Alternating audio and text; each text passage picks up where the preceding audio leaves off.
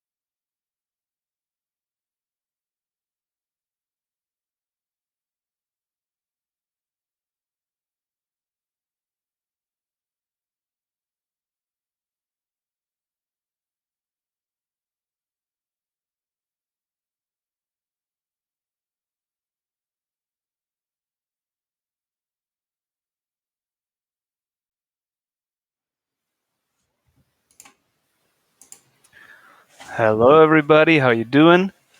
This is Phoenix Blue online, starting with the Sunday with the pools, and I'm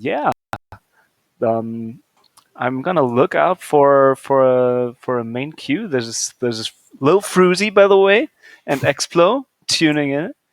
Hi, how are you doing? So I'm really excited about today. So we're starting with pool. Yesterday we had a cruise. I hope you all enjoyed watching the cruise, rooting for your country. I hope you all enjoy doubles, and I hope everyone that is registered today is ready to get through pools and root for the boys and girls. Absolutely, yeah. Everybody loved the doubles bracket yesterday. That was hot fire. Um, six and ice with Oh yeah. the nastiest team combination you'll ever see. Link and Fox just going in there, winning the whole thing, and crazy sets all the way through. I think they got like 3-0'd in the first set of grants, or 3-1, and they still took it home. But yeah, now we got singles today. The main event, pretty much the main event of the evening. And I just found our little stream queue, and we're starting Yeah. with Sillet versus Toa. I found, and Sillet, a peach main from Germany, from Mhm. Franconia. We've got Toa. I'm not too sure about Toa. Maybe you know them. I do not know much about Toa, but I'll definitely take a look. I'm sure we can have some. We have some information that it might be Ganon actually. Yeah, a little bird just tweeted to me that it might be a Ganon player, which would Oh, be fire. I mean, Peach versus Ganon is just such a explosive matchup, and it's really good for Peach, but it's no fun. Like you just get hit with those back yeah. airs or those fairs, and it's no fun. Yeah, it's going to be really interesting to see how Toa handles this because it can be quite a frustrating matchup for Peach. I mean, we know that, for example, back in the day, Armada used to have quite a bit of trouble playing against Ganon before he grinded the matchup and actually got comfortable with it. But Peach can definitely do it.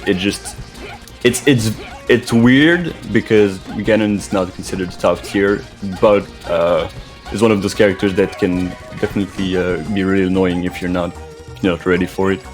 Yeah. So I just found Toa is a Norwegian player from Oslo. They also entered the upset. I'm gonna look in there. Little bit of research. I mean, while we wait for our match, I think we're gonna start actually on FOD, already a grab, and I think Toa knows how to DI because I think that was a DI back from him. I think you always got a DI behind Ganon on that down throw, which is very important because you're gonna get hit a lot if you don't.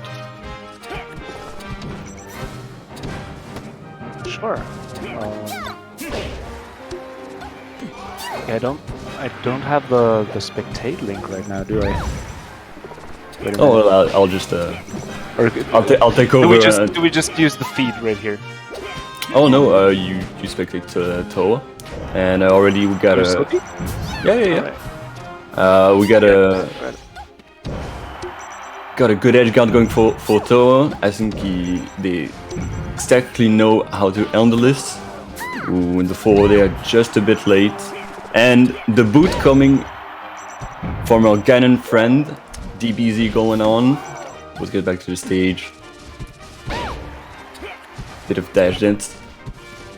For the moment, it's a bit hectic, but finally, actually, Ganon takes the stock, which didn't look like it would happen, as Toa was quite in control, but trades back. Alright. So, I think Toa knows how to handle this. The only problem is apparently the edge guard maybe just finishing the stock.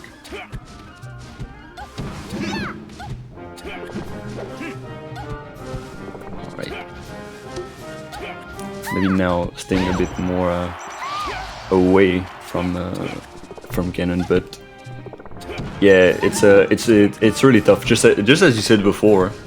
Yeah, like Peach just if she does it well, it's a pain for Ganon. Like you can't really do much against turnips, but the Ganon just keeps inching in. It's so difficult.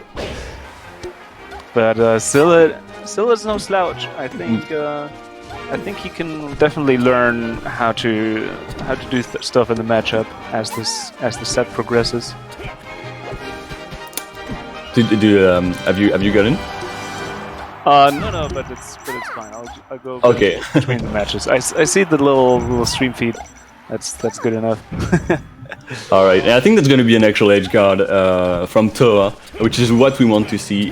If you let Ganon live too long, it's going to be really annoying because he's going to be a bit more patient, and you're going to try to get a trade, which is definitely possible with Peach. but you got to be a bit more patient than you'd normally be. Yeah, so this is already starting to look much better, especially on the edge guards. Sillet is just cleaning it up. Like right there he didn't, but like he's just getting so much damage. Even if he doesn't get the edge guards, it's just a huge deal. To oh my goodness, I just saw the delayed up smash just coming in. Yeah, I'll get into the game between the games. It's no biggie. Ooh, really good tech from Sillet, allowing him to survive just a bit more, but a nice follow from Toa. Yeah, and I think Toa is feeling more and more comfortable as the game goes on. Sillet is having definitely more trouble. That's going to be really interesting to see how they adapt. Okay. Ooh, and no DI back this time, a bit too fast on the down throw. Okay, and that's gonna be a good edge guard coming from Toa, a few back airs. Ooh, but that up B hitbox just coming in clutch right there. Oof! I mean, that was a really close game. That was an extremely close game. It started with Toa really taking control of the situation, and then once they started edge guarding at high percent, just Sillet was like, no, I'm not dying, and then back and forth. Until the last backer that clipped him, it's just that FOD thing where if you're like off stage, you're so close to dying that even the best DI can't save you, and just a little, I don't know. I'm pretty sure like someone like Trif would have dodged that back air. He's just so good at weaving in and out, but it's really not easy to do that against someone like Ganon. Definitely, and now we're going on Dreamland, which is interesting. So obviously, I'm guessing it's BO3 still, right? It's pools, unless we're the best tournament in the world and we have BO5s in pools. Dreamland was not a ban, which is really interesting.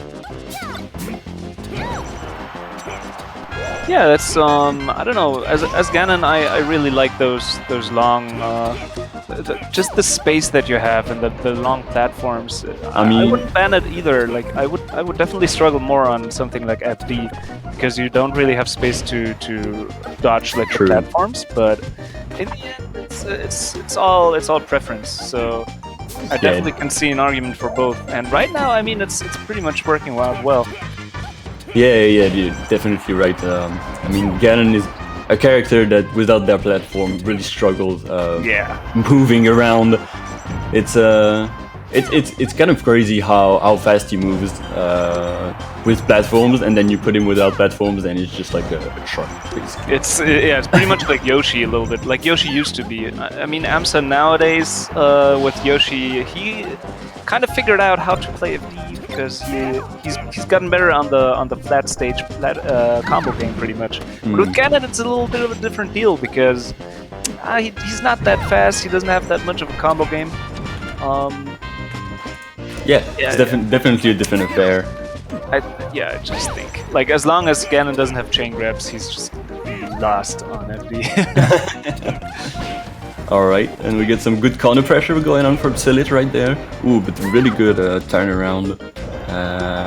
Toa is gonna get onto the classic edge guard. Let's see if it's gonna work out. Yeah, let's see. Yeah, I think Sillet is starting to really learn it. It's not a matchup he plays often. I'm pretty sure. But he's starting to get a hang of it, and this. Nice. Oh wow, the platform coming in clutch for Sillet right there. Yeah. I mean, Toa is really learning, as you said, that matchup. And right now, nice back air there by Toa, and this is how did that grab even connect? Sillet gets out of there. Oh, this is so close. This is such a close game again. This is ridiculous. Really good use of that jab by Sillet here. Silit is really good at pressuring in the corner. He's really an aggressive Ganon. I think that's a really interesting playstyle. By the way, Silit is actually the peach. And Silit is the peach. I have been misinformed, but it's all good. It was my fault also. No problem. I just figured out in the middle of the game, like, wait a minute. Something is fishy here. All right, and I'm yeah, sorry. I'm sorry for both players for mixing you up. Maybe one of them hates Ganon, maybe one of them hates Peach. Who knows? But for the moment, Toa is actually in the lead in the second game, so we might actually have a 2-0 going from Big Ganon. Yep.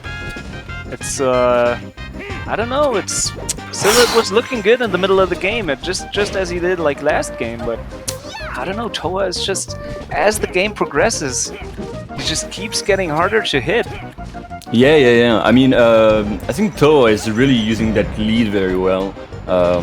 Surviving as much as possible, for example, like with that amazing tech that he just did. Just doesn't want to give away his lead. Oh, and goes for a big 50-50. Okay, apparently he does want to give away his lead. But he's still in lead. Peach on 119. Shoutouts to Tallahassee, but there it is. Toa cleans it up with a nice little back air there. And just beautiful. I'm just always in awe of Ganondorf. I always love Ganon. It's just always beautiful. It's also one of my favorite matchups. I used to bully my friend Booksbaum back in the day with this matchup. Back in the day when I used to main Ganon, and it's just I love it. Not everyone can play Ganon. It's a really interesting character if you haven't.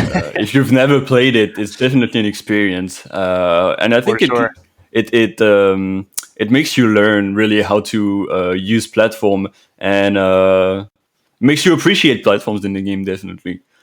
Because without those, you're really nothing. So really, good job to Toa taking it to over Silit. Yeah, for sure. That was a fun game to watch. Just hearts out to Silit at this point. Always rough to lose to a mid tier, but you know, when the mid tier puts in the work, it's nothing you can do. That's how it is. That's indeed how it is. I'm going to talk about our next game, which I believe will be Shotwin against Deliva. Exactly. Not our beautiful streamer, Liva, but Dileva, maybe? Dileva? I'll just call him Dileva. That sounds nice. I'm pretty sure Dileva is a Italian Falco. I'm not. I think he's Italian, but I'm not 100%.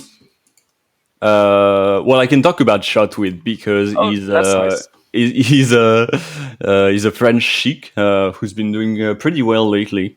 And for example, if we look into his pool right now, he 2-0'd Milo already for his score, and now he's going to play against Deliva, which I'm going to get some information on him. Deliva is his first actually matchup. Swedish. I got it all wrong. It's not an Italian player. A Swedish player. Yeah. Let's see who they play. They participated in quite a few untitled European, and then a few Swedish tournaments. It's a name that for sure rings a bell. I'm not sure where I've heard about it, but it just feels like a Falco player, but we'll probably see in a moment. Feels like a Falco player. I think that's in my head. That's a safe bet. That's a safe bet. maybe I've just played the odds right here, but God forbid. Oh, it actually is a Falco player. It is a Falco player. I just figured it out. If we look at Untitled Europe number 8, which was a net play event, they played against Blink, lost against Blink, and then if I look in the lower bracket, they won against Tasty, won against Sprout, and then ended up falling to South Blandern. So they seem to have quite some experience, right? Let's see if it's enough against Shotwit. I'm never counting out a Swedish player in my life. It's a bad bet to take. Absolutely, and Soft Blundern, who Dileva lost to at Untitled Europe with a 1-2. It's actually a really, really good Luigi. I've played them a couple of times in that play. The name means juice blender in Swedish, nice. And that's what it feels like playing him. Yeah, it's just the Luigi nastiness coming all over you. And 1-2 versus Soft Blundern.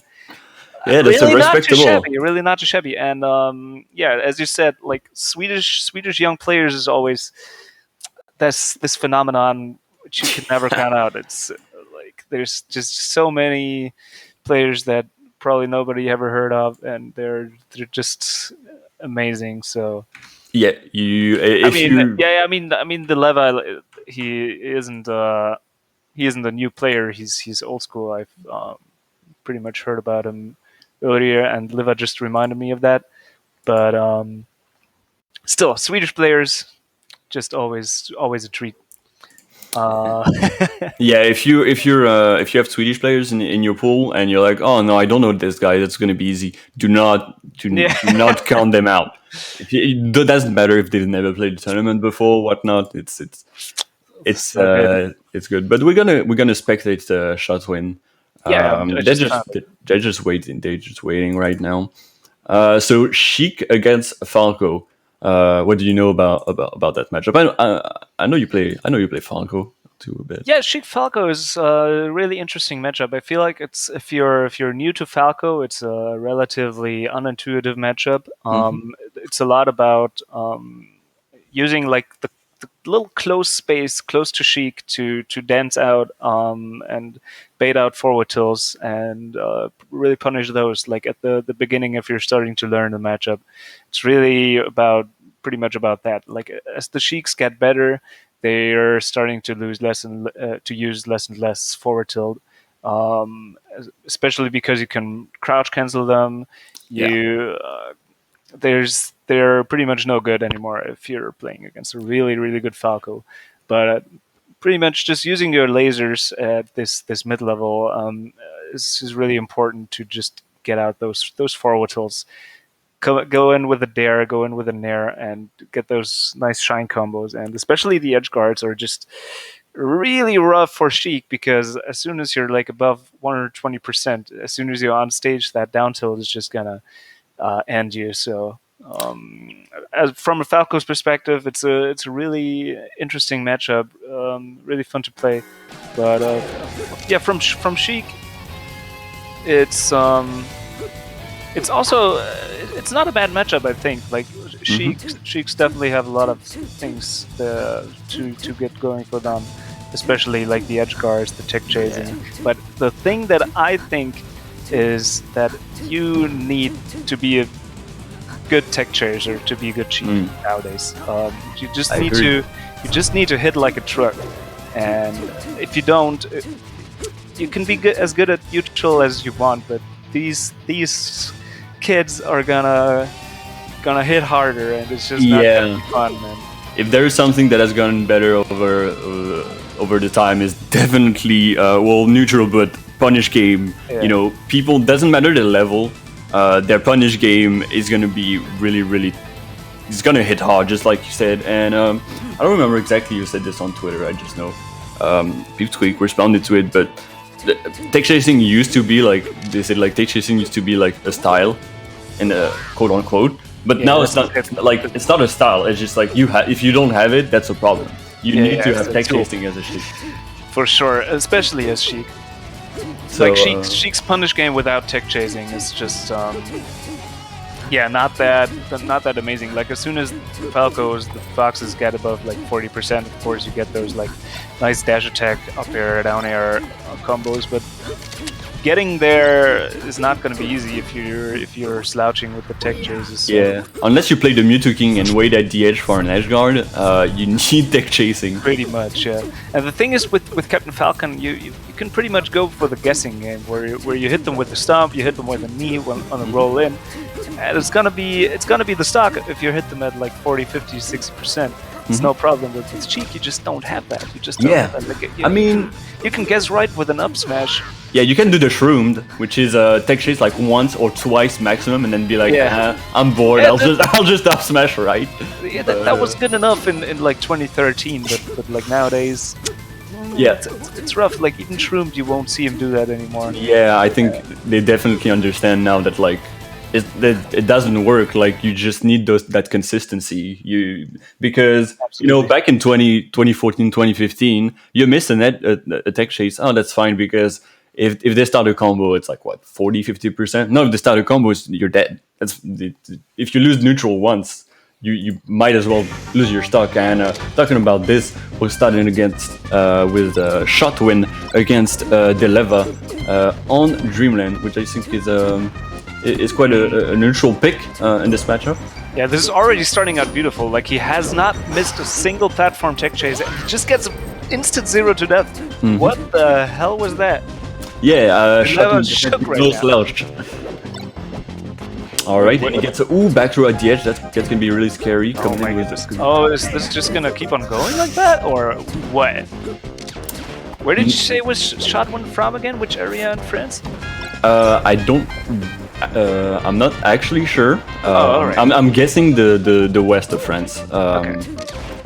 I'm sorry, Shotwin, if you're not from the west of France, but that's what my heart tells me right now. But what my heart really tells me is that you're dominating the game, whether it is in neutral or punish game. I hope Deleva can get up to snuff, but that back air is gonna put you off stage, and it's gonna be it for your second stock, unfortunately. Yeah, just a clinic right now. And what we just talked about? Oh my goodness. Yeah, what we just talked about with the tech chasing, like Shotwin showing us right now. I don't really need that. I'm gonna put this guy on the platform. I'm just gonna destroy him. Yeah, but Deleva is not out of it. Follow up. With that really good spaced back air to be able to take. And Deleva is quite aggressive. He's like, well, I'm gonna crouch cancel a lot of things, which I think is good. And try to get in there. Unfortunately, that forward tilt is going to be enough to pop him up. Yeah, he really doesn't want to give Sheik space, which is definitely a strategy. You don't want her to start shooting needles. If you don't feel comfortable with your laser game. Yeah. It seems like Deleva is really warming up right now, honestly. But this is going to be it again. It's maybe even too late. Should have been warm from second 0 against someone like Shotwin. Well, again, another 30% through the needles. Ooh, and that tech chasing coming in clutch right now. Oh, he did the shroom. He did the shroom, which is one tech chase and then one up smash. You guess whatever. I mean he's up, but never count out an opponent. Yeah, the thing is, as soon as the Falcos are like above 40, that's like still pretty good. Like you can do that for sure. It's just having to get 240 really requires you to be good at tech chasing. And Shotwin is doing that so far, and he just gets him with that beautiful back air right there. And wow, that was a dominant game one. Like I'm definitely not counting out the level, but this was rough. By the way, Shotwin is from Grenoble.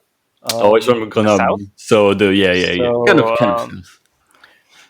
There was those weeklies there, right? Like back in the days. What were they called? Like something like grass or something? Oh yeah. Like something smash. International tournaments. International, yeah. Mostly France, but Gras was definitely was definitely really fun tournaments organized by the Grenoble community, where there were really good sandwiches there. Have you ever been to Gras? That's the one thing you remember. no, because gras means fat in French, and there would always be like a picture of like a fat melee character. And, right. That's why. Right. Yeah. Someone also like had a like Wario costume. I could not tell you. I've actually never been. Maybe it was Tech wearing a Wario. I think Tech could definitely rock a Wario costume. I'll give it to him. And we're starting on Yoshi's right now. Again, much more even. Oh my god. Shotwin had the opportunity. Ooh, Oh, and he goes for the laser. He's just not scared. This guy's going up. Yeah, unfortunately, the tournament winner is gonna steal his stock probably. Yeah. Yeah, he may be old school, but he's still not scared of falling off clouds. I'm gonna tell you that. No. His movement is definitely looking a little better than it was first game. Yeah, the one thing I'm really not too fond of with Deleva is he's like not looking at the percentages that well. Like he's using the wrong follow-ups at the wrong percentages pretty much. Like if he would fix that, his combo game would like skyrocket because he's got the movement, you know, he's got the outplays and the neutral game, but like he sometimes uses like earlier you saw him down airing the Sheik down from the sky at like 20%, and that's just not gonna knock him down. And right there the down tilt was not gonna kill, but I mean that tech chase with forward turn was just brutal. It just kicked him in the face, said goodbye. Yeah, he keeps on. I really like the fact that Deleva really understands that crouch canceling is really important in the matchup. So he uses it as much as possible, and I'd like to see maybe a little more lasers from him. But apart from that, I think he's playing much better on that Yoshi's game than it was before. I mean, he just plays a style where he just doesn't laser that much, and that's just perfect for Yoshi's, you know. Definitely. It's just a small stage where you just don't have that space. And okay. Oh man, this guy is just locking him in. Oh my god! Shotwin doesn't know what to do. He's just like, okay, really aggressive Falco. What do I do? He's gonna have to find an answer. Maybe ice him out a bit. But right now the stilts are doing good work. Ooh, didn't get to grab the edge in time. Yeah, that was a brutal mistake, letting him go back there. Shouldn't have done that. Okay, it doesn't matter in the end. Both hit 0, and that would be really unfortunate for Deleva if he got that game going and still would have went down 2-0. But a little bit of lag. I hope that's not just from us. Yeah, pretty sure. Players didn't seem affected, and there you go. Deleva gets a combo going again. Okay, goes for the shine. It's a bit risky. No, that's gonna be it. Oh, that was such a nice effort from Deleva, but somehow Shotwin just kept going through with it, and like it was an underwhelming game, I would say, by Shotwin. He didn't like do any of those nice 0-2 deaths he did in game 1 and whatnot, but just that pure, I don't know, just the grit he had in this game. He just didn't give up, and he just always, every time he lost a stock, he took 1-2 and just went with it, and somehow came out on top. So nice stuff. A win for France, a win for Grenoble, and there you go. He's also already won his first game in pools, right? Yeah. So it's looking good for him. I like the fact that even though Deleva was, doing much better and, really asserting dominance at the end, he didn't let that get to him, and he managed to clutch out the game, which is definitely a sign of someone who, has a good grip on their mentality. So really appreciated. And I'm going to take just a little time that we have between the match to plug something for the stream. If you know, there is a cash prize going for the tournament, of course, but if you want to add even more cash prize because you feel nice and you feel generous today, you can go to coffee, ko-fi.com/pxbonline, and you can donate any amount you want. It would really help out, the players, because, we play Melee for fun, right? But if there's money on the line, it's even, you're going to have even better matches. So if you want to support the tournament, please go to ko-fi.com/pxbonline. And, anything is appreciated, basically. Just such nice competition going on today. It's just so many amazing players from all over Europe. The same circuit, just beautiful incentives. So I think I didn't even know about that. Like, that's so cool that we're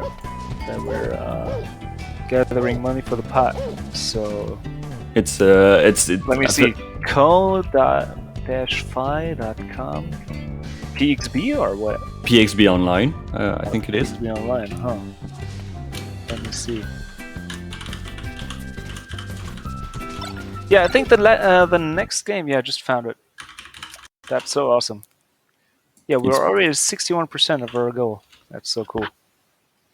Yeah, so go there if you want. Give the players a little love. Mm-hmm. They're out here trying to really keep up with the world, keep up with those American players, and I think so are this Mario player who I've never heard of, MSKJ versus King Funk, the Danish legend, the TL from Copenhagen. I'm pretty sure he's from Copenhagen. And amazing commentator too. Oh yeah, just a lovely guy. And MSKJ, apparently a Mario player. Mm-hmm. We'd love to see that. I do love to see that, and I hope the chat loves too. Mario. I mean, is that character that's like he's so like neutral, right? Like he's kind of like decent at like everything. And it's really interesting to play against. I think you need to have a very good neutral to be able to play well against Mario, which I'm sure King Funk. He's been there for ages. Definitely no slouch at all. Also, one of his main team partners and practice partners from Denmark is a Dr. Mario player. Mm-hmm. Isn't he like the speedrunner? Wait, I forgot his name. It just slipped from my mind, but he really knows this matchup. I'm pretty sure. But like, and for the moment, just as you saw there with that little forward tilt, that's a nice little touch. And but MSKJ is still not doing all too shabby. Like King Funk is a really good player. On top of all the other nice things we just said about him, but he's like, especially like in tournament, he sometimes struggles a bit with his composure. But like he's still a nasty player. So. And MSKJ is actually from the Netherlands, so we got some NL representation. So if you're from the Netherlands, I hope you're there in the chat to support your boy. I hope it's not too early in the morning. It's already 12 a.m. p.m. And right now, MSKJ is keeping up really well with King Funk. For someone who has experience in the matchup, it's really impressive. He's gonna get that really down smash. That was so beautiful. He just little touch carried him into the down smash. Really even game for the moment. King Funk just trying to keep pace of the neutral, trying to keep center stage to him. Definitely a really neutral heavy player, someone who plays for example Street Fighter, so really used to those fundamentals. Definitely not going to be someone that you're going to catch off guard in the neutral. Exactly. Oh, and MSKJ missing his ledge dash right there, and it's going to be really unfortunate for him because we had such a close game. Now it's up to him to be able to bring it back. He's having a little bit of trouble against those lasers, but really nice entry. He's going to be able to mix him up on the shield with that jab grab. Up tilt was huge. He just Mario did that thing where he grows his hands. That like Mario is just your normal guy, but he has the superpower of growing hands and also spitting fire out of them. True, it's the gloves, man. Mr. Magic Hands. It's the gloves. Definitely a magician. Yeah. All right, and right now it's even-ish again. I mean, 40%. That's kind of annoying for Mario because he's gonna get popped up by a lot of things. He's not gonna be able to crouch cancel anything. And right now, a lot of double jump use from King Funk. But those combos. Oh, Mario just hits so hard in the right hands, and MSKJ has such a good combo game. It's just so nice to see. Oh, this is gonna be rough. King Funk goes for the down smash, always a little bit risky because you're in so much lag after. Using the cape to try to reflect the laser. King Funk off stage. Goes back in with the side B, and he baits out the scrubby grab with the F smash. Oh my god. No way. Both players probably just sighing in their seat right now. I mean, that was a really, really close match. Always such a sad way to end the game. But like King Funk, it wasn't that much of a scrubby grab, I have to say, because like the range where he put that back air in was so precise. Like he must have known that Mario has those that small, tiny grab range. Like if he would have done that on a Marth or a Jigglypuff, no way in hell we would have survived that. Oh, definitely. Okay. Perfect spacing there by King Funk, and just baits out that grab, the classic, gets him with a forward smash right after. Mm-hmm. And there you go. So we're gonna go on to game 2. So that's gonna be a ban. So I don't think there's any good stage for Mario. It just maybe like not. I mean, is there a chain guard on Falco? Honestly, yeah, FD should be pretty good. Like, pretty sure there's a good chain grab. But It's always a bit harder to chain grab Falco than Fox. yeah, absolutely. It's not that easy to do consistent, but there's one on spaces on Falcon too for sure. But So definitely an FD ban, and we're going on FOD, which can be a bit annoying for Falco's lasers and those moving platforms in general, and maybe just a preference. Yeah. I think that's what he's trying to go for, but King Funk is just such a veteran player. You see him use the Marth Killer there against Mario's Fireballs. He's so smart. He just really knows what to do in this matchup. And despite all that, MSKJ is still holding up so well. You just saw that game going down to the wire. Yeah. What the hell was that? He just accidentally wall jumped. he was like, I'm out. This stock, I don't like this stock. It's a poison mushroom. I won't take it. He tried to do a little trick with the ledge, but he just bumped his shinbone. All right, and he brings it back even. Fell down in pain. Their mental seems to be pretty good. Not phased too much about that SD. I love the use of the platform and the tricky movement from King Funk right now. Really not phased by the FOD pick. Yeah, for sure. Like he's using the stage well for himself. But as you said, like there's really no good counter pick for Mario. Like FOD is just not gonna be, besides FD, but like there's just not gonna be much you can do better here than you did on Battlefield. But in the end, like it's all about stage preference, and if MSKJ is just really good on this stage, he's just gonna use it to his advantage right there. Yeah, and he has a chain grab, but Mario can definitely also tech chase. He's one of those characters and can definitely do that. And I love the mix-ups on the combos. I mean, he's always going for something different. This punish game of this Mario is just out of this world. Yeah, and it's so fast Honestly. too. It's so fast. Like every time he goes for something, like if it's a fair, he's always gonna do something really, really quick after like a quick smash or whatever. You don't have time to be able to react to what Mario wants to throw at you, which I think is really needed. Yeah, like honestly, what the? Yeah, this is gonna be death, King Funk. Yeah, I think a back air might have been a better choice, but yeah, maybe it was a little C-stick glitch or something. Like yeah. But I don't know. Maybe he'd also wanted to let him know. Yeah, just like, I can play with my last stock. Last game it went fine for me. Okay, and right now he's really having dominance with an amazing tech. He doesn't miss those, really. No. There'll be just right there, trying to catch the jump with the nair.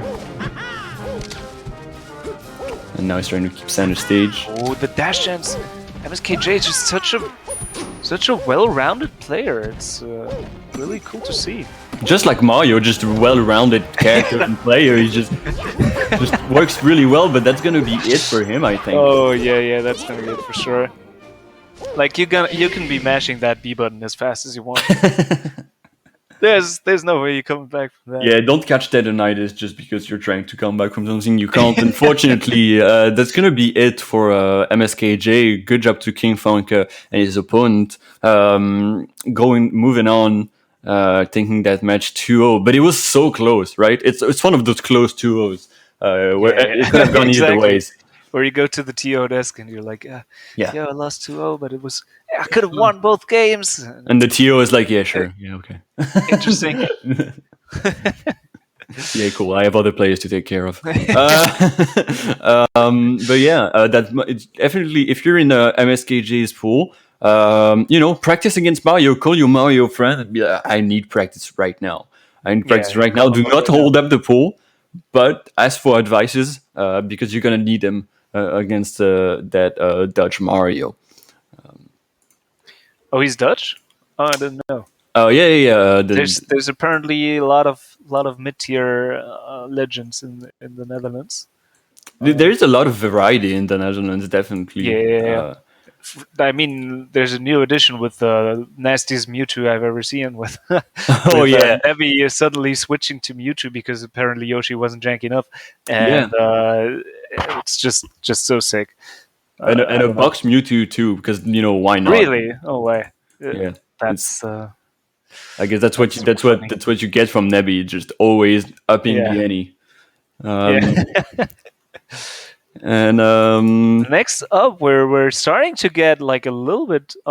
We got. I was in the wrong column there, but first up we got Voodoo and Villani. Villani, I think it is, but if it is Villani, I'm sorry. That's what I've heard for the moment, Villani, and he's a good puff player from what I've seen. I will look up their country really quickly, but I do not know Voodoo. Do you have any information about Voodoo? I'm gonna get the research machine running. The research machine. Voodoo, I don't know why. It seems like, maybe it's the Voodoo Dash. Maybe it's a Luigi player. You never know. Voodoo seems to be a Sheik. Yeah, a Danish player. And Villani, a really strong puff player that we've seen a lot recently in tournaments from Norway. Really? Yeah. Has gotten quite some good results. He's gotten ninth at level. Oh damn! So that's always impressive. Yeah. Losing to Steph Dollar and Max. So definitely some a really good placement and some losses against some really good players. But it's gonna be Puff versus Sheik. Puff Sheik is not an easy matchup for Sheik. I'll tell you that.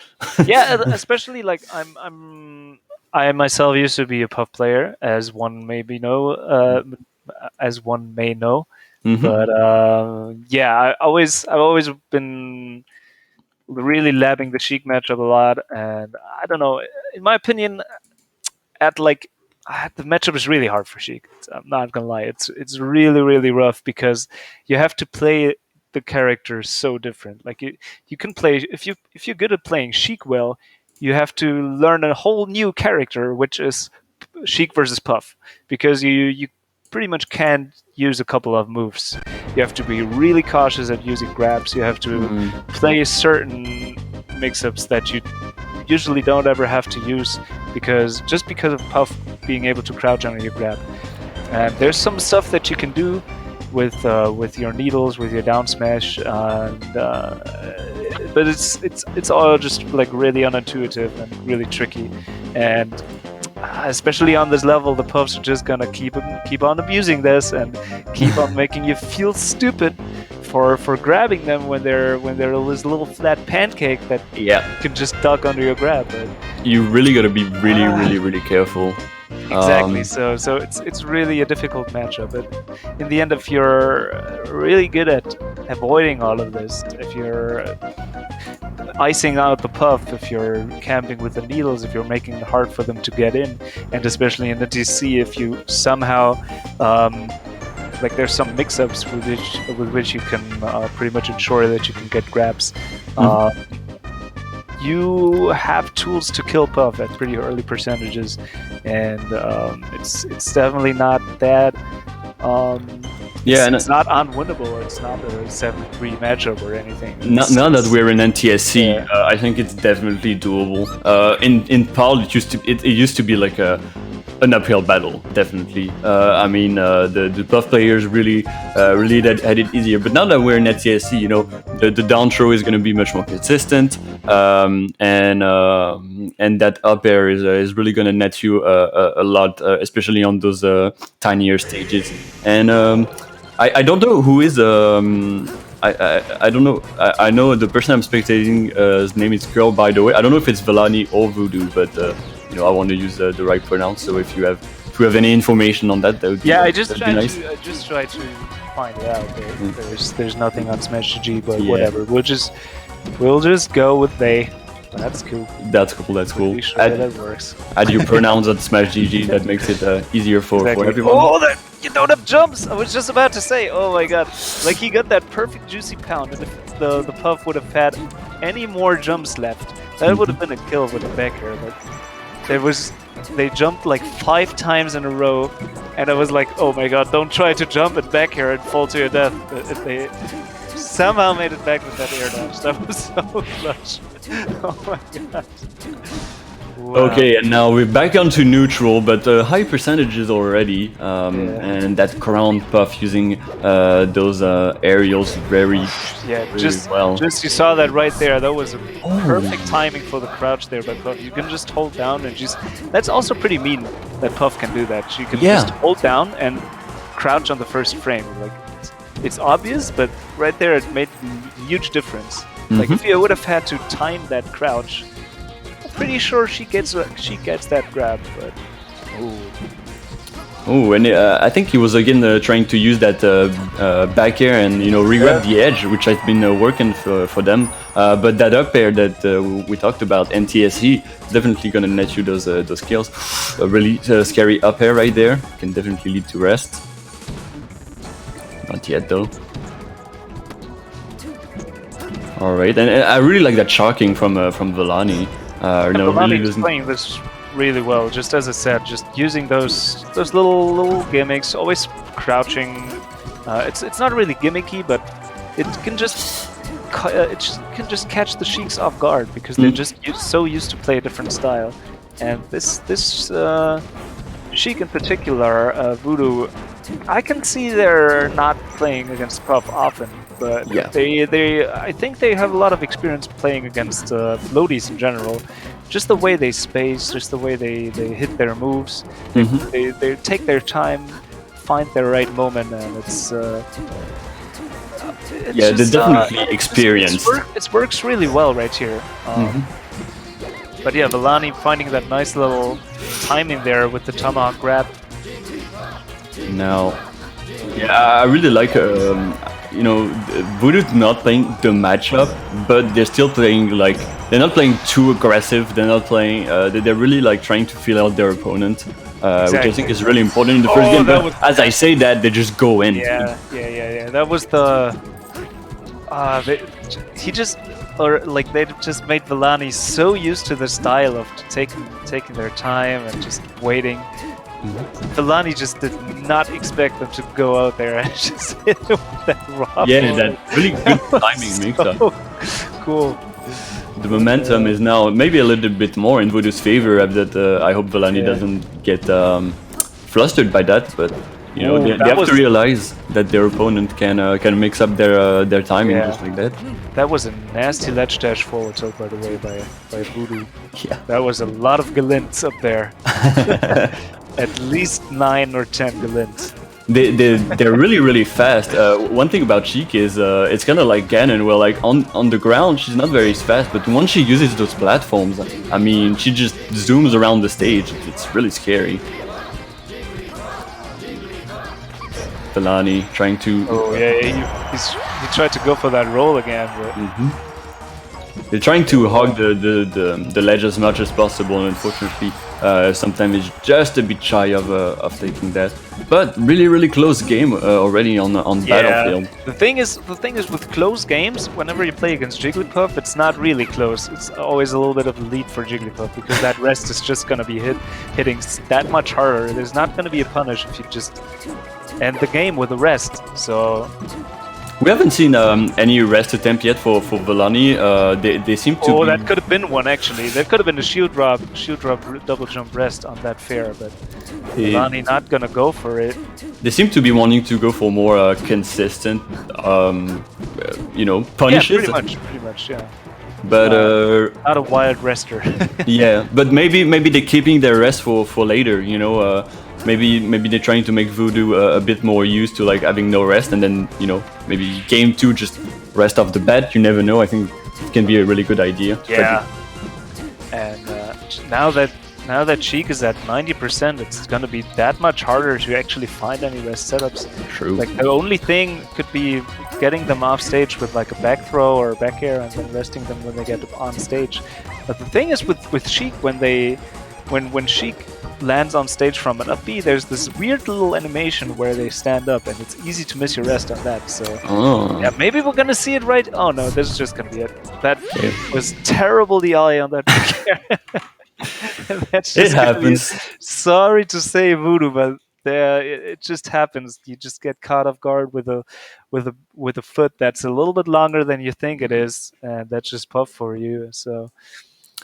I mean, Voodoo seems to be, quite a. I guess what we still would consider old school. I guess even us, I feel like I'm now considered old school. We've been playing for a little while, but whenever I see someone that has created this MyGG account in 2015, I'm like, you've been on MyGG since the beginning, so you've been playing since before, right?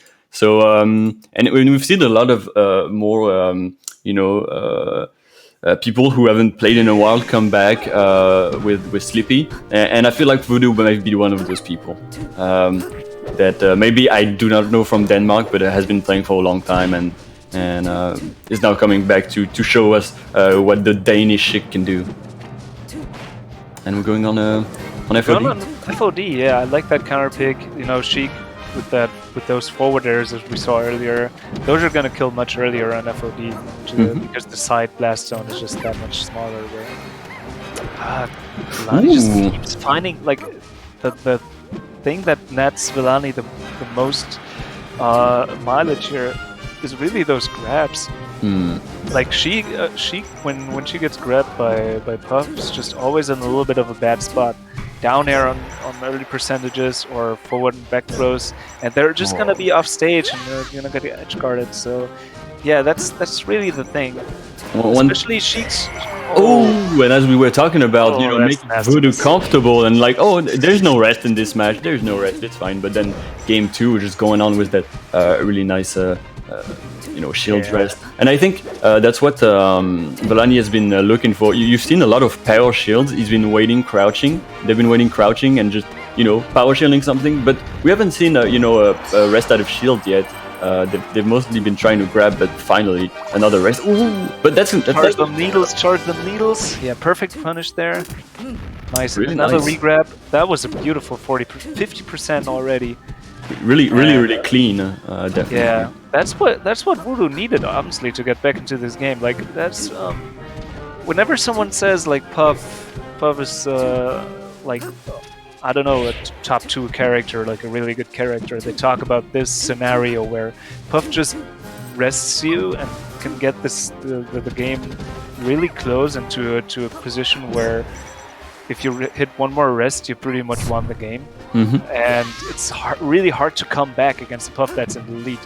So that's what everyone talks about when they say Puff is really broken, And I agree. Like whenever Puff gets in the lead, it's just so hard to deal with. But Voodoo's not giving up, and what we just saw earlier would have been what they need to get back into this. It's really tough because they have to be more aggressive now, but unfortunately they're gonna have to take risks, and a risk like that can get you arrested, just like we saw. Honestly, that didn't feel like much of a Puff Sheik game, but Vellani I feel like they really figured out like the Voodoo's rhythm and just kept finding those hits. And those juicy hits too, like the grabs and the up airs, and that one crucial down tilt, that up tilt, that really shook up the whole game for Voodoo. So yeah, good stuff to Vellani there. That was some really good Puff versus Sheik stuff. And yeah, looking forward to see more from them. Yeah, and I'll just Voodoo as say, well. Voodoo apparently. Sorry to intervene again, but oh no no, I just saw that Voodoo is apparently a really good melee volleyball player too, oh, and they've gotten far in a lot of volleyball tournaments with Falco. So I love me some volleyball. I'll tell you what, it's an amazing game mode. Shout yeah, outs to super Uncle fun. Punch. It's just really really nice. And maybe if Oh it, wait, Villani Villa- Villani is the volleyball player. Never mind, I just read that wrong. Falco Just definitely my really bad. strong in volleyball. Definitely very strong. Some people say he's too strong. I don't think he's strong, but I don't think he's OP. But I think people need to learn more about that. It's really really interesting. And maybe if you're struggling with the puff matchup, for example, and you want to learn, you want to learn like a specific matchup, or you want to just get better in general, there's something called Cone's Academy. It's actually a really really nice and really interesting content provider that we have organized by Cone. Cone's Academy is a university of coaches with at the moment already 119 students after 4 months. It's made by Cone, who's been a TO since 2003, the main TO of Air. It's a part of the same circuit, and basically you can pay coaches to have coaching sessions during the months. It's a monthly payment, but you can also pay just €5 to have access to all the content you want and all the content that has been done as like a video on demand format, which is insane. Like that's the best price you can ever hope for this much content from so many good players such as Ice, Amsa, Maye. Exactly, and you can just choose freely what to watch. So if you're looking for exactly this matchup, there's I can bet there's like at least 2 or 3 watts from coaching sessions where someone went over Sheik Puff. So yeah, it's really amazing. I don't know if you're a student. I am not a student. If I was, I would definitely be a student because there's you can be a student for as a player. But for example, I know Foster is giving commentary lessons. I know Pasha Kamak is giving controller modding lessons. So there is something for everyone. And if you're a player, for example, there's Mackenzie has joined the academy as a coach. Really good French Mars. Zappy, because we have people from outside of Europe too. He's a rising star in Canada. He made number 7 on Aliston's Melee Top 10 unranked players in 2020. And coaches vary from 10 to €35. So for example, I know Ice is €35, but for example, like someone like Timmy, who's an amazing player, is only €10 a month. So I mean, if you want to get better, it's the best thing you can get. And if you don't have that much money, €5 gets you all the content you need and more, basically. So go to Cones Academy Twitter @Cones Academy and sign up on patreon.com/Cones Academy. Yeah. I've been a student for the last couple of months. Right now, Really? I don't really have much time for melees, so I'm a little bit on a melee student break. But I've been getting some lessons because I've been switching to Fox. Yeah. To on the box, right? Yeah, and I've been getting some lessons with Mint, and it was really fun. And right here we got Foot and L versus R23. Oh my god, Oh really? That's suddenly a sick high level match. Oh my goodness. Yeah. Especially R23. I didn't think he would be competing right now, but yeah, I mean he's back to competing. He's back in doubles, especially. Playing with VA. I think. Right. Amazing. Oh. Yeah, and that now makes sense why this match is in pools, because R23, because he's not been competing that much, he's of course not gotten that good of a seed. So Foot and L getting hit with this it's not bad seeding, but it's something you have to do for inactive players. But it's always a little bit rough for the players who get hit with this.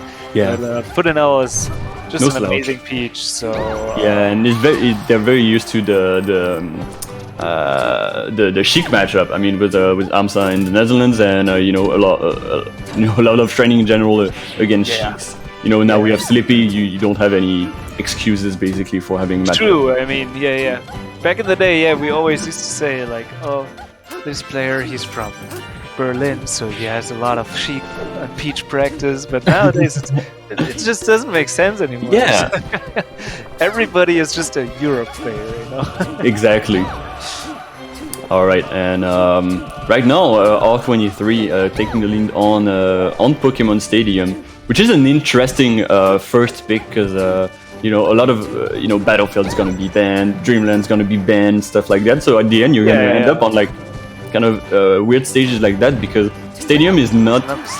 It's not a starter. It's a starter now. It's instead of FD. Yeah, which I love, by the way. I hate FD. I think FD is the most unfair stage in the game. I agree. It's just terrible. It's a platform fighter. Get this out of here. Flat bullshit. Get it out of here. But that's just me. Unfortunately, the down DI on the down smash coming down on Cardinal is going to be the demise, but we're going to see how that goes already. Yeah, this is... I don't know, man. R23 is just trying this first game. Like, when we're talking about Foot and L being good at the Sheik matchup, R23, of course, one of the good friends of VA, who's sadly not that active anymore. But R23 is just so sick against Peach. Yeah, it definitely knows this matchup. It's kind of... It's really one of those players where like you've been playing for a long time against a certain player, and like no matter who you play, no matter who the player is, if they're playing that certain character, you're gonna be a menace. But a really good shocking coming from Futanel. Yeah, Futanel really starting to get warmed up here. That looked a little bit. It looked like a mistake, but the way he got hit with this poof just set him perfectly up for getting that nair. Maybe he saw his percentage and he was like, I don't care if you hit me with this poof, I'm just gonna hit you back off with this nair. Okay. But, a little bit of smashes. A little bit of smash attacks going on, and they're respecting each other more and more now. I feel like R23 was really all over Futanel at the beginning, and now he's starting to be a bit more respectful because he's starting to see that not everything that was working at the beginning is working anymore.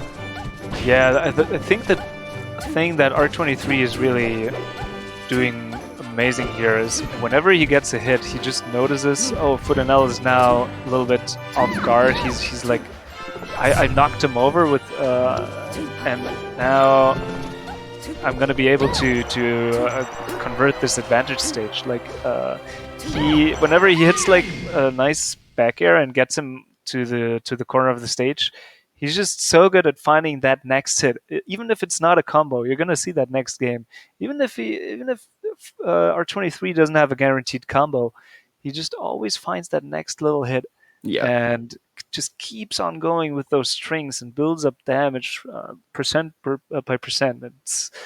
It's really hard to deal with for Sheik. She just doesn't have a good time coming down against those long legs, and so yeah, R23 winning that game 1.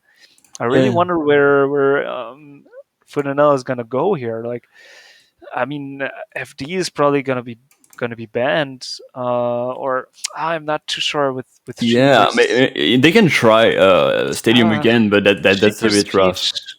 Sheik vs Peach is always such a weird like stage matchup. Like every Sheik and every Peach has like different preferences in this matchup. I think they might look into they're going FOD, which is it's definitely an interesting pick. I mean, it's good for Peach. It's really good for Sheik too. What the hell is Futanel? Yeah, cool. That feels like a Ryobit thing because Futanel has been taking lessons with Ryobit. I know. So you're gonna see a lot of slap dashes. Oh no! Okay. Oh, he caught it too.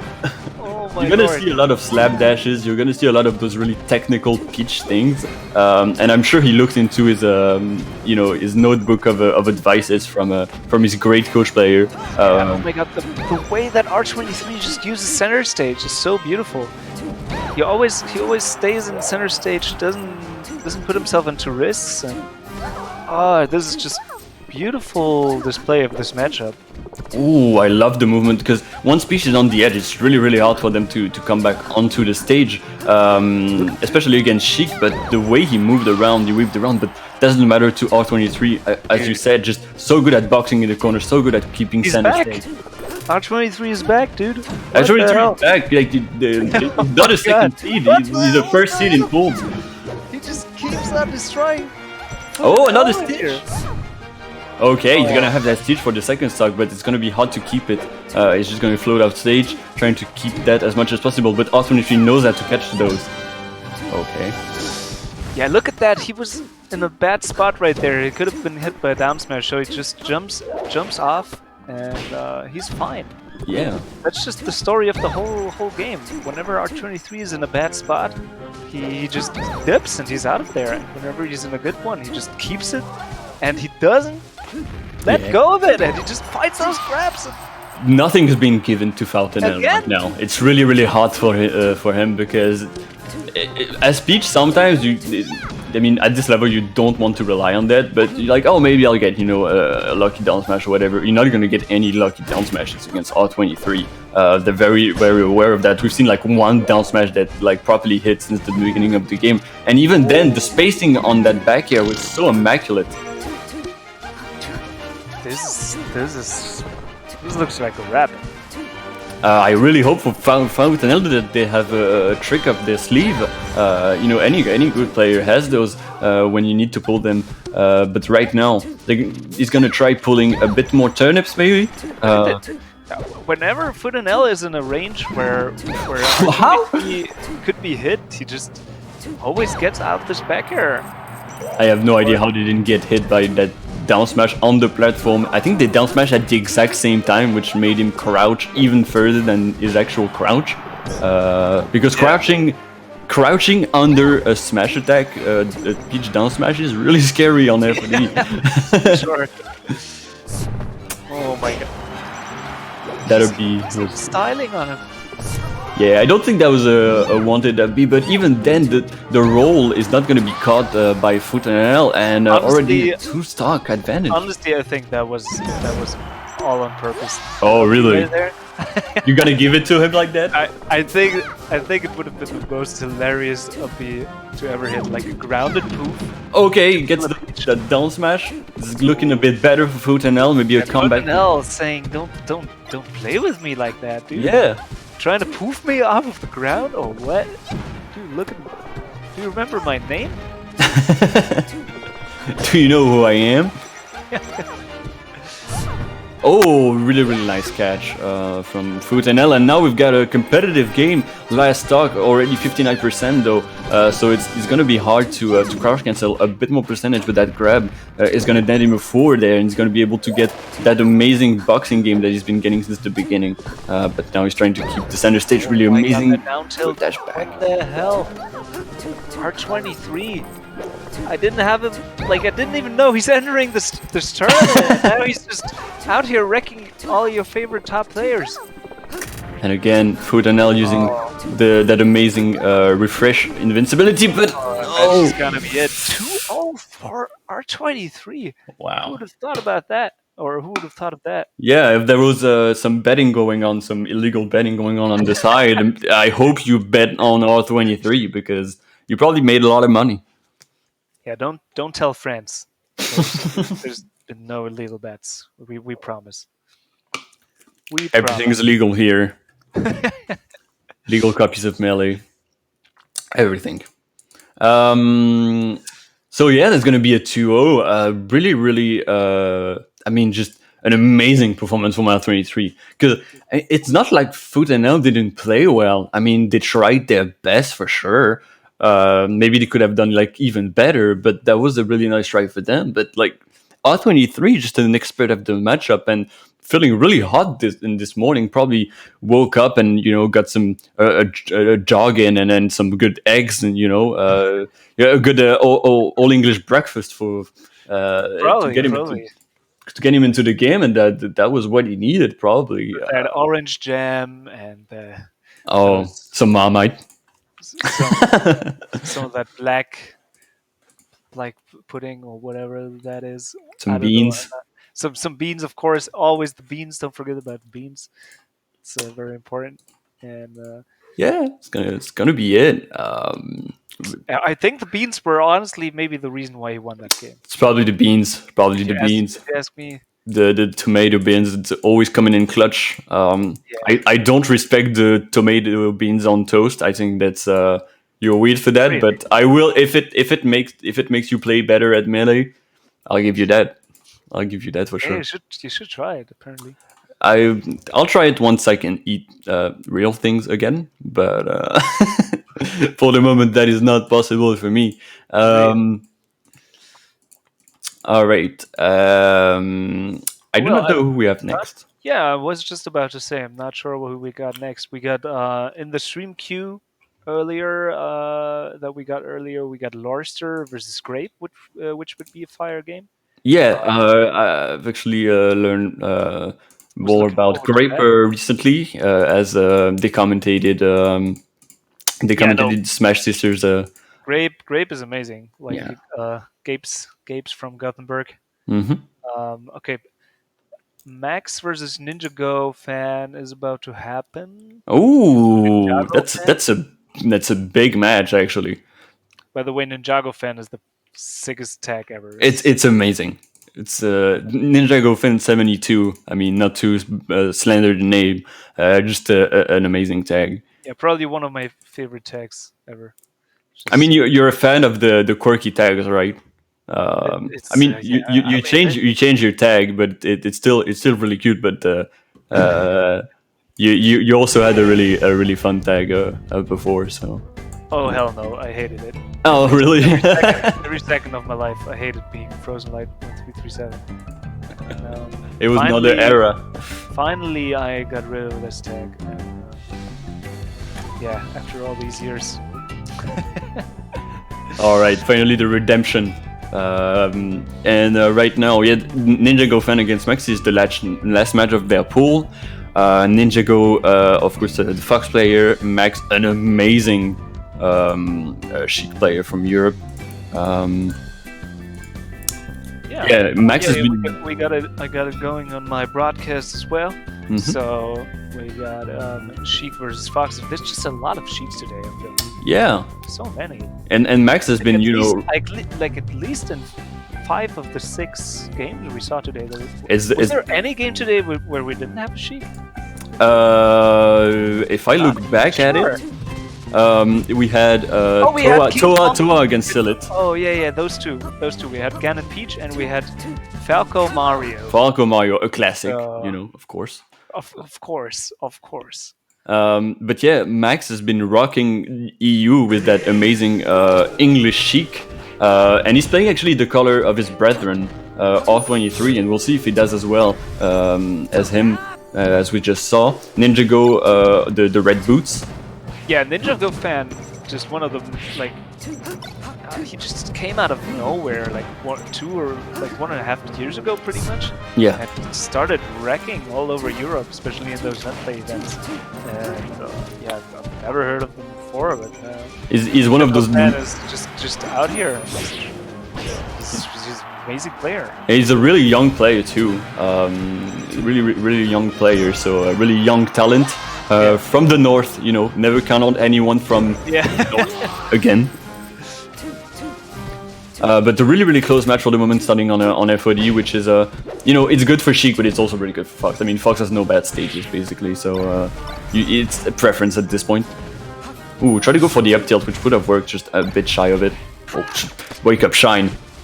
That works for the moment. Yeah, beautiful. Crouch cancel on that got up attack, and he just cleans up the stock from it. Nice stop. I think it's going to be a really close set. Those two players have been having some amazing results, and they've been they're grinders, right? I can't believe Max followed that up all the way from the upside platform. It's insane, right?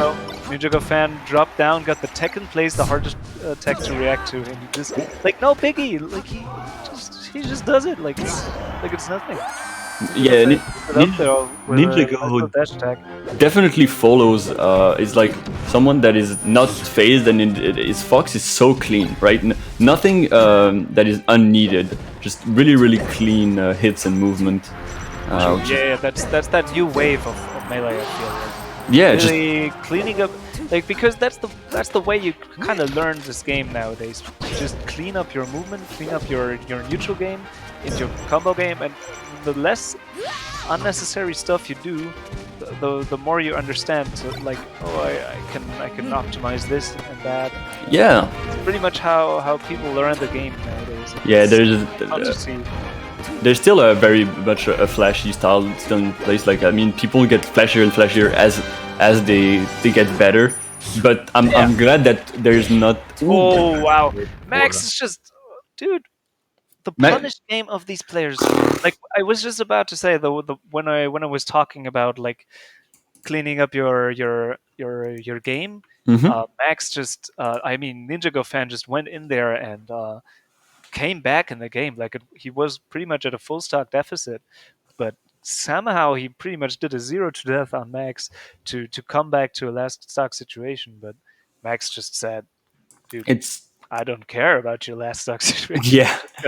I'm I'm I'm just gonna chic you. I'm just gonna mop the floor with you and tech chase you to death."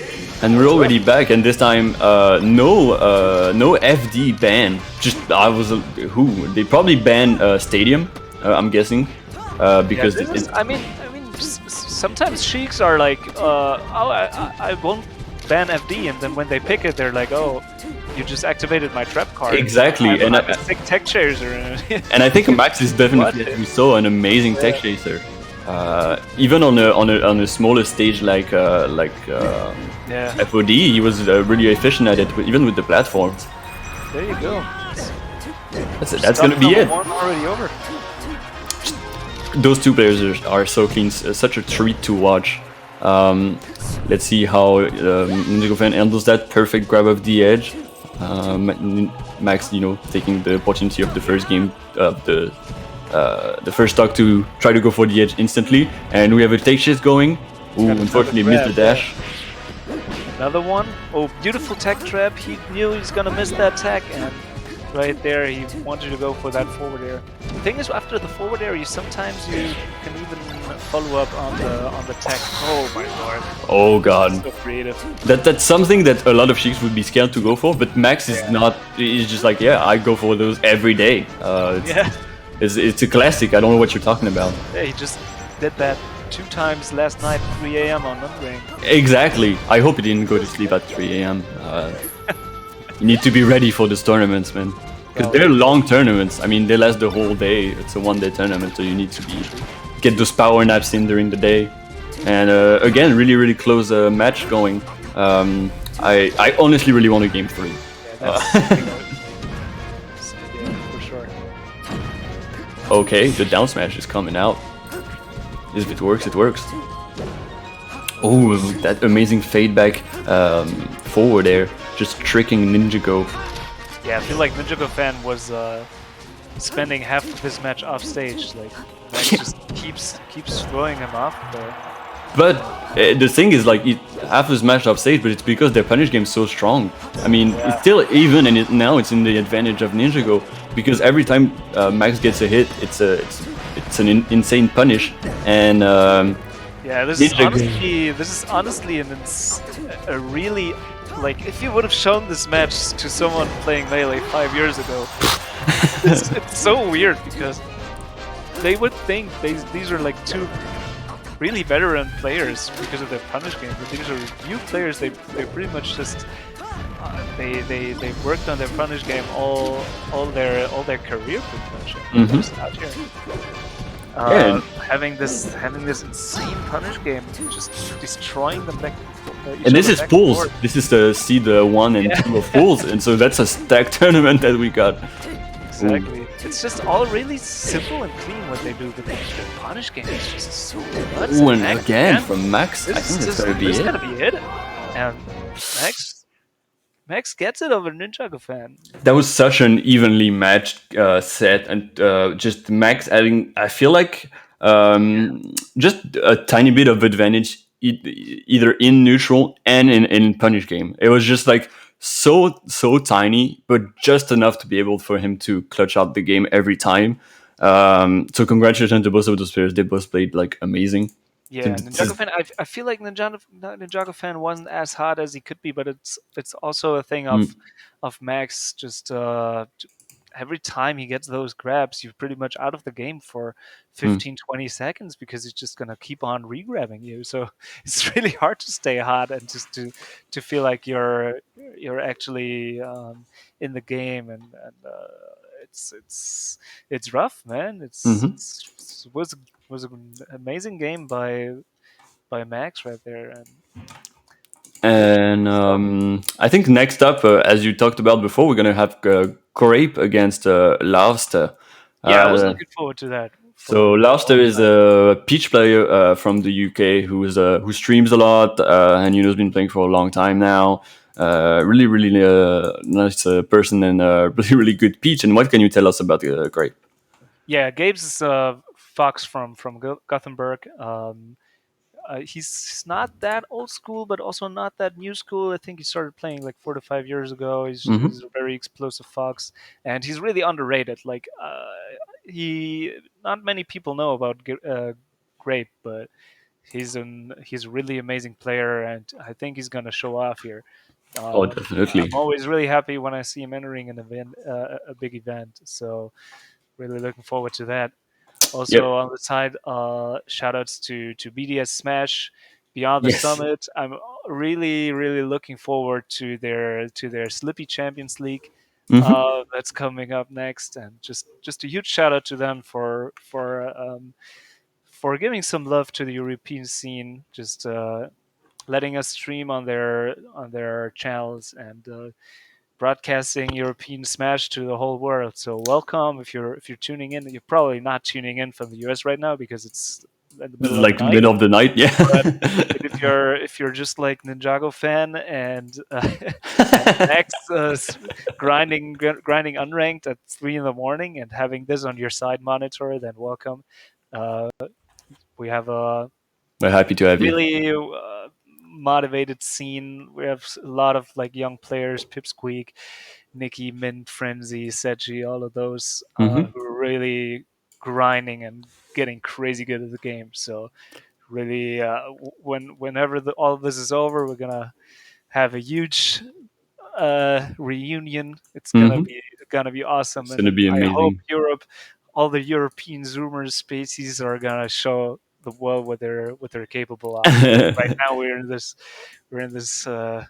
hyperbolic time chamber. Just we do what we can, and nobody in the world knows whether or not like they can compare to the IBDWs or the good players from the US, but it's gonna be. I'm looking so much. Once it come back, it's gonna be like an explosion. It's gonna be a clash of the titans, definitely. Exactly. It's gonna be that Act 3 of of this era. So, and I'm looking really forward to that. So, shout outs to BDS Smash, just keeping us on the map, and and Slippy Champions League. If you're not following BDS Beyond the Summit on Twitter, you're definitely gonna have to check them out and follow this league. It's such an amazing format with the two leagues. Division 1, Division 2, and those are always a jam to watch. So, and if you're tuning in and you're like, oh, I'm from Europe, but like I didn't hear about this event, or I don't know how you didn't hear. Well, I didn't hear about this circuit, the same circuit, or whatever. Or welcome, or like, oh, I couldn't participate. The same event, the same circuit organized by Sim Cone, and all the amazing TOs and helpers from Europe is going on every month, tournament every month. So. By the way, there's a little cat where you once were. Yeah, I guess Mike decided not to. I'll fix that in a minute. I just wanted to talk about the cat. It's a cute cat, but it would be nice to have you back. it just talk really quick about the Regen Online, which is the next tournament. It's gonna come up next month. So you can already sign up at smash.gg/regen. Sign up already. Oh yeah. You've been able to sign up for like a few days already. You can always. It's April 23rd to 25th. So please sign up. We want as much support for this tournament. You know, Regen is an amazing UK tournament. And so yeah, just I believe there will. I'm looking at the events. There's going to be a Project Plus, so that's really interesting.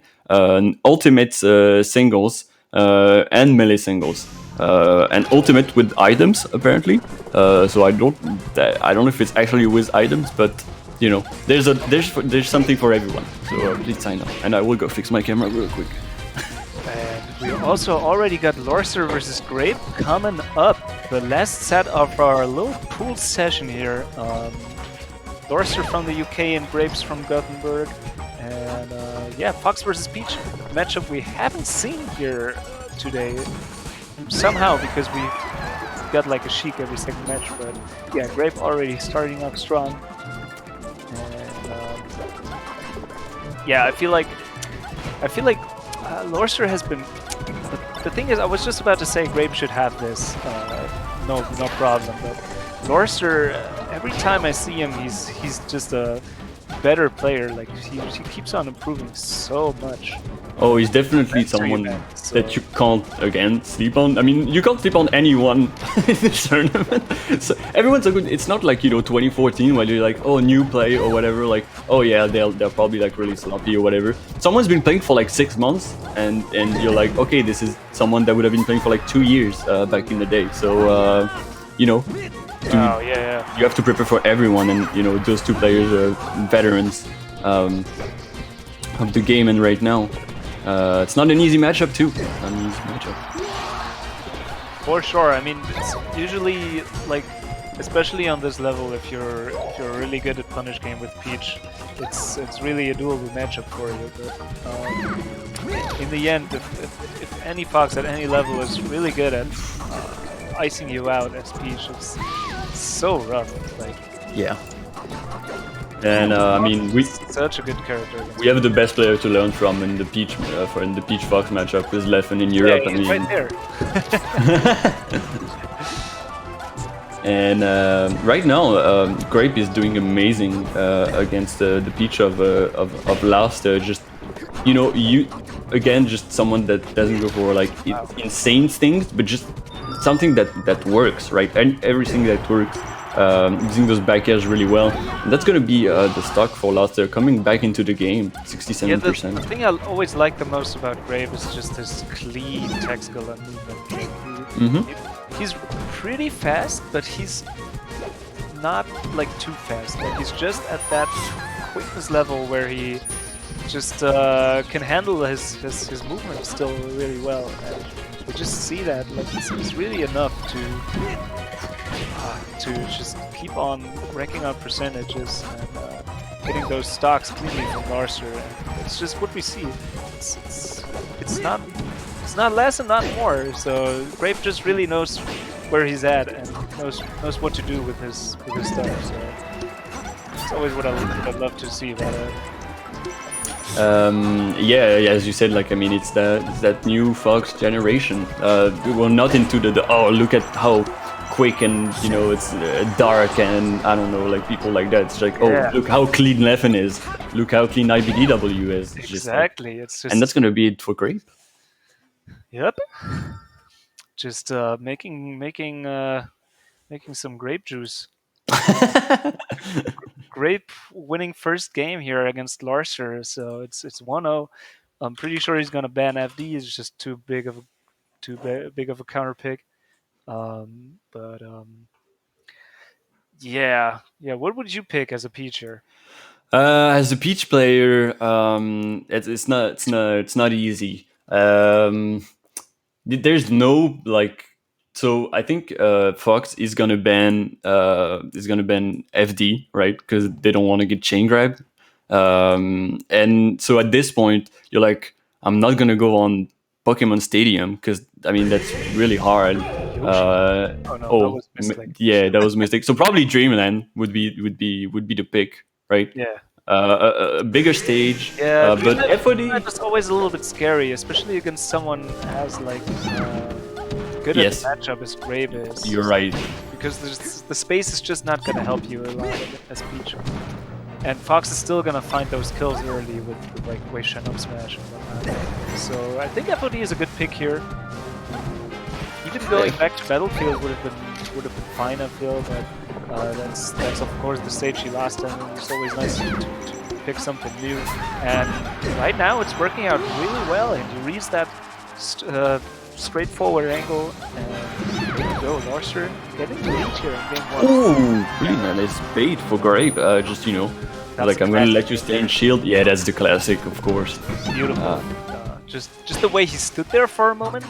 That's the thing that really made that work. Yeah, because if you would have just started like dash dancing in front of him instantly, I think you would have understood what he was going for. But just like standing a second was enough for him to doubt. Yeah, I feel like it's just so cool. Like Grape has such perfect control over his character. It's so cool to watch. Like nothing he does ever feels like he's not in control. Like his dash dances are so clean.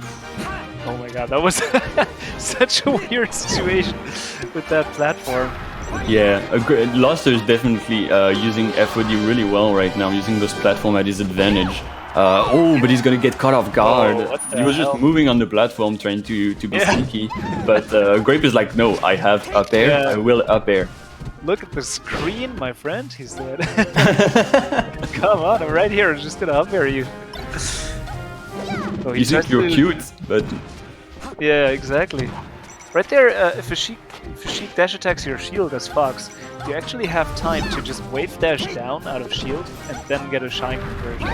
So, yeah, Grape, I mean, going for the wave shine out of shield is always sick and it always looks nice when it works, but it's way more consistent to just go for a wave dash down. So, yeah, it costs him a little bit. Like that could have been a huge punish, and now he's just down in the game.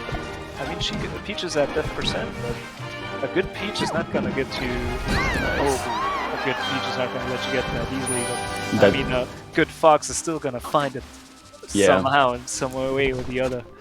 And even if the new Fox players, we say like, oh, they're really clean, they're not like overly technical and whatnot, but like shine out of shields are not easy. They're like just technical enough.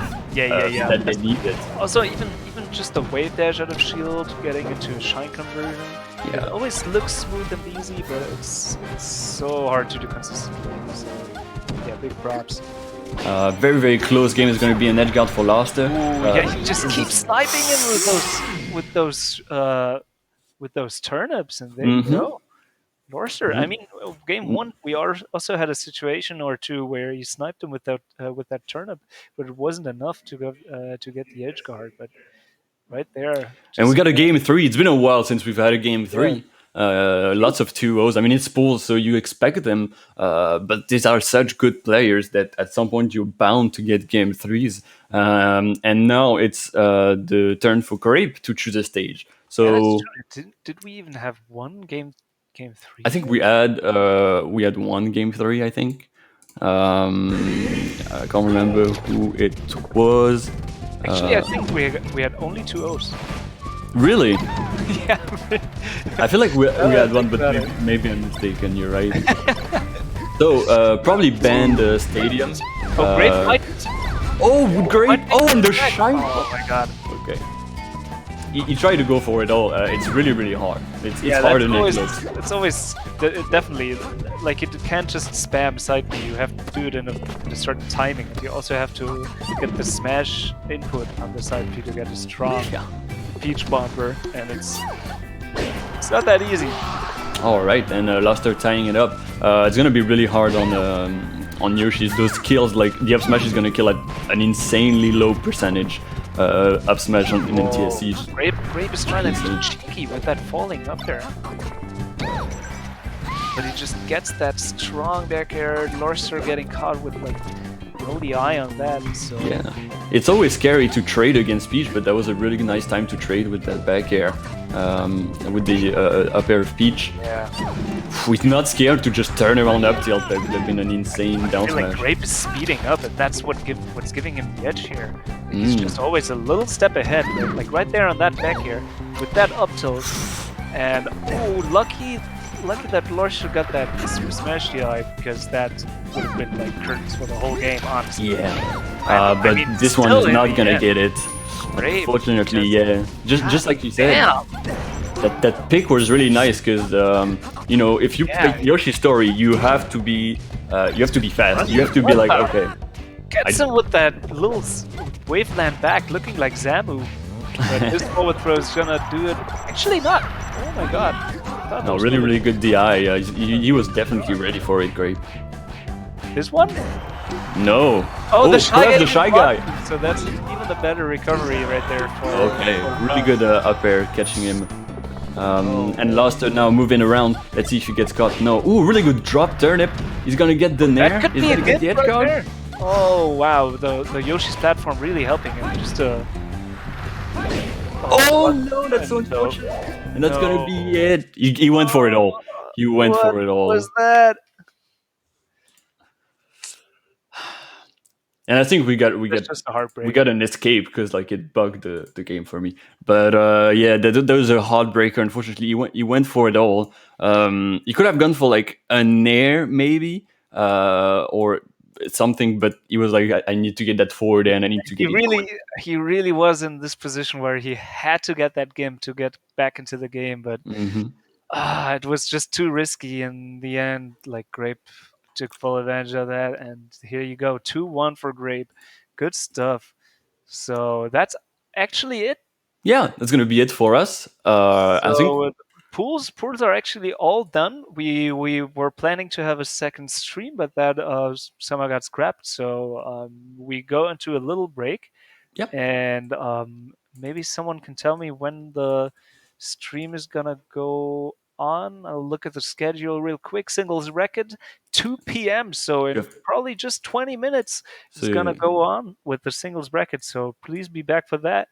Or just stay tuned, keep the stream on going, and it's gonna be. Yeah, I know we have some amazing sketches. Some fun sketches from the PXB team. They're amazing. So stay tuned for that. I've been Explo. You can find me at Explodroid on Twitter, and I've been joined by the amazing Lil Fruzy. What's your Twitter? Oh, it's right there. It's little Fruzy. I had to read it out. And yeah, switch it. It was lovely to commentate with you. I hope you all enjoyed. Really fun. And we'll see everyone. See you everyone, and have a good tournament. Peace.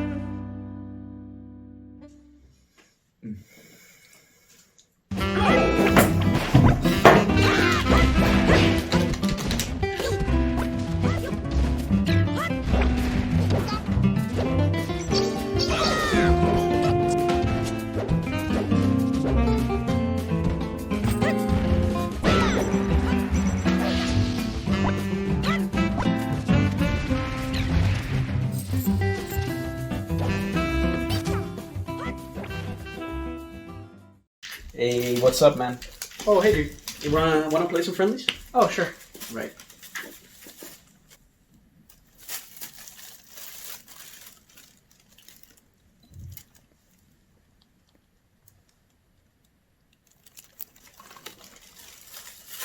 My controller's a bit messed up and dirty. Do you mind if I borrow one of yours? Sure, just give me a sec to find it. Here you go, man. Alright, thanks, man. No worries. Yeah, chill. Right. Good luck, have fun. Let's man. go.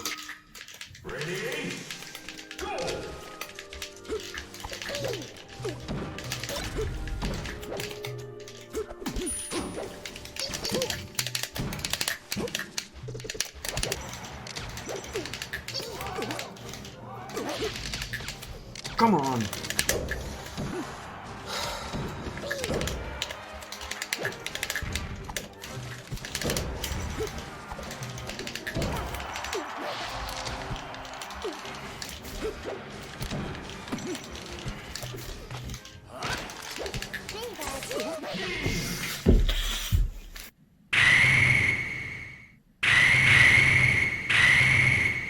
Your character is so stupid!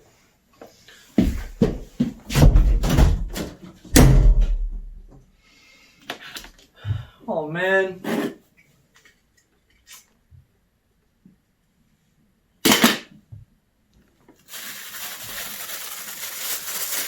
Ugh.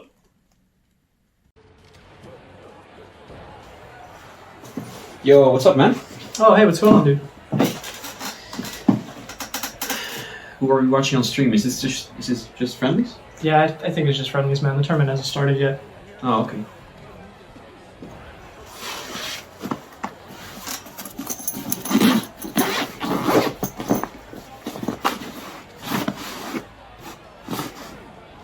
Dude, I completely forgot my controller.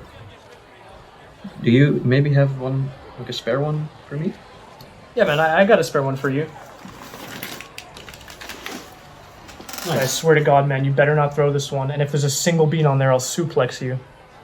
Oh, no, don't worry. I'll keep it clean, you know, especially now that we're all, like, worrying about germs and stuff. No, I'll definitely keep it clean.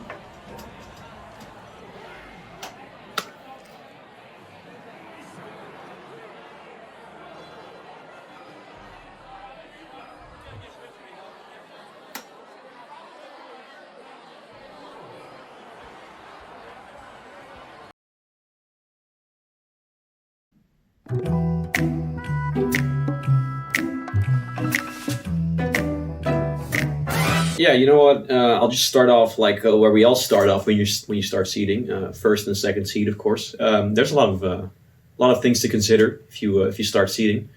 For first seed, for instance, you got to consider like, is Levin playing Mewtwo? Since I handle most of the script writing for European Melee, I usually just decide who wins the tournament altogether. So basically the spreadsheet I use for the script writing is the same spreadsheet I use for seeding, just renamed to seeding. For the mid-level seeding, there's a lot of nuance. I found the easiest way to seed mid-level players, like who goes above who, is to think, you know, would Jariden 4-stock them or 3-stock them? Then I just close my eyes and I pick at random. So, well, ultimately, I don't really care about your seeding. You're not going to win the tournament anyway, so who cares really whether or not you're seeded 61st or 32nd? So for the lowest level of seeding, this is where a lot of robust decision-making comes into play. In my opinion, if I haven't heard your name before, you should be honored that I'm even seeding you in the first place, because you really don't deserve me seeding you at all. There are exceptions, of course. Let's say you are my friend, and you really suck. I can bump you up a spot or two, but only if you're willing to bribe me. And the bribe has to be strong, like 5 digits or more. I've wasted so much time with weak bribes. I'm not doing that anymore.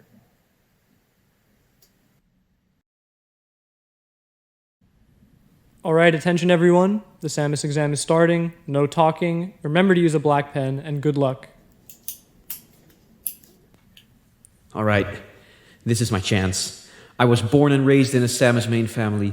I can't disappoint my family now. I failed every test I've had so far. This is my last opportunity. I have to ace this. So, Casper, before we talk about the result, I just want to go over some of the answers that you filled in on the test here. Yeah, sure, no problem. So, you started off strong at the start, but then you immediately kind of fell into a problem here. See, the first question, what do you do when a fox approaches you with Nair? You put shield into up B out of shield, but the correct answer is actually crouch cancel down smash. I should have known. And then here as well, you were asked, what do you do when a Sheik wave dashes in an F tilt to you, and you said wave dash back up tilt. But again, the answer would be crouch cancel down smash. It's also clear to me now. And finally, what I consider to be your worst mistake on the exam, this question right here, how do you approach neutral in 200 words or less? And you wrote this massive paragraph about bubble theory and spacing, when in reality we were looking for a shorter, more intuitive answer, something like push and pull. Okay, but what does this mean? Does this mean I can play Samus at my local weekly, or...? I'm sorry, but with such a low IQ score, the best I can do is send you a letter of recommendation for Sheik University. Okay, but does that mean I get to do like cool Sheik combos, like weak hit into strong hit? I don't know. I'm sorry, man. The best I can do is enroll you with tech chasing as your major.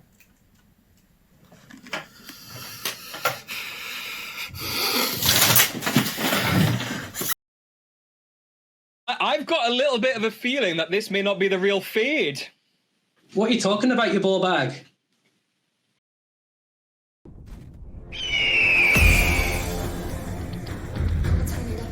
"11 events hosted by the major TO teams from Europe, leading into a finale in December with the top 16 singles competitors, top 8 doubles teams, and the top 8 international crews will battle it out for ultimate victory." So looking at it, Finland, Italy, pretty much we are all going Finland. Scotland, Wales, we're all going Scotland. Norway, Portugal, all going Norway. Things get a little bit more tricky after that. We've got a 50-50 split on Austria, Ireland. Then everyone Belgium, and 50-50 split on France, Netherlands. So the points are going to come down to 2 matches by the looks of it, unless there is a big upset going on at the upset.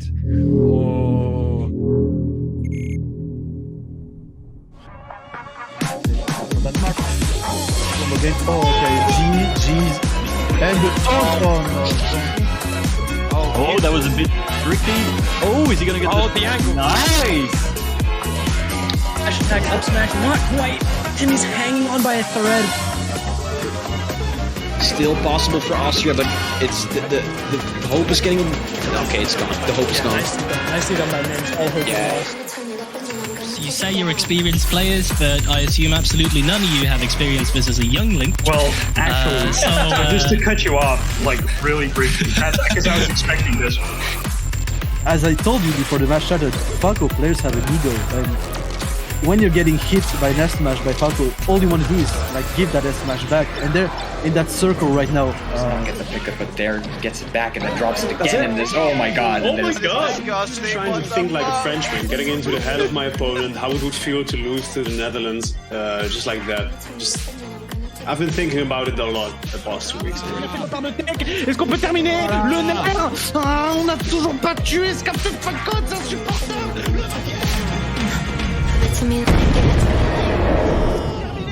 La France s'impose face aux Pays-Bas. C'est le. And then Phantom up smash. What's going on? Finding the strong bear, hold ledge. Let's see if this will be enough. So just up. There it is. There you go. And Knuckles taunts as well. Just a bit of My cherry on the top. God, yeah, that was a taunt deserved, man. That's.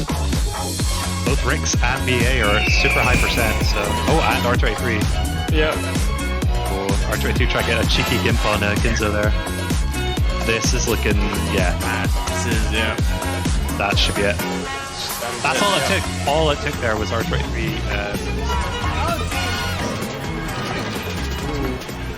Very crucial invisible ceiling.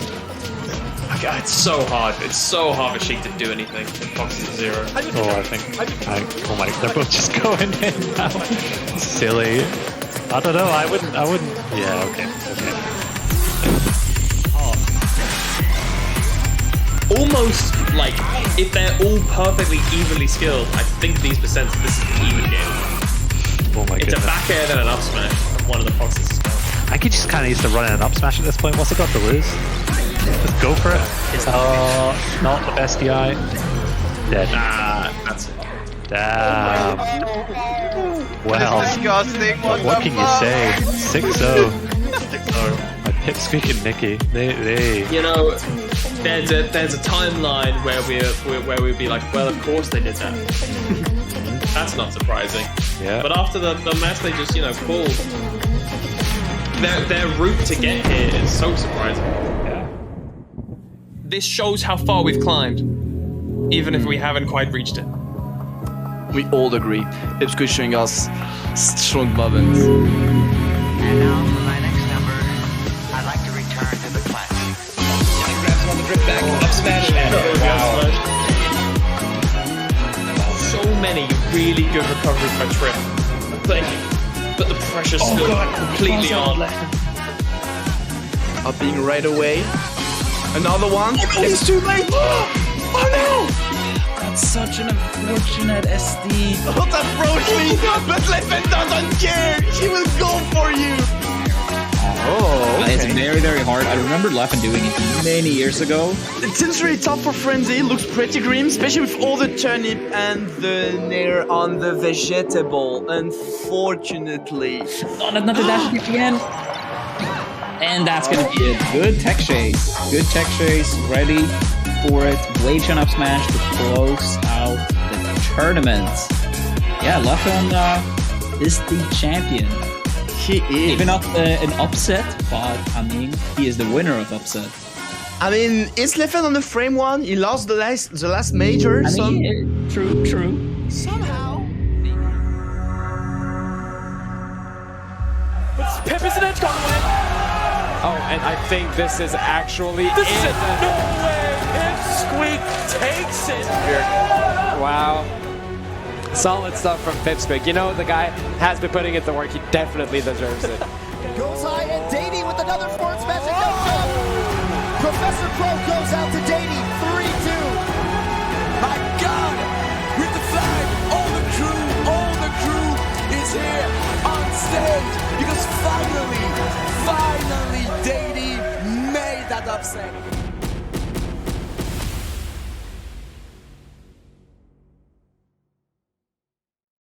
Coins Academy is partnered with the same circuit, and for every circuit event, we'll be offering one-to-one coaching services as prizes. So looking at it, Finland, Italy, pretty much we're all going Finland. Scotland, Wales, we're all going Scotland. Norway, Portugal, all going Norway. Things get a little bit more tricky after that. We've got a 50-50 split on Austria, Ireland. Then everyone Belgium and 50-50 split on France, Netherlands. So the points are going to come down to 2 matches by the looks of it, unless there is a big upset going on at the upset. Oh. Hello and welcome. We are bringing you Cruise. We're gonna have Scotland versus Wales right now.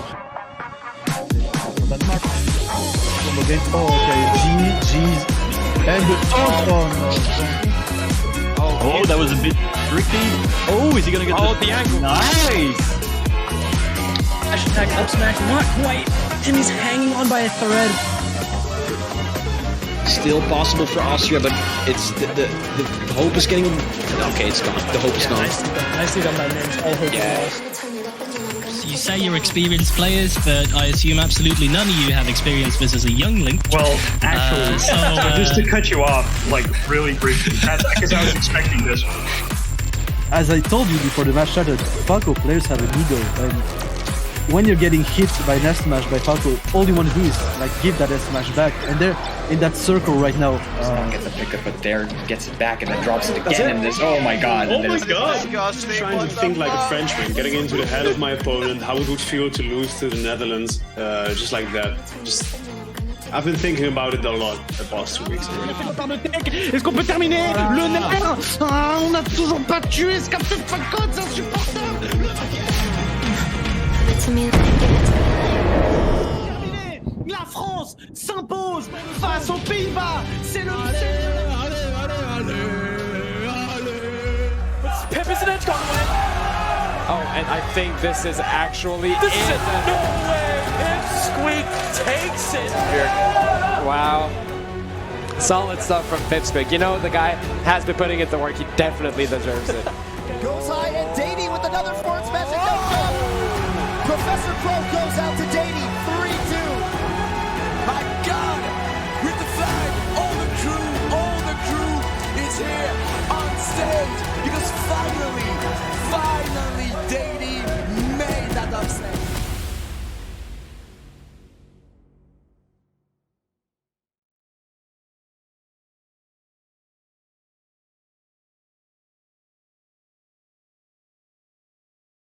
Yeah, hello everyone. This is Korn.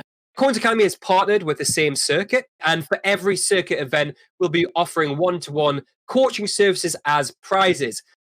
You may be the next Pipsqueak. You may be the next Pipsqueak. Imagine.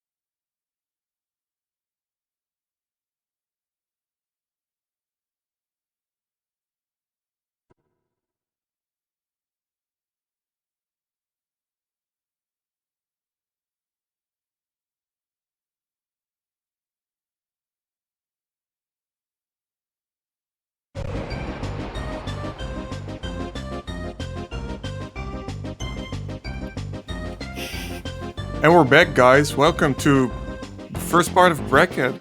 I'm Baron. With me today is Dagobert. We are going to show some great matches, I hope. There's some sick talent.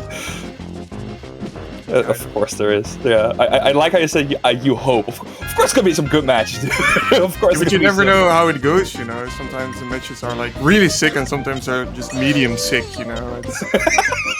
just medium rare sick. There's a bit of stiff rawness in between. Yeah, exactly. I getcha. But yeah, as Baron said, we're gonna be your commentators for this block, which is gonna be top 96 of this bracket. And first up in that bracket, it's gonna be Niels versus Squeachu, which is going to be Falcon versus Game & Watch, which is not the most common matchup. I know Game & Watch is kind of that jank character who can just come out of nowhere and do some pretty remarkable stuff, but I'm really curious to see how he is going to turn out, and it seems like we're already starting. Okay.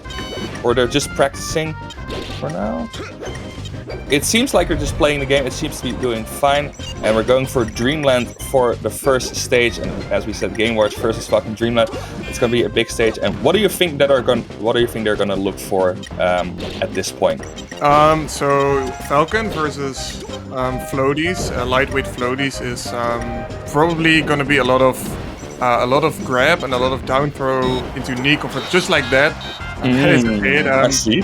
It's kind of, you know, Game & Watch, comboing Game & Watch is kind of it's a bit like comboing Puff, I guess, because he's very, very light, though he's not as floaty. But Falcon is just really good at that. A lot of things, a lot of those air wobbles, they combo into each other. Nair comes into up air, and then you can end with a knee. And since Game & Watch is like really, really light, he'll die at, I don't know, at like 60% or 70%.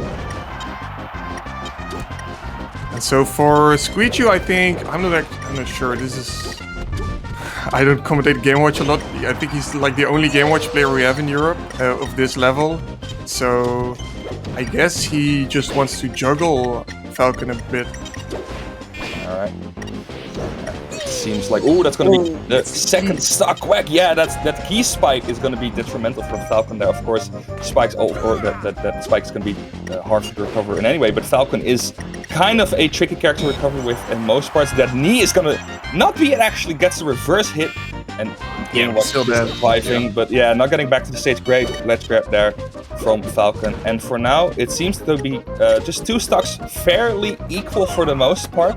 But there are those explosive interactions who can just delete stocks. Falcon is gonna try and get one up, but Niels not quite finding the mark, and now it's Squeakshoe's turn. Gets him off stage. Ooh, but a great. Oh, he gets him again. This is the second time he's gotten him off stage with a throw, and then gets him with the weak forward air. Yeah, it's enough, you know, it's enough because you're so low you can't rely on your Falcon kick double jump again to get back, so you have to rely on your you have to do a Falcon B dive. and then Yeah. you can just cover that, right? Because it's very linear. Yeah, and I was just gonna say, I think, you know, Falcon should live till a very high percent on this stage, since Game Watch can't really combo into like very hard moves. Even Nair, you know, if you're Falcon, if you get Naired, you can just DI up, and I think you can always get back to stage. But, you know, twice now Squeakshoe just thrown him off. Ooh. Right, and gets him again. Oh, right, I guess I was wrong about the Nair, because you can just catch him when he comes down with another Nair. You know, Game Watch Nair, it's a very slow move, but it's really, really strong. It's really, and it's also got a really big hitbox. It's actually quite a nice aerial, I think. Isn't it like in terms of knockback, the strongest neutral in the game? Or something like that? Or one of the, in any case? I would say, you know, for a Nair, it's really strong, yeah. Yeah, because most Nairs are usually that kind of like that sex kick, that just weak conversion into other stronger moves, but just a pure knockback move. It is slow. It's like frame 20 plus or something. Yeah, it's really slow. But it gets the job done, and we're going back to another triplat stage. It seems we're going to Battlefield. It's a bit smaller stage, a bit of less room for Falcon to recover, but those offstage interactions do become a bit more prevalent. In this case, you can go offstage a lot easier if you're already at the ledge, and you can already see it. These edge guards from Squeakshoe are just really, really. This is just carrying him through the set, you know. He's not winning neutral. I think he's not winning neutral that many times more than Niels was, but just every time he gets him off stage. And now again, yeah, and that's. Ooh, okay. I thought it was going to be it again. But once again, trying for that drop down forward air. It just doesn't work this time. Yeah, what I kind of see Switch doing is he's just fishing for one hit. He is trying to get those weak forward airs into a conversion, weak forward into a grab or a jab or maybe something like that, just to throw him off stage, because he knows, and with the down tilt as well, if he gets him off stage, he just has to get a read or a forward air. But unfortunately, this is looking pretty rough for Niels. He is only one stock left before he gets sent to the losers bracket. Is he going to take one? He is. Sadly not getting back to the stage, but still, this is an enormous mountain to climb for Niels. Yeah, I feel like Niels is just really struggling to deal with all the disjointed hitboxes Game Watch can throw out. Yeah. All right, put some sauce on it. All right, he got the 9 though. He did get it, which would have been crazy, of course. But the lingering hitbox on the fourth match. Wow, that's it. Yeah. Obviously, some matchup inexperience coming in here for Niels, which you know, is kind of what you would expect with a mid to low tier character that we don't see like ever actually. Still, the fact that match took like 6 minutes in the best of 3. But the weird thing is, he started off really well in Dreamland. The first 2 stocks, or like the first 1.5 stocks, it was really close, and he got some throw conversions, and afterwards he just got kind of stuffed out every time, and every time Niels got thrown off stage, he would die for it. And that's where you're gonna lose, right? With the extra room he had a bit of more making a mistake on that point wouldn't necessarily send you off stage immediately, which means there's a better chance of you just getting back and winning that neutral again, because as you said, Squeakshoe didn't really win that neutral that much, but once he won it, it's basically over at that point, especially on a stage like Battlefield. Exactly. But with that wider space on Dreamland, you have a bit more lenience with just not falling off the stage and immediately dying. But yeah, it's unfortunate, but still, it is what it is. So up next is going to be Sale versus Muren, and that's probably going to be another high match. Do you have any cute information in store for us about this one? I think Sale is his favorite here. Muren is he's a good fox, but Sale's a bit more towards a top player level, I guess. Though I'm not too familiar with either of these players. I haven't seen them. They're kind of like the players, you see them early into bracket, but probably both of them will drop into losers fairly soon. Don't mean to like diss them or anything, but it's like the fewer times you see a player, the less you know about them, right? Yeah, exactly. It is going to be, I just looked it up, it's going to be a Sheik Fox again. We have seen a lot of Sheik Foxes in the last couple of matches, or Sheik Spaceys. The thing I'm most worried about is going to be that devastating tech chase / chain grab on the Spaceys, because a proficient player is going to get so much lenience out of that, is so much percent, and how to deal with that is going to be the main part of the disadvantage state for Muren. Obviously I think most like high level Sheiks nowadays, they are really into the tech chasing. It's kind of weird. I think the closer you get to the top, the less you see the tech chase, because then their opponents become better at dealing with it. But at this level, I think the tech chase is like it's quite supreme, and if you're good at it, if you're proficient at it, you can really get quite far, especially against Spaceys. I was watching Max versus Ninjago fan a bit earlier, and that match basically was just, all right, we're gonna just fiddle around in neutral a bit, but then one of us is gonna get that opening, and when one gets it, it's just gonna be a disaster. And maybe that's the just not top level you're talking about, where that's gonna be the main focus of that. But we're gonna go to Dreamland, so we have a lot of space to move around in. It's gonna be Sale versus Muren, another Scandinavian matchup, and let's see how they're. Yeah, man, I agree with this stage. I think misses the buffer down throw, because I think in this stage, Sheik, she doesn't die that quickly, but Fox really likes space to move around, right? The smaller the stages, the more space she can cover with her tilts, and if you get clipped by those tilts and you flub, then you get grabbed, and then you're in tech chase hell. So you just want to avoid that as much as possible as Fox as well.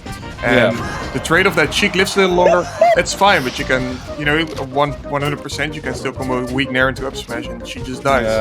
Muren with a beautiful conversion there. The take, the first stock, is going to be sent off stage by that down smash, and now to escape out of the corner, he has to maneuver around all of the Sheik tilts and aerials. Is going to do it fairly well, dodges those backers, gets in with a Nair as well, and now center stage is, but that forward air, no, you're going to back to the ledge. Just all that escapism out of the ledge is going to be just undone by one move, and another forwarder is probably going to take the stock for that one. Gets him with the crouch cancel for a tilt. Yeah, oof, the classic one. Such a dominant kill setup right there, but a lot of pressure coming out at the moment for Muren. These shines on shield is going to just chase him on the stage, tries to get something. He is going to look for an up smash probably at this percentage. We saw that a Nair up smash might do it at this point. No back air though. Tried to chase him there. Should be it, yeah. I think Sale is giving Muren a lot of respect. We saw Sale stuck in shield, getting shined a few times, and you can be cheeky and try to go for a shield grab sometimes, but maybe it's better to start off, just respecting it and rolling sometimes, getting out, and then once the Fox thinks he can get away with it, then you can start grabbing it when he doesn't do a clean shield punish. Actually just missing the tech chase a lot. 3 times in a row we've seen Sale actually dropping that chain grab there. Quite unfortunate because it is a lot of damage, but he is just going to be sent far enough off stage to not make it back with that side B. And again, 2 stocks for each player on Dreamland now gets him off stage. And as you said, Muren is getting a lot of respect from Sale. Those shines on the shields, they are kind of difficult to punish, I would presume, but still not really answering it with anything of his own. And Muren is basically running around on the stage trying to get a hit in. But it is risky because once Seal gets in, he is going to get a lot of damage, but that up smash is going to send him in his last stock, and now he really has to tighten up his advantage state, because that's mostly where it's been lacking, I feel. Yeah, here he needs to get it. So I've already seen him a few times. Once again, gets knocked a bit too far. Alright, but this should be it. Yeah, alright. Okay. It's nice forward there. There are a few times I've already seen Seal get a grab and then Murin mashing out, which is actually, it's not possible. You can always get one pummel and then buffer your down throw. 100% of the time, even at 0%, that always works. So Seal just messing up a few times. Yeah, and I saw that mash actually. Like, he instantly got released from the grab, instant shine and side B. Like, I can't imagine that's the input he wanted right there. Gets an up B mid stage, sure, why not? Just get back to the stage. Reverse wave, nice reverse wave shine. Gets a drill, then reverse wave shine, and at the very tippy toes, he gets the up smash. You know, it doesn't matter that it's Dreamland, you're still Foxing NTSC, right? Such a powerful move that up smash is. Yeah, it just takes a bit longer to get on the top of the screen, but yeah, as you said, you're still gonna get there. So that was actually very close, you know. Sale almost brought it back. He got down early, and then definitely showed that he can kill Fox quite early, because you know you kill Fox off the side, and it doesn't really matter that it's Dreamland or any other stage. And Murin definitely, you know, having Sail live a little longer, but still going to a bit of a smaller stage. Still a triplet, not too small. You know, you don't want to get killed from up smash at 90%. But yeah, he definitely thought, you know, maybe in Dreamland I give him a bit too much room to move around. So now on a smaller stage. Yeah, I can imagine that. I was thinking in my head that FD was probably the most attractive pick to get in this match, but I don't know. I think FD is very bad for Sheik, actually. Ooh, actually, okay, correct me on that one. Yeah. I mean, I get where you're coming from, because it's good for tech chasing, I suppose. But Sheik is notoriously bad at getting down. That's fair enough. Yeah. And yeah, FD is just, you know, you don't have any platforms, can't do any shield drops. You're just you're in for a world of hurt once you get up thrown or up tilted by Fox. Yeah, so that's probably why I didn't go there.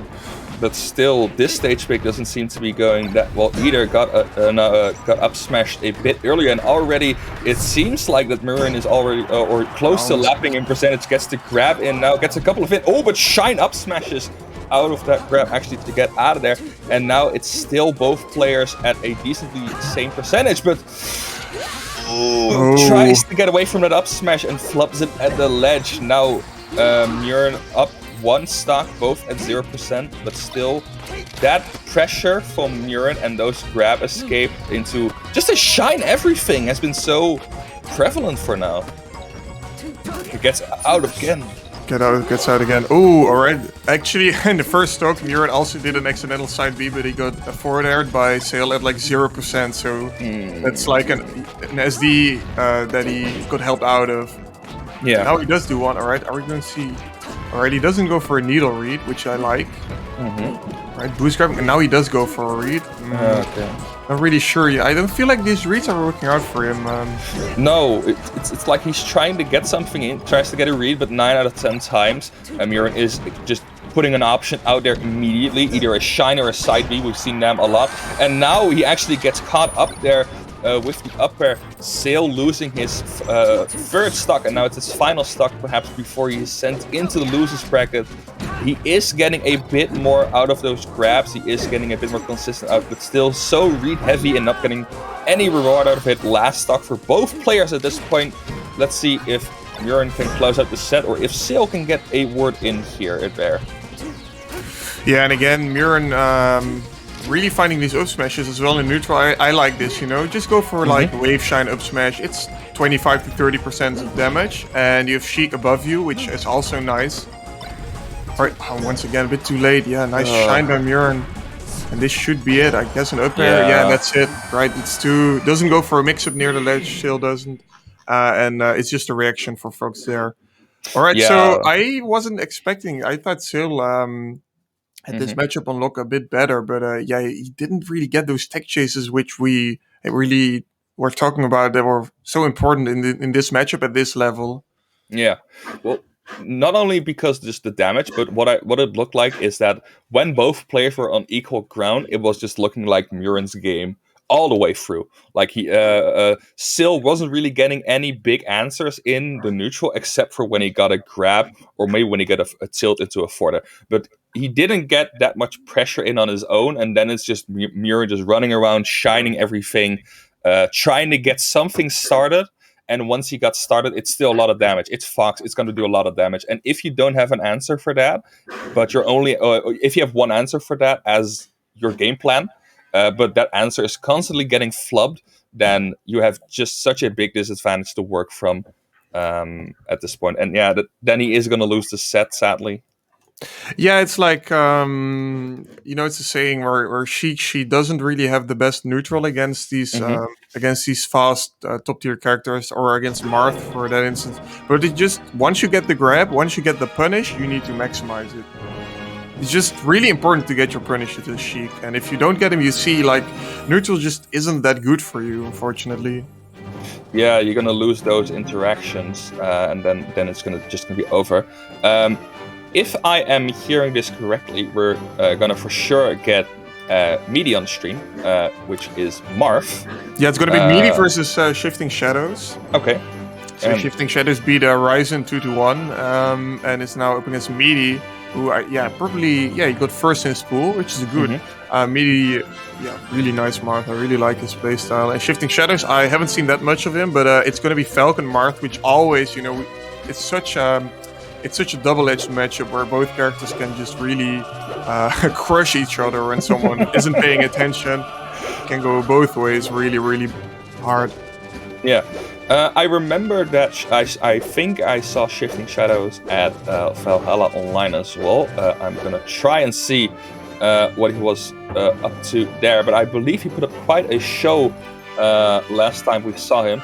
He actually got 65th at Valhalla, which is, looking at a tournament, is still not that bad. These D tournaments, including this one, have been incredibly stacked, but still, he did get quite a few games in, quite a few sets in. So I'm curious to see how that's going to turn out against Marth. What would you think the first stage pick is going to be in this matchup?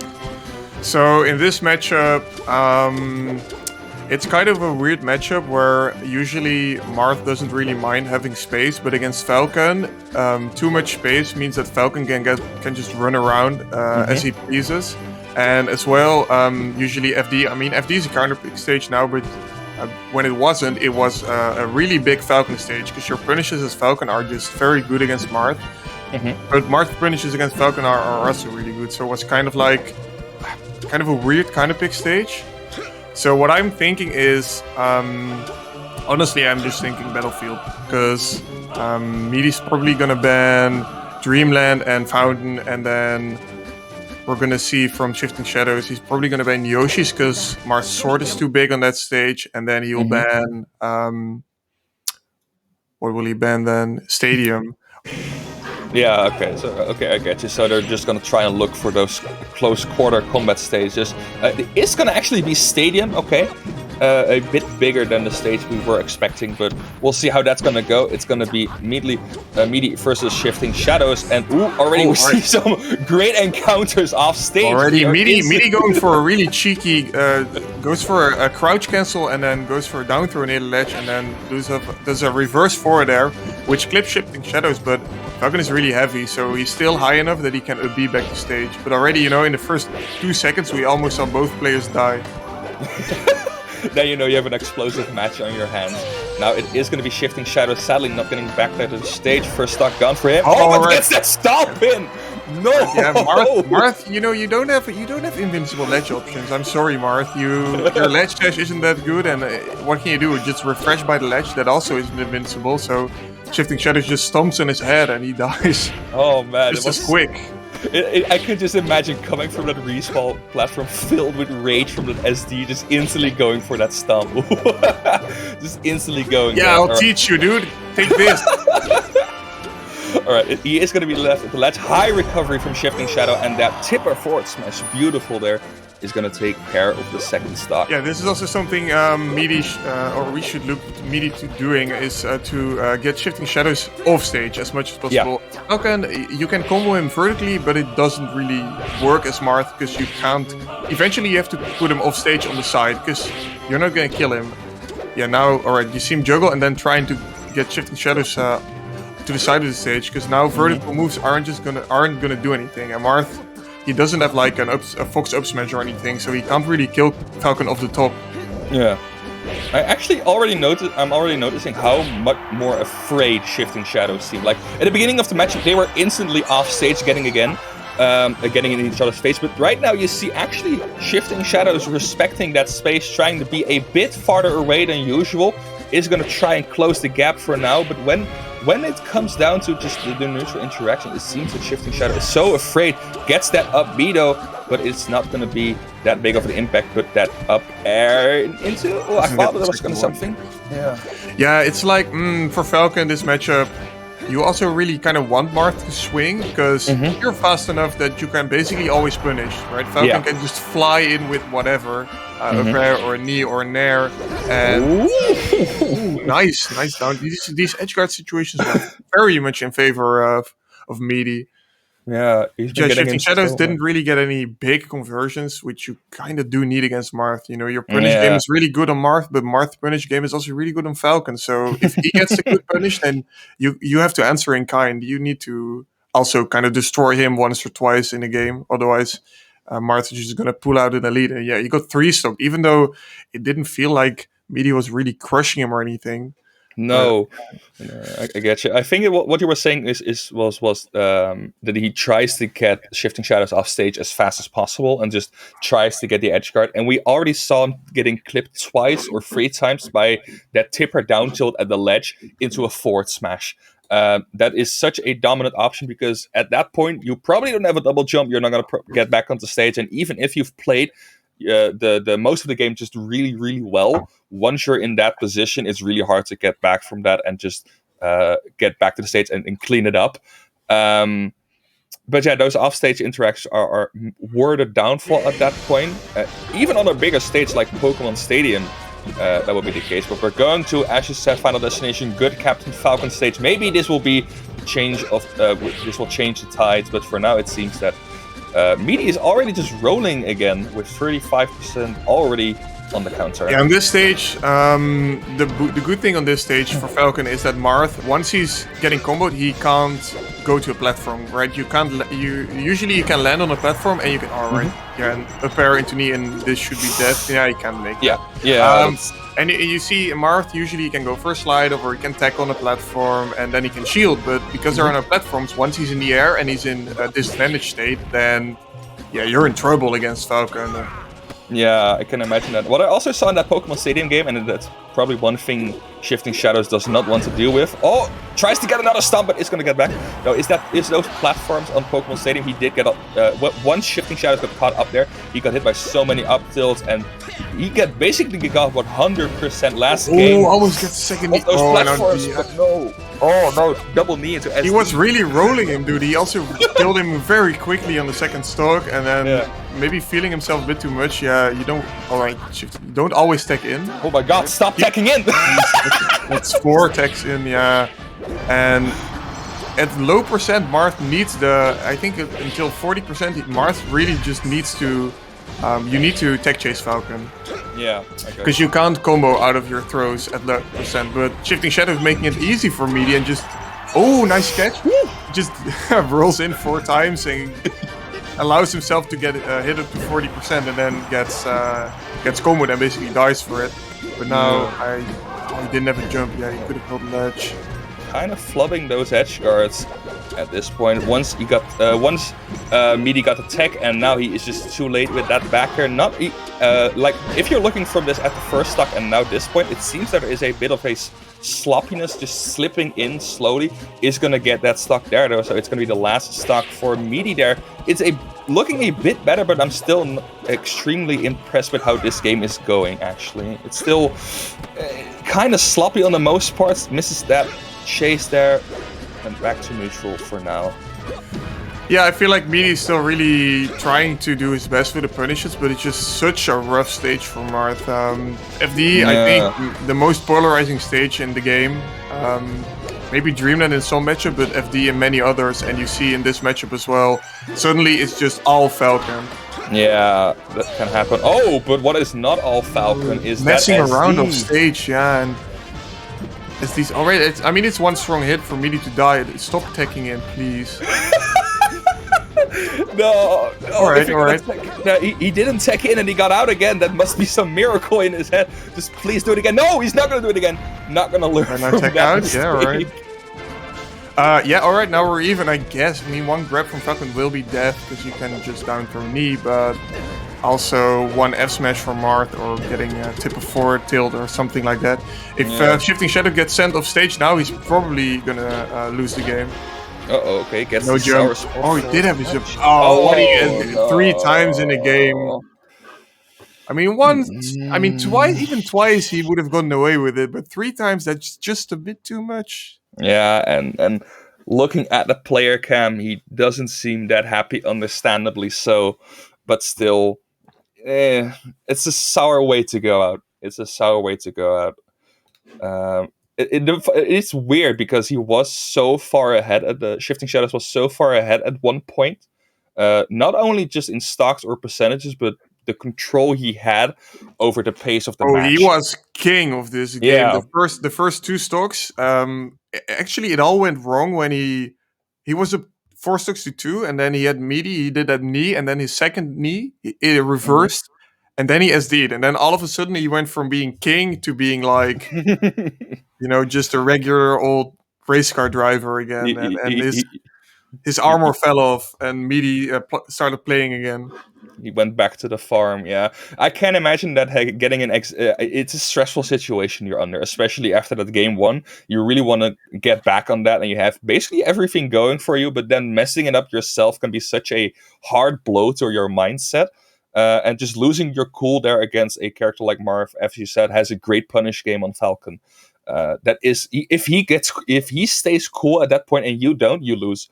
Yeah, I'm really impressed by Meaty, actually. Yeah. Usually for Marth, many Marths kind of don't like the matchup, because Falcon is just, he rolls his face around you and kind of destroys you. So, and the punish for Marth is a lot more, I have to say this, he has to be a bit more crisp, especially with the tech chases. While Falcon, his hitboxes are pretty large, and Marth is really easy to combo for him. So, it's difficult for Meaty to stay in the game, I guess, but he made it look very easy. He stayed composed and, kept going the tech chases, even though, Shifting Shadows made it kind of easy by only teching in. He shouldn't do that. Doesn't matter.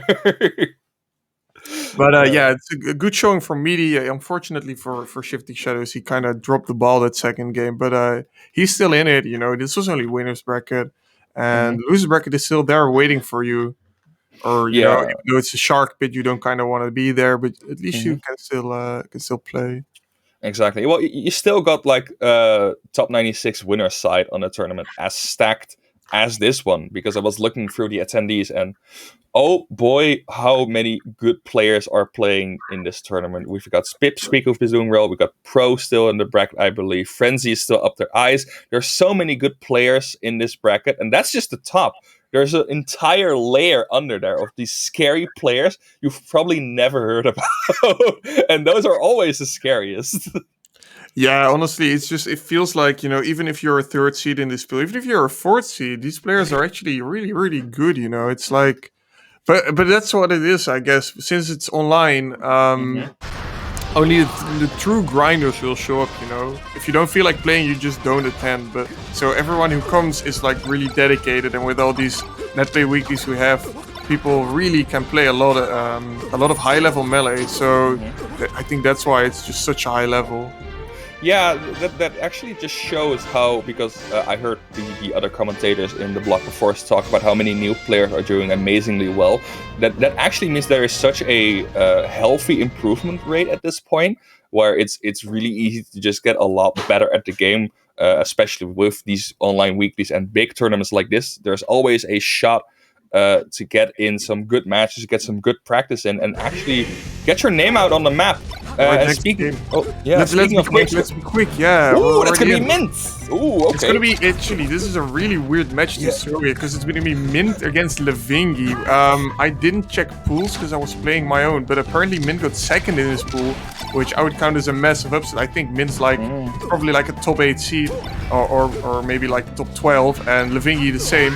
So to have these guys duke it out for not even a spot on top 48. So this is for top 64 winner side, which is just crazy. Oh, it seems we're lagging a little bit. Alright. Just a small disruptance from the players trying to sort that out. But yeah, you said that Mint actually getting second in his pool. I didn't. Yeah, he lost to Gabe. I'm looking. Yeah. I lost to Gabe. Yeah, Gabe. One of those. Oh, Gabe is such a sick Falcon. I think really nice for him to beat Mint. That's a sick upset actually. Actually, that's great.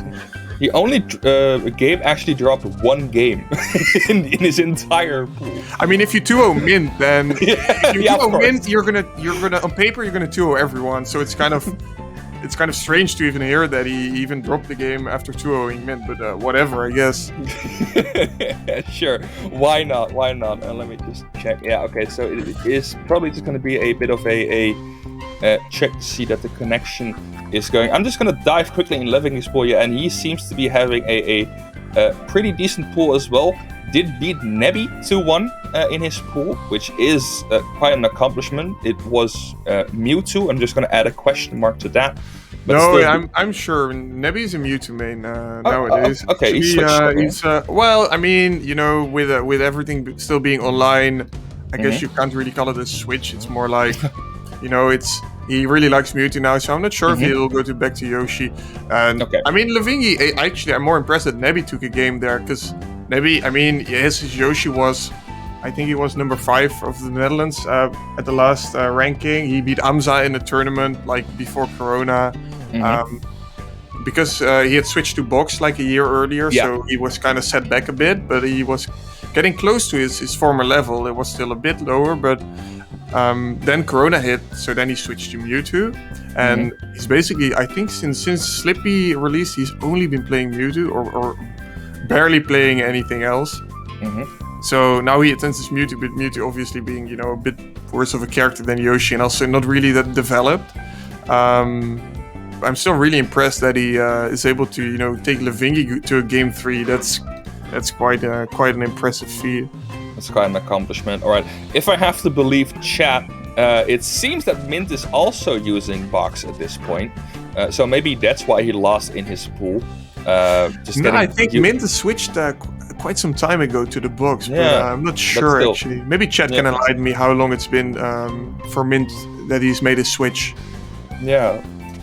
It's still, it is a whole different controller with a game with such a high APM as Melee. It can be really tough to get used to that. So I can imagine that kind of flubbing some of your performances here or there if you're used to a controller. The chat says it has been 2 months for now. Okay, so that's actually been fairly short, yeah. Yeah, so that's actually when from the start of the circuit. Alright, box Mint now in the circuit. I mean, then I guess it's justifiable, you know. Mint was like top, I think it was like 3rd in the UK. So, you know, but you'd expect if you're on box to at least have a little bit of a setback. And losing to Gabe is really good, I think. Really one of those up-and-comers as well. Yeah, I mean, it's fine, you know. And now, if he plays well against Levingi, even if he loses, I don't think you have to be upset about that. And losing to Levingi and Gabe, he can still go into losers and get, I think, quite far. Because I'd expect Levingi, I'd expect to make like top 12, and then for Gabe, I guess like, I don't know, top 24 or something. So that's still, you know, top 24, still really good. Yeah, it's still a pretty good tournament, especially with this bracket. In the meantime, while we're still looking at this issue, I'm just gonna call it. I'm not exactly sure. It seems to be a lag issue. It's a lag issue. Okay. Okay, so I'm just gonna look in the bracket to see if we have some interesting things to talk about. I see that Skullbro is slowly approaching top 48. He actually is already in. Now it's just determining if he gets in via losers or via the winner's side, and he is going to face the winner of this match. So he's that's quite weird if you look at it. So we have Lavigne versus Mint here, and then they play against Skullbro. Skullbro, you know, he's a Dutch dog. He's ranked 9th in the Netherlands, and he won against Restless Whale, who is also a Dutch player, who is like a borderline PR player. So we have two. Well, I mean, they're not bad, but like two Dutch players who kind of like are a level below these two guys, or maybe even 2 levels on a bad day. So that's kind of how brackets can go in weird ways, right? Because they are in the same place, right? They are at the same spot. So, but there's like a bit of a skill gap, I guess. Yeah, stuff like that can happen, of course. It's still, especially with long tournaments or just mindset shifting all over the place, it can be quite difficult to just adjust yourself to everything. All right, it seems we're just gonna try and sort this out. We're gonna actually, if I have to believe RTO, we're gonna get a different match. Yeah, they're gonna go do their match or try and do it off stream. Sometimes, you know, some players, their PCs just, you know, they're not all powerful killer machines. That you need to run Slippy, because, you know, Slippy, it seems to be, you know, lightweight. No, you need like 16 gigabytes of RAM and a great GPU and everything. Otherwise, how else are you gonna render Melee at the glorious 480p? So now we're gonna have another match. Yeah, what's gonna be the replacement match? It's gonna be Mackenzie against 4Tilt. All right, so that's gonna be Marv versus Falco, if I look at the bracket correctly. Okay, and that is also gonna be for top 48. Now remember that the winner or loser of this match, it doesn't really determine if they get sent to another place, because both players have already basically qualified for top 48. It's basically if you get in via the winner's side or the loser side. So that might actually be just a bit of a load off your shoulders, knowing that you're already in that precious top 48 spot. I mean, I guess many of these players, they don't really care about like top 64, top 48, top 30. You mean you get points if you purely look at like the prize pool, because there is no prize pool. No, there actually is a prize pool. What I'm gonna say, there's a donation drive. You can donate at the Ko-fi / PXB online is the link, I think. But you only get points for making top 16. So like if you're in it to win it, then you only really get something once you're 16th. Or so it doesn't matter if you get like 17th or I don't know, 49th. These players, they won't really care about that. They just want to win as long as they can and get as far as possible. Yeah, okay, and in that sense, I can imagine it. Yeah, I would presume that just if you're not really used to getting these high placements, for example, that getting top 48 might already seem like just all right. I'm already a bit closer to that goal of getting into that prize pool or getting into that precious place. And it's a nice benchmark to aim yourself. But these players, Mackenzie is. I mean, he's French, but he lives in the UK. I think he's like a top 5 now in the UK. And 4Tilt, he is. They actually did a net play ranking. Germany did a few weeks ago. I think 4Tilt got. Forgive me if I'm wrong. He got, I think, 4th or 5th on that PR, just behind Riggs. Well, I'm gonna. So it's gonna be 2 top players from 2 of the best Melee countries we have. Yeah, from what I've seen here, he is ranked 6th in Germany and 1st in Bavaria. So he is a pretty good. pretty good. I mean, he probably beat me if I were playing on a bad day. You know, he'd probably beat me. Yeah, sure. I got 7th in my pool, by the way. Yeah. got third at amateurs. I'll go face it. I'm pretty good at the game, you know. Hell yeah! But yeah, those are going to be 2 proficient players ready for each other. And one more thing to note is that this is technically speaking top 64 already, which means we're going into best of 5 territory. If I have to believe the CO. So we're gonna see some nice FD games, some nice Dreamland action. You know, things even though we've seen it 100 times already, we wouldn't have seen it otherwise if this was just a regular old best of 3. Yeah, this is from now on, it's serious business, right? These players, they've gotten through like the boring part of pools and the early bracket, you know. Then now finally they can start really punching at each other. they've done their chores. Now they can get to the fun part. Yeah, now they can finally play some melee, right? Yeah, not to be rude, but for some, I can imagine that is a feeling, and it seems we're gonna pop into the first match. I guess we're gonna try to at least. Because she jumped off and then decided, no, I don't want to. Yeah, no, there's something went wrong. I do expect them to start on Battlefield, because you're not, if you're Falco, you're not gonna go to Stadium, you're not gonna go to Yoshi's, I think. Yeah. Okay. So you just want to see them get it brawling into some smaller stages. I mean, we've seen a lot of early Battlefields so far, I believe. It's a true neutral stage, right? Yeah, it is a true neutral stage. Right, yeah, and again, the truest neutral stage. Right, so Mackenzie, yesterday he also got a top 8 in doubles, playing together with Jim Morrison. They are not a set team, but just show how good both of these players are. And also, he's pretty good at doubles, it seems like, so definitely a complete player. Yeah, complete package of a player. And you might have seen, but we're going to Battlefield for the first stage. Oh, and that is going to be one hell of an advantage state there for Mackenzie. Is going to try to finish it off, gets him at 110%, but still racking up that damage. He's going to try and find some kills, but no, now it's 4tilt's turn. We DI the game. Mackenzie, actually, the back air, he didn't just DI out, he also SDI'd out, I think. So he got a send off stage even further. And I don't think you should have DI'd that far, that was the end of the combo. And he kind of killed himself for it by getting hit off stage that hard. My man got out of there. He did not want to be there. I don't consent to this Falco beating me up. Get me out of here, and he was out of there. All right, just clean up the stock. Sometimes it can be difficult for Marth. Oh, goes for a sick read.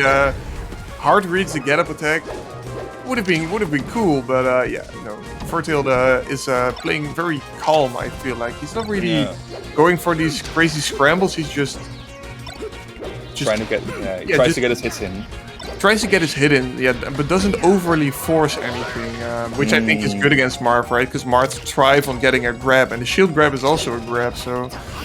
Yeah, fair enough, yeah. Okay, but now it seems like he did lose that stock at a very early percent, only 36% now on his counter, but still, we saw that is enough. Very high upper is not going to do it, it's not the fastest one. And again, Mackenzie landing with an aerial, just instantly trying to get back at him.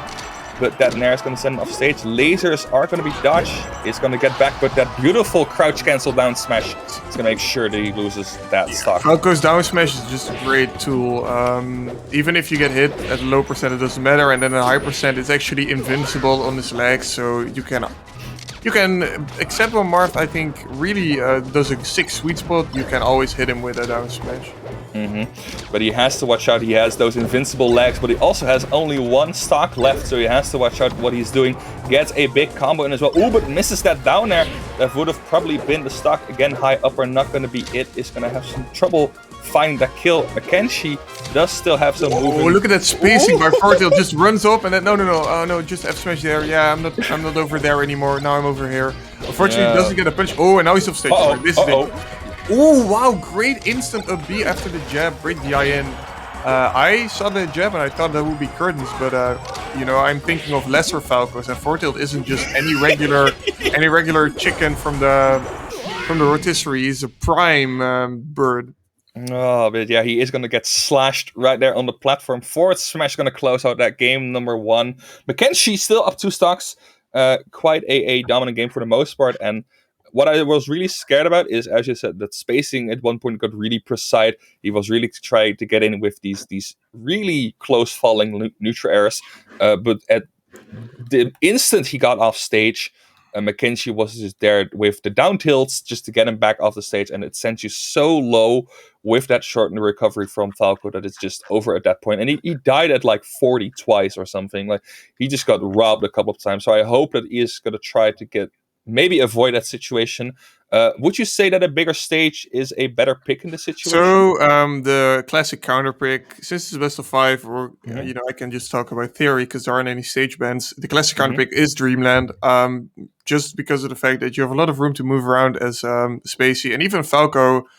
Fox is definitely faster than Marth, but Falco, he's a bit slower, but not like cripplingly slower or anything. And also the platforms are really nice. You saw him get killed on the platform at the last stock there, and this can be avoided on Dreamland, because Dreamland, the platforms are just too high for Marth to reach through with his sword. But now they are on Yoshi's. I'm not sure if they're playing. No, alright, we're going out.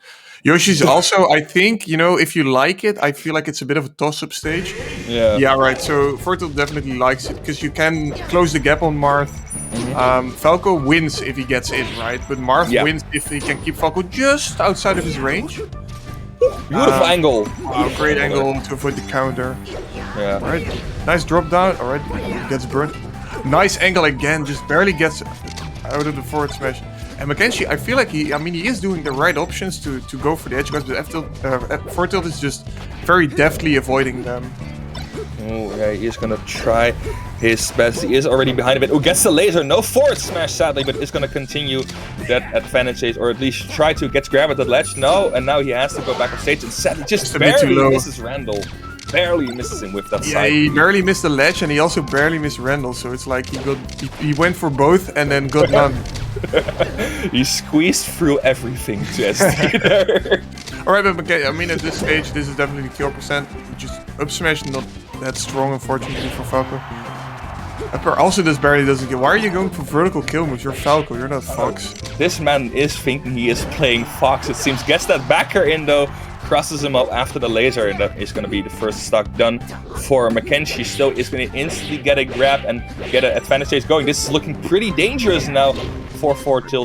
Now you're in trouble, yeah. That's the danger of Yoshi's, right? These platforms are really easy to tip or forward smash someone through. Yeah. Also, I really like the way Mackenzie is doing his tech chases. When he gets a grab, at low percent he goes for a forward air, which knocks down. Right now he's getting a little bit of a chain grab, and then he follows up with just a re-grab after covering the tech. And I feel like that's something Fortil isn't really. Every time he seems to be a bit surprised by it. Because usually Marth just go for whoa, crazy. Slide off, push off, and a slide off, and a counter hit, and then both players got knocked down. Really weird. That looked like we got some glimpse into some alternate reality future where everything is exploded. But that tipper forward smash just catching him off the stage there is going to close it out. And now Fortil, just at his last stock left, is already looking at a pretty bad situation. Luckily gets back with the wall jump and now tries to get the edge guard. No double jump for him, but he burns Mackenzie, saving him from another really dangerous ledge situation. Now lets him get back to the stage though. And Mackenzie 3 stocks up, doesn't really have anything to lose. Loses that stock though, but still it is a pretty big hill to climb, especially on Yoshi's. Yeah, we haven't seen any of those crazy shine conversions from Fortil, which, I mean, they are possible on Marth. They aren't really.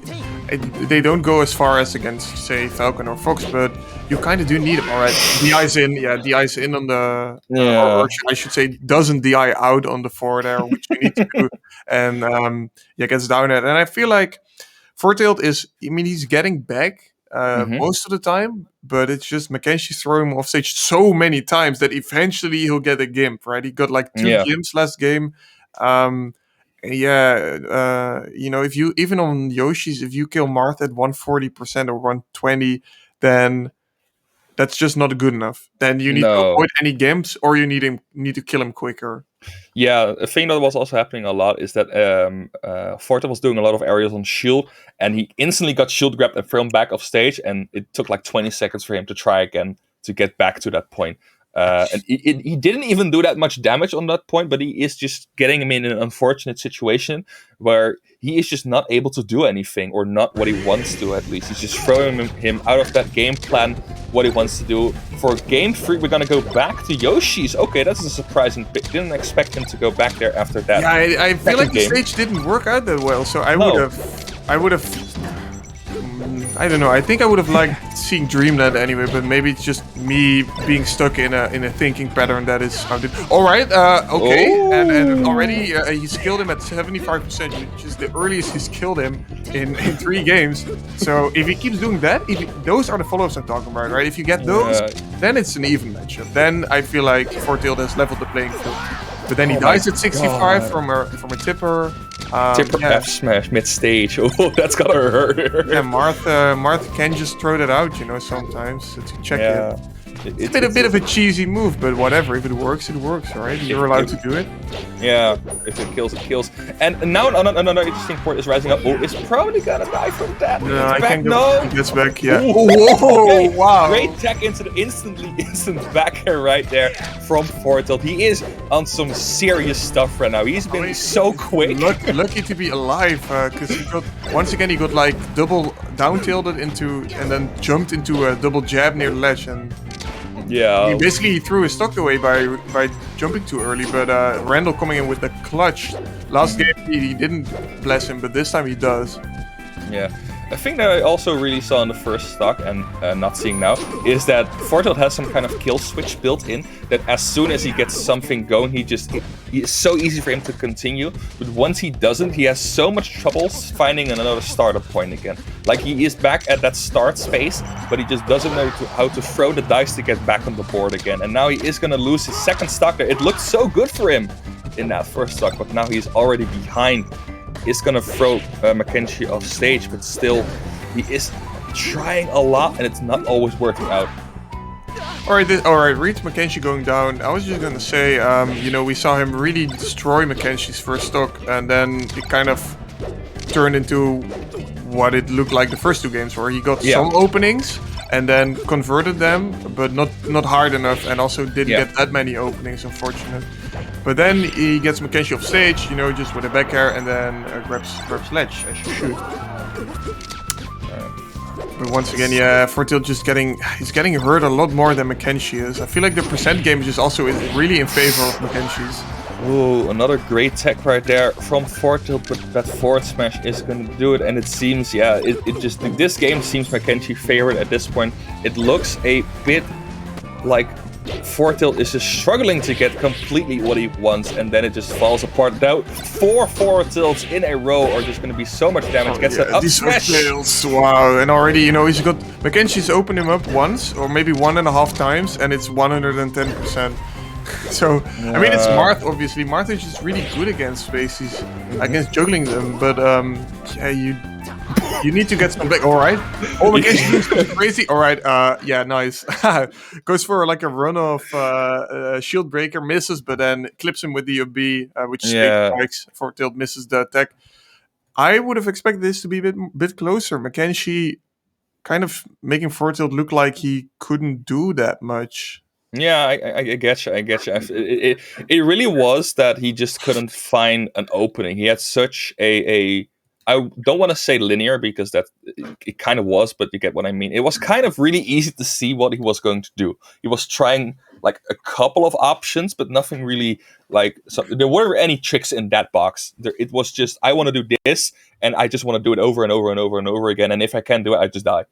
He didn't really mix him up that well, and I also feel like his lasers weren't really getting him any pressure, which he really needed, because Mackenzie could just kind of do whatever he wanted. Yeah, and then if you let a Marth do that, you see what kind of disaster unfolds from that. Just those up tilts, those forward tilts, and those extremely long strings he had on Yoshi's. It looked kind of painful to go through. And still, I didn't quite understand the return to Yoshi's, but maybe he had another plan in mind that didn't come to fruition at this point. So that is gonna it is gonna be Mackenzie, which moves on into top 48 winner's side, and Fortilt is gonna move on to top 48 as well, but in the losers side. All right. Ooh, and we're gonna get another explosive match next. It's gonna be Yapi versus Nicholas.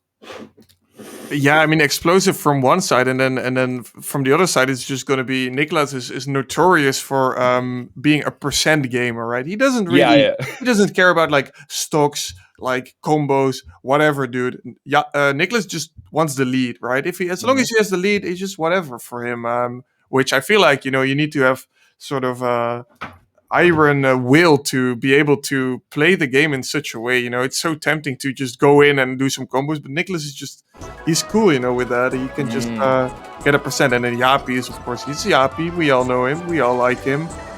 He destroys people for breakfast. last event, he got really far into bracket, actually. He beat Likes then. I had him on had him on broadcast, and then he lost to Trif in winners. I think he got like 9th or 7th, Yap, he did. So this is definitely going to be tough for Nicholas. He's up against one of the big hitters. Yeah, he got 9th. He's been doing really well this circuit. He got 13th at Valhalla as well. And actually, I met Explosive Way in kind of a punny way because, as you said, Nicholas is a percent gamer, as you said. But he plays Young Link, and I've seen... it's kind of always like bomb hot potato with what I've seen from him. He's going to mainly try to get him with those bombs, just throw them off stage, because those bombs, they do a little amount of percentage, but they can be thrown everywhere. They can be used to force a defensive wall in front of you. But the question is going to Falcon give him enough time to do that? Yeah, that's like where Falcon comes in again. This is kind of what I was saying in the when Shifting Shadows was playing against Meaty. It's like Falcon, he can just fly in, right? And Yapi actually is... His playstyle is kind of... He is just always spamming the tight movement pretty close to you, and as soon as you give him the opening, he just flies in and then opens up on you, and once he gets the opening, then you're in trouble, right? He's like circling around the bag of crisps, and as soon as he gets in, he just rips the entire thing apart. Rips and then just smashes it to the ground and stomps on it a little bit, and it just turns into a fine powder. Fine powder of mush. Well, let's just see. Like your hopes and dreams when you play against him. Oh my god, that photo! I love it. Okay, Yappy looking like another. He came from another dimension, it's ready a to destroy. Yeah, Yappy Nader coming in, and from the future to crush the humans, to crush the younglings. Yeah, and it seems already that we're gonna get the bomb hot potato going. Yappy trying to find an opening for the most part. It's gonna be so difficult with all these small hitboxes just flying around. He's gonna grab those bombs. I've seen it done a couple of times in this match already, trying to get the bombs back to him, because if a bomb is just flying with you, it's a whole different story. Gets him off stage, but no kind of edge guard there. Still the nice thing about the bombs is that they hurt everyone, right? It's not like Peach Turnip where you have to first catch it to get it to your side. No, it's fine. If you hit the bomb and it doesn't explode, then it's also dangerous for Youngling. Yeah, exactly. That it can lead in some sort of setup, especially with the moves Captain Falcon has. I would presume. It's Falcon. He can probably get a knee out of it or something. I mean, yeah, more likely than not. This is not a matchup that I've ever commentated, so I don't have any in-depth technical analysis apart from you need.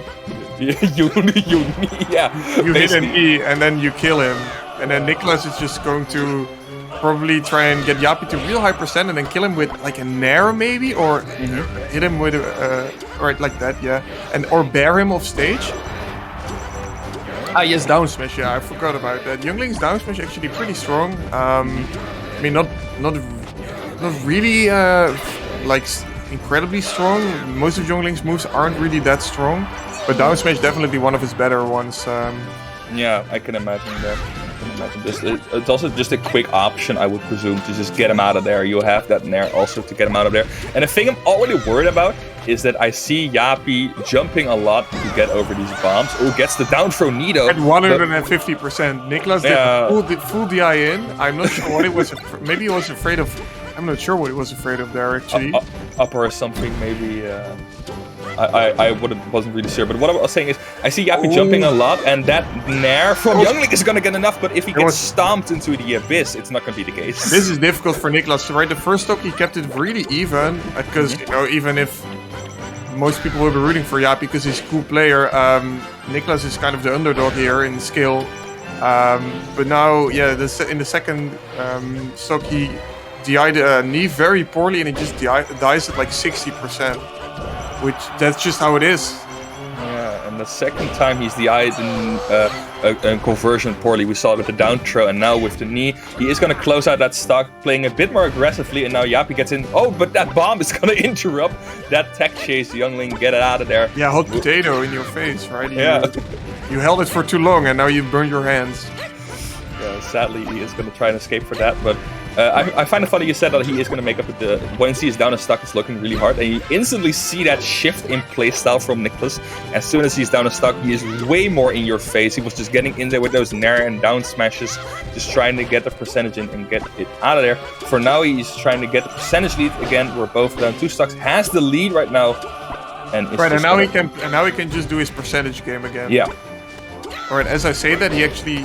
Well, he keeps up the aggression, actually. Okay. Maybe he's just thinking, yeah, I do need, like, a bit of a stock lead against Yapi, because it'll take me too long to kill him, so... Yeah. Maybe he wants to... Oh, reverse! Oh, and Nicholas DI'd for regularly. Wow, that was crazy that Yapi was able to get up that high and reverse that lead. Yeah. And now, Nicholas is in trouble again. Yeah, I think what you said, like, when he's taking his time, a player like Yapi also has more time to find an opening, and especially if you've seen how he's been dealing with those bombs, he has been jumping a lot, but he's also been throwing them back. He's been trying to take control of them as well, and then you do not want to give him the time to set up for another setup, or to force you into another mistake. Gets up there, but that nair is going to interrupt the Falcon dive, and now they're both at their last stock. We only have 3.5 minutes left on the clock. So there is all the time in the world to just set up some. Yeah, I don't think we will be seeing any timeouts in this matchup. For sure. Maybe if it was Nicholas against a floaty, like a Peach maybe, or a Samus or a Puff, then definitely. But against like a Falcon, that's not gonna happen. All right. And yeah, you know, the Nicholas playing patient. As you say, Yapi's just kind of taking his time to move around. He doesn't really like run into him or anything and give him an opening. I feel like Yapi's always. The weird thing is, you know, he's very aggressive and explosive, but at the same time, he's really, you know, patient. He always takes his time and lets his opponent make a mistake. Yeah, that is kind of more of a punish game instead of a rushdown game per se. Yeah. Oh, nice bomb downer! That's the first time he went for the downer, and it instantly worked. Oh, right. So much stuff hyping up Yapi. Nicholas just claws it back from like a stock deficit. He was at. And he goes up 1-0. Oof. Yeah. Okay. Sure. Why not? Why not? It just. I like how that match was kind of just like a train starting up, because it went up. It started really slow, but as the game went on, it caught steam. It went faster and faster, and especially those last 2 stocks of Nicholas were such a big difference from that first one, where it took like a minute and a half for anything to happen, and those last couple of stocks just disappeared. They just turned it up. Yeah, they turned up the heat, and now we're gonna go to final destination. Let's see if Yapi can bring back the heat, or if Nicholas has found his movement for now and gets this momentum going. Yeah, I feel like I agree with this counter pick, in the sense that it's just, you know, Falcon has a great punish game on FD, on floatier characters, and Young Link is quite light, so that makes him floaty by default. But at the same time, maybe it's like, maybe it's good for Nicholas as well, you know, maybe just because you can't avoid his projectiles by going on platforms. So he can cover more space with the same effort on this stage. Yeah, I can imagine that. Yeah, but for now it seems that Nicholas is trying to catch the lead for now. Oh no, that is not fortunate for Yapi there. Already goes down 1 stock, does not get back from that down smash, and this is a very difficult part, because this is, I think, exactly what Nicholas wants. He just can't run away at this point to force an approach. Yeah, maybe Yapi really made a mistake in the stage selection, because it just feels like Nicholas is not letting him get in. He's always stuffing him, and then Yapi can't get around it because there are no platforms. Yeah, and then that down smash at the ledge is just gonna snipe your hands off. Is gonna get that first stock in on Nicholas. Yapi now 1 stock behind, but still, this is exactly what Nicholas wants to get a lead, so he can just force on more percentages and let you come to him, and maybe, hopefully, you do something dumb with the bombs or get clipped by them. But for now, we're seeing that game plan just go to fruition at this point. Yapi not really finding an answer to what to do. Tries to get some stomps in, but it's not working out at this point. Yeah, I'm just wondering what Yapi needs to do to get around these bombs. It's such an atypical play. All right, goes for something crazy. All right. Yeah. Okay. All right. Yeah. I mean, he just maybe he has to just try to be more in the face of Nicholas, right? Instead of giving him the time. Yappy usually gives people the time, as I've said, and then once they make a mistake, then he goes in. But it seems like Nicholas is just so, this is his area of expertise, right? This is what he does. He always does this, so he's very good at it. Yeah. Yappy maybe needs to not allow him to get those projectiles set up. One thing that also doesn't know about the projectiles is that as soon as Nicholas has that bump, you see him jump in the air. He's jumping a lot in the neutral, trying to just move around with those bombs. And it can also make him a lot harder to grab. It may seem like that grab is just really difficult to reach. And you can get a lot of that grab. We saw the down throw into the knee with the wrong eye. You can also get some conversions, I would presume, with that. But if you cannot get it, what you have to do with aerials. And if you are in the air, you do not have a shield, and those bombs are going to be really annoying to deal with if you're going to approach via the air. So it seems it's really difficult to catch this slippery child. Please don't say slippery child. No, not in that context. He is just trying to get away from that.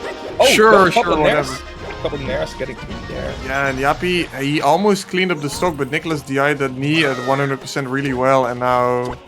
now Yappy is just getting percent though. I'm not sure how much percent a bomb does, but I feel like Yappy's been hit by like 50 bombs this game. It has done his work. The bombs have done their job. Yeah, and also Boomerang, surprisingly, Boomerang, I do know, it's like 14% or 12, which is, quite moonwalking to the ledge, but not getting the punish. Alright, this time catches him jumping back. This is rough for Yappy. I mean, you've seen, once he gets knocked off in this stage, he's actually in real trouble, because, once again, there aren't any platforms to get... Alright, Nicholas lets him get back. This is, I think, Yappy's last chance. If he gets hit off, he's down 2-0. Yeah, and the thing that's also scary is that you saw in the first stock getting that down smash is not a challenge for Nicholas on that Falcon recovery. So even if he doesn't just get a killing blow at this point, which I mean 177% that should be the case, but still that down smash at the ledge is just gonna make sure you're not gonna get back now to the stage. No, that's too far out, Nicholas. Double up air. He died so far out on both of these up airs. That was too much. I feel like that was an error by Nicholas on his DI, and as I said, Yappy just needs to get in. He needs to not allow Nicholas to do his thing, and as you see, he gets in and knocks him down and gets a grab, and then double up air. And I'm not sure, maybe this is just because of that is Youngling, but I feel like Nicholas was totally surprised, totally taken aback, and panic DI'd too far out, and was unable to get back. It's like a reverse of what happened in game 1, where he DI'd in a couple of times on a questionable occasion. Now he's DI'ing completely out on a couple of questionable occasions. It is kind of a lucky game for Yappy. I would say that he got away with that. We're gonna go to Battlefield. Maybe this is gonna be a bit more Nicholas' favorite. Has those platforms to run around with. Maybe to just try and get more room in, but still, Yappy has maybe got something going for him now. Well, I actually think this is surprising, because I felt like on FD Yappy seemed kind of lost, and it seemed like FD. I was almost thinking that it was in fact a bit of a Youngling favorite stage, but I guess not, because otherwise Nicholas would have gone back there. So I suppose it was really a counter pick, but Yappy then, Yappy didn't really get the things going in the counter pick that he wanted. Yeah, of course, at the very end where he did kill Nicholas very quickly. But now, we're on. Yeah, Nicholas has a lot of space to move around, but I feel like Yappy, these platforms will help him more than they will help Nicholas. Yeah, they do seem to be doing some work. Maybe he has some advanced tactics we are currently not aware of. But Yappy actually getting the first stock in. Oh, that Nair is probably gonna get it if he gets it. Yeah, okay, gets strong the left Nair. Right? Yeah, early strong Nair. Early Nair is pretty strong. I mean, Yappy was at like 140%, so that's kind of where Youngling struggles at killing people. But it doesn't matter if you struggle at killing people if you just spend all game hitting them with the projectiles to get them to a high percent, right? Yeah, it also just stays fresh. It just stays fresh. It doesn't stale out or something. So it is as strong as possible once you get that Nair in. And that also helps because, you know, if your bombs get a bit still, it isn't the end of the world. They still do a lot of damage, and it's not the purpose of them to knock away or just to cause knockback. But having your kill options stay fresh until the moment it matters is so important. Ooh, is gonna be an edge guard here from Yapi. Okay. Oh, okay. He's gonna edge guard himself, actually. Okay, sure. Oh, I feel like Yapi, that was maybe even a free stock for him, because he should have just refreshed ledge and then done a reverse knee from ledge. Though I'm not sure if that would even have hit, right? I don't know how Young Link works. It was better than just dropping Better down. than almost dying, right? Yeah. Yapi I mean, it's Yapi, right? What's a Yapi game without him SDing? So, as I've said that, he's SD'd 0 times in 2 games, which I feel like is just, it's a bit below average for him. You say that like we have a quota to meet or something. I mean, Yapi has his own quota. I don't know how, we don't know the way Yapi plays the game. He plays Yapi's game, right? Yeah. And then, alright, but now Nicholas SDs, he just doesn't go to ledge, I guess. Gives one back to Yapi. He's like, you didn't grab ledge, alright, I won't grab ledge this time. Ooh, misses the stomp on the platform. Actually, might have got him some big combo if he hit that. But no, he is gonna just try and find another opening again. He is at 154%, and he is gonna try to look for the nair. There it is. Is gonna just barely catch him there, and that nair is gonna take care of Yapi's second stock. Back to 0 to both players, or almost 0 for both players. And it's just waiting for an opening and see what Yapi can do. Yeah, you see, once Nicholas gets Yapi to like 130 or 120 plus, he starts doing only nairs. Yeah. He starts really hunting for those nairs. And as you said, it's because he doesn't use it at any other time in the game. It's always a fresh move, so it has maximum knockback. Yeah, it's kind of an maybe the bit that flies under the radar for people, or maybe an unintentional thing, but it does work out. He is kind of behind 91%. This is a percentage where Yapi is going to look for some sort of kill setup. Is going to try to get the stomp and across stage. Now gets the grab into. Oh, I thought it was going to be an upper or something, but no, tries to get the knee in. Not going to be working out for him. And now, ooh, actually seeing how much percentage Nicholas is doing. Is that going to be stuck? Does not have a double jump. Yeah, and just barely misses the knee. I feel like he should have been able to hit that, but Young Link is very small, so it's difficult, of course, to hit him. Yeah, maybe up air would have been better, just for going for the safe option, and then gets clipped a few times and then gets naired and naired again, and all of a sudden you're dead. So I feel like Nicholas, he's really surprising, where all of a sudden, you know, sometimes he just turns it up. Yeah.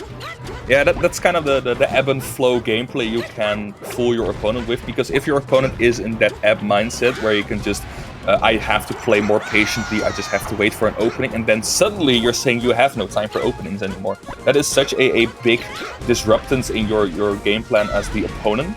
That it can also force some mistakes from yourself. And I think I was catching on to when he was getting back to the stage is that when Nicholas recovers, he throws the boomerang out and recovers on stage. Because if he gets back, if the boomerang gets back, that is exactly at the point where he cannot be punished, or where the up B is punishable, so he does not get punished for that high up B, and he can just instantly get back into the match, does not have to deal with a ledge situation. But Yapi again! No, not again! Not again! Yapi!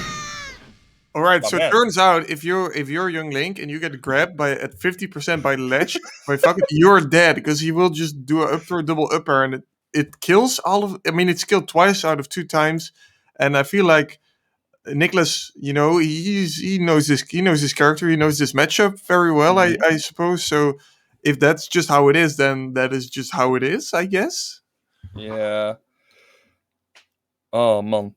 That again, the deja vu from game 2 just coming back again. It's like the same, right? It's actually, it feels like it's a 2-1 for Yapi right now, but it could have been a 3-0 for Niklas just as well. Basically at this point. All right, but now once again the same. And so now I'm starting to feel the fatigue from doing this match for 3 games. So I wonder how Yapi's just feeling, you know. Yeah, it is tiring. You can't start playing sloppy against Niklas, because you know that's what he preys on. Why else would you play your game the way you do? Yeah, he just wants that to happen. And the thing that we also saw is in the last game is that when it takes so long, Yappy gets kind of impatient at certain points. He just starts to go in with these stomps, these aggressive aerials. I get that's kind of what Falcon wants to do, but he's been that's where most of his damage has actually been coming from for Nicholas. Just getting these or just punishing Yappy for trying to get in with these aerials, trying to get a bomb and maybe just follow up with a nair or something. Is gonna try and get low. Ooh, is not gonna get punished for that greedy up B. Is gonna try it again. No spike. Oh yeah, and gets clipped with that down smash. That was such a greedy move there from Yappy. Maybe it's a bit of the impatience coming in right there. Loses his stock for it, and now even though Nicholas at 90%, we've seen Yappy, struggling to close out stocks at 120% even. Yeah, we're not at 50. Or this time let's get it. Okay. That's the stompy miss just now. Yeah, it's kind of hard. I think actually he has only been making use of that down for upper when in the last stock. I can imagine, like, if it happens in the second stock, you could probably do it as well. But he's keeping that for the last stock, or he's just not finding it until Nicholas breaks at the last stock. Is gonna receive a lot of damage, get thrown around the stage, and bomb into Nair. Has been using quite a bit of Nair, so it might not be the strongest option at this point anymore. Oh, but that falling Nair is gonna get punished. No, another up there. 4 tilt to send him off stage, and the spike. Yeah, these stomps. The thing is, so you can meteor cancel that, but only after you're out of hit lag, and because it's such a strong move, you have to wait a long time. Yeah. So that's why we don't see Nicholas being able to be cancel it again. Yeah, and as you said, these grabs near the ledge, Yappy has been going for them, but he hasn't really gone for that up throw double up air again. Though it may be a bit of a percent thing where it only works like at a very, like at this percent. Yeah, and again, wow, up airs, they are fucking up him. Nicholas messed up so hard. But these up airs, if that up air didn't exist, that single up air hitbox, he would have won this. He would have won this set 3-0, and now he's lost 3-1. Oh no! Double down throw in the stomp. He was done. Yappy did not want to have to do with him. He just run all over him at the end. The Yappinator got activated. He came back from the future. Just, I have seen what you're trying to do. I am not going to deal with it. I will now eliminate you from the winner's bracket, and so he did. Wow. Target acquired. Target acquired. Such a weird set, actually. I was expecting Yappy to win, but not like this. I feel like Nicholas could have won 3-0, and instead he's lost 3-1. Yeah. And especially in the end, you saw Yappy, I think he killed him 3 times with a stomp, just a stomp at the edge in the last game. Yeah, Nicholas just wasn't ready for that. Or Youngling can't deal with it. I don't know. Falcon is the better character of the two, of course. Wow, what a match. I don't. It may sound rude, but if we're real, Yappy actually lost most of that match. Most of the interactions were, especially game 1 and 2, weren't in his favor. But he somehow just constantly keeps clutching out these small interactions he can get, these small interactions, and makes them into just an explosion. Just instantly deletes Young Link. But I can imagine your thought. Like you can, Yappy can win, of course, but not in this kind of way. I didn't quite imagine that as well. So yeah, that's gonna be again Yappy moving on to top 48 winner's side. Another pretty good bracket run for him in the circuit, and Nicholas is going to move on to loser's side into top 48. So yeah, they're both moving on into the bracket, and we'll see how far they will be going. Let me check if we have another match ready. Yeah, I feel like Yappy, this may be, feeling like you've taken the biggest hurdle yet, because it was just, it's such a weird match. As you say, you're losing all the time, and then you have to, the few chances Nicholas gives you have to maximize your punishes. And Yappy did, actually, especially in the last game. Then he showed, just how strong he can be, even if you only give him a few tiny opportunities.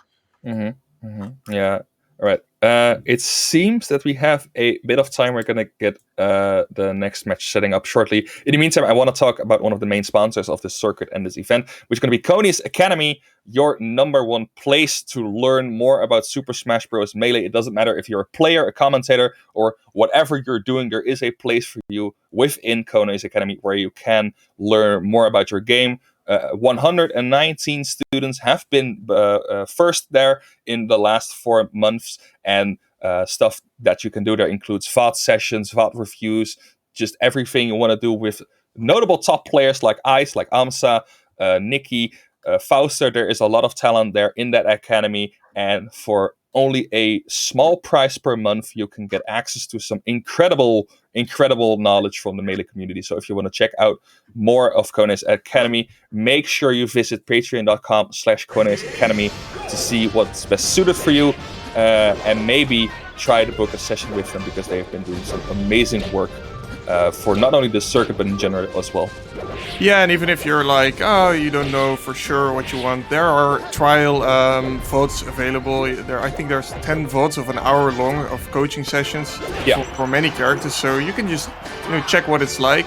And there's even a special deal where if you don't want a top player to coach you, maybe you're shy, or maybe you're not just a poor student like me, for instance, you can sign up to be a content consumer, which doesn't give you a coach to give you one-on-one coaching, but it does give you access to all of the subscriber-only places in Kone's Academy. So you get to watch all of the old VODs and also participate in just being in there in the Kone's Academy. So then you can still watch. I think it's like 250 VODs, so you can spend about 2 weeks just watching all of those VODs for €5, which count or work it out for yourself how many cents that is per hour, but it's very few indeed. So yeah, shout outs to Kone for really also carrying the Kone with the conversations, really keeping the circuit alive in these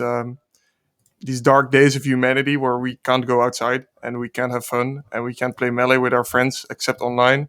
He's here, providing content for us and keeping the community close together as Europe as a whole. Yeah, I think that's one of the main reasons why some players have truly evolved in their game, or just have been practicing so much and getting so much better. Because if you have those tools in your environment, and you can just take them, especially online, it's so much. It is harder for some instances, but getting access to the right tools has never been easier before. So I would recommend just checking it out, seeing if it's for you. But I want to thank them again for supporting their event. I think they're still setting up, but I think we can also shout out the next event in the same circuit, which I believe is going to be Regen Online. Yeah, it's Regen Online. And it's going to be in the end of April. The registration for that is already up. You can register already for that event. It's going to be from April 23rd to the 25th of April 2021. The registration is open. There are some fantastic players already signed up for the event. So if you want to make sure to, if you want to participate in the next event in this circuit, make sure that you go to Regen Online. I believe the Smash G is already flying around somewhere, or just check the Smash League page for the same circuit, and you should be able to find it. Yeah, you can sign up at smashgg/regen. They keep it really simple with these URLs, and it's already in 4 weeks. So get there early. They already have a really nice page actually. Yeah, go check it out right now, guys. We're not there are no matches here anyway, so just check it out real quick. Everyone that's like you have a phone or a second monitor, you just kind of double screen this. Just look at us with your eyes closed. You can just hear us. Do something else while we're just talking about nothing in particular. What was our next match again? I think they were getting it ready, but I'm not sure. I'm just looking over at the pools we have currently, because this top 96 bracket is 4 pools. I'm just gonna check which ones aren't done yet. I see that pool 2 is already completely done. That's where we just watched Yapi versus Nicholas. I see that in pool number 3, Nebby is currently fighting Johnny Fight, which is 2-1 for Johnny. So Nibby has some work to do there if he wants to advance out of that bracket. In let's see, pool 1, there's still some match being played. Well, I'm just checking here that the Levingi and Mint they played. Levingi won, but then Skullbro beat Levingi 3-0. That's okay. That's very surprising, if you ask me. I wasn't expecting that. Let me check their seeds real quick, because I know, Levingi, he's really good. Yeah, he's seed 11, and then Skullbro was seeded as 22nd, which is also really high, I feel like. But Skullbro did make top 12, I think, at both Valhalla and the Upset, or top 16 at both of them. Mm-hmm. And now he beat Levingi, which is crazy, if you ask me. That's a really, really sick win. So I'll be looking out for my boy. I hope we get him on stream. Really like me some dog who covers roll in all the time. But he's up against Nikki now. That's gonna be rough for Skullbro. Unfortunate for him. So who else do we have? We have Dronin. I'm not sure who that is. Who tore through the school. And he beat Riggs and he beat Charlon. Wow, he beat Riggs as well. That's really. So it's another Falcon. Wow, it's really the rise of the Falcons we're witnessing right now. All right. And I also saw that, and if we're talking about Dutch players like Skullbro, so I saw that Foudenel is also in top 48 in the loser side. But he also managed to get a nice top 48 place. And let me check what the top 48 matches are currently looking like. I think we're gonna dive into the first one, which is gonna be it's gonna be Red Blaze versus Ice. This is top 48. So we are in the real deal right now. It's still best of 3, but it is going to be Ice versus Red Blaze. And I believe wobbling is banned still, so this should be a different matchup for wait, is Red Blaze playing Ices? I don't know, man. Are they getting in? I feel like they are getting in. This is it, right? Yeah. This is they're right? going. I mean, Red Blaze, he is a Marth main, so this is something. Wobbling is banned, as you asked. We don't do that anymore. Did Red Blaze get all the way to here by just playing his Ices? Now I'm wondering, has he gonna be going Ices the entire tournament, or? Let me just look in the bracket. I know Nana is already off the table, and she's just out of there. And I see. Wait, I got in the wrong pool. It sent me to the wrong pool. Anyways, we'll see. It's only Popo left at this point. He is going to try and get him out of there. He has been going Marth up until this point. I see in the bracket. Wow. Sure. Yeah, sure, whatever. I guess, maybe this is an inside joke between him and Ice. Ice, who's been playing again, he's been inactive for the last few years, or barely active, I guess. But now he's kind of getting more active the last month, I guess. Always with some Ice. Yeah, I like him as well, but I think a thing that's really hard against in this matchup is that Fox is so efficient at splitting the Ice Climbers up with that shine. We saw it a couple of times when he shines, the Ice Climbers, they slide far really back because of their low traction. But if he does it in between them, they just fly away from each other. And speaking of flying away, there goes Red Blaze's second to last stock. Only one stock left. One more Nana, and Ice still up comfortably with 3 stocks in the pocket. Yeah, especially, for most top tiers, it's quite easy to kill Nana, but I feel like for Fox, it's a double upper ladder.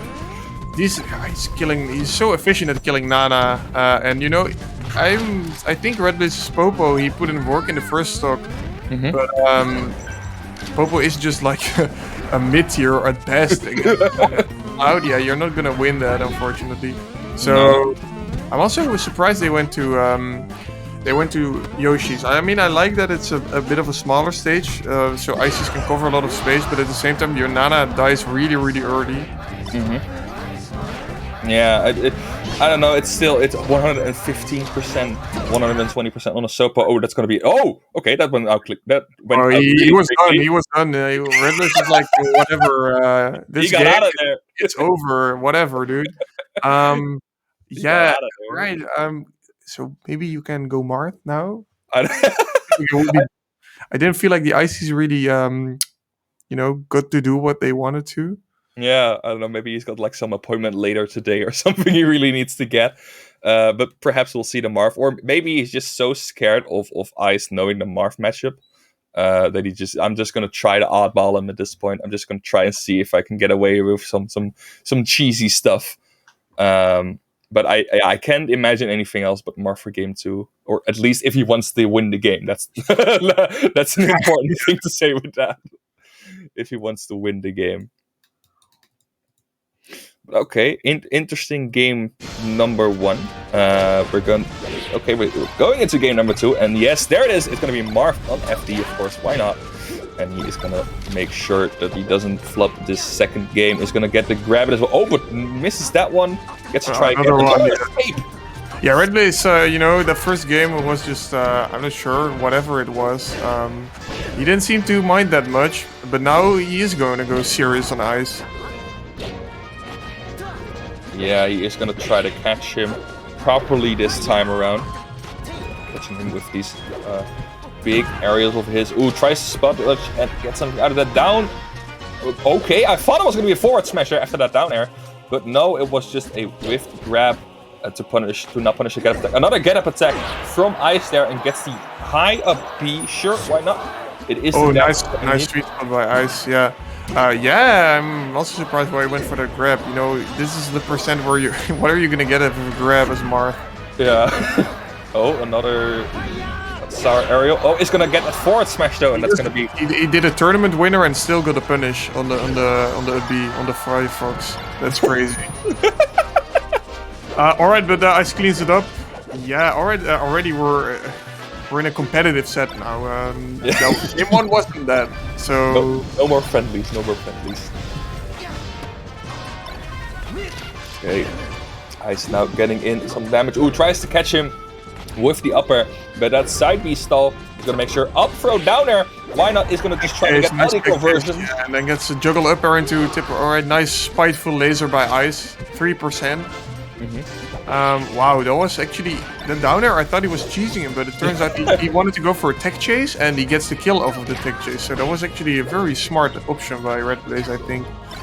Yeah, it looked kind of unnatural, but it worked out in the end. Kind of an unorthodox Marth as far as I'm seeing right now. It is working out, and maybe that's kind of what's been catching Ice off guard, because it seems like Red Blaze is so efficient at this point at just getting Ice into a position that he wants to. Like, for example, he's been doing a lot of get-up attacks, but he's just standing there. He is not afraid to let him go. And a great tech chase again forward there is going to be the sour spot, and gets not the best punish he can get there, but it's sort of enough. it's kind of questionable to see what he's doing. It pays the bills, I guess. It's kind of like this thing, right, where Marth has so many options to punish folks that it doesn't matter that much if you go for the best or like the second or third best, because everything combos anyway, and as long as you keep Fox off stage, then as a Marth you can just rinse repeat. Nice goes for the instant release back air. Ice does.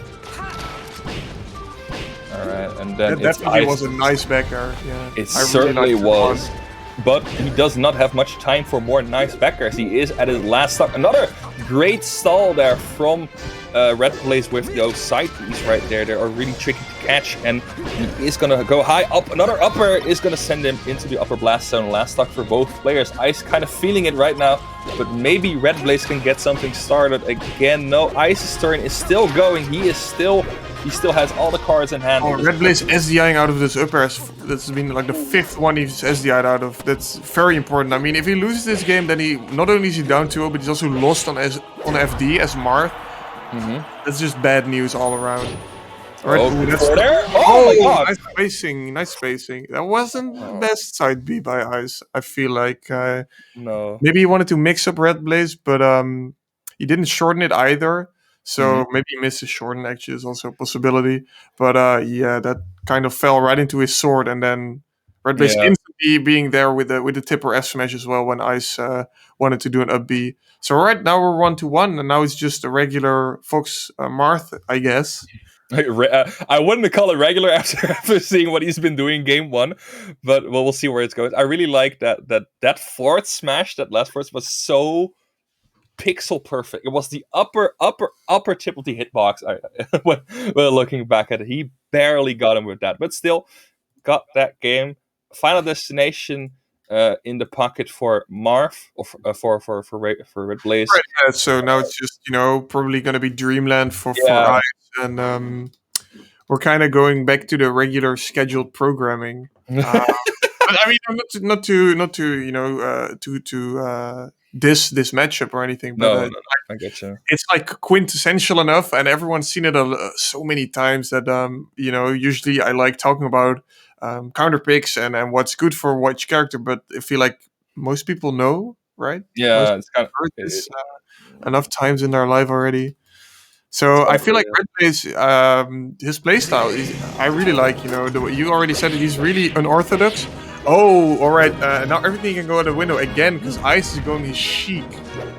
Ice used to be Sheik main a long time ago before he switched to Fox. This match is confusing me with every second that's passing. Like guys are also character counter picking, and you don't see that often.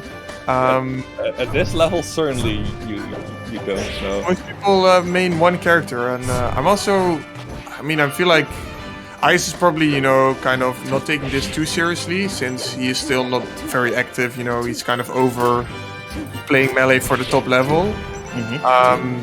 Because his Fox did really well, I feel like, he could have won game 2, and then if you always win on FD, then you should be able to win on any other stage against Marth. Yeah, it should be fine, if you get that close, but... He just wants to play his Sheik, I guess, which is fine. Yeah. And this is also pretty, this is pretty okay matchup. Most Marth, especially, this is more of it's a difficult matchup for Marth, not as much that it's an easy matchup for Sheik, because Sheik doesn't win neutral against Marth, but she really does win the punish game quite significantly. Yeah, I can imagine if she's just crouching, trying to fish for those down tilts to get into a forwarder, she is really low to the ground, makes it a little bit harder for Marth to properly space his aerials and not get hit by one of those confirms. Is gonna die off the top, but it is still 171% for Ice. Is probably gonna die to almost everything at this point. But you'd be surprised. You'd be surprised. As I said, I am surprised now. That's one of those Marth things where, I hit an aerial at someone at 180 and they don't die. What the hell, right? That's Marth. That's Marth as well. You either die at 40 or at 140. It's like the duality of Marth. Either he kills you instantly or he has to work a long time. Sure, why not? It makes it kind of interesting, I guess. Gets deep forward smash. Alright, yeah, but has to respect Ice going to ledge what it should be. Marth really can't deal with Sheik up B. There's no way to get her before she does it. And also, you can't really sneak ledge because you can't ledge stall as Marth. Or ledge stall invincibly. So you just have to get back on stage and... Oh, covers the air dodge. Great by Ice. Yes, gets him down there. Second stock for both players. Now 0%. Again, trying to find an opening. It's going to be Red Blaze who finds it instantly at the ledge again. A lot of ledge play coming up from this. Marv tries to get him back there again, but air dodges that aerial to get out of there. And now it's Ice's turn at the ledge to play him for that. Oh, but that forward is going to send him the other way around onto the stage. Not what Ice wanted, but it is a reset. But he's still getting punished. Misses the turnaround again. Oh, alright. Yeah, I think it was a bit of a greedy option by Red Blaze. Yeah, I don't think he expected him to do that option. It was maybe he didn't. He thought it was going to do something else, just drop down grab or something, or play it safe at the ledge. But it was a kind of aggressive option. Oh, missed that forward smash barely though. That's he kind of misses that. You see Marth make, and then they are in trouble, right? Alright, but does get the tech chase, the platform tech chase afterwards. But it's just as Marth, you really have to precisely hit your moves against Sheik. It's kind of the opposite against Fox, where everything kind of works 1-0 off stage. But against Sheik, no, you have to make sure you get the tip result, because otherwise you live forever. And as soon as you can grab this Marth, you're in trouble, right? I can imagine that. Yeah, I can imagine that does not have the best tools for dealing with that. Oh, gets back off the stage. Oh, he is done. He is done. He jumped into the for there. Yeah, he's done. That's the second time after he lost game 1 as well. He just instantly LRA started out of there. Not bad. He's good at rage quitting. It's a good tech skill to have, you know. High APM rage quitting right here. All right, so that means that we're going into game 4 already. I would presume, at least, that Ice is going to stay Sheik. It works, I guess. I mean, there's you never know. One thing I should say about this about matchup, Icy Sheik. I'm sorry, this is wild, but Icy Sheik is not very good for Sheik because even though we don't have wobbling, Icy's actually Sopo has a chain grab on Sheik that goes from 0 to like 70 pretty consistently, and if you're frame perfect, you can do it to like 100. But so it's actually really not that good of a matchup for Sheik, even though you'd expect it, you know, you'd be like a high tier against or top tier against a high tier character. No, it's kind of a struggle matchup. Yeah, right. And Ice is decided to avoid it and preemptively going back to Fox and Red Blaze. Alright, he's smart, but now he's Blue Mark. So maybe it's kind of a character switch, right? But it's like it's another version of himself. He's now he changed from a fire type to a water type. Okay. It seems to be a different one, I guess. Gets a big conversion right there. Another forward smash, double jump for Ice. Another forward smash, and that's gonna be the stock right there. Gets caught really early. Let's throw Blue Blaze. Yeah, great. And if he loses this game, he'll bring out Green Blaze as well. Yeah, with all the blazes in the house, they are already there. Oh, waits for the spottage. Now are we seeing a tick chase? And you know, the last tick was just as I said. Everything works for Marth, right? Fox has to be there. Whatever, dude. You can always react to whatever he does. It's kind of the opposite against Sheik, right? Yeah. Yeah, I can imagine that. I can imagine that being a completely different story. It feels now. All right, but Ice kills him with a falling up air at 110%, and now did have Red Blaze off stage there for a moment, but then got back. And now he's in trouble. Does he even jump? He does not. Okay, he gets back to the stage though. He gets back to the stage. Dead. Oh, good SDI. Yeah, that saves him. His SDI is actually really good, which is it's important, you know. If you don't have the SDI, a nice dash dancing by Ice. That's a universal Smash thing. The dash dance into run up instant greedy option. that's always a thing. Right? You make your opponent scared with the dash dance. Yeah. Have you ever seen that clip of Ice versus Armada at like a Beast where he does like a moonwalk and also dash dance and a few wave dashes while Armada's in the corner and he doesn't know what to do and then he just kills him. That's yeah. Oh, nice shine! Wow, great Oh my god. Okay. Suddenly this is looking a lot better for Ice. I was really scared because Red Blaze has been doing a lot of these great platform pressure extensions. Like he just throws him on there, he just gets a lot of damage out of there. It's kind of Marth, but still, it's really difficult to do it consistently, I would presume. And now, gets the down, gets the throw into the fortress. Great tech right there from Ice. So last time Ice was lasering, he got Tipper F smashed, and that gave Red Blaze the opening to get him to like 100%. So please respect Marth, because full length wave dash F smash, it goes really far, and it's also quite quick.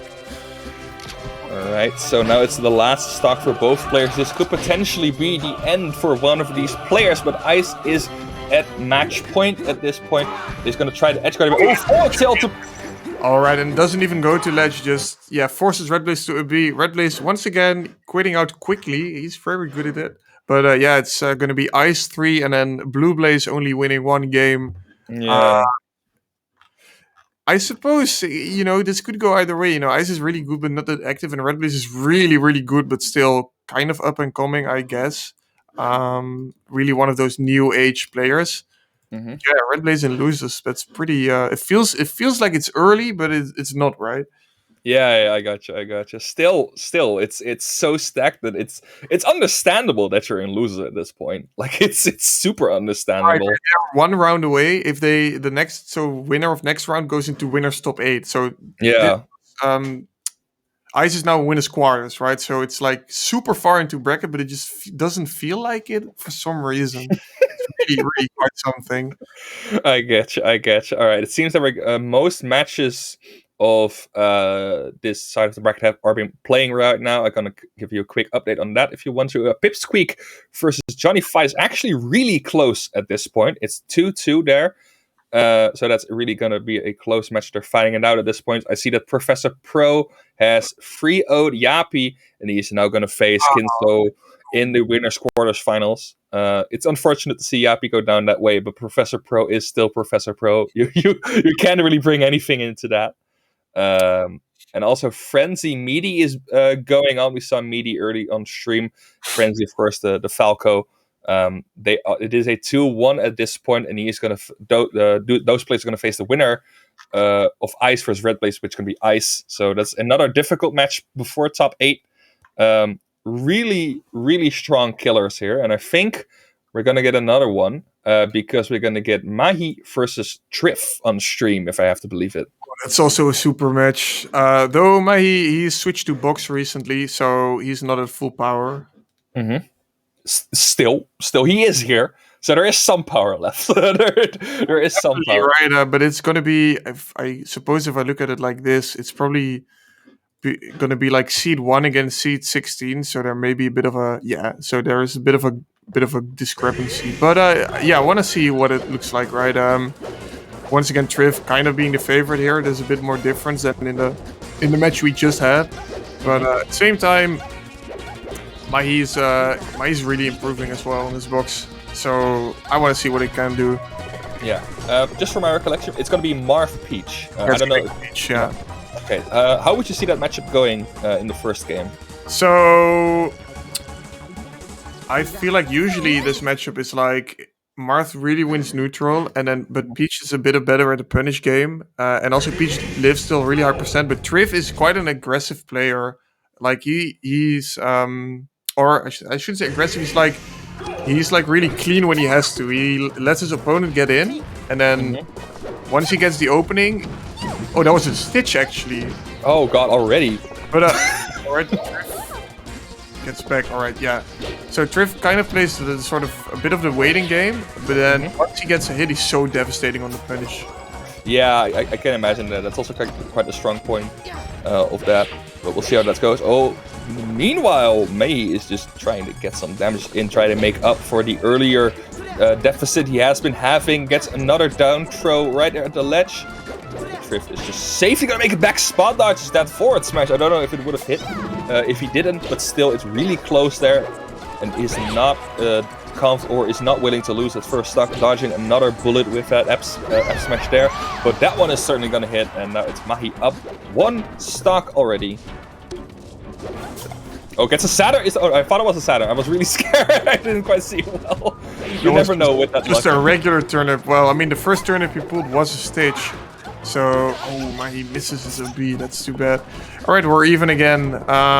Yeah, you kind of want a full story lead as Marth, or at least a percentage lead, because Peach will kill you earlier. Right now, it's probably... Oh, Trif maybe should have nared there. That could have been very, very rough for me, but he goes for a 4 there.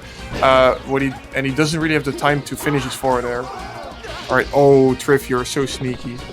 Oh, so this is what I was talking about, right? You kind of want a percentage lead, because now all of a sudden you die at 80%, and you're not going to kill Peach at 80% as Marth. Yeah, that seems really difficult to do. She's quite a floaty character, and also has a good horizontal way to get back to the stage. He is going to watch out. He is getting lapped in percentage, though. Trif really turning up the heat. First stock looked kind of close. He got the first stock, but now, oh, he's off stage. Does have a double jump, though, but that turnip is going to do it. Grabs the ledge. Smart turnip. Yeah, just and even has time to refresh his ledge invincibility. Trif has after dropping the turnip. All right, but gives 1 back.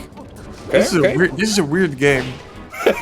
It's going really back and forth, but not in the way you kind of expect it. It's just some interaction happens at one point, and then some weird option comes out. That B, of sure, why not? He is ahead in the bit so far, but maybe a bit disrespecting or maybe just flubbing a bit. But it's kind of out of character. Some of these kind of goofy options, I'd almost call. Trif is usually like not the kind of guy who does weird shit. He just kind of plays the clean game. He just wants to properly get it over with, as they say. Maybe it was a misinput. I don't know. You never know. I can't imagine any other special move in the air for Peach that would have been pressed at that point. Maybe side B, maybe Peach Bomber. But that's also BM. That's also kind of BM. Yeah, definitely. All right. I'm kind of surprised by Mahi not going to. You kind of want to go to Yoshi's, I think. Or at least that's the stage I would like to go to, if I were in his shoes. But maybe he doesn't like down smash there because it's a very, it covers a lot of space. Yeah, I can imagine that. But still, it seems to be going fairly equal. It is a bit early to call that, but still no real win at this point. Who gets it down there, but no follow-up from that. Trif quickly making that his own though at the ledge. Oh, gets the get-up attack. Gets back to neutral, but still Trif is going to continue that punish game. Marth does have a turnip, but he is not going to make use of that, and that should be it. At this point, he doesn't have a double jump. Yeah, in this matchup, it's like Marth needs a percentage lead if they're on equal stocks, right? Yeah. If it's both 50%, then Peach is in the lead because she can kill him quicker, and Marth just needs Peach at like 120 or so to get a kill, or you need to get like a pivot F smash, but that doesn't work as long as Peach DIs well, and I think Trif, being the first seed, will always DI that well. But does get a nice down tilt there, and just grabs the edge and doesn't allow Trif to get it. Yeah, that's not the usual way you can expect matches to go, but it is certainly, you can take it. You can just take it in your pocket and move on with it. Gets through the turnips with those aerials. Down smash is gonna send him back to the stage or back to the ledge, and it's still Trif just trying to get some good turnips and send Mahi to the edge of the stage, because that is where he mostly has been when it's not going well. He just doesn't really try to get some big combo strings going. He just wants him off that stage as fast as possible to snipe it with those turnips, it seems. Yeah, I feel like Trif has been really good at the edge guards, really tricky, and Mahi has not been able to react to his options. So one of the things with the turnips as Marth is power shielding them is alright. It's not really that easy. And also hitting them with an aerial to block them is fine, but you kind of don't want to grab them because Marth throwing animation is very, very bad. It's very laggy, very easy to see, and also has a lot of end lag. It's really bad. So you actually really don't want a turnip in your hand. Yeah, you just want to get it out there as quickly as possible. You'd rather waste time hitting it than catch it, because then you'd have a turnip in your hand and you can't do aerials. Yeah, it takes an even longer time to get rid of it instead of just staying still for a bit and power shielding it. Yeah, that makes a lot of sense, but still, look at that turnip pressure. He's just throwing it instantly at the court. He's just trying to only get him with the turnips, it seems. That's gonna be that down there. Oh, goes out there. I feel like actually the turnip he threw upwards was a bit of a camera trick, because the camera moved and then because we didn't see it, so Mai didn't see it either. That Trif was up in his face all of a sudden instead of being like 2 meters further to the side. Yeah. Ooh, and actually that power shielded turnip just a bit ago was helpful because it caught his double jump, but he still got back to the stage. Trif just being very tricky at this point with his movement and what he wants to do. Mahi now trying to find an opening really hard. He just tries to force something, but it's not working out for him, and he just gets caught by all of these Peach aerials and turnips. Oh, are we gonna see a free stock though? At this point, he is back at the ledge again. He gets a down throw. No forward smash this time. It doesn't work. It never. No. It doesn't work. As long as you DI properly, it doesn't work. Yeah, but then you have to DI properly, and we've seen before that is not always the case in most situations. But I mean, should you be going? It's like a. Yeah, you should be waiting for your. Should you be waiting for your opponent to make a mistake, or should you use options that work? Yeah, of course. And these turnips are certainly doing their job very, very well. Seems like May is having a very hard time to getting through them. But yeah, but that's what I'm talking about. Like that's more of a smart option to just try and get an up tilt. It's also less committal. It's difficult to hit an up tilt, but that's just kind of how the matchup is. If Marth had an easy time killing Peach, then this would be a very good matchup for Marth, but he doesn't, so... Right, drop, yep, and the turnip is still active, yep, because you've only hit it, so it's still... You need to grab it for it to turn, or power shield it to make it turn to your side. Yeah. You would. And he didn't, he just hit it, so it was still active, yeah, and Trif knew, so he just held edge. So he just basically disrupt the hitbox where it is at this point, but it's still an active threat to you. Yeah, and then that recovery on Marth is kind of decent, but it goes up, and if you have a turnip right on your head, it's just going to send you sideways. And exactly. I mean, you can get lucky and get hit into the stage and tech it, but still, you know, Trif will have the right spacing down. Okay, going back to Piece 2, or Piece 1, excuse me, still kind of surprised by that, seeing how much trouble he had getting out of that corner or into the center of the stage against those turnips. Maybe he's found something out for now. It seems like he's been just trying to get in again, just really forcing it. Oh my god, he's just walking, dancing around there. Gets in though, and now has Trif at the ledge, but it's only a matter of time before Trif can get out. Or nice seed drop, yeah.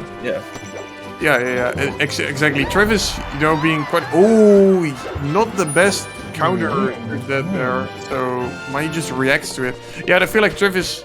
Even in the corner, Trif just isn't feeling kind of boxed in, right? He's still grabbing turnips. He's still actually hitting Mai when he is in the corner. So Trif just feels very comfortable, looks like. Yeah, that's actually kind of the scary thing, because even if you have Trif in the corner, it seems like it's still his game at that point. It seems like he is still the one in control, because he can just run really far back into the corner, grab a turnip, or he can just try to float into a weird position so he can grab you. Gets the forward throw rare, drops Mai off stage, but that turnip is going to send him onto the stage. As we said, that is going to be good for him, and now Mahi trying to take control of the situation. Is not gonna catch him there with the up B. No! Safely glides out of that situation. Barely. Yeah, barely. Yeah, now, I mean, Mai is up a full stock, but you still kind of want to end this stock, because otherwise, one stock is not a lead, and this matchup is kind of a stock where that does ring true some of the time. Oh, and a bomb? Will he just throw it away? I suppose you should, Trif. I think so. Chuck it, yeah, just chucking it. Yeah.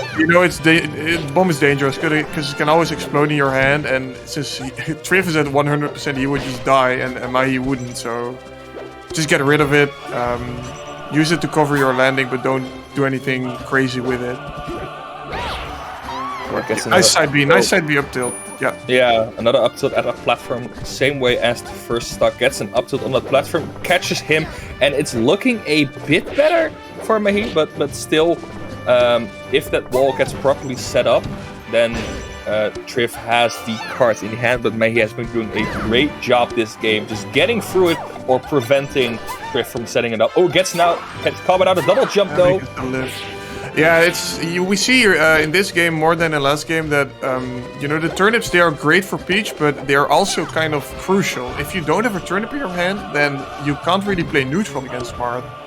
Yeah, you have too little range on most aerials, or they're at least not disjointed like Mars or DI's out on that. Again, gets the up B. Is he gonna catch it? No. Okay.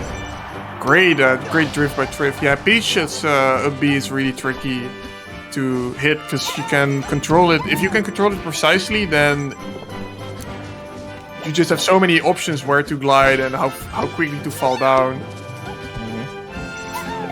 He gets back to center stage. Oh, that forward special is gonna catch him. The eye. I think Trif wanted to run away. He could have lived that if he died in, but he got the eye out there. And alright, but still, Mai is almost at a kill percent. So the lead has shrunk since the first stock. Alright, tries to catch him off guard with more of these turnips. Forward smash there. Oh, gets there. He's gonna send him off stage. Okay, another couple of turnips in the corner.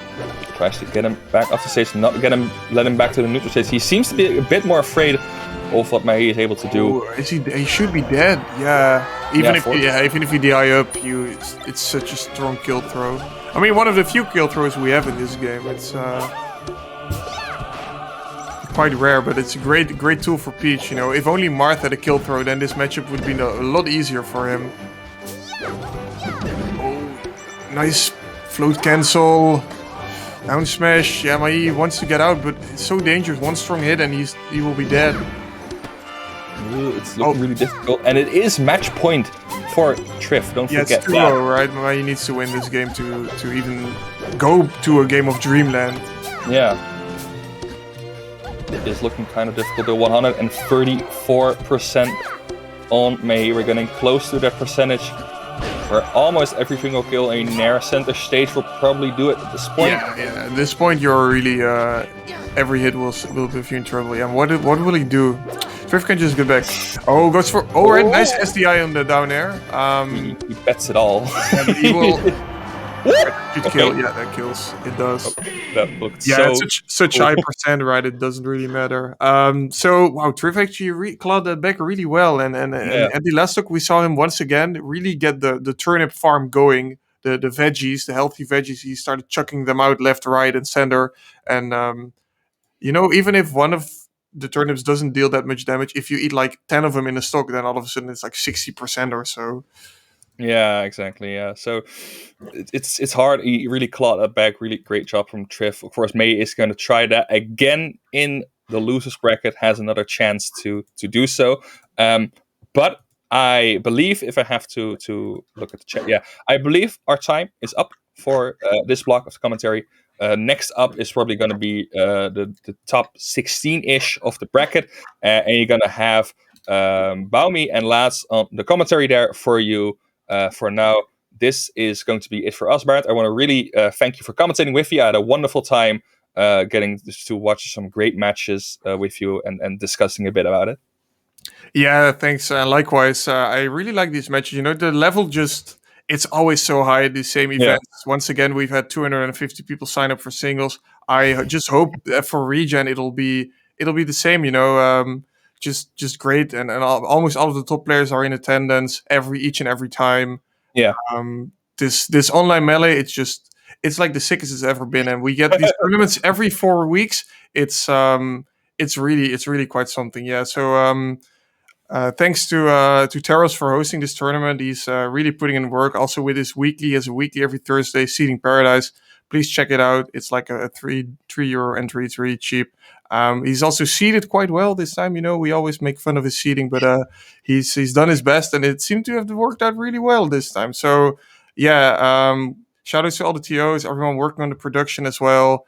We're gonna head off, and we're gonna leave you with an even sicker melee than you've just seen.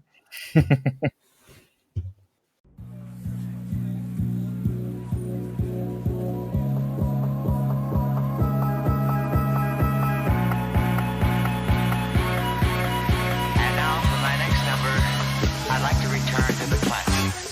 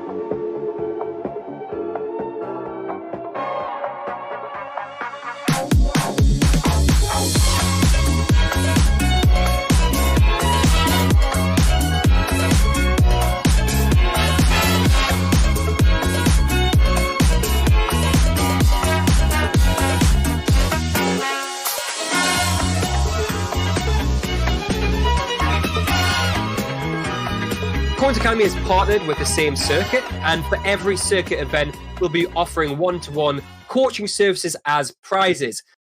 You may be the next Pipsqueak. You may be the next Pipsqueak. Imagine.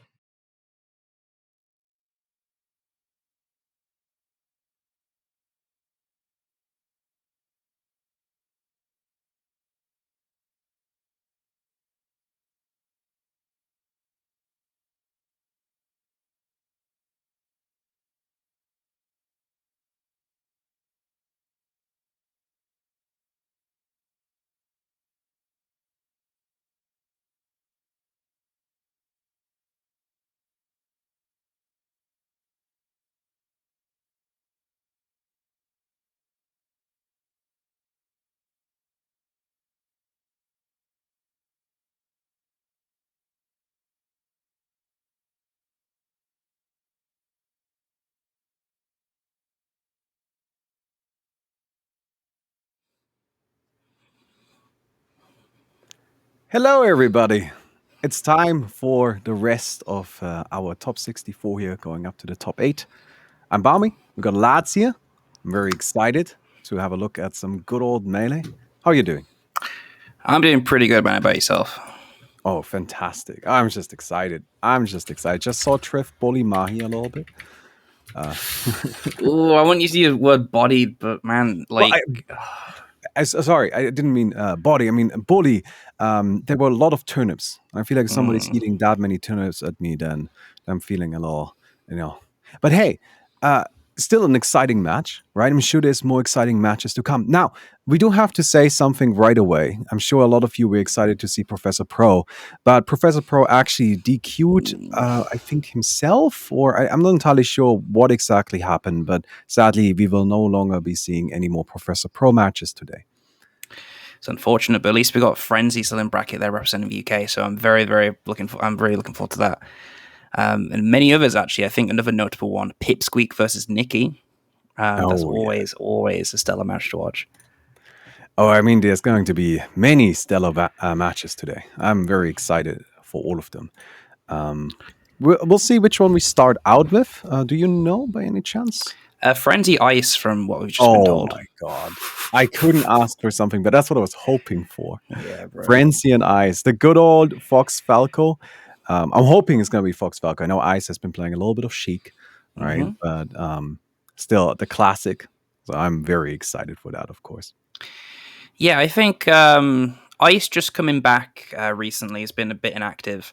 If their doubles performance is anything to go by, then they're still the same old Ice that everyone knows. Frenzy, still looking on top of things. I mean, dropping a game to Meaty just before that, but I'm very confident that Frenzy could take it over Ice if necessary. If I had to give it to any of them, probably Ice, just by a little bit, but I wouldn't count Frenzy out at all at this point. Never. Just because somebody drops a game, you should never hold that against someone, I think. Because oftentimes, you are playing really well, but so your opponent just has that buttery smooth game. And also you're playing Falco. Who knows? Maybe you lasered off stage 3 times, right? It happens. It's just like oh man, when you watch this level of like spacey matchup, oh my god, man! Like it's Pipsqueak Nikki especially shows it, and if you look at Twitter as well, with some of the random clips they show of how they're advancing the Fox meta. Oh yeah. Oh my god, man, they're nuts. But I mean, Frenzy Ice as well would just be as good as those two.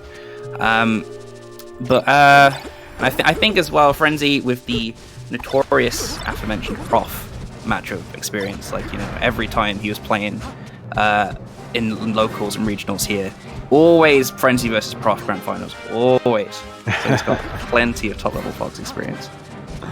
Well, I mean, that just shows that we have a real strong player on our hands here, right? I mean, Prof is absolutely fantastic.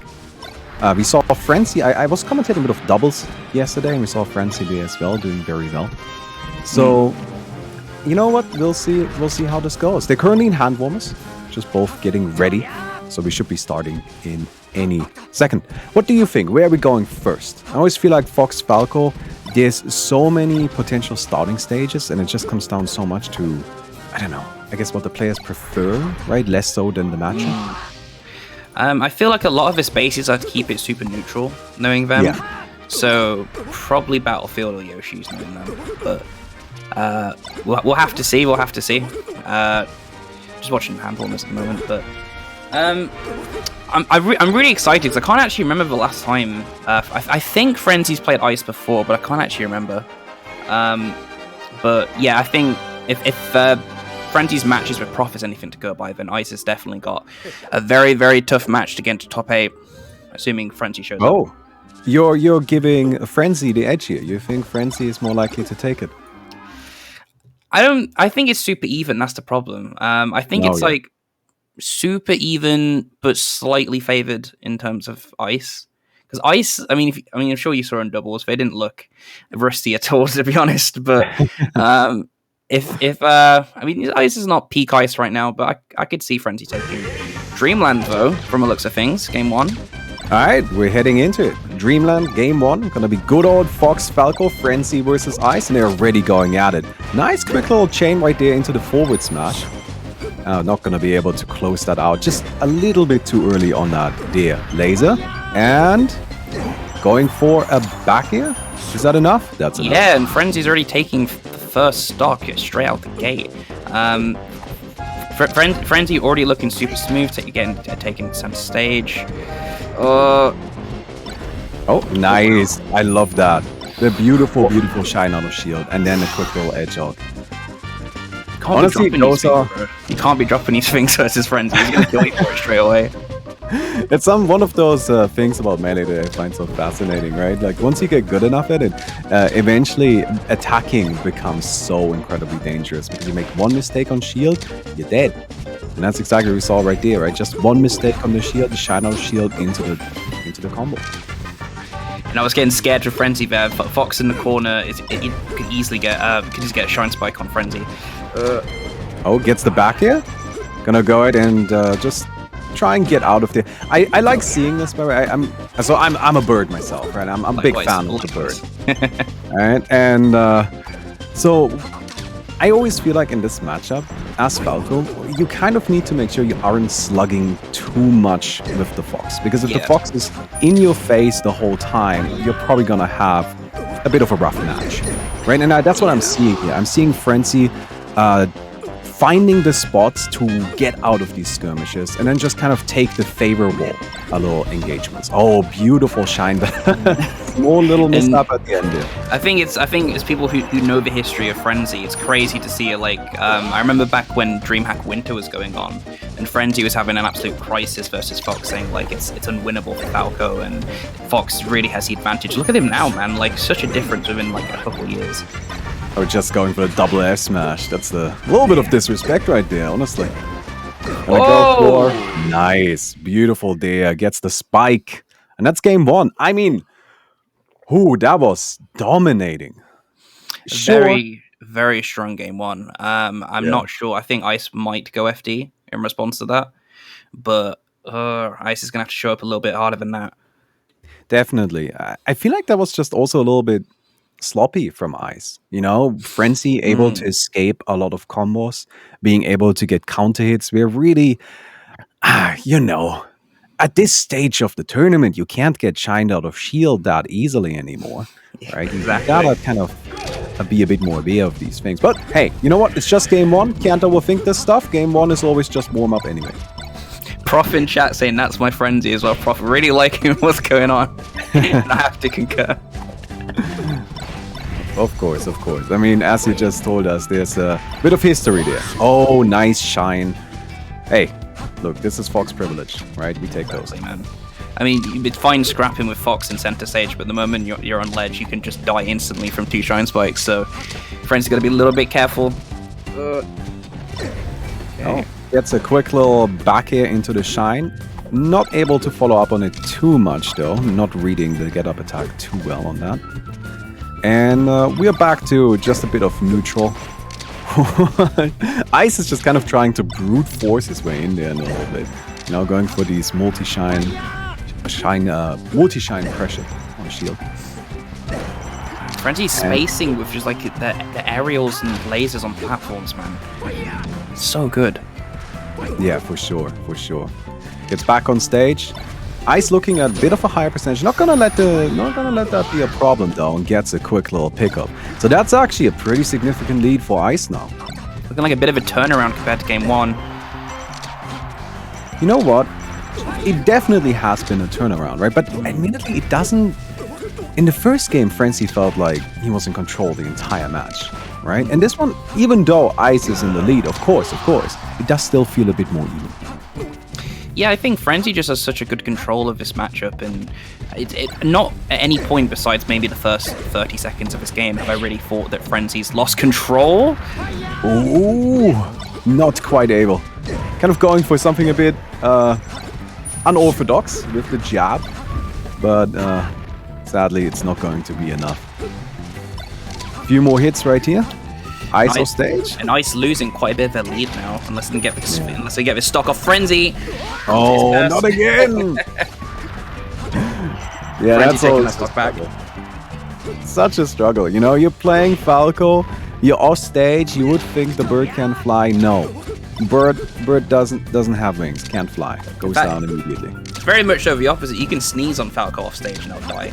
So it's like you gotta be mega careful if you're Falco trying to get back. Yeah. Oh, that almost looked like a bit of a disaster right there again. Yeah, Frenzy needs to figure something out about these offstage encounters, and that does it. Wow. 2 stocks straight back from Ice, and that's a 1-1. I think I'm not really sure where Frenzy is going to take this. I don't really know the counter picks too well.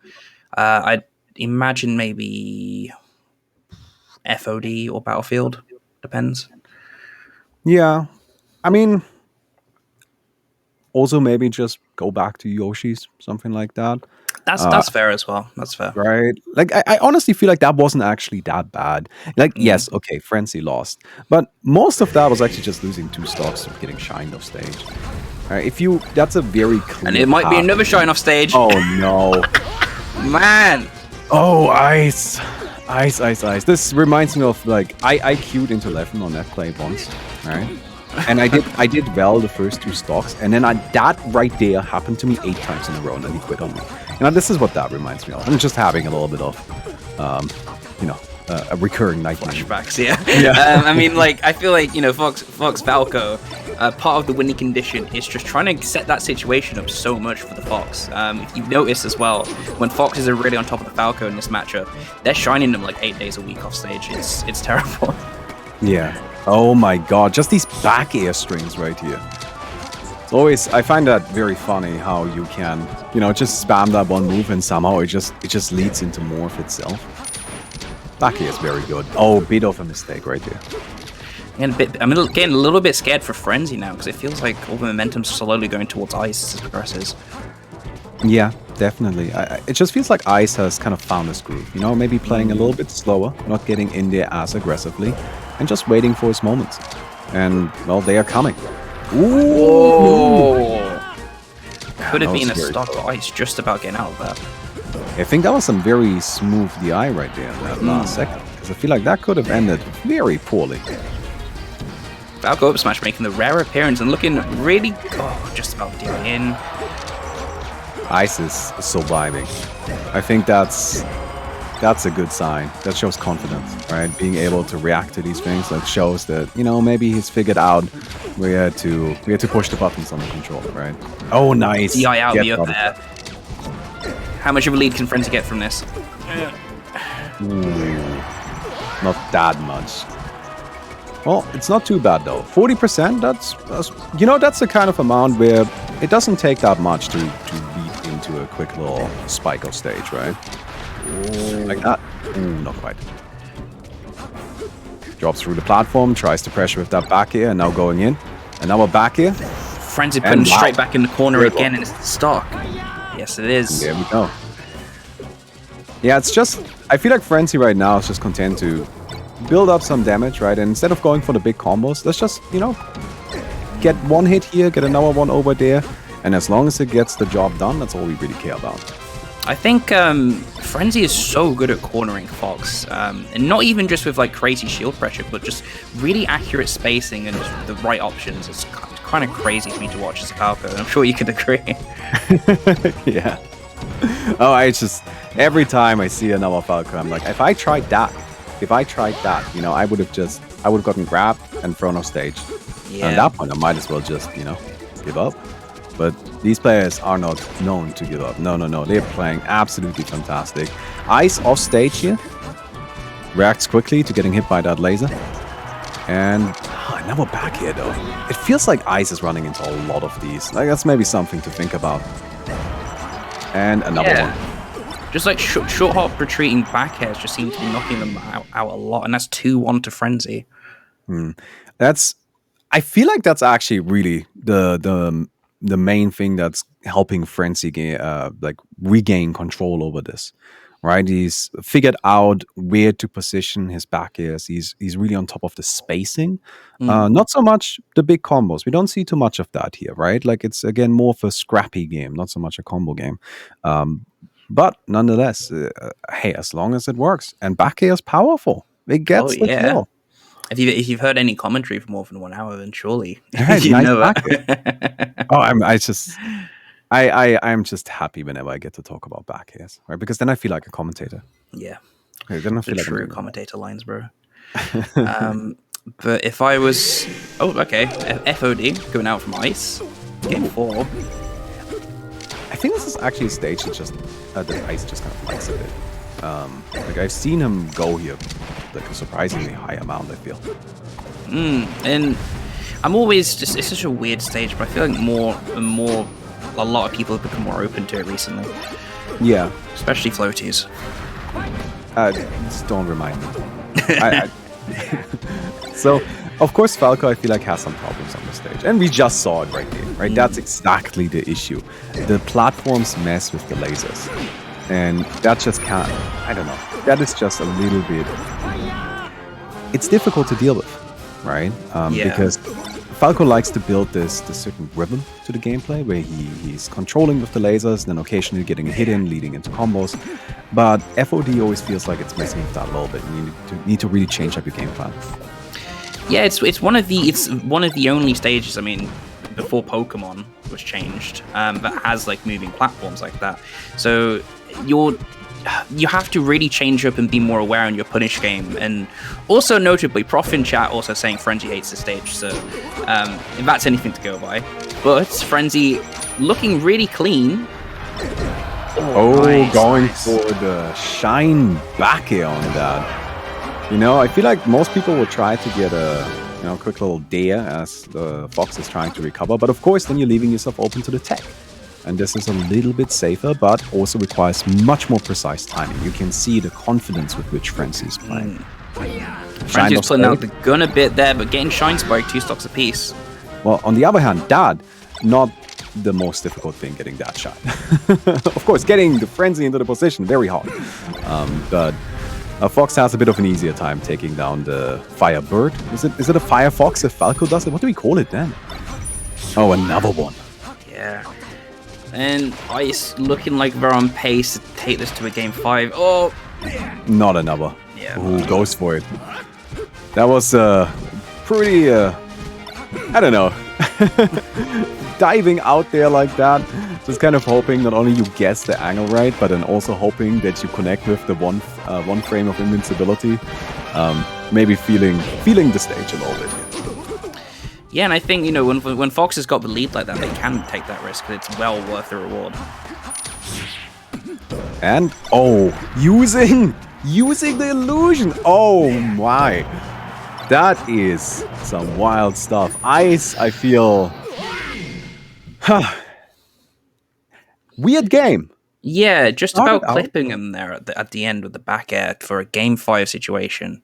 Yeah. I'm not sure where I see Frenzy taking them at this point. Possibly Yoshi's again, but we'll see. Yeah, I could also just, wait, no, he did end up winning on Battlefield, right? So Battlefield is out. Mm-hmm. So that really only leaves what? We have Dreamland still? Is that right? Yeah, because I think, yeah. Wait, no, Frenzy won on Dreamland, yeah. So Frenzy's won on Battlefield and Dreamland. So there really only these Yoshis and Pokemon then. I would be highly surprised to see FD. I think we can safely rule that out. I'd say Yoshi's knowing Frenzy. I feel like Frenzy would definitely want to go Yoshi's. That last game was interesting to me though. It felt like it started out with Frenzy like in really solid control. And then sometime in the middle of that, Ice found his groove. Oh, Stadium. Okay. Yeah, I think Ice has slowly been crawling it back and just making the right calls with Falco off stage. And, we are Pokemon Stadium. I think this is a great stage for both characters. Fox probably gets a slight, tiny, minuscule advantage, but even that is maybe a bit of a stretch. Overall, just a strong stage for both of them. Gets the grab, kind of trying to lead this into something, but neither of them are able to actually connect with that much right now. I'm just getting a bit of a very, very bad time, dude. I'm getting very big flashbacks of when Frenzy infamously missed that down air on Prof to lose game 5, because I'm pretty sure that was on Stadium. That's the only thing I could think of in Frenzy in Stadium, but let's hope we don't get a repeat of that. Oh, look at these power shields. Oh, Ice just showing off now. Yeah, that's always very difficult. I like what I think it was Mango who said, like, what can you even do against somebody who knows how to power shield, right? Because you can't stop lasering. You gotta keep lasering, but they will just shoot them right back at you. And I think we saw at a Smash Summit not too long ago that Zane's most common opener against Falco in some matches was actually just Falco's neutral B. Yeah, because it becomes a reversal in that matchup, and, right. And they can just use their move against them if they know how to power shield that well. Oh, doesn't quite connect with it, going for the Firebird all the way up in the corner just to stall his descent. And they're both on very high percent, but well, sadly, Ice is a stock ahead, so Frenzy gonna need to figure something out. Gets the shine and into the back end. Yeah, I was going to say, Frenzy was looking like on the ropes a bit there, but slowly clawing it back, and there might be a stock for Ice. Stock for Ice, 3 stocks to 2. Yeah, not a big surprise. Now, of course, this is the Spaceys matchup, right? Anything can happen at any moment. Just pulling out the gun, looking at the unranked Falco right now. Look, sometimes you need to slow it down a bit. Sometimes you need to relax and just think. And the gun is very good for those moments. Oh, gets a wonderful shine into the F smash. Oh, dude. This could be a stock. Is that enough? No, just barely off on that positioning. Going for the classic dash attack into probably just the dare, but not enough. And now pressured into the corner himself. I'm kind of scared for Frenzy. Come on, Frenzy. Frenzy just not finding the kill moves. Alright, able to get Ice on stage. Is that gonna be it? No, again! This back here. How he's still alive? Doesn't do it. Yeah, Ice just back living. On stage! No, come on, you need to kill this fox right now. 180%.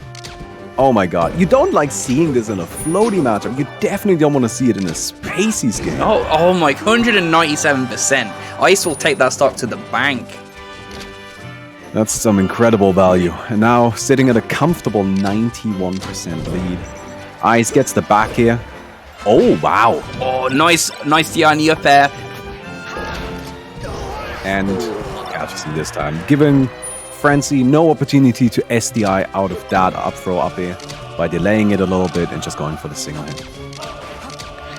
Come on, Frenzy, I believe Frenzy. Just 2 more stocks, bro. Gets the back here. Ice going in, not keeping his distance like he has been. Actually, no, retreating to the platform. Both playing very reserved right now, and I completely understand why. Well, honestly, Ice's shield is looking a little low. Maybe that's an opportunity? It's recovered mostly. Gets the back here. Nice! Is there follow-up? No, again. The damage, like the combos work to deal damage, but they're just not closing out the stocks. Now up throw. No great follow-up on that, though. Although, shoutouts, by the way, to Ice's positioning on these on-platform aerials, because dodging the shield drop back in, that's hard. Yeah, and I was literally about to say that, because I feel like Ice has been holding position so well. I feel like that's fine then. Yeah, Frenzy's looking in rough shape, just staying on the ledge, afraid to even leave the safety of it. Gets hit, and that's it. Yeah, that's 3-2 to Ice, unfortunately. I mean, super close game. Ice just outplaying them. I think their positional play and their play at the ledge especially was very, very good. Also in that last game, especially just surviving till stupid percents. Frenzy was really struggling to get the kill. Yeah, I feel like that was really the biggest problem. Like, Frenzy was doing a great job stacking up the percentage. But when Ice was getting knockouts at, like 60, 70, 80, sometimes even less than that, Frenzy just wasn't able to actually do it himself. Yeah, I think only just little minor adjustments there would have got Frenzy with W. It was still super close ultimately, like almost last stock, But that means Frenzy will have to continue their run through losers bracket. Ice advances on to top 8 winners side. Let's have a look at the rest of the bracket. Jaryden versus Trif 1-1, actually. 1-1. Ooh, that's a Luigi Jaryden. Luigi Look at Peach, that. yeah, crazy. Actually beating Mackenzie 3-0 to get to this. That's actually pretty impressive as well. Let's go, Jaryden. That is crazy. I'm sorry. Luigi is doing better against Trif than Mahi on the Marth. No disrespect to Mahi. I'm just like blown away Yeah, by that. legit, but 2 seconds I need to quickly grab something. No problem, no problem. And then, of course, we got Pipsqueak and Nikki. Currently still as 0-0, so we don't have any big updates there. Down in losers, by the way, we got Mackenzie actually beating Rix. I feel like that could potentially be considered a bit surprising. Rix, of course, a very strong player. Rix was looking super clean in crews, and I think they've just been getting better and better recently. And I could have seen them putting up a good fight versus Mackenzie, but Mackenzie even given Frenzy a run for their money ultimately. So I think, on paper, you would give it to Mackenzie in that game. Schoolbro over Charlon 3-1. I think that's probably a bit of an upset to me. One of them is playing Dr. Mario, so I feel like anything that Skullbro does is upsetting. Yeah, I think notably Skullbro, I think recently, I could be wrong, has been actually beating Kingu, which is a Puff, and Dr. Mario versus Puff is a hell of a matchup to win. So props to Skullbro for being this far in losers bracket. Again, that's a bit of an upset as well. Dronin over 4-tilt. Dronin's been going on a run. Hey, Dronin being a German Falcon, if you knew. Yeah, well, yeah, actually, we saw some of Dronin recently. Dronin. Wait, where do I remember that name from? Beatdown. Yes. Beatdown. Yeah, they won the last beatdown. Oh damn! All right, let's go, Dronin. Hey, staying in this. I think they either won it or they just about lost it to King. Because I remember a very, very close grand. I think the last one was won by King. Yeah, so it must have been second. Hey, that's pretty solid. I think getting second to King is nothing to be ashamed of. And Yaffy versus Hump for 1-1. Fun fact, talking about King, sorry, just since we brought it up, King lost to 4-tilt, who 4-tilt then lost to Dronin. So I guess Dronin got a little bit of revenge here. Yeah, inadvertently getting the revenge on King there. It's a hell of a win for Dronin, especially since, Dronin could have been playing behind the scenes and ranked and stuff, but I haven't really seen him much recently besides Beatdown, so it's nice to see a return for Dronin, and Dronin will have to play the winner of Yappy versus Hump, so Yappy versus Dronin would be a nice match to watch, actually. That would definitely be a lot of fun. Just waiting on confirmation on who we get next as well. There's plenty of really good matches to watch, though, so I'm fine with it. I think, and not to make any promises too big, but I think we're watching Pipsqueak versus Nikki, which is pretty exciting. I'm currently watching them. Yes, that will be a great match to watch. And Pipsqueak as well. Pipsqueak recently has been on some next level, man. And if you've seen their progress over the past 2 years, Pipsqueak is making exceptional progress. So I'm really, really excited to see this. All right, Dreamland game 1. In game 1 here. Damn, Dreamland. Well, it's a ditto, right? So you can't really expect anything. Nice, quick shine. Oh, what a start. And look at that, we actually got cameras for once. That's some hype stuff as well. All right, so we've got Nikki playing the Red Fox and Pipsqueak on the White Fox. So it's, of course, always important to keep in mind that with a ditto, it can be a little bit tricky to keep in mind, keep track of who's who. Oh, nice. Gets that. Wow, that up tilt. Just yeets. Can they get this stock? Yes, they can, just about. It's 3 stocks apiece. Already a pretty close match here. Nice grab. Good weight on that. Doesn't quite manage to connect with the up smash. That would have, of course, probably not closed it out. Oh, no. Not like that. Not like that. Pipsqueak with a stock lead here, but... oh, no! Not quite able to actually close it out just yet, and luckily Nikki recovers. Oh, that would have been a bit of a disaster right there. Yeah, I think the percent was a bit higher. They could have taken that stock, but Nikki luckily was just pretty low percent there. Yeah. Oh, gets the down tilt, leads into another quick little follow-up hit, but nothing too much. It does feel like Pipsqueak is definitely just controlling this very effectively right now. Yeah, I mean, I was watching Pipsqueak stream earlier. They said they were feeling super good today. They were saying they were going on about how they've been playing lots of Fox Dittos, and that's how they beat Leffen. So, going off of that, I think Pipsqueak is looking on point today. I mean, we can tell. Yeah, dude, look at his movement, man.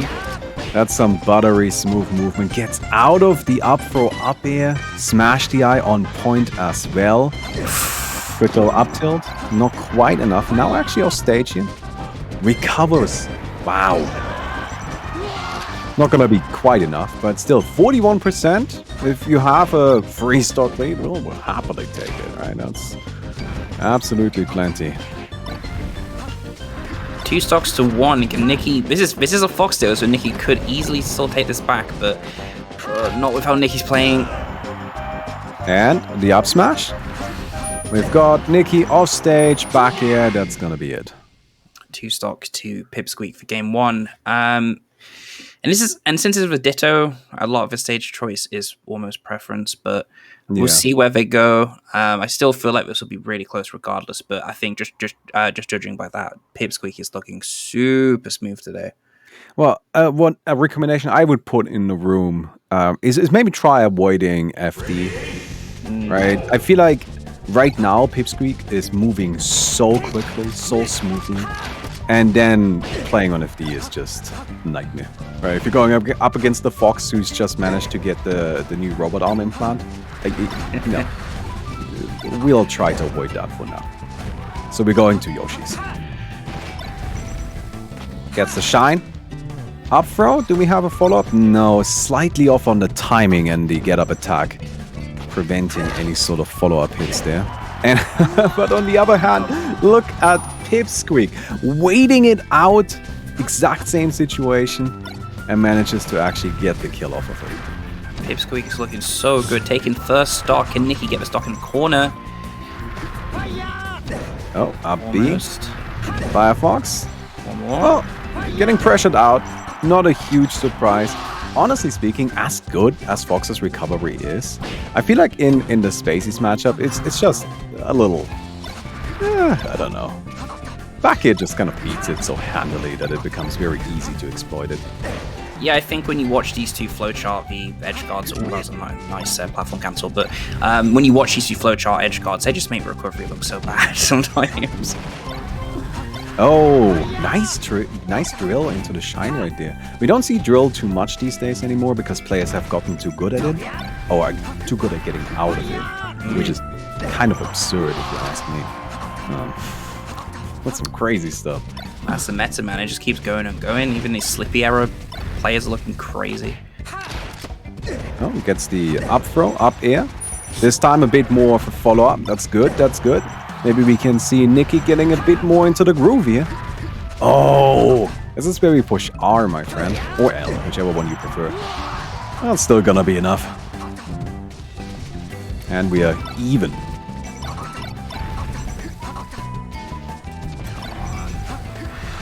Getting stuck in the corner. Can I take a stock?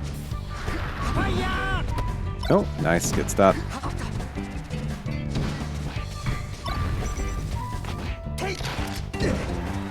Gonna go for a neutral here. Oh, another shine. Ooh, that was almost a little bit low, I feel. But still manages to get back into it. It's still super even, especially considering game 1. And 2 stocks to 1. Can Pipsqueak make this a 2-0? Yeah. Oh, gonna go for a quick little shine right there.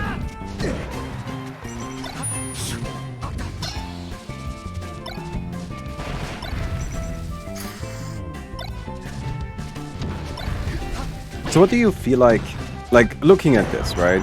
Nikki is again kind of losing control over this entire situation a bit, right? Do you feel like there's anything in particular that Nikki can maybe, that Nikki is needing to adjust? Oh, actually manages to get the back air right there at least. I'm not really sure from my perspective. It's just like I feel like these two play each other so often that you've almost you know when people play each other so often they just have like such hard reads on each other sometimes. Like a lot of their choices don't really make sense, and regardless, it's 2-0 to Pipsqueak. Oh yeah, man. And honestly, like that second game was looking a lot better for Pipsqueak. For Nikki, sorry. It was looking a lot better. But at the same time, man, it doesn't make me feel super confident for the next one. Right? Exactly. Yeah. I think again, as I keep saying, Pipsqueak's just playing so good, and Nikki close but not close enough. Yoshi's again. Yeah, I don't know if the stage was really the problem here. And I mean, admittedly, like how much value can you really get out of the stage in the Ditto? All right. Yeah, again, it's like mostly preference, but yeah. You're probably already playing on your comfort pick. So just stick to it and try to figure out a way to beat the guy. Kind of want to see a little bit more from Nikki. I just don't want it to be a bit of Frio. Reverse Frio time, imagine. Yeah, in chat. Could be reverse Frio. Oh, the up smash. It's cancelled though. And there's a second one. First off, going to Nikki. I believe it's the first time it's happened, so... Hey, you know what? Maybe the reverse Frio is happening. Although, of course, possibly a bit early to call that at this stage. Wow. Speaking of which, free stocks a piece. Love that. Using the jab just to push Nikki a little bit further away and then get the shine to close out the stock. Oh. Gets another little shine of stage here. And just the flow chart. Okay. Just the back here, over and over again. Still survive 134% on Yoshi's down. Yeah, I mean, good DI will do that for you, but at the same time, well, Pipsqueak isn't gonna go down to good DI. That's not gonna be good enough. Gets the good, sick up smash though. I mean, this is very close here. They're really trading back and forth. Gets the shine, immediately returned them. It's practically even now. Up here, okay. Good Nikki going for another up smash. Nice stock to Nikki. Yeah, I feel like look, Nikki is actually just kind of like nailing it. Maybe I'm not sure what adaptation was made.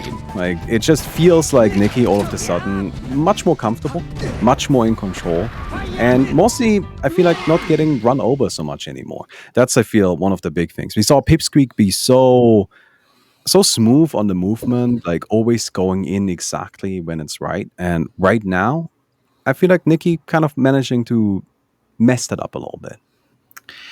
Yeah, and I feel like most of their matches are usually really close anyway. So I think people bringing a possible reverse Frio in chat completely on point. And these two play each other so much. Yeah, people already making calls for Game 5 in chat. No, so of course. yeah, we'll see where they go. It's always super, super, super good to watch. Oh, we're going to... Yeah, I mean, Battlefield, that's the neutral stage, right? Ooh, immediate shine. Brutal. Yeah, that's the Fox Classic, right? Pedrugal. Pipsqueak going for a little bit of a return, a bit more complicated. Gets the up smash kill. Wow. Damn. That felt like maybe a bit low on the percentage, but still plenty, I guess. Some of the movement Pipsqueak gets versus Nikki's insane. I was just going to say like the crouch cancel, but they got a crazy nair up on top platform with some crazy aerial drift. Absolutely insane. Shoutouts to Zero Pass for saying Pipsqueak out here making that matchup look unwinnable. Yeah. It sure feels like it. Alright. Well, wow, just the return. I love that. I honestly think, look, if you're playing Fox, just hit up on the yellow stick a lot. It's it's fine. You'll be fine. It's all you need to do. It's a very good move. Gets the back throw. Ooh, not quite enough there. Yeah, that's where you kind of have to make a bit of a hard read, right? Are you staying on stage so you can cover the top area, or are you gonna go for the ledge and just kind of like snatch it really quick? Ooh, Pipsqueak still staying alive here. Narrowly missing that up smash. It's just crazy to me how frequently it feels like Nikki is able to connect with a move that would often, against most players, it would lead to a quick little follow-up with an up smash or a back air, and Nikki just always managing to get back on the platform, sliding off, staying safe. And this is Nikki's potentially last stock of the game. Alright, up throws. Nikki, you know what? You're not going to go down that quickly. Not going to give up that easily. Gets another back here. Ooh, gets hit by side B though. But that will be. Honestly, a little bit risky right there. I feel like Pipsqueak has been good on those smash there. That was a really nice read of the up air. Oh yeah, for sure, for sure. Power shield on the shine. Pipsqueak continues going in. Ooh, they're both playing so safe right now. Oh, Devil, never mind. That is not safe. Nice. That is not safe. And that's 3-1 to Pipsqueak.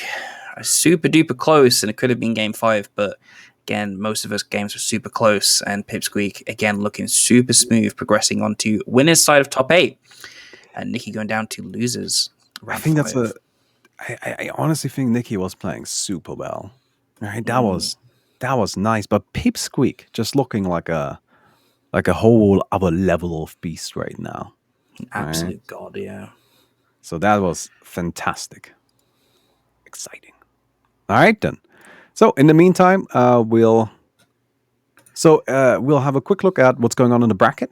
Trif, sadly, well, sorry, I don't mean to be too biased here, but I was just excited for Luigi. But Trif beating Ja Raiden 3-0. So Ja Raiden gonna be moving on into the losers bracket, while Trif is sitting in top 8. Probably gonna be playing against Ice next. Well, that's gonna be fun. Yeah, I mean, Jaridin, it was 3-1, but Jaridin, they always get to this point of like either 9th or like the lower side of top 8. So making an argument versus Trif, but I'm very confident in their run through losers. I'm sure they'll be fine. I'm looking at the losers bracket right now, and there's now a very realistic chance if Skull Pro wins their next match that there's going to be a Luigi versus Dr. Mario for top 8. Oh man, that would be so difficult to commentate. And better yet, though, Johnny Fight versus Timmy. We could also have an Ice Climbers, and Johnny Fight was such a good Ice Climbers, man. I hate running into him on rank. They're so good. Oh yeah, I mean, Ice Climbers in general is just one of those incredibly dangerous characters. A quick question: I didn't check. Is wobbling allowed or banned? Oh no, bro. No more wobbling. It's current year, bro. Current year. I was just saying. I don't know.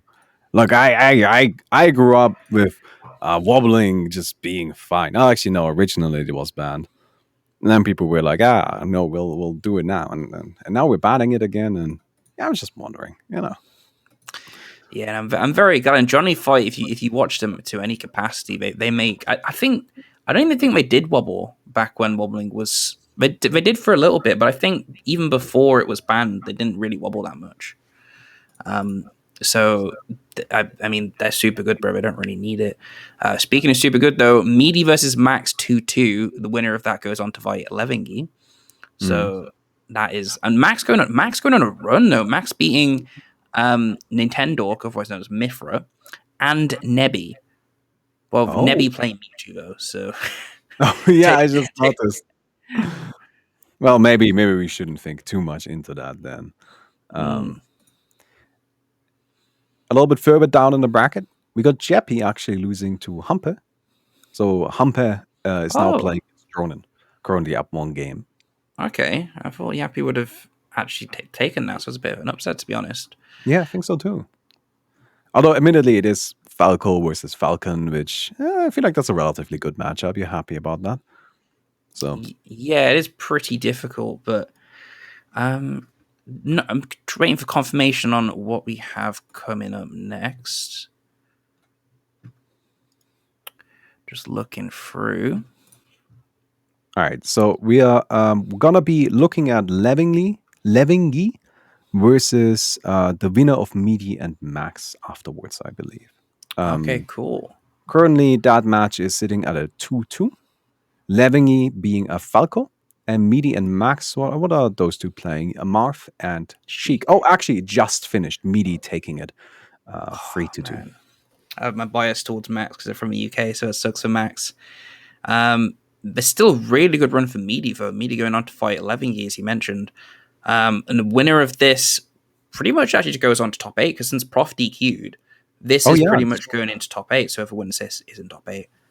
Yeah, this is actually a top 8 match. I guess getting a little bit lucky there with Prof dropping out from winners so late into the tournament. Yeah, and I think clearly Levingi would be favored to win this match, but Meaty's been on the come up quite a bit recently, so I wouldn't put it past Meaty at all, especially for Marth Falco. You know how that match can go sometimes. Oh yeah, that's a very volatile matchup for sure. Right? I feel like that can go either way. Although Marth is a good character. Let's just put it that way. Yeah, I'd be like super impressed with Meaty if they can still, I mean, not to discredit them, but if they can still put up a good fight versus Levingi, considering that they just won a game 5 set versus Max. If they can keep the composure going, then I'd be really impressed.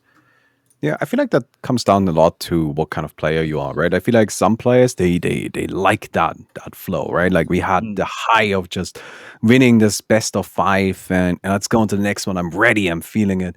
And other players like, oh my god, it's just mentally draining, right? You only have so much mental capacity for these kind of things.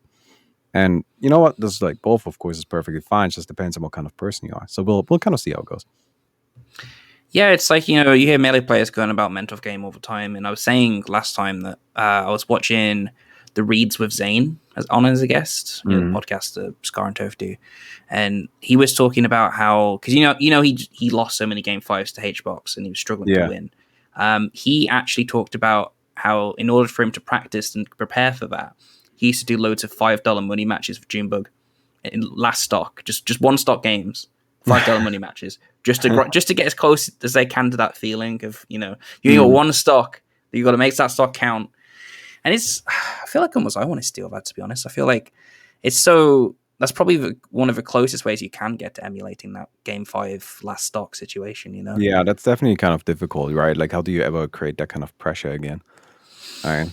One of my favorite things that came out of Sane talking about like HBox though, is how Sane is a little annoyed right now with the fact that HBox isn't like at the top of his game anymore, because apparently he's got all of this cool tech, these cool counters stored up, and just doesn't get to use them because HBox isn't ready for them. Yeah, and I remember seeing a bit of controversy on Twitter as well with the Slippy League. HBox got Division 1, and people were like, come on, bro. Yeah. There's plenty of people beating Hungrybox now. Okay. Let me go ahead and actually make a bit of a statement here. I think that's fine. Like, traditionally speaking, like the Beyond the Summit events, they have always been a very kind of like, they've mostly considered, okay, like, of course, who's good right now, but also who's performed well in the previous Beyond the Summit events. Right? And like, HBox did okay there. Like, HBox did okay. I think if I remember correctly, he did well enough there to justify giving him a relatively high ranking here. And also, this is a league. Look, if he's not up to it, he'll drop out of Division 1 immediately. So it's not really a problem long term, is it? I don't know. Yeah, I feel like they perform super duper well at almost every summit. And I think, if I remember correctly, they dipped into Division 2 at the very, very end. Like, I think they only dipped in like at the very end only once. It's one of those events that HBox always shows up and dominates at, to be honest. So HBox getting destroyed brings in the views. It does. Ah, hell yeah, let's go. That's also fun. No hate to HBox. It's just fun to see Jigglypuff getting beaten up. I don't know what it's like. It's funny because when back in like 2017, 2018, when you always wanted to see HBox lose, I still, it's seeing like I hate Falco mentioned, seeing HBox gets destroyed just hits different. I don't know what it is. It just hits different. All right then. So we will be heading into Levingi versus Meaty. I'm going to go ahead and see if they have started that already. I see the broadcast from Levingi. Shoutouts to Slippy for being the craziest technology I have seen in my life. God, I always say, like, the fact we can do not only just singles, but doubles realistically through net play as well is actually ridiculous. I mean, I know we had a few problems with doubles bracketing connections, but the fact that we can make it as playable as it is ridiculous. So shout out to Fizzy. If you want to support them, go head over to their Patreon. Fizzy, an absolute god. Yeah, dude. Craziness. Just waiting on. I think they're probably just striking at this point. I don't see anything else going on with Smash GG.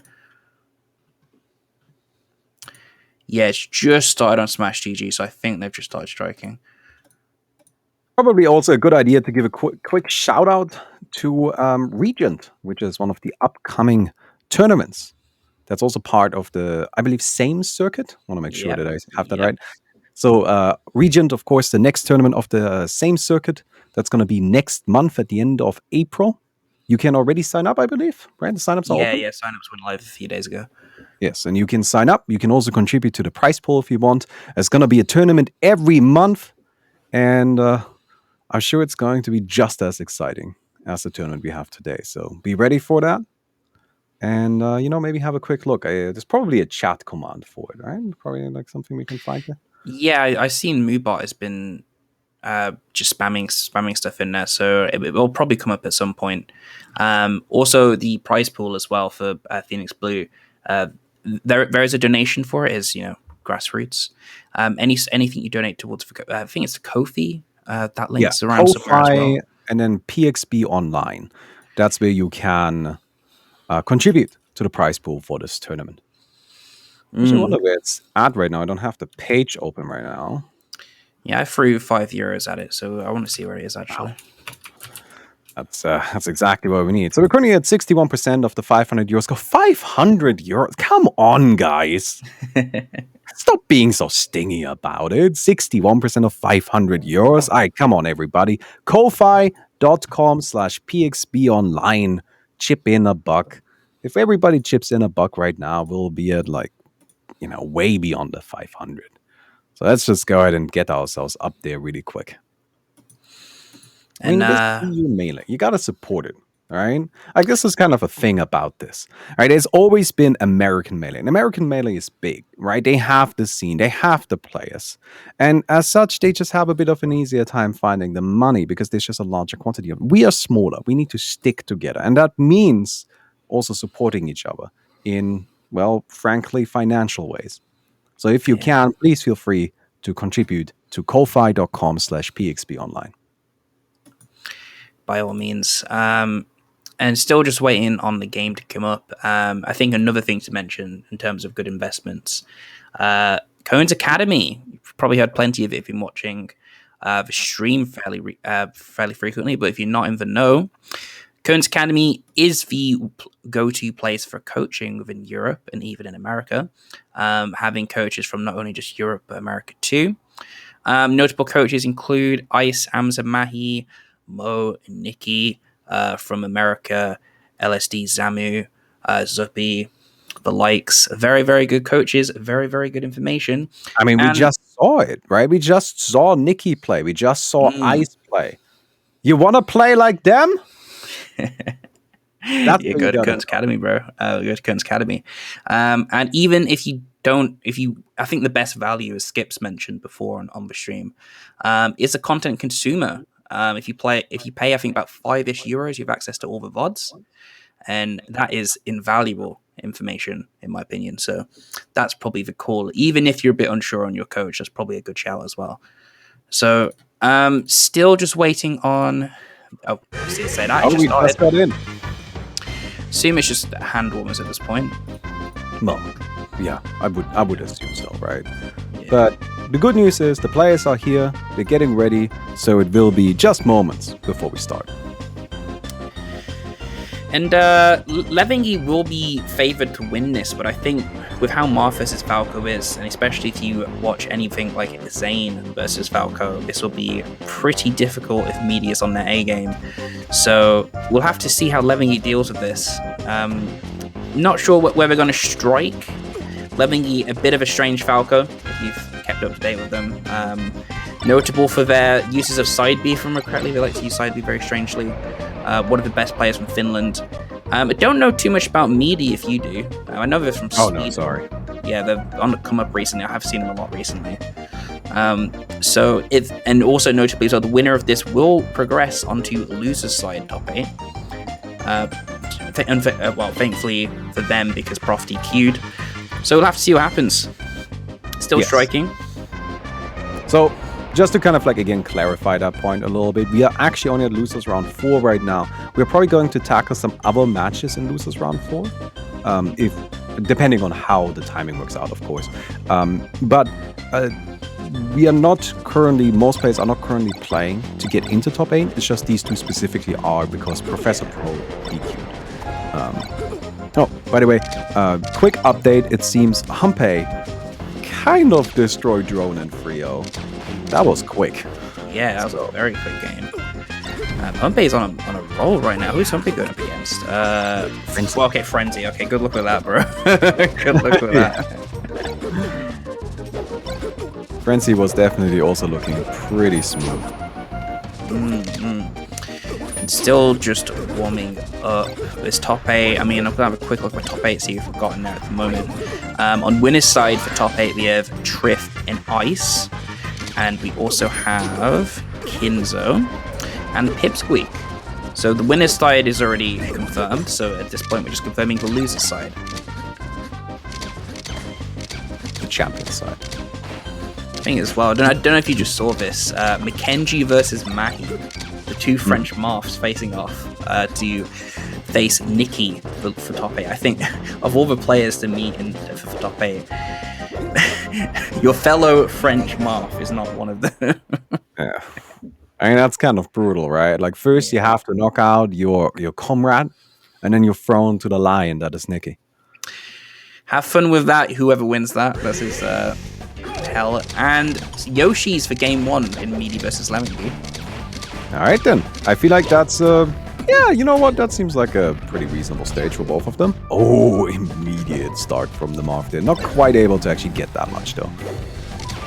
It's funny, like, Lemmingy immediately starting looking like the unranked Falco. They did that versus Nikki when I was commentating with Ryzon.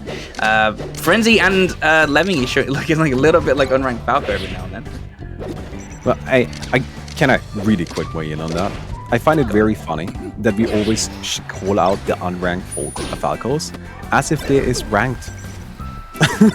Well, it's just like, you know, we wish, and hopefully soon enough there will be. Yes, of course. We're all waiting for it. Until then, we will continue talking trash about everyone. Yep. Shout out to Unranked, the anarchy that is Unranked. Anyway, Marth sitting at 140 here. Grab. Yeah, that's always the kind of a bit of a problem with Falco. You know, you get your grab, and then what? Ooh. Conversion. Yeah. It's 3 stocks apiece. And, well, we're going back to kind of spamming the lasers a little bit. This match is definitely a lot slower than the games we have seen so far. Both players happy to just take it a bit, you know, take it a bit cool. Oh, nice job. Oh, no. That was a tipper and a half. Just throwing that out there, right? Just throwing out the forward smash, and it's plenty. All you need. Of course, the struggle of being a bird main. Birds can't fly. Wow. Yeah, I was going to say, can Lemmingy take that stock? Yes, they can. Very nicely done, too. Now we've got the Falco cow stuck on the platform a little bit, but nope, gets out of there. And they're both, it's just kind of scrapping. Again. It seems they are mostly concerned with getting... Oh, tipper. I was about to say, I'm mostly concerned with getting comboed, but honestly speaking, if Lemmingy doesn't figure out a way to avoid these big smash attacks, sometimes, you know, that's cost like 2 stocks at this point. Yeah, there's 2 tippers at ledge, and let's see if Meaty can get a 3rd one. Oh, nice little back air right there. Hey, nice back air. You gotta say it, bro. You gotta say it. I'm very excited whenever I get to say it. Oh, nice shine. Look at that. Other things can be nice too. Down tilt doesn't connect. Not able to close out these stocks. That's maybe something to consider for next game. Figure out a way to actually connect with these kill moves, and that will be it. Game 1 to Meaty. Didn't expect that, to be honest. I mean, I know it is Yoshi's, and Marth does do pretty well on Yoshi's, but Yoshi's is also a Falco stage, though. I mean, it can be, but I think recently people have been going on about how sick Marth is on Yoshi's. Well, Marth is sick everywhere. Marth is just sick in general, yeah, you're right. So I'm not sure where we'll see Levingy taking Meaty. I think Meaty is just being pretty consistent. I mean, only missing like one tipper I could see there. Granted, it was pretty close, but yeah, we'll have to see where they're taken. Do not underestimate Meaty, because I definitely did. Yeah, I mean, honestly, that match was a little weird. It felt a little bit weird, but it also was not actually that close, weirdly enough. Oh, we get a grab immediately. So we are on Dreamland, which I don't think is a huge surprise. The platforms are just a tiny bit awkward for Marth. Alright, that makes it a bit difficult to play on sometimes. Admittedly, Marth does also have the advantage of being able to escape the laser a little bit just by jumping on the platforms if he wants to. Yeah, I think they chose Dreamland just because it seemed like every time they got stuck in a ledge situation, Meaty killed them. So I think Levingy just trying to get some more space to avoid the ledge. And can I get this? Back here? Is that gonna be enough? Not quite. Well, that is Dreamland. I mean, that's, I guess, one of the disadvantages of going here. Taking down the Marth with just these stray hits is going to be a little bit more difficult. Still able to do it. So that's nice. Closing out the kill right there. Laser. Levingy just loves just pulling out that gun and just sitting there, bro. You can't do that. I'm sorry, but like you can't just sit there and like laser in place while the Marth is slowly walking up to you and then forward smashes your face. That doesn't work. You gotta figure out a better strategy than that. Up on the platform. Well, I mean, it's definitely fun. I mean, I gotta say, I love shooting people with my laser gun, but admittedly, sometimes the guy has a sword. Yeah, and he smacks you with it if you're not careful.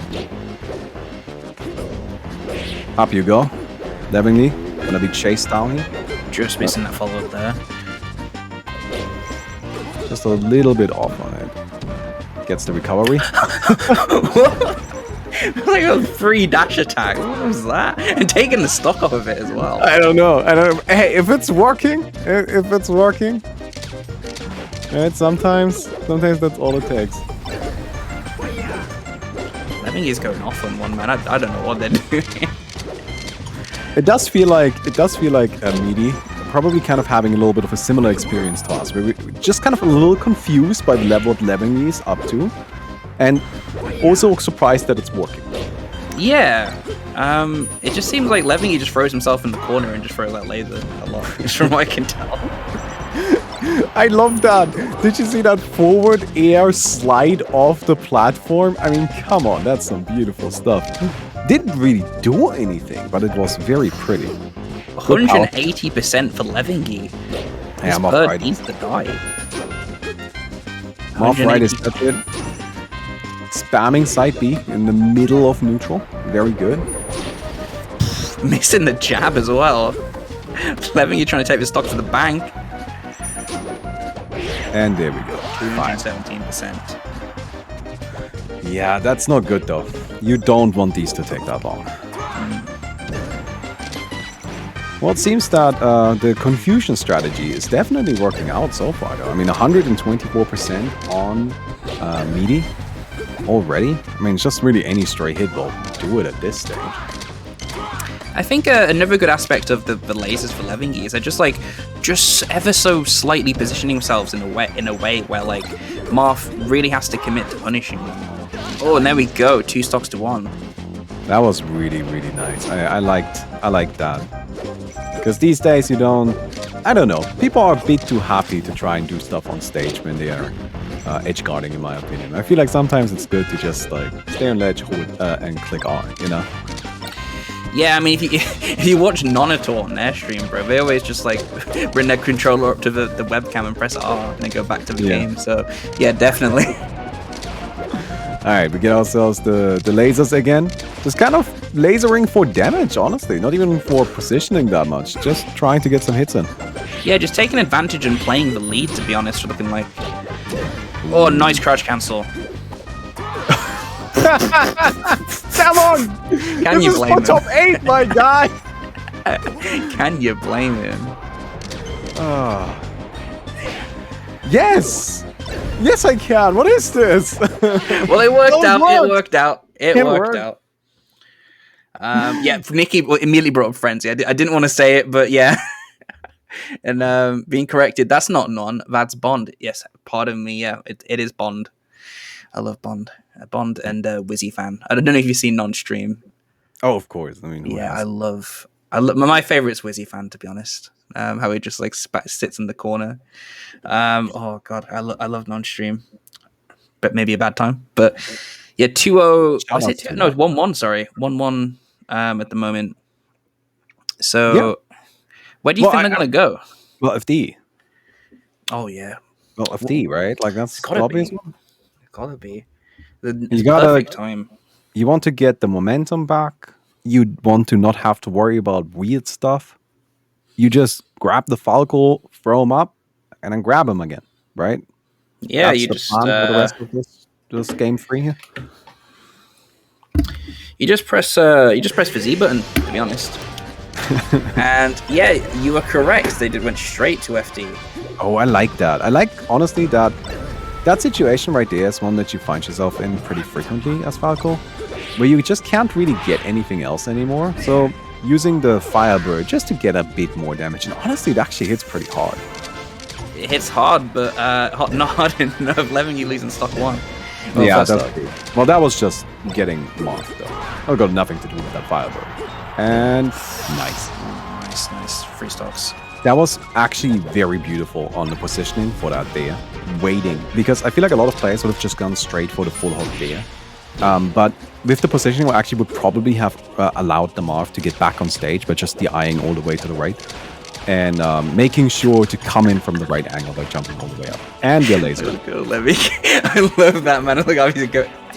As you're like analyzing one of his good plays, so I was pulling out the gun again. But yeah, I completely agree. I mean, Scar said before, let hit stun breathe, and letting the hit stun breathe and punishing with a down air. But yeah, Meaty punishing with an up air. I mean, sorry, up air, up B. Levingy with the gun again. Hey, if it's working, I don't know if it is, but if Levingy thinks it's working, then that's good enough for me.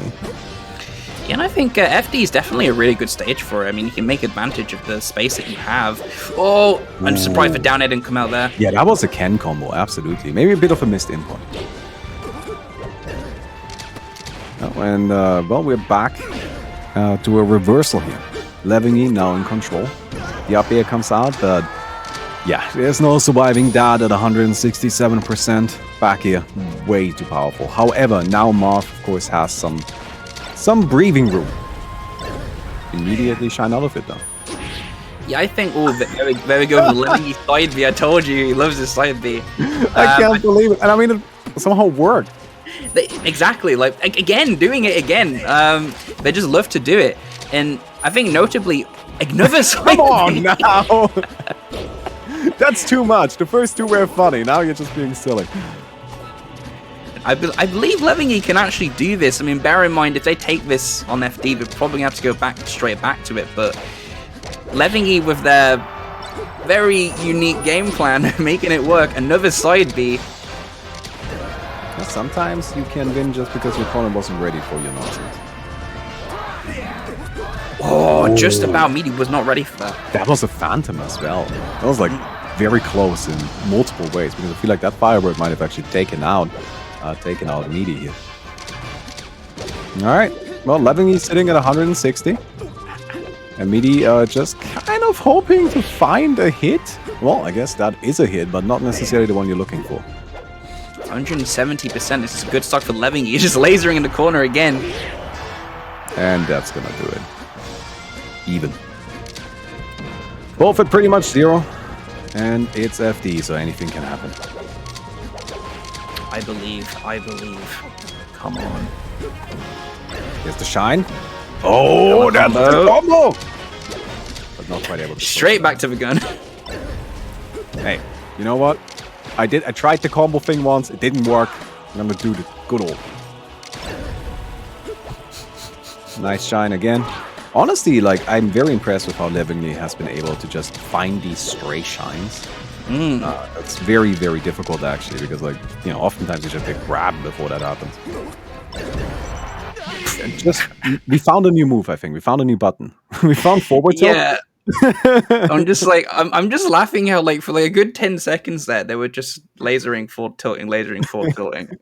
Yeah. And the moment they let up a little bit, Levingy murders them, and that's 2-1 to Levingy. I imagine we're probably going straight back to FD. But, Yes. Yeah, oh my god. I don't know if I have anything I can even say here. Like, I don't know what I could, like, what advice I could give Meaty in this moment. Not that I'm the person to do that anyway, but still, it's just like, you need to adjust to this really weird game plan, but it feels like the game plan is changing every 5 seconds. So how do you adjust to it? I think it's just a case of, you know, people mention with top players where like scrubby moves and scrubby playstyles can become super good and go full circle later on in the meta. And I think it's on Meaty to make the adjustment here and really punish these lasers. Yeah. Oh, okay. Well, it seems that the power shields are coming out. That's definitely a good way of dealing with it. Although, something I do have to say here, as much as Meaty has been able to actually get some power shields, what Meaty hasn't been doing is approaching with them. And then you're not really doing anything, right? Like, you need to actually get close while using your power shields. Because otherwise you're really just, I guess, lasering back, but you're probably not going to get as much damage in as the Falco. Nice. Yeah, I think Meaty definitely needs to look into a lot of the various options that you can do to counter the laser. But you know, if it ain't broke, don't fix it. Levingy making it work. All right. And just gonna go ahead and continue with the pushing the Falco off the stage. Gets a re-grab somehow, and not able to close it out. Oh man. Again, such a high percentage. This is actually a bit unusual as well. I feel like we have seen this a lot where both players are at like 150 in a Falco versus Marth on FD. How does that even happen? It's a lot of stuff. Oh man, I know. That's free stocks to both players. Alright then. Gets a nice little hit. Gets the D into the shine and quick little shine back here. Not able to close it out, but that's a lot of damage. Grab. Ooh, misses the pivot. Up throw. Re-grab. Nice re-grab there. Oh, going for the immediate kill with the S smash. You can do that, but of course it's always yeah, I was gonna say the weight, and he still got it. Oh, again. Nice. Come on. I respect it, man. I respect it. Yeah, I respect it the first time. The second time it just looks a bit silly, if you ask me. But hey, I guess it worked. Alright. Levingly back alive. Back on stage. Looking strong. Somehow they're both back to 130% again. Levingy just about got the lead here. Missing getting dash back grab twice. Oh, I like that. I like how Levingly was now using the fact that it seems like Meaty is just a little lost against these lasers to approach, you know, jumping in with the laser shine, laser re-grab. A little bit strange laser grab, but I guess if it works, right? Oh, nice jab, and that's gonna do it. Now that's why you pick Marth, right? That's what you're here for. That's what Meaty wants. You want those quick kills, and they've only got one of them thus far. Okay, and again, continuing with the pressure. I feel like that's really what Levingly has now settled into, right? Started, bam, just found the Falco groove with the laser, and now we're grooving. Now we're smoothing. All right, we're gonna go ahead and get ourselves this damage. Oh, not able to get the re-grab, but there we go. S smash. Down tilt misses. I believe Levingy can get this. Come on, Levingy. Oh, Meaty. That should do it. Yeah, there we go. And that's game 5. FD off the table, but it doesn't matter. Game 5. I'm gonna make maybe a bit of a controversial statement here. Go for it. I think the fact that FD is off the table is good for Meaty. I don't think Meaty should have been to FD at least the second time around, because I feel like the biggest problem the Marth is having is the lasers, right? Yeah, I mean, chat was going off on us, kind of just giving Levengy a little bit of shit there for the lasers, but it is true that it is on Meaty to make the counterplay, and if they can't deal with the lasers, and it's on Meaty. Like, of course you don't spam a laser if they can't deal with it, and I think especially the space of FD just really lent into Levengy's game plan there. But now I think Levengy will probably go to another bigger stage if that's anything to go by. See what counter picks they've got.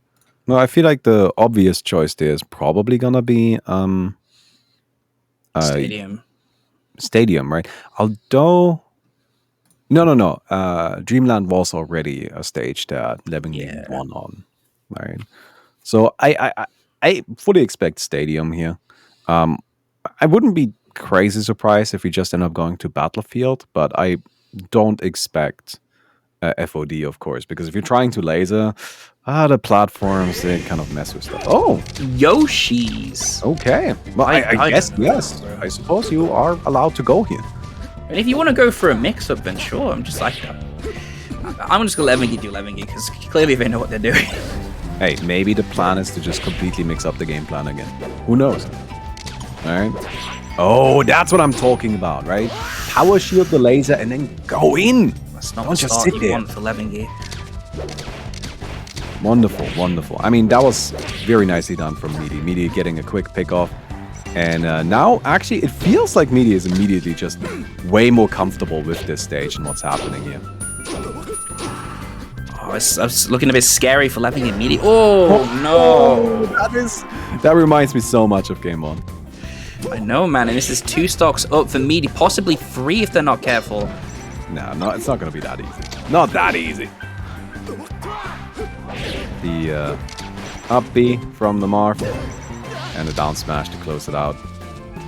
The big long Falco legs right there. Again, I love it. I love it the third time. Guys, play the video game. We're here to watch the video game. Alright, up throw. And we're back to lasering a bit. Although we are seeing distinctly less lasers on the stage, just because, there isn't enough space to really do the same thing. Yeah, Levengy is clawing back this lead from Meaty. Levengy definitely has gotten a lot of percentage on the back here. Not quite enough yet. And Meaty back on the edge. Oh, no! Nice. Even on Randall pulling out the gun, bro. Randall, you maniac. Oh, man. That's gonna... that had me worried for a second there. Come on, Levengy. It's game 5, bro. You've got to do it, man. I believe. I mean, no discredit to Meaty, but come on, Levengy. Hey, you're okay. You know what? You're in favor of Levengy winning. I'm on Meaty's side. Let's go, Meaty. All right. I feel like I'm Levengy giving all of us scrubby netplay Falcos a bad name, or I guess a good look, depending on whether or not Levengy wins. I don't know. Actually, now that I'm describing this, I'm somehow on the side. All right, Levengy, let's go. You can do it. Exactly. You got the Falcon player slightly going out, bro. Whoa! Let's go. That was so close on the spacing. It's almost neck and neck now. If Levengy can take the stock. Yeah, it's just, it needs to find a way to close this out, but there we go. Last stock, game 5, like we were saying earlier. It's true, somehow this did end up going to game 5 with the last stock. Alright then. Nice. The counter hits, both of them just kind of responding to what the other's doing. There's the grab. Another one. Randall! Alright, a bit of an interesting situation. Ooh, no! Hold R! Come on, my guy! Oh, press R, sorry. And we got the lasers again, running into the F smash. Oh yeah, I mean, they've both found their favorite buttons. It's gonna be B and the yellow stick for... Killer. get the kill. That does it. Nice. That's game 5 to Levingy, just about. Meaty taking it all the way to game 5 last stock, but Levingy just about coming out on top. Wow. Levingy proceeding through to top 8. And yeah, I think that would mean Meaty finished at 9th place. Is that right? 9th place? That's a really good placing for Meaty. Yeah, and Levingy actually in top 8 now. Props to them, man. I mean, props to their unique playstyle. I'd love to see plenty of it. Well, that's going to be interesting. Who is Levingy up against first? And I guess that's going to be the winner of Nikki versus the winner of Mackenzie versus Mahi, who are still playing. Also, we've got Schoolbro versus Timmy, currently sitting at 1-1. I'm very much looking forward to the result of that match. Because if Schoolbro wins, we do have Ja Raiden, who is a Luigi, fighting against Schoolbro, who is a Dr. Mario. And they're going to be competing for a spot in top 8, which is kind of exciting. Another match that's coming up is Frenzy versus Humpe. Yeah, and I think Frenzy's definitely favored to win that, but Humpe has gone on a hell of a spree. If you look, Humpe has beaten Sharp, Yappy, and Dronin to get to Frenzy. All of which... shoutouts to Phil. Shoutouts to Phil. Phil also got okay. beaten. Shout out to Phil. Yeah, I mean they also did well in doubles as well, so shout out to them. And they're an old school German player, I believe, as well. So it's nice to see them back. But not sure what we've got coming up next, though. I mean, personally, myself, I'd want to see some more Frenzy because Falco/UK bias, but we'll see what we get. Let's have a look. Yes. So we will be watching Frenzy versus Humpe. Okay, cool. Which I am very excited about. That sounds fantastic. They're currently getting ready, just warming up. While they are warming up, you can contribute to the Phoenix Blue Online prize pool by going to ko-fi.com/pxbonline and chipping in $5. Come on, guys, let's hit the 500. It's just a quick little contribution, and you gotta keep in mind, right? We're small community, EU melee. We need to stick together. So please, if you can, ko-fi.com/pxbonline. Goodness, I did better myself. And just randomly, whilst we're waiting for these hand warmers, I have to say, if you grew up in the UK, you're very familiar with Calpol as a medicine. There's someone in chat called Calpol Kid. Calpol is too good, and I had to bring it up because I love the tag/name. But yeah, so I think they're just both taunted, so I think they're ready now, going to game 1. I do like how people in chat are asking what happened to Professor Pro. Professor Pro disqualified himself because he wasn't feeling so well. Also because he's in jail, as Jeppy is saying. And I think that, probably true. And yeah, so it's game 1, Battlefield, Frenzy versus Humpe. We'll see how it goes. Frenzy definitely favored to take this, and Frenzy going in already. Damn. That's exactly what we came here to see. It's just that high-pressure Falco match. A laser reset on the top platform into a follow-up. That's some crazy stuff. Humpe also definitely here to make some things happen.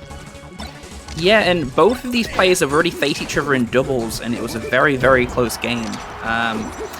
So I'd love to see this, because it looked super even in doubles, so I imagine this will also look even in singles. Go ahead and just a quick little shorten to stay safe. And, the combo starts. Back here, laser. What an edge guard. Whoa, crazy. Well, Frenzy, Frenzy doesn't have any time anymore. Frenzy's just like, okay, I want to take a quick break before top 8. Let's get this over with quickly. 2 stocks already down. That's looking very, very clean. However, Humpe, no, not going to be that easy. Humpe, my friend. That's rough, buddy. I believe, man. I mean, Frenzy is a hell of a Falco to beat, so you're in for a long haul on this best of 5 as well. Gets the neutral air to pressure Frenzy off. Get up attack, but at this point you can't really play for damage that much anymore. You gotta actually get the knockout. There we go. Quick little back air.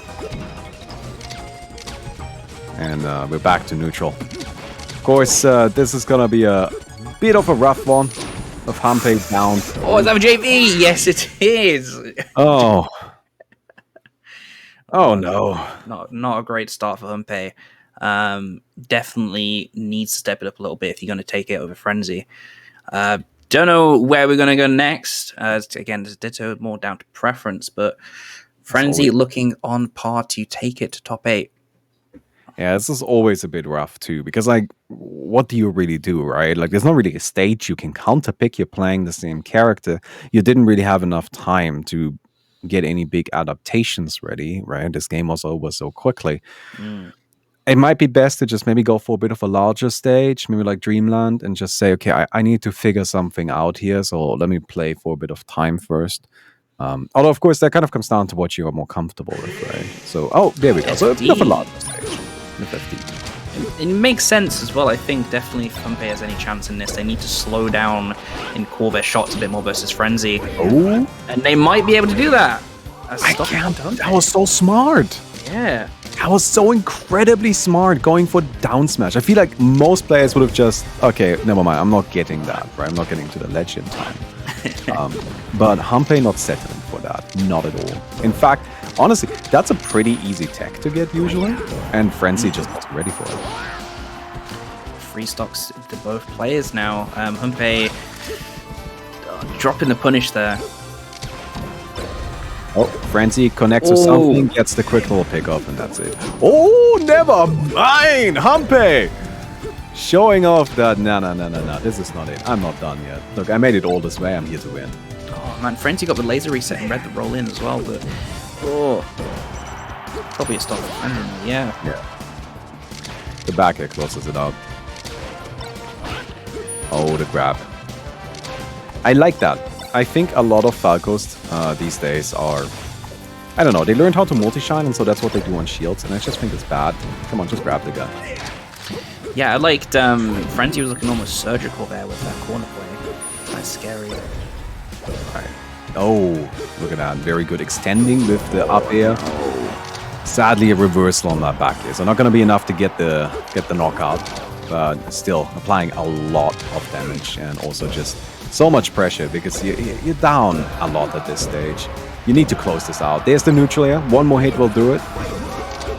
Not able to get it. Almost got the stock there, but with Frenzy in the corner.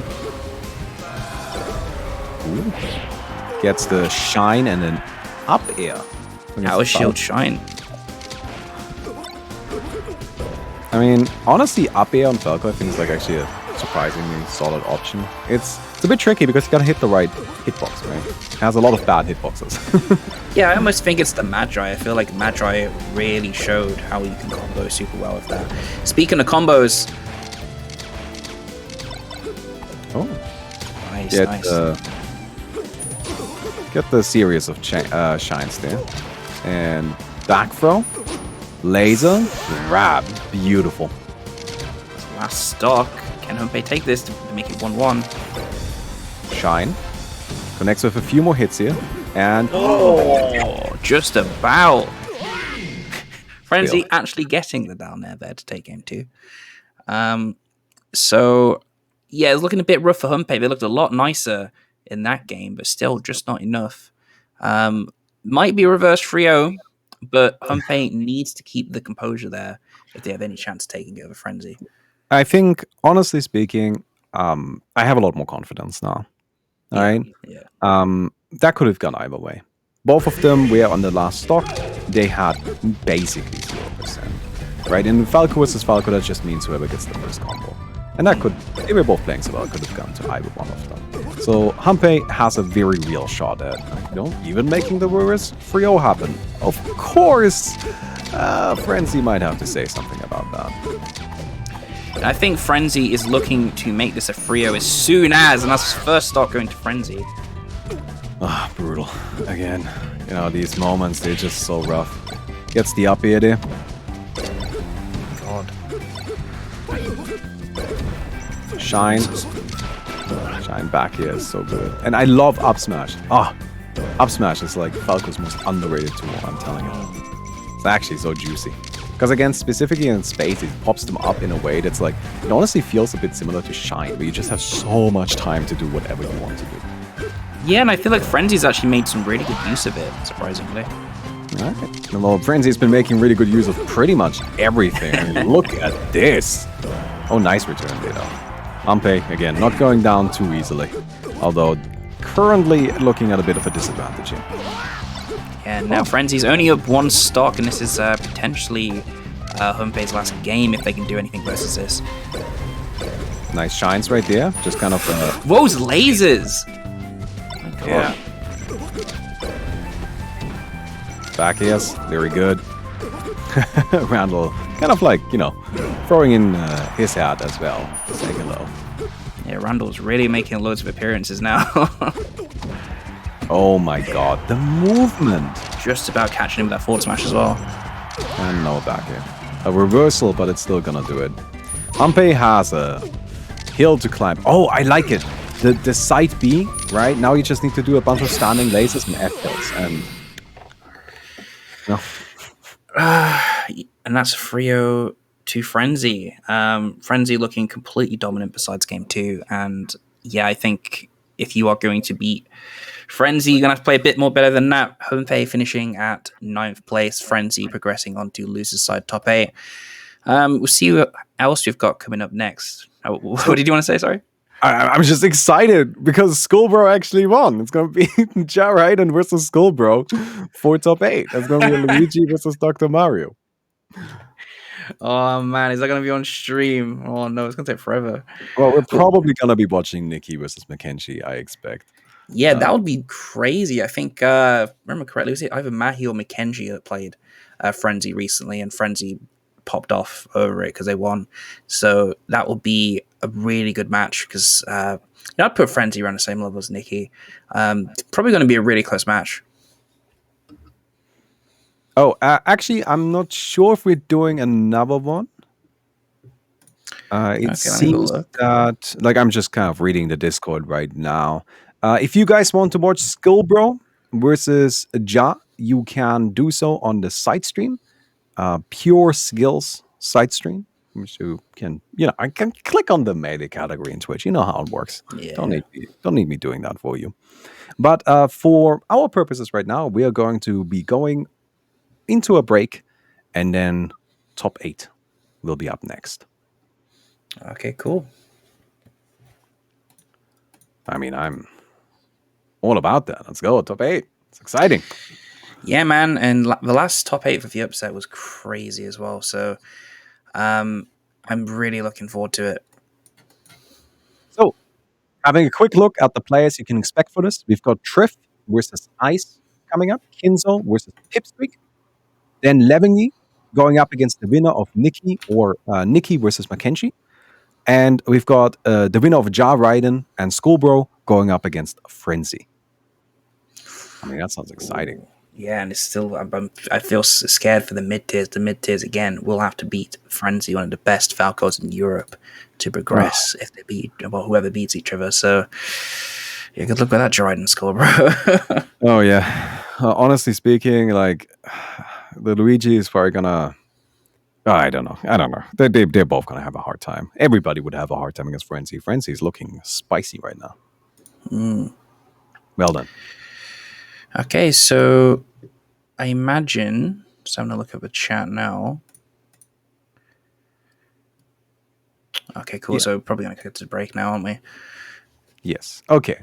Liva is saying it's time to eat something. So thank you very much for being here with us. Thank you very much for watching this very exciting top 64, 16, whatever this was. And, well, we will be going to a break now. Please don't forget to check out our sponsors. Please don't forget to check out the next upcoming tournament, Regent. And if you can, chip into ko-fi.com/pxb online, contribute a little bit to the prize pool. We're currently looking at 63% of our €500 goal. I think we can easily hit the 500 if everybody just chips in $5 right now. Thank you very much. And, well, I'm Barmy, and we've got Lats with us. Lats, do you have anything else you want to add right now? Not really. I mean, on top of just adding throwing Cohen's Academy in there, feel free to check that out for the best coaching in Europe. Yeah, I couldn't really put it better myself. Thanks for commentating with me, Baumi. It was great, and thanks for everyone watching. Stay tuned for top 8, and yeah, have a wonderful day. All right, goodbye, everybody. See you around.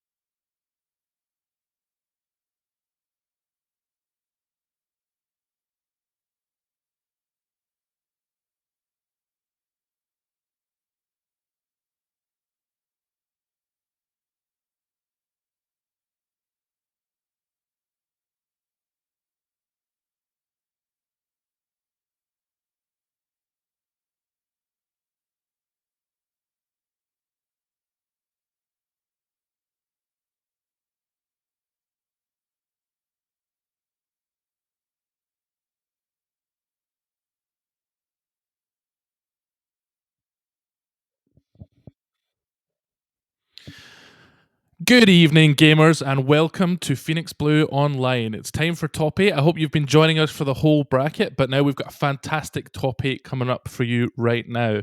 We've got some great matches coming up. We've got some excellent commentators to take you through, and I'll be with you here for the whole of the Top 8 as well. But before I start, I want to just say that we're doing something a little bit different this time.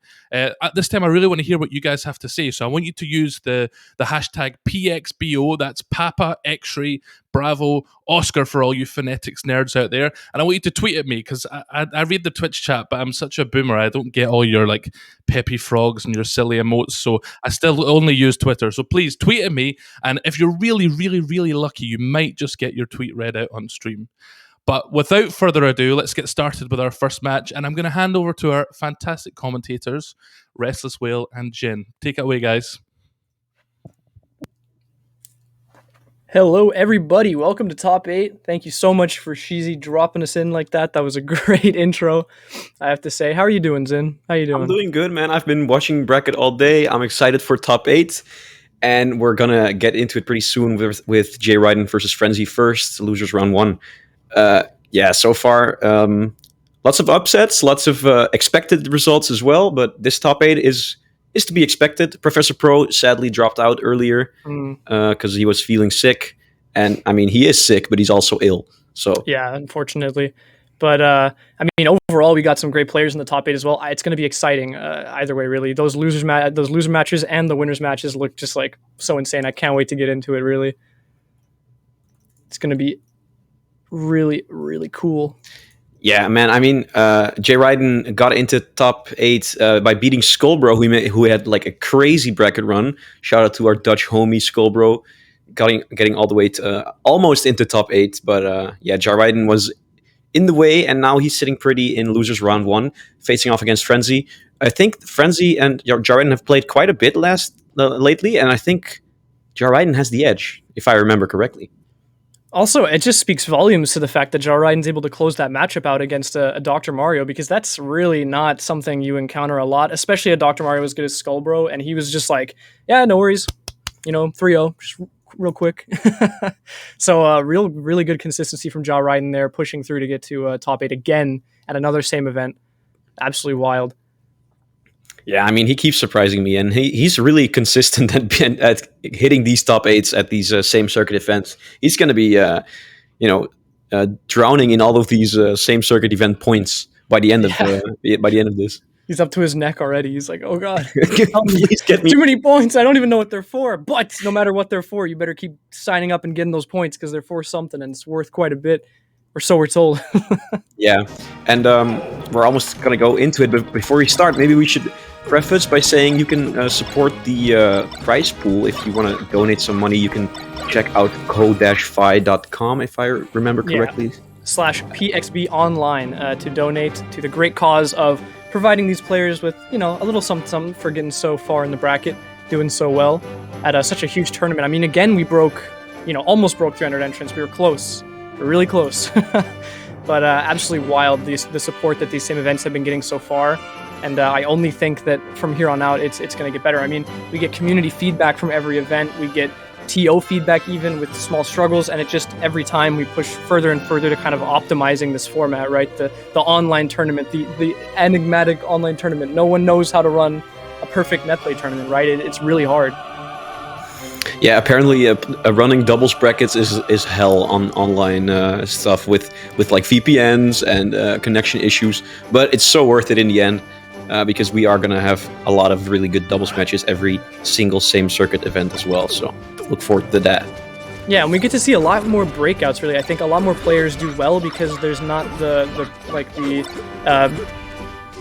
condition of you have to travel to these events to actually compete, right? You can compete from your own home. So a lot of people who typically wouldn't travel far for majors and things like this are able to kind of throw their name in the hat and see where they end up in the skill pool so far. Yeah, they match up against the current top of Europe.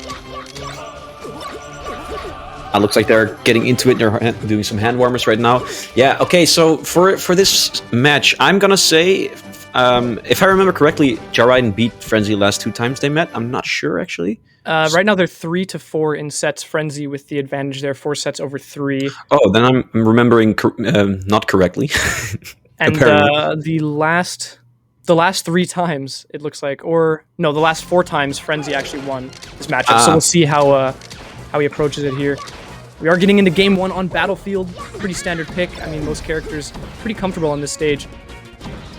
Oh, but a huge opening from Frenzy there to start off, but doesn't quite finish out that edge guard. That was huge. Jarriden was very lucky. He hit that up B to turn around Frenzy so he can be at the ledge on time. And now he's still holding onto this stock, but he's at very high percent, so he's gotta be careful. Yeah, Luigi's classic, trade tricks aren't going to work here anymore because Jarriden now at such high percent that Frenzy can kind of chill and try to, just clean this edge guard up. Ooh, great back air there, and that's going to be the first stock. Yeah, Frenzy at only 26% is not a good look right now for Jarriden because, I mean, Luigi's game plan in this matchup, you are typically trying to get hit and then, not trying to get hit for the punish, but rather for that, the nair counter hit that Luigi's so, well known for.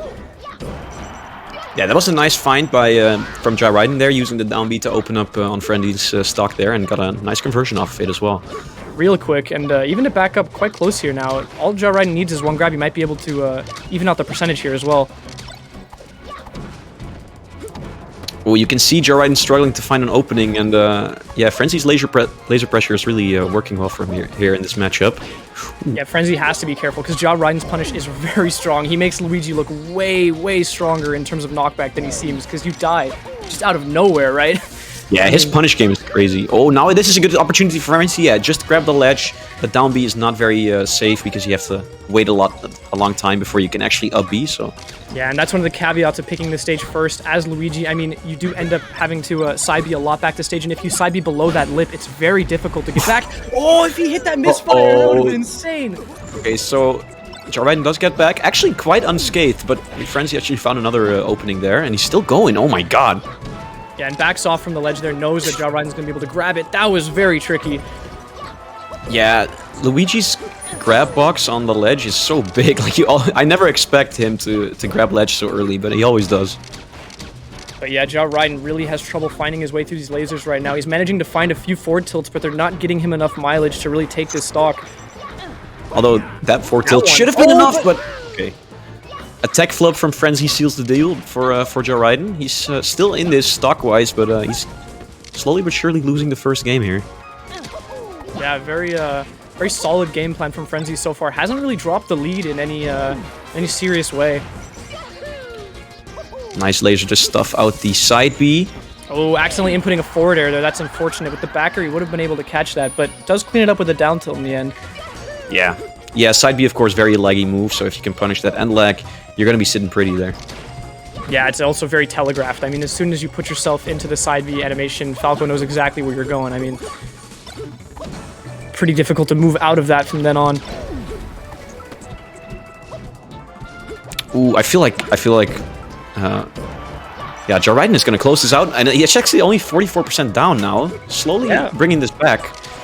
Definitely not over. Jarriden gets a grab here. This could be huge. Can he get the edge guard? No way. The shine from Frenzy was too long. He's too low. What? Frenzy? Why did he do that? I'm not sure why he shine stalled that long, because it felt like he had all the opportunity in the world to get back to stage, and he just dropped so low that all Jarriden had to do was wait and put out that back air there. Yeah, I mean, it's the fear, right? You get into your own head a little bit in a lot of ways. In that last stock especially, you're kind of wondering, like, am I just going to get thrown off and edge guarded really quickly and just lose this stock? And it's quite a frustrating feeling. And so, like, shine stall, I guess, is a way to feel like, okay, I'm in control of how long I'm taking to get back. I can kind of bait out a move and work around it. But shine stalling for that long is a death wish after that, because as soon as Jarriden grabbed that ledge, it was over. Yeah, it was weird because I first of all, I didn't even expect Jarriden to use the back throw, but instead go for an up throw. But then he actually made the edge guard work in the end. Yeah, sometimes it's not about what's good, it's what puts on the most mental pressure even in any given situation. And I think that was the right call there, clearly. Yeah, because it netted him the game, so... Yeah, and now Frenzy's going to try and do what he did last game, but this time maybe a more solid lead is in order. Oh, and the misfire is going to send Jarriden all the way to the left. Nice tech, but now he still is in a bad spot, and Frenzy with great coverage there. That cleans that one up, but it's a similar position to the last game. Let's see if Jarriden can get the quick punish he got last time. And opening up here with the down smash, almost got the tech chase too. Oh, I felt like he was gonna go for an up B, but I think he was just a little bit too late and didn't trust in his reactions there. Yeah. Ja Raiden looking a little less phased by these lasers, although he is getting stuffed out quite a bit. Ooh. Oh, very, very dominant neutral there from Frenzy, just putting out a lot of hitboxes. Is that going to be a stock? No, a little bit early on the down smash, but Ja Raiden's still recovering, and that's going to be it. Ja Raiden mixed that up really nicely recovering, but in the end it was not enough. Frenzy still managed to chase him down.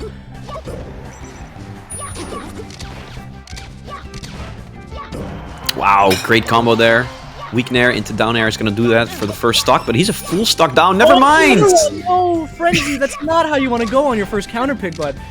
Yeah, I was just about to say that he was a full stock ahead, but not anymore, so it's very lucky for Ja Raiden again. Yeah, Frenzy, you see slowing it down, reverting back to this laser game. Now that he doesn't have the lead anymore, he has to go back to playing calm. Yeah, that double shine is not going to kill, barely. Doesn't manage to catch that edge guard either, and now with that knockdown, Ja Raiden's gonna get a chance to open up his own combo here. He's got Frenzy in the corner! Oh my god, did you see that push-up? That was so sick, but he didn't get anything from it, but more up throws now. Good slide off bear, but didn't manage to get much mileage off it, and now Frenzy gets a chance here again. Yeah, Okay. nicely done. Just rolling up there, recognizing Luigi has no chance of making it back. Yeah. Frenzy holds the lead, but it's kind of shaky, not gonna lie. Oh, he might just lose the lead right now. Ja Raiden opts to dip through, but nicely done by Frenzy to opt for the recovery up high instead. Yeah, that was a good read from Frenzy, but that's gonna be it. And now they're both on last stock. This could have been very different, but now Frenzy has to be careful that he's not gonna be gimped or gonna side B off stage, of course. Yeah, he's not approaching at ledge here so dangerously anymore, and that was a really weird back air. I mean, I was expecting it to kind of kill even with that DI.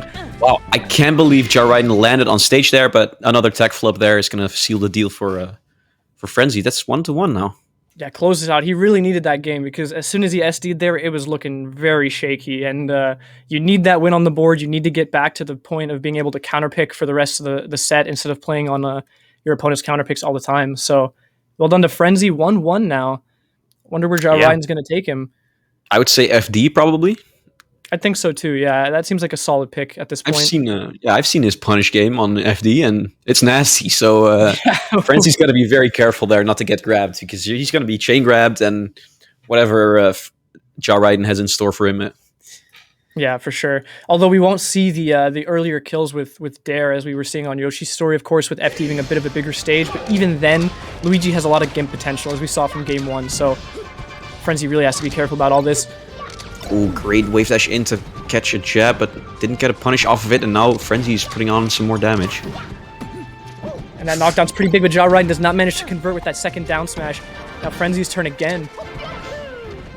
Ooh, okay. I'm surprised that down B worked in Ja Raiden's favor, but it worked.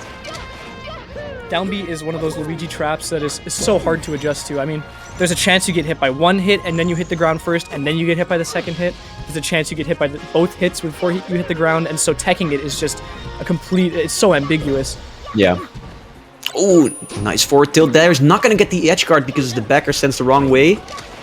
Frenzy's still holding onto his stock. This is very good for him. Every damage he techs on now is like just extra credit. Exactly, and he's going to open up kind of big here with the shine. Hopefully does back off on that combo, doesn't overextend. Oh, the dash attack is actually going to do it! Okay, only Ja Raiden can make Luigi dash attack work. I mean... Yeah. So one of the hits actually sent Frenzy off, and then the other one gimped his double jump. That's crazy. Frenzy doing a good job of keeping Ja Raiden in the air, though, when he does get him up, because with no platforms on this stage, Luigi's going to have a lot harder of a time coming down. Wow. Frenzy was ready for that down B because that was the third time Ja Raiden went for that same down B, and a simple crouch cancel down smash is going to seal the deal there. Yeah, not getting flustered on Luigi's up B there. Sometimes it can trick you up getting clipped by it because it's such a weird kind of amount of knockback. It's almost nothing. Frenzy playing really solid this game now. He is not showing any cracks in his game plan. I mean, this stock even is looking really solid. Yeah, and no SD so far, so that's good. Ooh, and finds the downer up air. That's a nice little combo on floaties there. Barely not going to kill, though. Another shot for Ja Raiden. That back air's still not going to kill, but he's in a very bad spot now. He's forced to side B, probably. He's holding on, but I mean, 167%, and Frenzy hasn't taken a bit of damage. There you go, 10% tacked on for Ja Raiden. Yeah, but one grab could spell disaster for Frenzy stock here, though. So. Exactly. But he's not willing to be grabbed, though. Frenzy also making sure his oppressive laser game persists off stage, but Ja Raiden somehow manages to find his way back. Yeah, his recovery so far has been really, really tricky, and it's messing up Frenzy quite a bit. But Frenzy's neutral game is so solid that it doesn't really matter too much. Yeah, right now this laser zoning is just absolutely insane. Frenzy has been keeping Ja Raiden in the corner for so long. Ooh, wow. Yeah. Oh, nice as well. Yeah, that backer was really nice. It just goes up for the dare. That's very nice. I mean, like, what can you say? Frenzy was just playing so solid right there, and Ja Raiden just didn't find any opening. So, 3 stock on your counter pick, that's a rough way to get into your third game.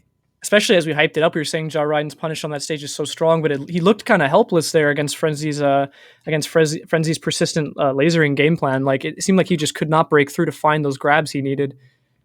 Yeah, so if you're Ja Raiden now, like, where do you want to go now? Now that you've lost so dominantly on your counter pick, well, he's actually going to go back to FD. He's going to trust in his punish game. I respect just it. hoping to find the grab here maybe early and get a lead before Frenzy has a chance to zone out so hard. Yeah, but Frenzy's playing so safe with the lasers.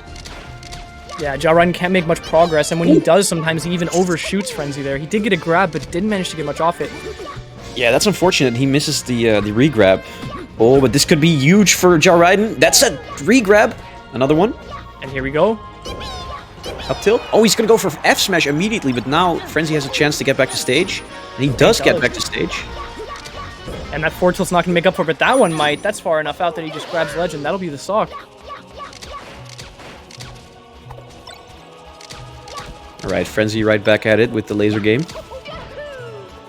Nice downbeat to get out of that sticky situation from Ja Raiden. But now he's just getting lasered in the face. I mean, now Ja Raiden can afford to eat those lasers. He's not so keen to resist taking damage here because he still is on his first stock. And Frenzy down low! Wow. Great recovery, though, from Frenzy after he messes up, honestly. Then he just cleans up his recovery really nice. And casually just picks the best option after jumping off stage. Yeah. Okay, well... Hey, and that's the explosive punch game we were talking about before the last game started. Yeah, literally explosive. I mean, pulling out that up B is quite a treat. Oh my god. Sweet spot that as well. Yeah, very nice way to get off the ledge as well with the double aerial. Ooh, nice dip there from Frenzy to get this first stock, but he's a full stock down. Any grab could also, like, potentially end his stock. And Frenzy off stage did not look good. Luckily, though, Ja Raiden barely misspacing that down smash. This one will hit, though, and that downer is going to send off. I think the big difference here in these two games on FD is that in the first game, Ja Raiden did find some openings, but he just didn't find the actual punishes every time he got them. But now he's finding them a lot better, and F-Tilt's going to do it again. Managing to chain those hits together and get those stronger punishes you expect from a character like Luigi on FD. And Frenzy, I mean, going back to his laser game, he's not too concerned, I guess, about this. Yeah, he's not concerned about this game. This one is a freebie, as we say. He already took a game off of Ja Raiden on FD, so you know what? He has nothing to prove. He's just going to SD that last stock and get into the next game. Yeah, and he's already made up for what we call counterpick advantage in the set, where having lost the first game, he would have had to play game 5 on the counterpick of Ja Raiden. But at this point, since he reset that by beating Ja Raiden on FD, now Frenzy gets to pick the last stage, and he's looking in a little bit better of a position than Ja Raiden is for sure. Yeah, man, I think we're probably going to go to, like, I'd say Pokemon now. Possibly, yeah. Give Frenzy a bit more space to work around Luigi there without the constant threat of being grabbed as you have the platforms to escape. Yeah. I was thinking down tilt would also kill pretty early, but we haven't really seen him use down tilt as a kill option so far. Yeah, but you know we say game 5 is for when you have to pull out all the tricks you got in your bag. So if Frenzy is thinking about down tilt kills, he better be pulling it out game 5 because there are no more games after this, no matter what happens. Either way, in this specific matchup, Frenzy, Ja Raiden, this is their last match with each other. One of these players will go out at 7th at Phoenix Blue Online. All right. We are opting to go back to Battlefield, actually. Interesting choice from Frenzy. I guess he feels like he can do a little bit better than game 1. Wow, great opening there from Ja Raiden. Finds a way into all of those laser spam from Frenzy. Frenzy playing the game rather safe so far. Yeah, not committing and just rolling away when it looks a bit hairy, right? As soon as it gets dicey, getting out of that situation. But Ja Ryan's doing a good job of keeping Frenzy up against this corner here. Wow. Oh my god, is Frenzy gonna like get a crazy combo here? He could have, maybe. Okay, goes for back throw. I like the option there. Yeah, and just backing off again. Frenzy is not overextending, which is exactly how you lose this matchup. Rushing in there to get the next hit and just getting clipped by Luigi Nair. Yeah. Ja Ryan does those charged up smash quite a lot. I haven't seen it this set so far, but he does try to go for them as well. It's pretty weird because the hurtbox distortion. And Frenzy barely surviving the edge guard there by getting that edge cancel, but does get popped up, and that forward tilt will send off far enough. Ja Ryan looking good on this last game here. He's starting up early lead.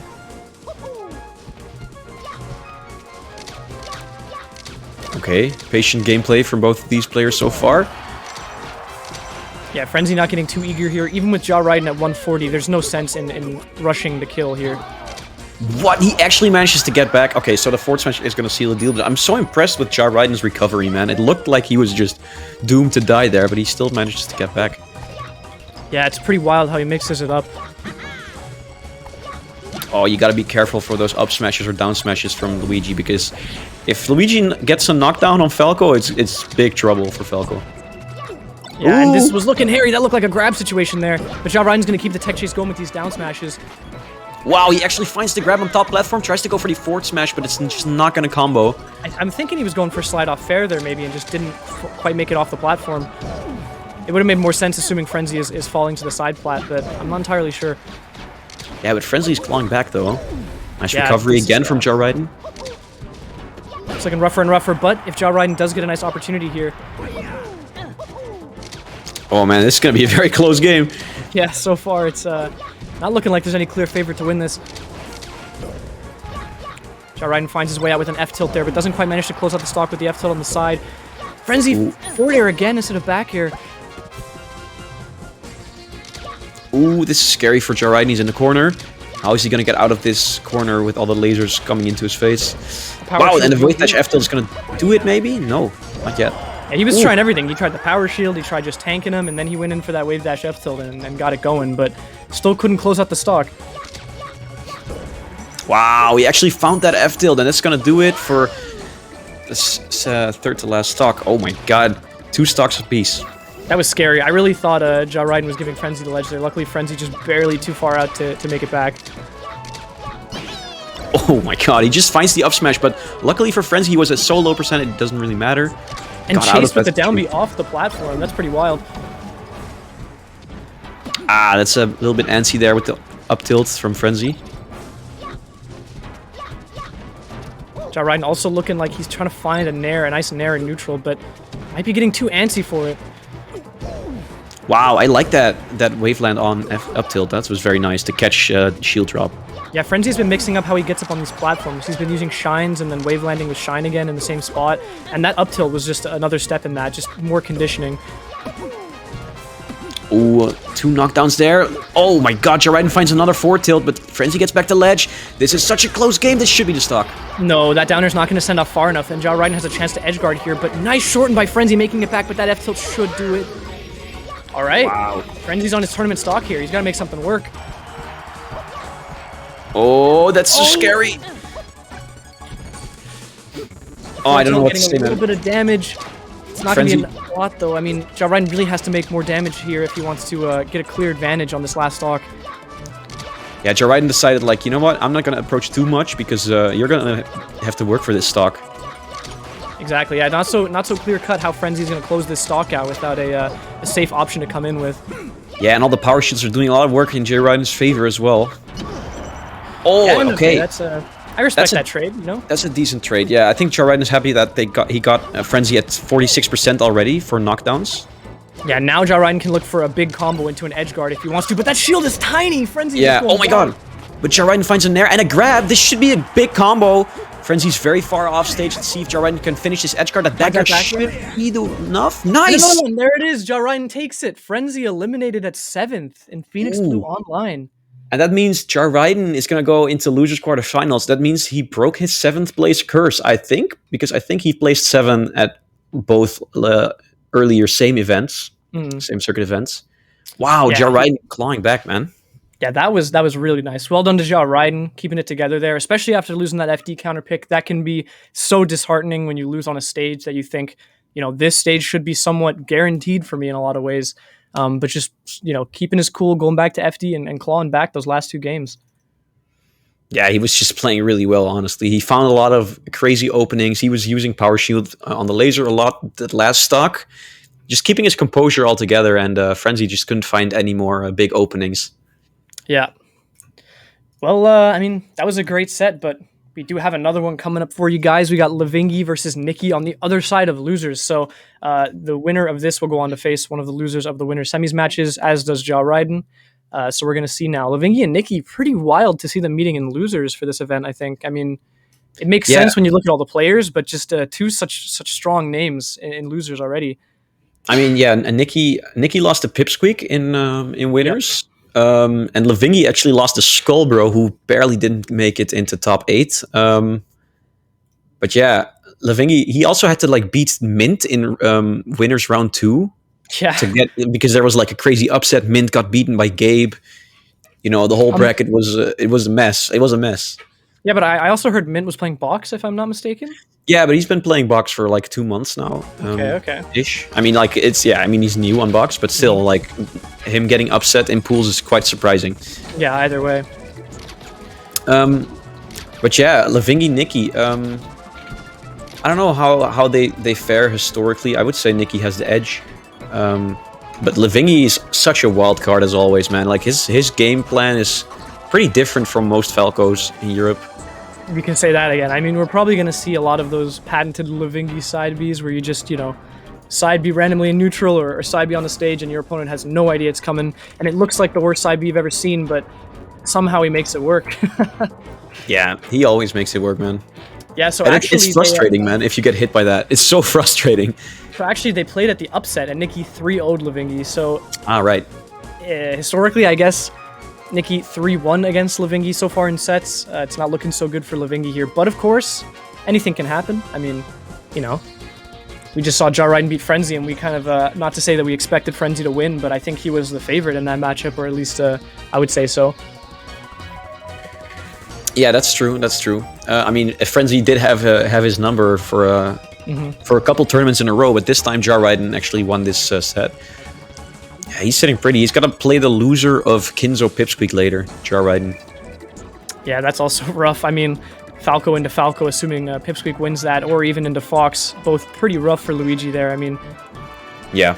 Either way, though, this bracket is mostly spaces at this point. We had 3 Falcos, now we have 2. We have 3 Foxes, and Peach and a Luigi. So yeah, the Peach and Luigi definitely are the odd ones out here in top 8, but of course you would expect Trif to be winner side top 8 for this tournament. Exactly. You said Peach is the odd one out, but I would say that Trif is sitting pretty to actually win this whole thing if he so feels like it, Although Ice performing today, he's been playing pretty hot, and I don't know, I do think Ice is pretty decent against Peach, so it's going to be a hard opponent for Trif, regardless. I mean, we still don't know what that movement was, Ice, if we're being real here. I think that was against Armada Peach, if I'm not mistaken, where he just completely danced around his shield. Yeah. What is that movement? What is it? Will we ever know? He'll never tell us. Okay, looks like we're gonna get into it, and we're gonna start off on Battlefield. Lavingi opened up strong there, could have had a nice little combo going, but Nikki managed to find his way back on stage. Another chance here. He's opening up pretty huge with these shines, just chasing him down. God. He's oh my god, he's down there. Oh. Okay. All right. Okay, Lavingi. Yeah. Oh, Lavingi's gonna prove some of us wrong right here, right now. Well, let's see what Nikki has as well, because Nikki is also very strong punish-wise, and there's no doubt in my mind he can even that up right there, just super fast. Okay. Back and forth so far. Maybe they're just going to destroy each other the whole set through. But I do think that if Lavingi feels uncomfortable, he's just going to resort to a more, defensive game style. Yeah, a few more smart lasers as opposed to rushing in for those shines like he was doing that first stock. Oh. Yeah, Lavingi kind of passive there around the corner, and Nicky capitalizing on it and using the shine to send off Lavingi. Yeah, that was rough. Just waiting in for that F tilt, expecting Nicky to run in and run into it. But I mean, Wow. Nicky's not the kind of person to run into a move like that. Wow, great crouch cancel as well on the get up attack. Although Lavingi took the first stock very convincingly, Nicky is now in a full stock lead. This is pretty crazy. Nicely shortened by Lavingi. Unfortunately, those lasers go in the wrong way. I mean, either way, not sure how much mileage they would have gotten him, but that was a really nice dip down with the shine to catch that bear. Yeah, that was beautiful. And now back to even stocks. But 60% on Lavingi, that's not too bad, but it looks like Nicky's actually going to take advantage of that right away and end his stock. Yeah. Nicky holding on to this lead for dear life. He's not letting go. I mean, he got that that nice stock and just is running away with it now. Just too solid of a player, I think. Nicky really does not show many cracks in neutral as soon as you give him a chance to take a lead. Wow. He's just pushing Lavingi in the corner and keeping him there. Finds another opening. 90% already on Lavingi, and he's just struggling to find a footing here, really. Yeah, I think the important distinction to make is that he's keeping Lavingi in the corner, but he knows exactly when to give Lavingi center, because he knows that, Lavingi desperately trying to grab for center will go for something like Nair, as we saw there, and he's just going to dash dance around it and grab him. So it's kind of like a game of predicting exactly when your opponent is going to make a bad choice to come into center, and then just letting him do it, Give up that space that you've gained. Yeah, for sure, for sure. I mean, Nicky knows how to pick his spots, man. If you play against him, he feels like almost. I mean, it makes sense. I was going to say almost Leffen-esque neutral. Yeah, I mean, it makes sense because he's Leffen fanboy on Twitter, but exactly, yeah. We are going to go back to Battlefield. I guess Lavingi fancied his chances here. He did get that explosive combo initially. If he can do it again. Yo, but did you see that very dominant power shield laser into immediate punish from Nicky? And Oh my god, just lying there as well. yeah, he's playing really well. Finds another grab. I didn't manage to find that tech chase. Ended up rolling by accident, I imagine. And that one either. He's also a bit too far up for that up smash and gives Lavingi another chance to get a punish. Okay, but I mean, Lavingi loses the first stock, but 70% on Nicky is not too bad. Lavingi could just even it up right away. Ooh, that was a nice trade there for Lavingi, and he finds the back air. Yeah, Nicky with no jump off stage right now. That back air should send Fox off far enough. He won't make it back. Good stuff from Lavingi, only taking 3% in that trade, but that was very, very good for him. Nicky going hard. That was a nice cross up to grab him there. And catching the missed tech with the shine too. He's so quick on it. Ooh. Okay. Finds another grab. Ooh, Lavingi gets out of it with the shine. Lavingi again eager to grab center with a move coming in. He really shouldn't be throwing out these moves so eagerly because Nicky's just waiting for it. Oh. I like that Lavingi is opting to wait and testing Nicky's responses to his roll options, but Nicky's been ready for them every time, so... And even here, I mean, it's a scary situation for Fox to be on the edge like that against Falco, but Nicky makes it look so harmless. Like he can just get right past it, no worries. And he goes out there for the bear as well to close that stock out. Although at 80%, I mean, it's still anybody's game. Oh, wow. The double power shield! Yo, you don't see that too often. I guess Lavingi has practiced against some good players who power shield a lot. Yeah, both players cracked out of their mind right now. What? Okay. Oh, Nicky! Great recovery, honestly. I thought he wasn't going to get back to stage, and then he also got the tech later. That was very nice. Lavingi not quite finding that edge guard. He had the right idea there, lasering the up Bs and trying to jab the side B, but just couldn't close it out on that final situation. Does get it there, though. Yeah, I mean, so far, Lavingi is holding his own quite well. He doesn't really have the crazy combo game that Nicky is displaying so far, but he's doing well. Yeah, let's see if he can make something work here, because this is when you have to do it, right? Take the lead, put Nicky on his last stock, and try to build up damage on that last stock to make it just a little bit easier, and that's exactly what he's doing. Ooh, great lasers there, and Nicky's gonna opt for up B every single time, okay? And their tricky situation with Battlefield, he has to kind of up B into the stage. Ah, that was unfortunate. Ooh, Lavingi found that? I'm very, very surprised that Lavingi found that back air here. Yeah, now Lavingi has to follow that game plan. Just kind of slow it down, get these lasers in, do what Ja Raiden did earlier, and just kind of build up the damage you need to take this final stock.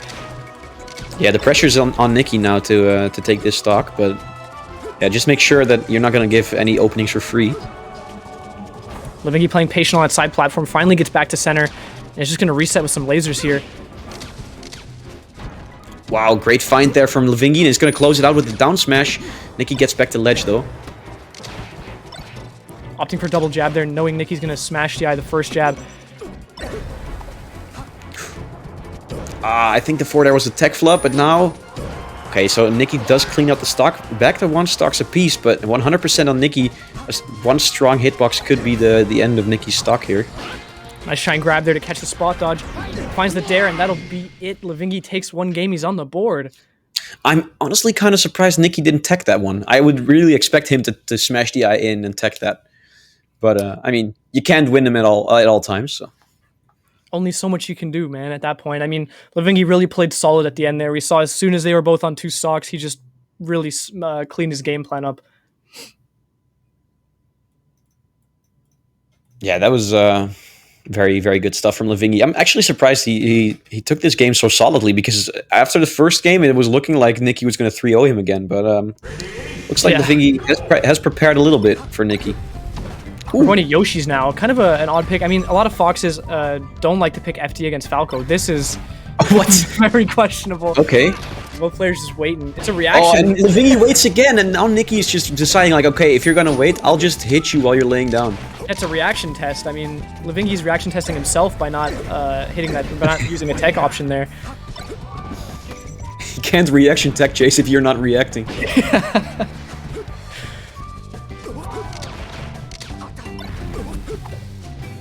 But so far, it's going even. Levingi could still make this back, maybe? No. Just hold ledge.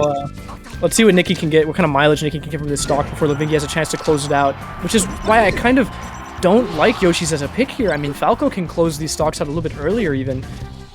Yeah, but maybe he just wants to have a little bit more space against, less space against Levingi, since he's so oppressive and neutral with the lasers.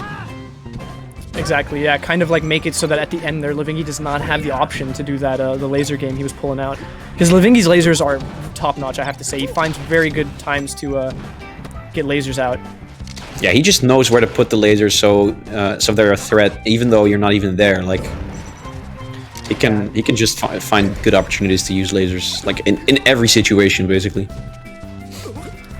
Both players are pretty hyper-set now, but with Levingi's back is at the ledge. Let's see what Nikki can get out of this situation here. Ooh, wow, that was a great find there, honestly, with the up smash. Catching Levingi going in with the laser.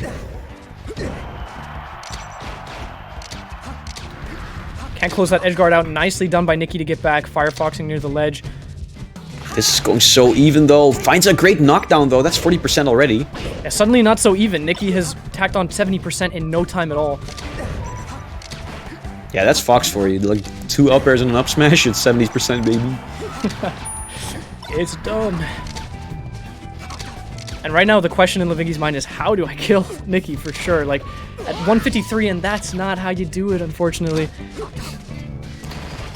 Okay, I guess this was a very good counter pick, honestly. Yeah. Levingi's having a... Yeah, go ahead. I was gonna say Levingi opted for laser there on the edge guard. I guess he just thought he couldn't get anything else. Yeah.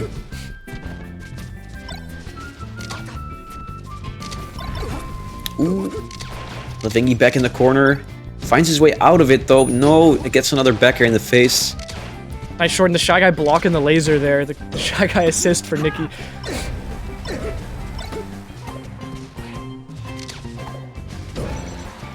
Oh, that should do it if Nikki can close out this edge guard. He doesn't manage to find it. Levingi makes it back with the side B. Nice shine as well to catch Nikki coming with that grab. Oh, that was a very scary down air, but he survived.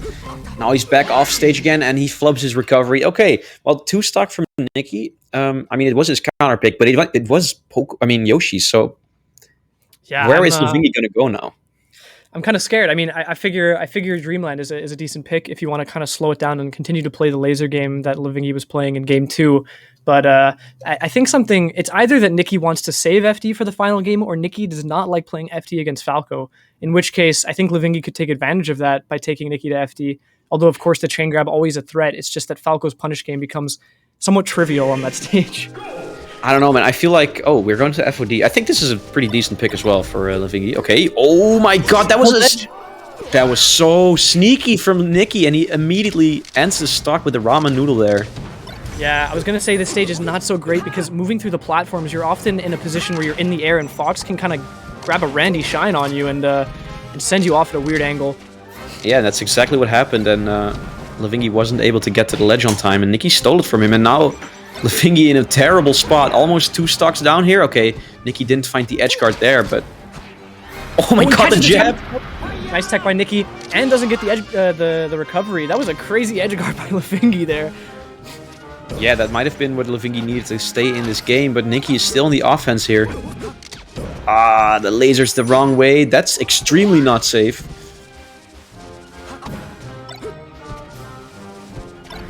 And now with the FT transformation on FOD, let's see if Nicky can get a chain grab going here even. He tries to, he goes for the grab, but doesn't quite find it. I'm not sure why he opted to wave dash back. Normally he would crouch cancel the get up attack, but... Yeah. Off stage again, Nicky's gonna try an edge guard here. Yeah, that up B was way too close to ledge, and punished for it. It's looking like it's done. Lavingi has no real options. He's just not finding a lot of openings like Nicky is, and he's just being put in the corner so dominantly. Yeah, and these 2 shield pokes are absolutely brutal. Just catching him with the up smash and the up tilt. Oh, he finds a stock. I mean, he's not out of it yet, but he has a mountain to climb, though. This isn't just for sure. anyone. It's Nicky who 3-0'd him last time, you know? Exactly. And this grab could mean the end of the stock here. Nicky doesn't manage to follow up on the platform. Does get that take chase, though. And that strong pair will do it, I think. That's the end of... Oh, he goes out there for the shine as well! Nicky, why? Nicky be a little bit cheeky shine there, but that was very well played by Nicky, having a nice 2-stock there in game 3. Yeah, that was nicely done by Nicky, for sure. Yeah, sadly, Lavingi's not out of the bracket, but at least he took a game. That's a difference from last time they played, so... Good stuff from Lavingi. Well, placing 7th. That's the first 2 losers round 1 sets, and... looks like now, before we get to the winner's semis, we're going to be passing it back to Sheezy, your master of ceremonies.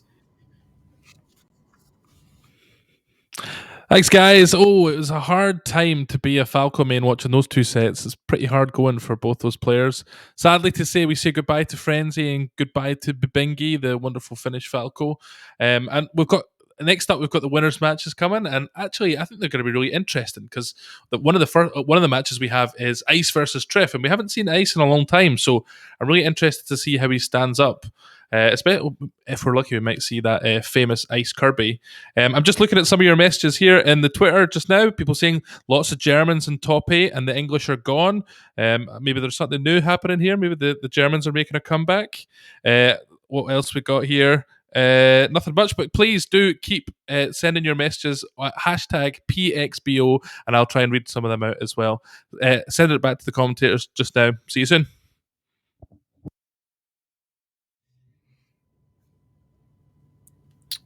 Thanks for that, Sheezy. Much appreciated. Yeah, looks like we're going to get into Kinzo versus Pipsqueak first, though.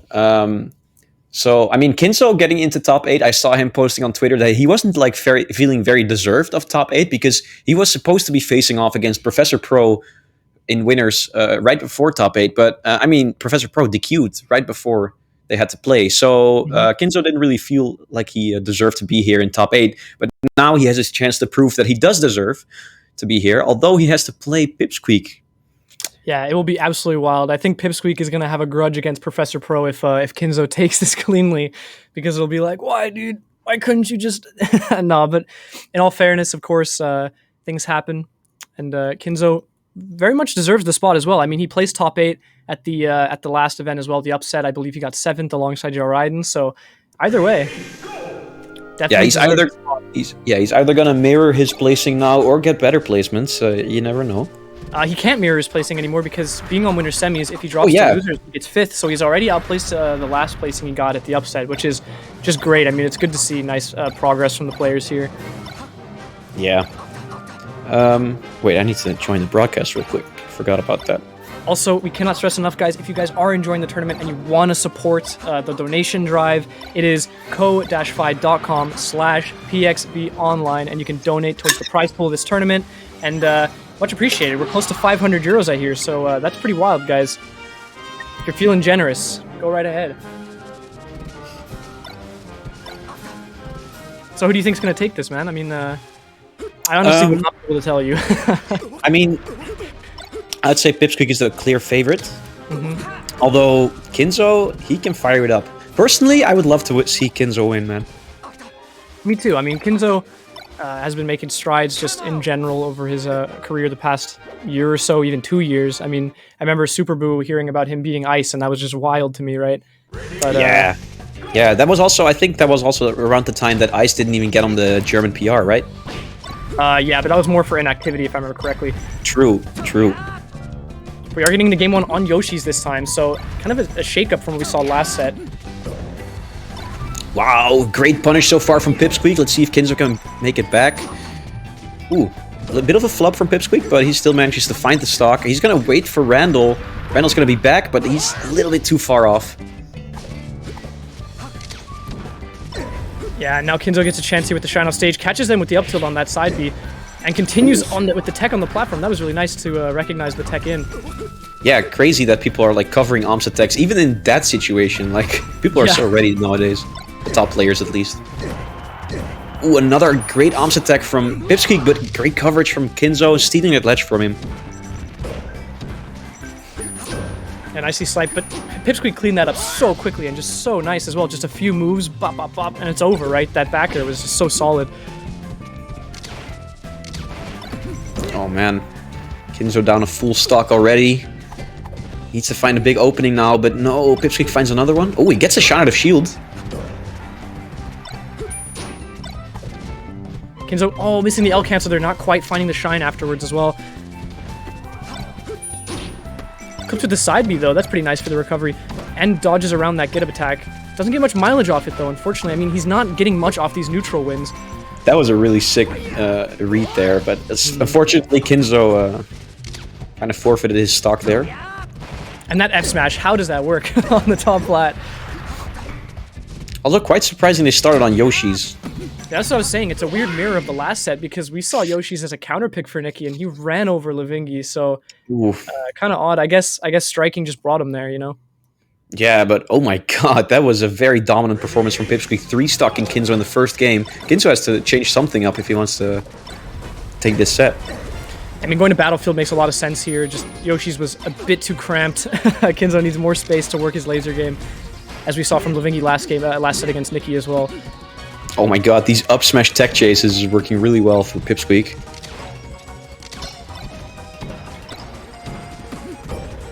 They're just going at it, man. Like, yeah, not a lot of neutral being played, just counter hits all over the place.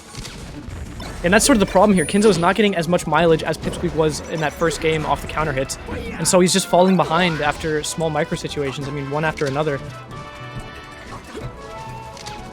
And if he can't close this stock out soon and gives Pipsqueak another opportunity, we're going to see the monster punish from Pipsqueak again. Ooh, great up tilt there from Kinzo, and that's going to beat a stock. Only 20%. This is not a bad spot for Kinzo. All he needs is one opening to take back the lead. Oh, this might just be the opening he needs. Gets a nice down air there on the top platform, but doesn't get the follow-up. Does find the dare on the ledge there, though. Waits for the get-up attack. Pipsqueak does not put it out, but he still reacts to the tech in. But Pipsqueak, that had to have been smashed. Oh my god, that was sick! Pipsqueak with amazing defensive game, but Kinzo, every time he was ready for it and just kept on punishing. Yeah, right? I mean, that chase at the end, especially with the 2 smash attacks, pretty wild. But he has to make it count. He has to get something out of this lead, and he drops the stock, and we're back to even. Yeah, that's an unfortunate SD for Kinzo, but at least they're still even, so it's fine. Kinzo tacking on more damage here. Manages to get out of the fray there and finds a laser.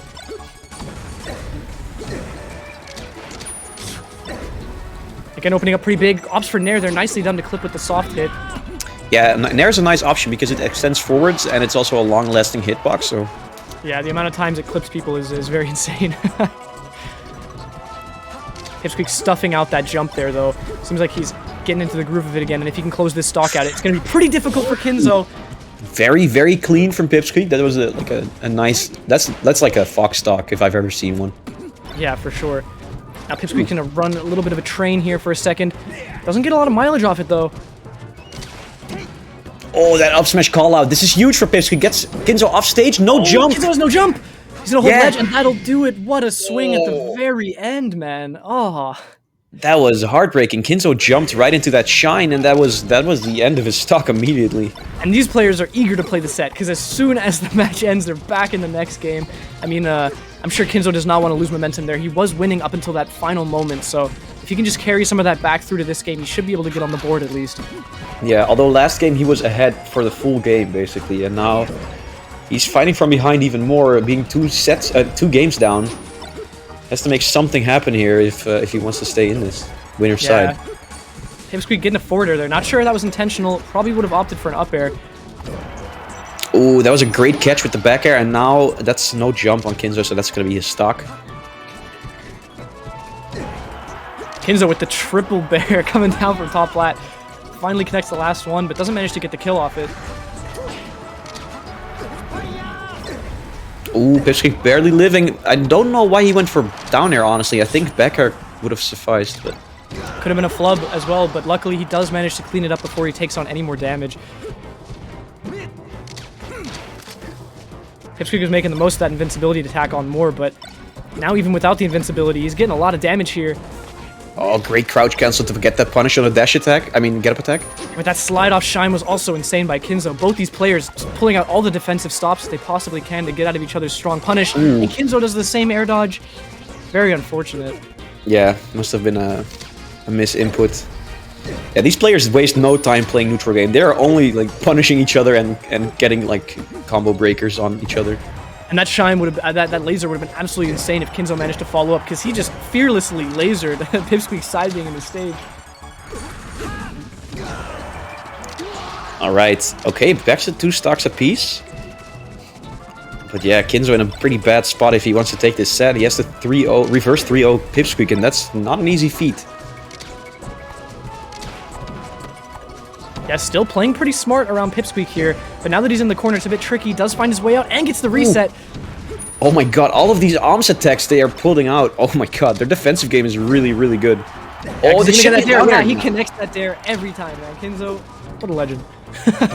Yeah, he knows when he finds his hits and what he can follow up with it. Yeah. Kinzo going high there. Pipsqueak was not ready for it, opting for down smash and could not connect it. Although this here, it looks like it could be it for Kinzo's stock. Wow. Very fast back air there from Pipsqueak's gonna seal the deal. Now it's back to 1 stocks apiece. This is just going back and forth, but every time in this situation, Pipsqueak seems to be the one to clutch it out. But this time, Kinzo gets a nice punish at the start. Yeah, either way, I mean, Kinzo was playing from such a stock lead before. I don't think I trust that he has a lead in the bag at all. Oh man, this is scary. They're just trading hits right now, blow for blow. Wow, great down air there from Kinzo. This might just be the first game for Kinzo. Can he clean up this edge guard? Finds the strong bear. I think Pipsqueak is a little bit too far out to recover from here. He just has to roll up. That's gonna be it. Okay, Kinzo's on the board. That's very good.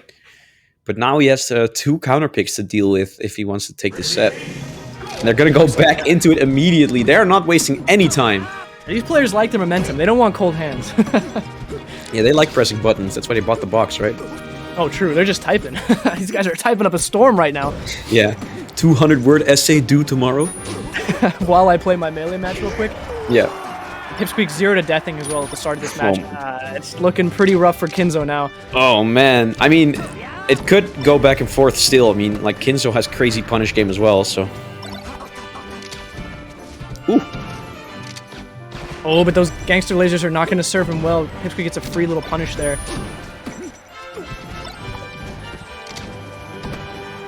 Nicely spaced around the get-up attack. Pipsqueak has him off stage, though, and that'll be the stock as well. 2 stocks down now.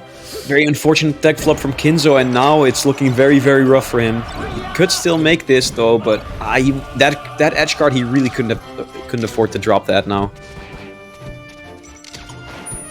Power shields and saves Kinzo as well. I mean, Kinzo could have also shortened in that situation, but I mean, it's scary either way, side being off stage like that. Yeah, that was very, very scary for Kinzo. Finds the stock though, only 32%. That's not too bad, but oh man, he can't afford to lose any more neutral interactions here. Ooh, great follow-up from Pipsqueak. Yo, that Oh my god, that was so fast! Pipsqueak finding the back air there after that crazy drop down 4 there, but now Kinzo's turn. And just covering everything. They're dropping down with the shine and then rising back up with the bear to catch the knee-jerk reaction to come back to stage when Pipsqueak is so low.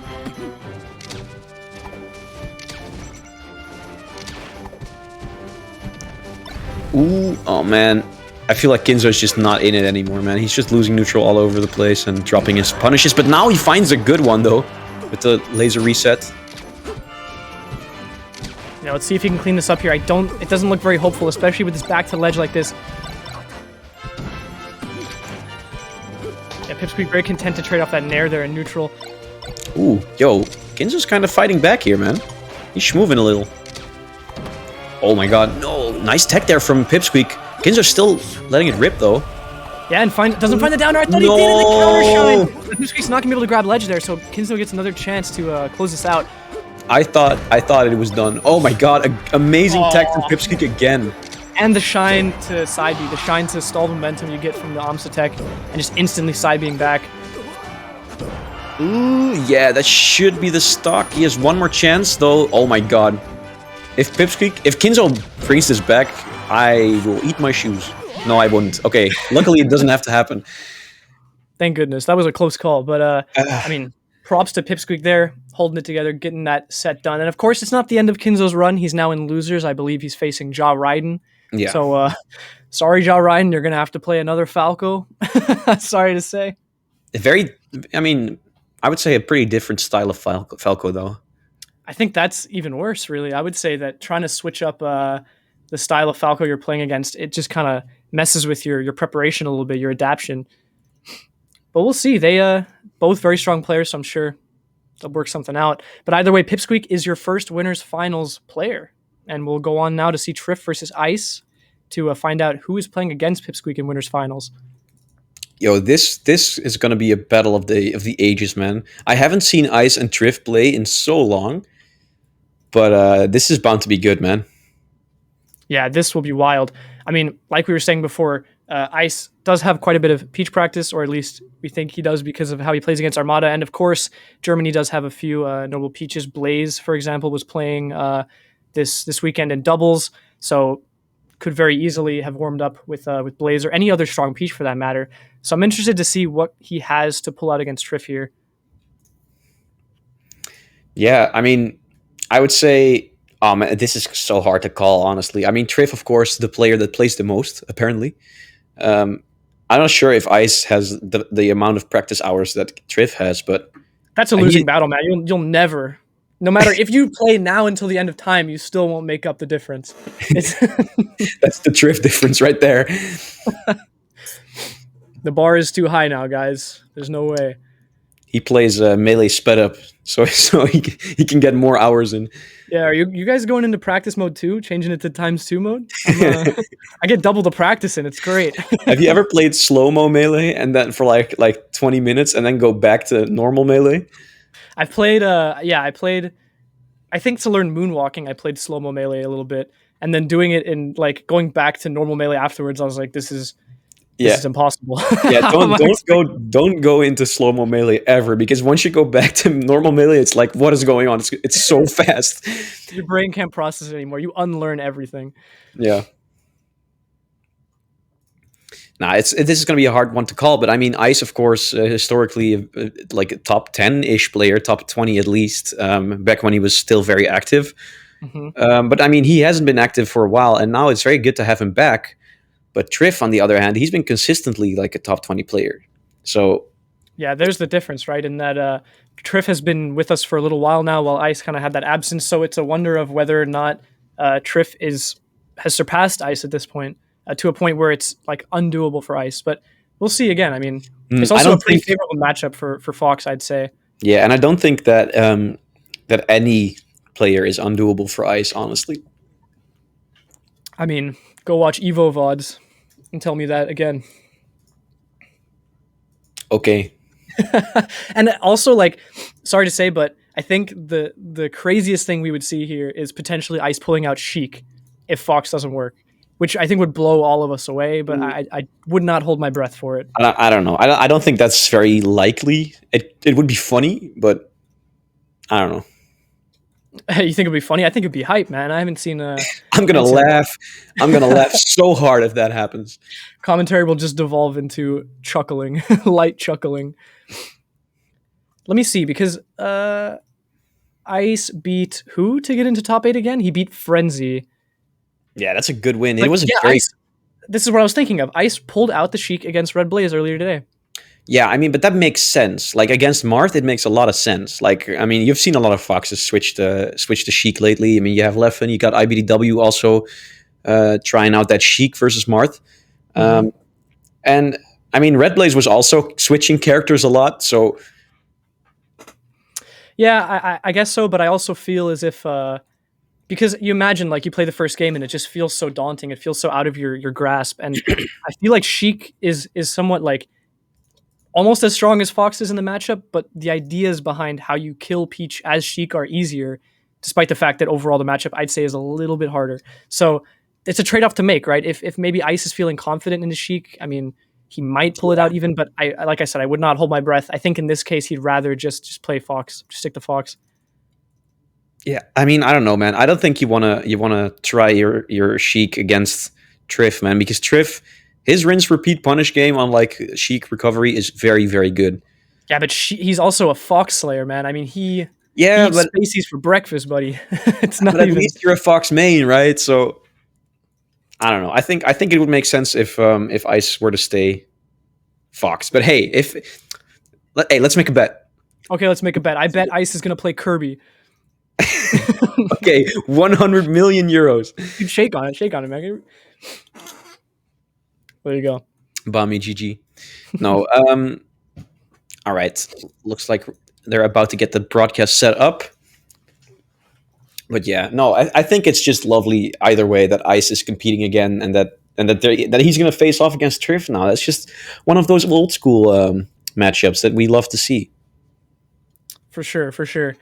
Plus, I mean, it'd be interesting to see again how he does against Trif, because last time Trif just kind of tore a hole through bracket. I mean, he made it all the way to Leffen and took second. So if he manages to knock Trif into losers early now, that would be pretty wild, and we'd have a Spacey ditto for winners finals. That's true. I mean, let's say Pipsqueak and Ice have to face off. Who do you think would win? That's tricky, man. I have to say, I think Pipsqueak would win that, although my heart is with Ice. I'm not entirely sure, really. It's hard to say. I find it very difficult to gauge players who come back, because I've seen both sides of the coin, you know? Sometimes a player's gone for a little while and they come back and you can tell they're just not up to form. And sometimes they come back and they just look better than ever. And it makes you wonder, you know, how differently people take breaks in Melee and what it means to really take a break, right? Because sometimes it's a complete mentality flip. You just change into a completely new player who's able to do things that you weren't able to do before in terms of taking on pressure. You grow a third arm or something, like, I don't know. That's for the start button, so you can LRA start faster. Sometimes they buy this keyboard-looking controller thing. I don't know, man. Where's Yeah, all it's this stuff weird, coming man. from? Yeah, I thought that was only like for some old school GameCube MMO, but apparently there's like new ones being made as well. Yeah, I only play with the OG GameCube keyboard controller. Have you ever held one? It is so weird. I held one at a Sector Z, actually, a tournament in the Netherlands. Somebody brought one with them, and I played one game with it, and it was like trying to learn how to ride your bike backwards. Like I couldn't figure out, because my hands were so separated. It did not feel like the right muscle memory. I was like, what is going on? Where are my hands going?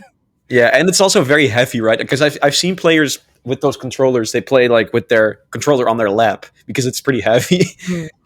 Yeah, I mean, I would not want to play with that controller. I mean, it's funny. Like, don't get me wrong. I would love to win a tournament using a keyboard controller, but oh man, it would take a little while for me to get used to it for sure. Didn't Reaper have one of those controllers as well? Or am I just misremembering? It's very possible. I think Reaper would be the kind of guy to show up with that kind of controller. Got any Reaper experts out here? Anyone know what Reaper's got in his house? Has he got one of those controllers? Where does he live? Please dox him. Do not.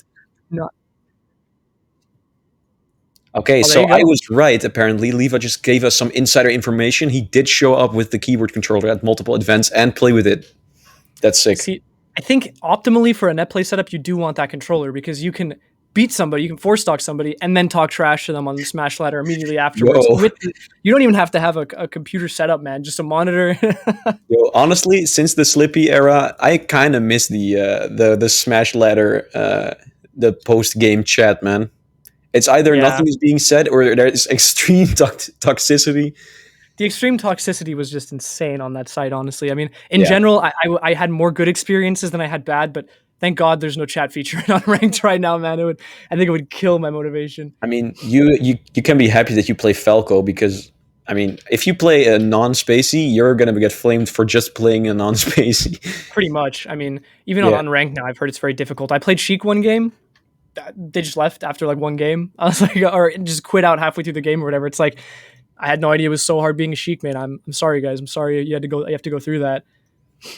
I mean, there's also been the occasional times where someone is very toxic, and then I just, let them, lose some steam, and then afterwards I'm like, hey, so are you okay? Or, you don't have to be so mad. And then they like completely reverse their tone, right?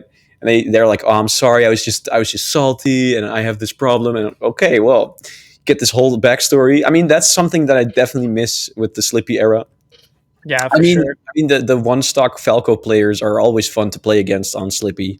I'm gonna be honest, but I mean, I'd like to bring up the fact that we actually played on Smash Ladder before we met each other in real life when I was still living in Germany, and it was just like we played like one game and you quit out and you're like, this is too laggy, and you didn't even say GGs, you just quit.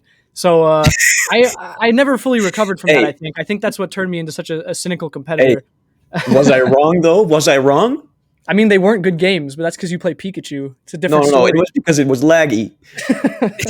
Sure, it was laggy. That's what people usually say when they lose, buddy. Didn't you say yesterday that you couldn't even play online before you were playing in Germany? That's true. I did try. I had my hand, fair share of attempts, but yeah, like you attempted with me, and that's the wrong decision. I'm sorry. I'm so sorry. Yeah, it all comes back. It all comes back in group therapy with you and I, couples therapy.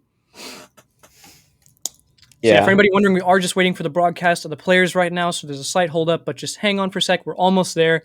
And of course, if you do want to support, put money towards the prize pool and everything, code-fi.com/pxbonline. And just shout out to a few of our other partners, I guess. We got Cones Academy, patreon.com/Cones Academy if you want to check it out. Tons of great coaches from Europe and a few from the US you can get access to. And of course, if you want to pay for the content consumer role, you can pull that out for €5. Access to over 200 VODs of just really high quality lessons. I mean, people in Europe have been improving like crazy under Cones Academy. Yeah, and if this is the first time you see a same circuit event, which is Phoenix Blue is a part of the same circuit, you can go ahead and go to the samecircuit.eu, and all of the information about the same circuit is on there. Hosted by Pylon Software. Huge shout out to Pylon Software, also one of the tournament hosts for one of the same circuit events, which already happened last month. But of course, yeah. And if you're like, damn, same circuit is so cool, I want more of it. Next month, we're going to have Regen Online, and it's the bracket. The registration is already open. You can go to smash.gg/regen, and you'll be able to sign up. So if you're signed up this month, you should sign up again next month, because we want to hit that 300 attendees milestone again. Today, we didn't make it. We made it to 299, very close. So if you're that one person in chat that didn't enter, you could have made the difference, but you didn't. Exactly, yeah. And if you did see this and you want to enter next time and you do, there's also incentives. I mean, like we said with Cones Academy, they have small prizes scattered throughout in different amateur brackets and ladder and things like that, where you can win free coaching sessions. I mean, there's also the point system that we get. You get points for placing super high at these tournaments, and then eventually we'll have a payout for those points. It might not be like a cash payout, but you're getting some sort of prize. We don't know what it is yet. It's all leading to something. So. Stay tuned for all that as well. I think the first thing we have around the first time we'll see anything about that whole point system will be at FET Online, I believe, in June. I think so as well. Milestone. But it's not fully disclosed yet, so we're not sure yet. Exactly, yeah. So just stay tuned for all that. And of course, if you're a doubles fiend, you can hit up doubles at these tournaments as well, because the people that place highest at these events will eventually be flown out to air, the offline air that's actually going to happen either late this year or sometime next year. So really, if you are into doubles and you think your team is strong enough to handle that, please go right ahead and sign up for doubles at these tournaments too. Although right now it's looking like Pipsqueak is going to take that W because they've won last 2 doubles events. They did not win this at doubles event. I don't know what you're talking Wait, what? about. We Oh, commentated sorry, that. That was sorry. Ice and 6, man. I'm so sorry. Yeah, Ice and 6 actually made it happen. I'm having a brain fart. But I mean, either way, they did place second, so they are sitting pretty at, I think, the top of the list because Ice and 6 did not place, didn't enter the one before this. So unless Ice and 6 can pull it off again next tournament, then they're going to be in an awkward position. Yeah, man. I mean, Ice and 6 yesterday, that was very surprising. It was so surprising that I already forgot. Yeah, it was. It was a traumatic experience for you. It was so exciting. It was like, oh my god, it just flashed your memory. Yeah. Yo, I mean, damn, it would have been so cool if 6 also entered the singles bracket, though. I would have loved to see Link, like, in top 16, because that would have happened. I think so, too. Yeah, it would have been nice, a little change of pace. We always love to see those fun characters being pulled out. And shout outs to everybody that are entering these brackets with characters like that. I mean, we had MSKJ Mario making it into Pro Side bracket. We had Skullbro Dr. Mario. I'm not sure if we had any Donkey Kongs this time. I mean, I don't think Mo entered singles, did he? I don't think so. No. Risk changed to Sheik now. Yeah. So now that's no longer a Donkey Kong main. I don't think K12 entered as well. I haven't seen. We had Squeachu. We had Squeachu as well. Was in just a crazy Game & Watch main. Absolutely wild. Yeah, he got upset though by Noxa. Oh yeah, that is pretty wild. Yeah.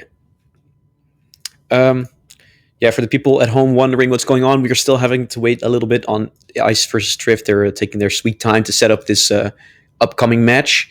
But yeah, it's going to be a good set because we haven't seen these players play in so long, and I think it's going to be a good one. Yeah, according to PG stats, they are 5-6 in sets with Ice actually leading. But it looks like in the last 3 times, actually, it looks like the last 3 times, Trif actually lost to Ice. So Ice has the advantage right now. Okay, looks like we do have the broadcast open right now. Yeah, both players are into the game now, so it's only a matter of time, guys, before we get into this next winners semi set to find out who is going to be meeting Pipsqueak in winners finals. Yeah, I mean, either way, the person who wins this is going to have a rough time versus Pipsqueak because I think Pipsqueak is definitely capable of beating both these players. Shout out to Jeffsor because he literally just pulled the clutch. How could we forget Nebby Mewtwo? Like, oh my god, Nebby Mewtwo got so far in this bracket. Shout out to him for placing so well. That is a Mewtwo, man. Pretty wild. All right. Looks like we've got some hand warmers. All right. Cool. Yeah, man. I mean, Trif is of course a colossal in the EU scene. Yeah, absolute pillar of the community at this point. I mean, strongest Peach main in the continent by far at this point. I mean, no one can even come close, I mean, debatably even in the world, right? I mean, it's hard to tell because, you know, there's no international brackets being played right now. I mean, like across the globe. But there's definitely other Peach mains contending in America, but Trif is definitely up there, man. Exactly, we got Ryo beat for America. That's a tough contender to kind of pull comparisons with Trif here, but yeah, and Laud. And Laud, yeah, true. We're getting into game 1 now on Battlefield. Ice going for this pullback laser approach, but eating a lot of hits of that down smash already. And a dot eyes for the first huge punish. He goes all the way out there for the dot phase hit, but it doesn't connect. Does hit that turnip though. Doesn't manage to find the dare. Ice getting back on stage, getting a lot of chances on this stock. Wow, yeah, Ice all completely on his back foot the whole time, that whole stock. Yeah, let's see if Ice can kind of pull back here and tack on more damage with these lasers. Try and find a good kill confirm before Trif gets more damage on him. Oh my god, he's playing really well so far, but oh, he goes a little too low for the recovery and dies for it. Yeah, that's unfortunate. Ice now down 2 stocks, going to be much harder. I mean, Peach's game plan is often to trade out hits when it starts to get a little more dicey, so Trif in a good spot here to kind of take this game pretty cleanly. And there you go, trading it to avoid getting killed by that up air, but... Ooh. Great find there from Ice, getting the first stock, but I mean, he's already a stock behind, and Trif is definitely one of those people that can definitely extend the lead by just playing patiently and not dying, because he's pretty hard to kill. It's surprising that Ice actually found that kill with a raw up smash. Yeah, I'm liking Ice's use of down air here on these platforms too. When Trif is just above the platform in the air, he comes down with down air to try and convert. Hasn't managed to get much off it yet, but I imagine in the future it could give him a lot of mileage. Yeah, very patient play from both these players so far. Nice sweet spots from Ice, actually, with the double jumps. Hard to punish. Trif getting out of there after that down smash. The Nair's going to send off as well, and can he go out there? He goes out there with a fair and takes the stock. The big smack.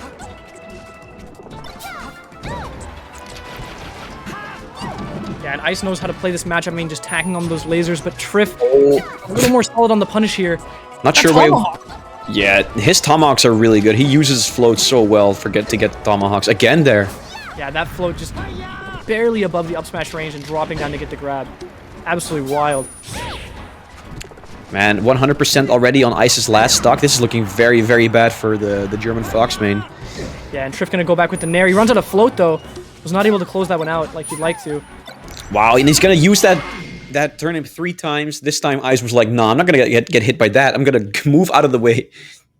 Yeah, just decided not to get hit by that turnip, but at what cost, Ice? At what cost? Yeah, I mean, I think he was kind of done for at that point, right? So yeah, for sure. That was game was decided. very, very dominant performance by Trif. 3-stocking Ice, one of the best Fox players in Europe, man.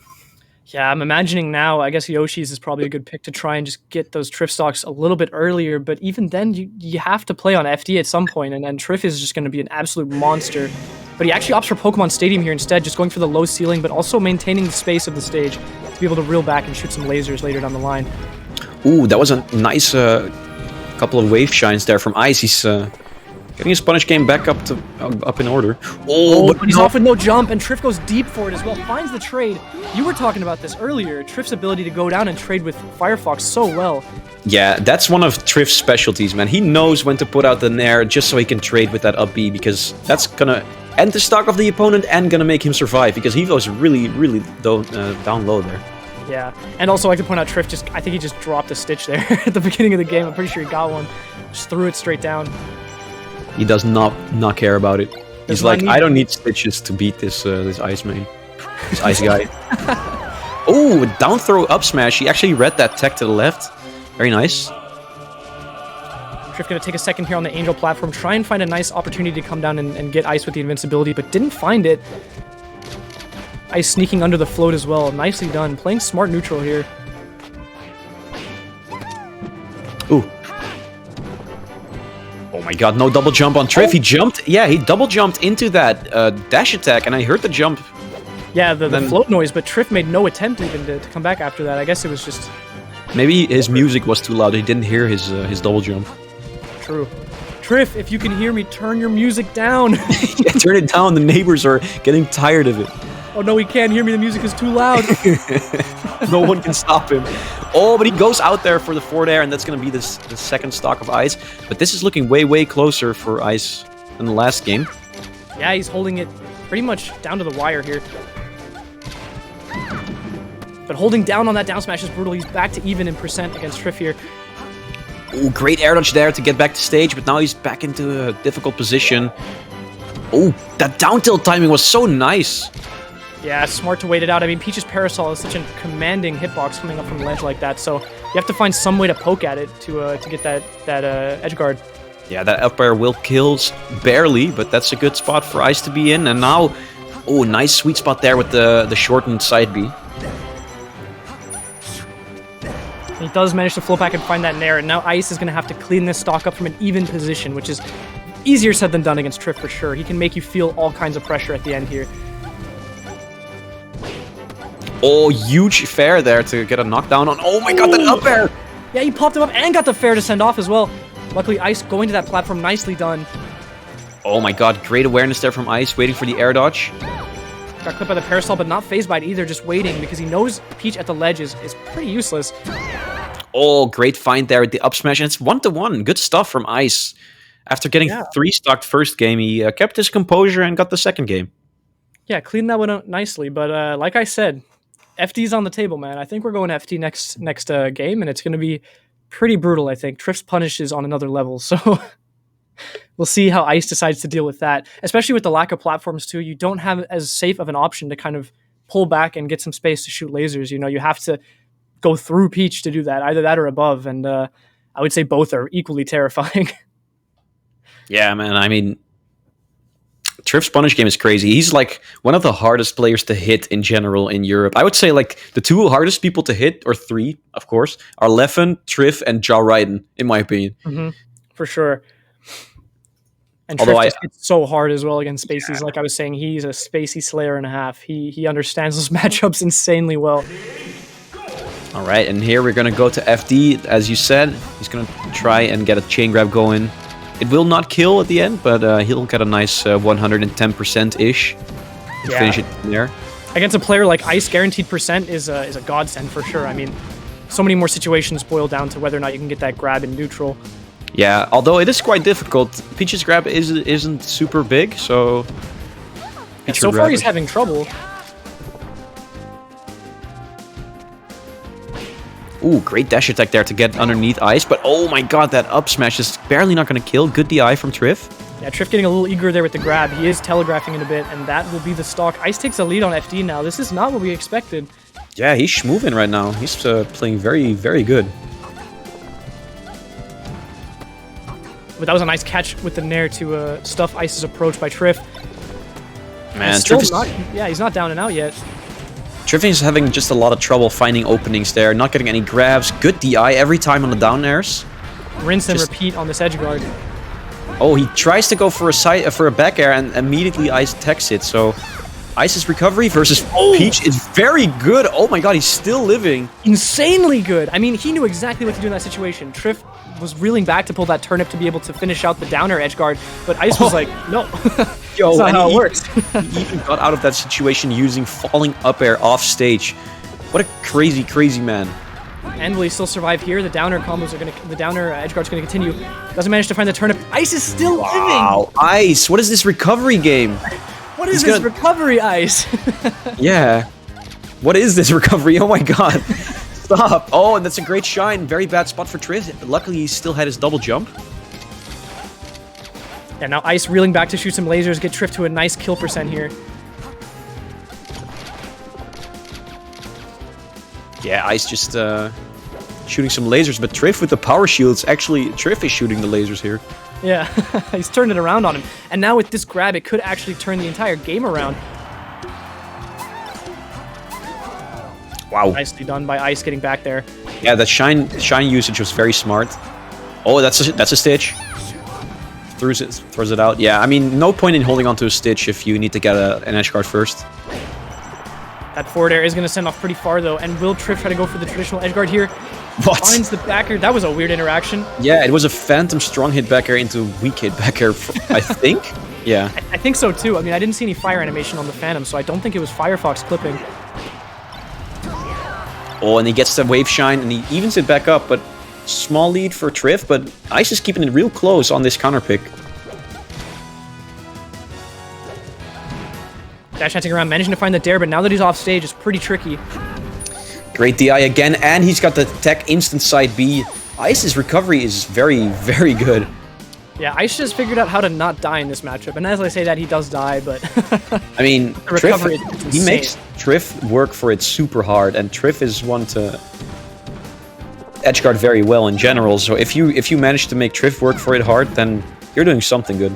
Exactly, yeah. The average player here would fall very quickly, but Ice manages to hold it together for multiple edge guards. Absolutely insane. And he does not manage to find that with the Trif smash getting out of the up air, but that up smash will do it. Yeah, that was a good trade, I would say, although being at 76% is not great. And Nair will send him off just like that. And the turnip as well, the snipe. Yeah, wow, that was very well played by Trif, really. I mean, Ice made it super hard for Trif to close out these stocks, but at the end of the day, he still managed to do it every single time. Yeah, managing to get it in the end was important because with a counter pick as strong as FD, you don't want to drop it because, again, we've talked about it before, the idea of like a guaranteed stage in a lot of matchups where you think, you know, I have at least this one counter pick where I can pick up a game, and that's sort of what drives this theory of counter pick advantage where typically you'll have that one stage that then guarantees that the final game will be played on your counter pick instead of the opponent's. So really good that he managed to close that one out, and now Ice has a decision to make here. I mean, so far he's won on Pokemon, so I'm guessing he could go to Yoshi's if he's comfortable there against Trif. Although playing Trif on Yoshi's, it's difficult, man, because he will find spots or like cracks in your defense to open up on you.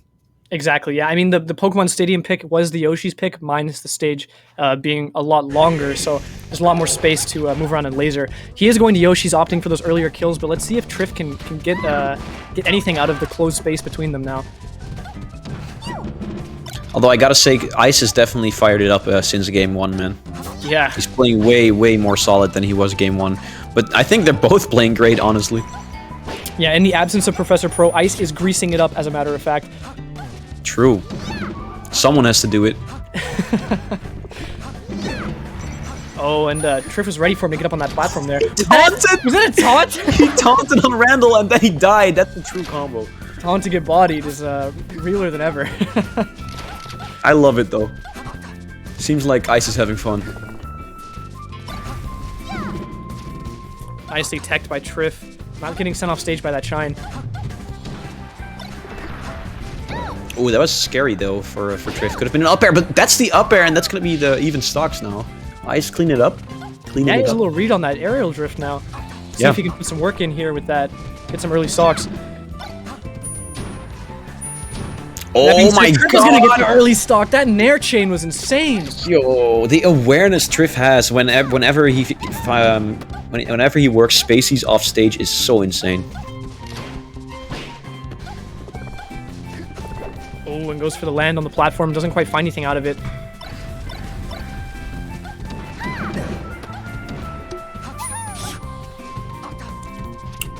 Ooh. Yeah, Trif regaining center there, but not finding much off it. Ice staying very patient up on that top platform, not trying to approach too eagerly. I'm not sure why Trif is doing so well on Ice's counter pick. Like, it's crazy, man. He's just picking him apart, really. Yeah. It's looking very gruesome here for Ice. He's got a mountain to climb. And against a character like Peach, it's way easier said than done, for sure. Oh, that was a nice little string there with the forward air. Doesn't really get anything off of it, though, with the forward throw. Finding that grab in neutral, though. If he can close this stock out without taking any more damage, that's not going to be enough.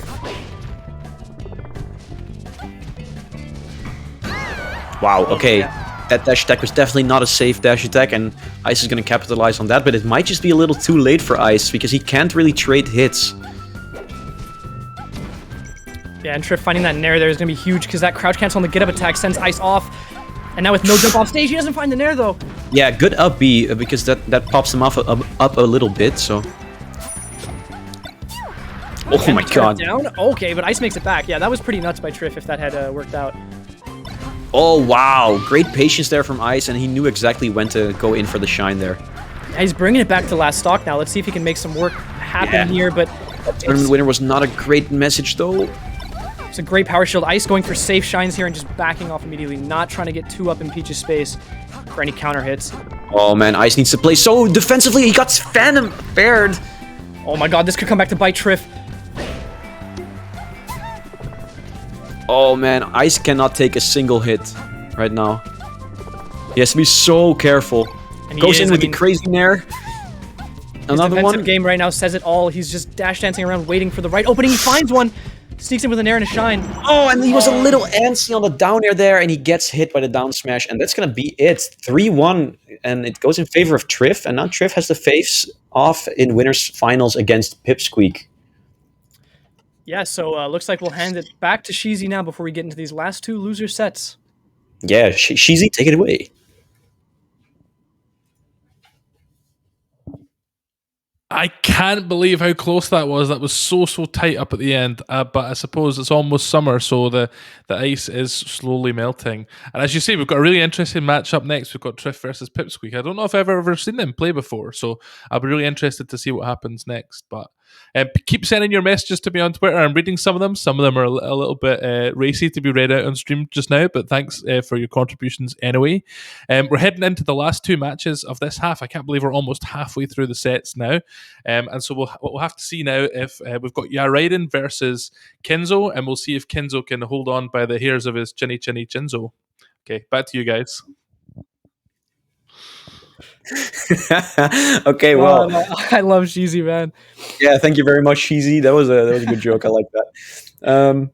Wait, so are we gonna get Kinzo versus Jaraiden first, or Nikki versus Ice first? I think it's gonna be Kinzo Jaraiden, right? We'll take a quick look real quick into the top 8 chat. Looks like we'll be getting Kinzo versus Jaraiden first. So yeah, the first match we saw was Jaraiden, so he's been waiting for a little bit to play this next one. Yeah. Unfortunately, again against Falco, so it's gonna be interesting. Yeah, so that does mean Jaraiden is going to have to beat another top Falco player to advance to loser semifinals. I mean, he can definitely do it, though. I think they have a decent record against each other, right? I think it's pretty even. Or I think Jaraiden has the edge even. Let's take a look. I mean, we got this beautiful resource now, PG Stats. Shout out to the team running it, because it is a godsend for things like this. Yeah. Yeah, it's really, really nice to have. Let's have a look. So, looks like Jaraiden is actually down 2-4 in sets against Kinzo. The last time they played at Valhalla Online, Kinzo won 3-1. Okay. I mean, Jaraiden also had the same record basically against Frenzy, and he did just upset him. So this looks like Jaraiden it's his chance to shine, man. We'll see, but it's also Kinzo's chance to shine because he is playing Falco. Let's not forget. And do you know what down B of Falco is? No. Can you please elaborate? Open up the melee instruction booklet, and you'll see its reflector. What does it do? Please tell me. Oh, wise God. I think it reflects projectiles or something. It sucks. Shouldn't use it. Okay. Well, I hope Kinzo knows. Somebody tell him, please. Can somebody give him this information? No, we're just going to wait a little bit. It looks like Jaraiden is broadcasting right now. Yeah, I mean, I don't know, man. I would love to see Kinzo win personally because I just love his Falco. Although having a Luigi up in top 8 is also very cool. I would like Jaraiden facing off against either Ice or Nikki later. That would be cool as well. Yeah, it would be interesting. But I'd also like to see Kinzo versus either Ice or Nikki because that's just a German special right there. I mean, like, you're playing probably the best Falco in Germany versus one of the best Foxes in Germany. Take your pick. It's either Ice or Nikki at that point. So that would be very interesting as well. So either way, I think whatever we get, it's going to be a crazy end of the bracket here, end of the top 8. Yeah, for sure, for sure.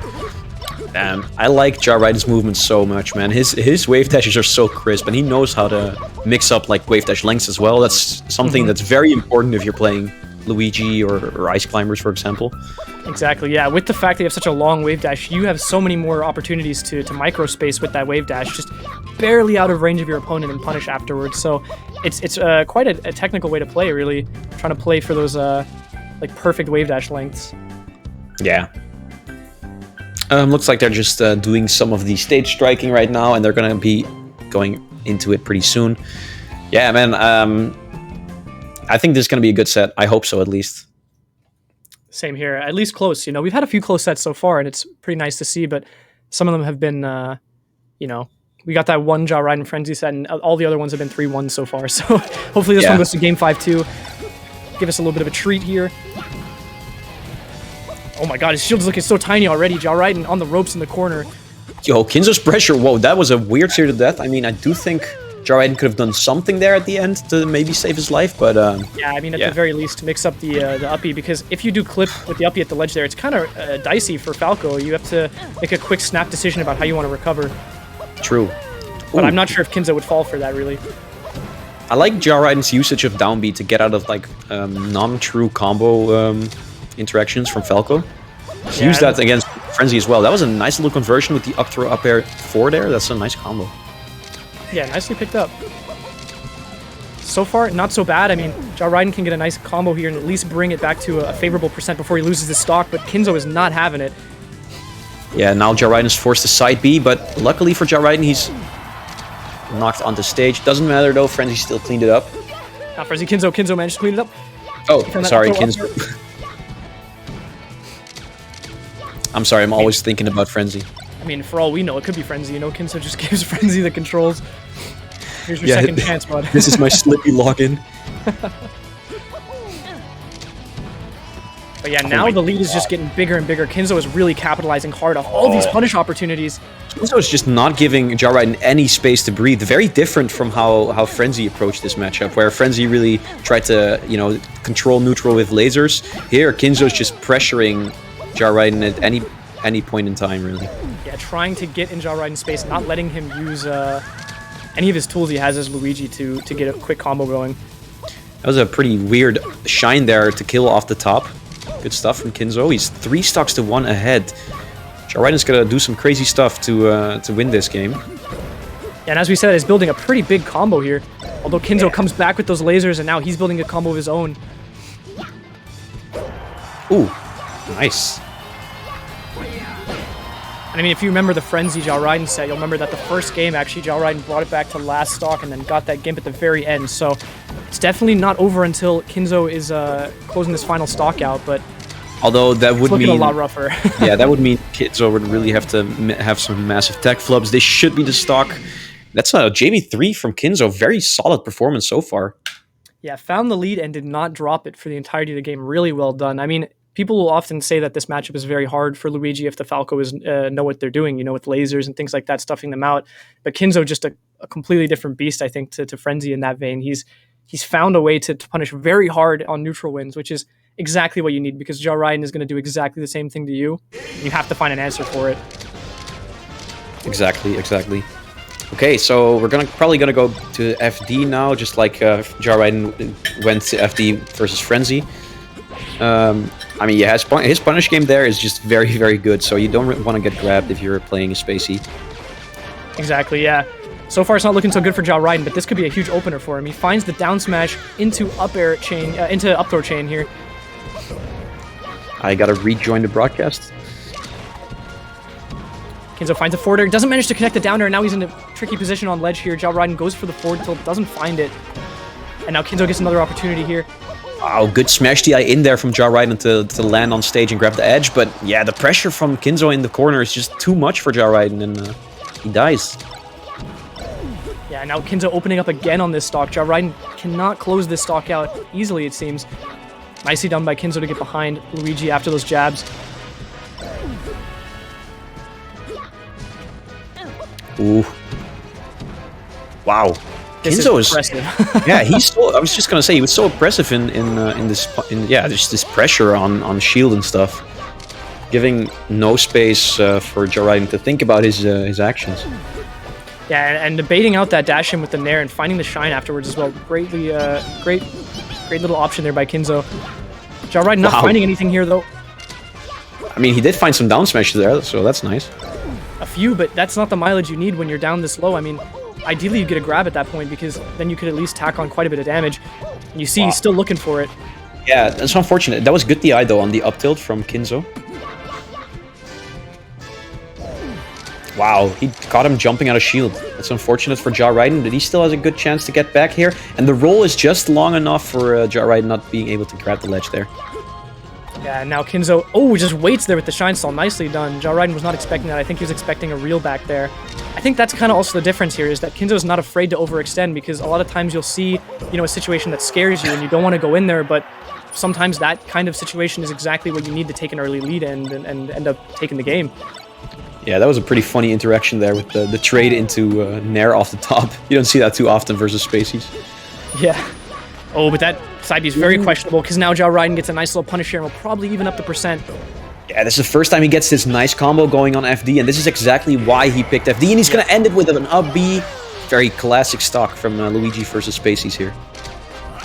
Yeah, that's more what we were looking for traditionally in this matchup. I mean, Jarraiden's been struggling to find those grabs, but when he does get them, he can do a lot of damage.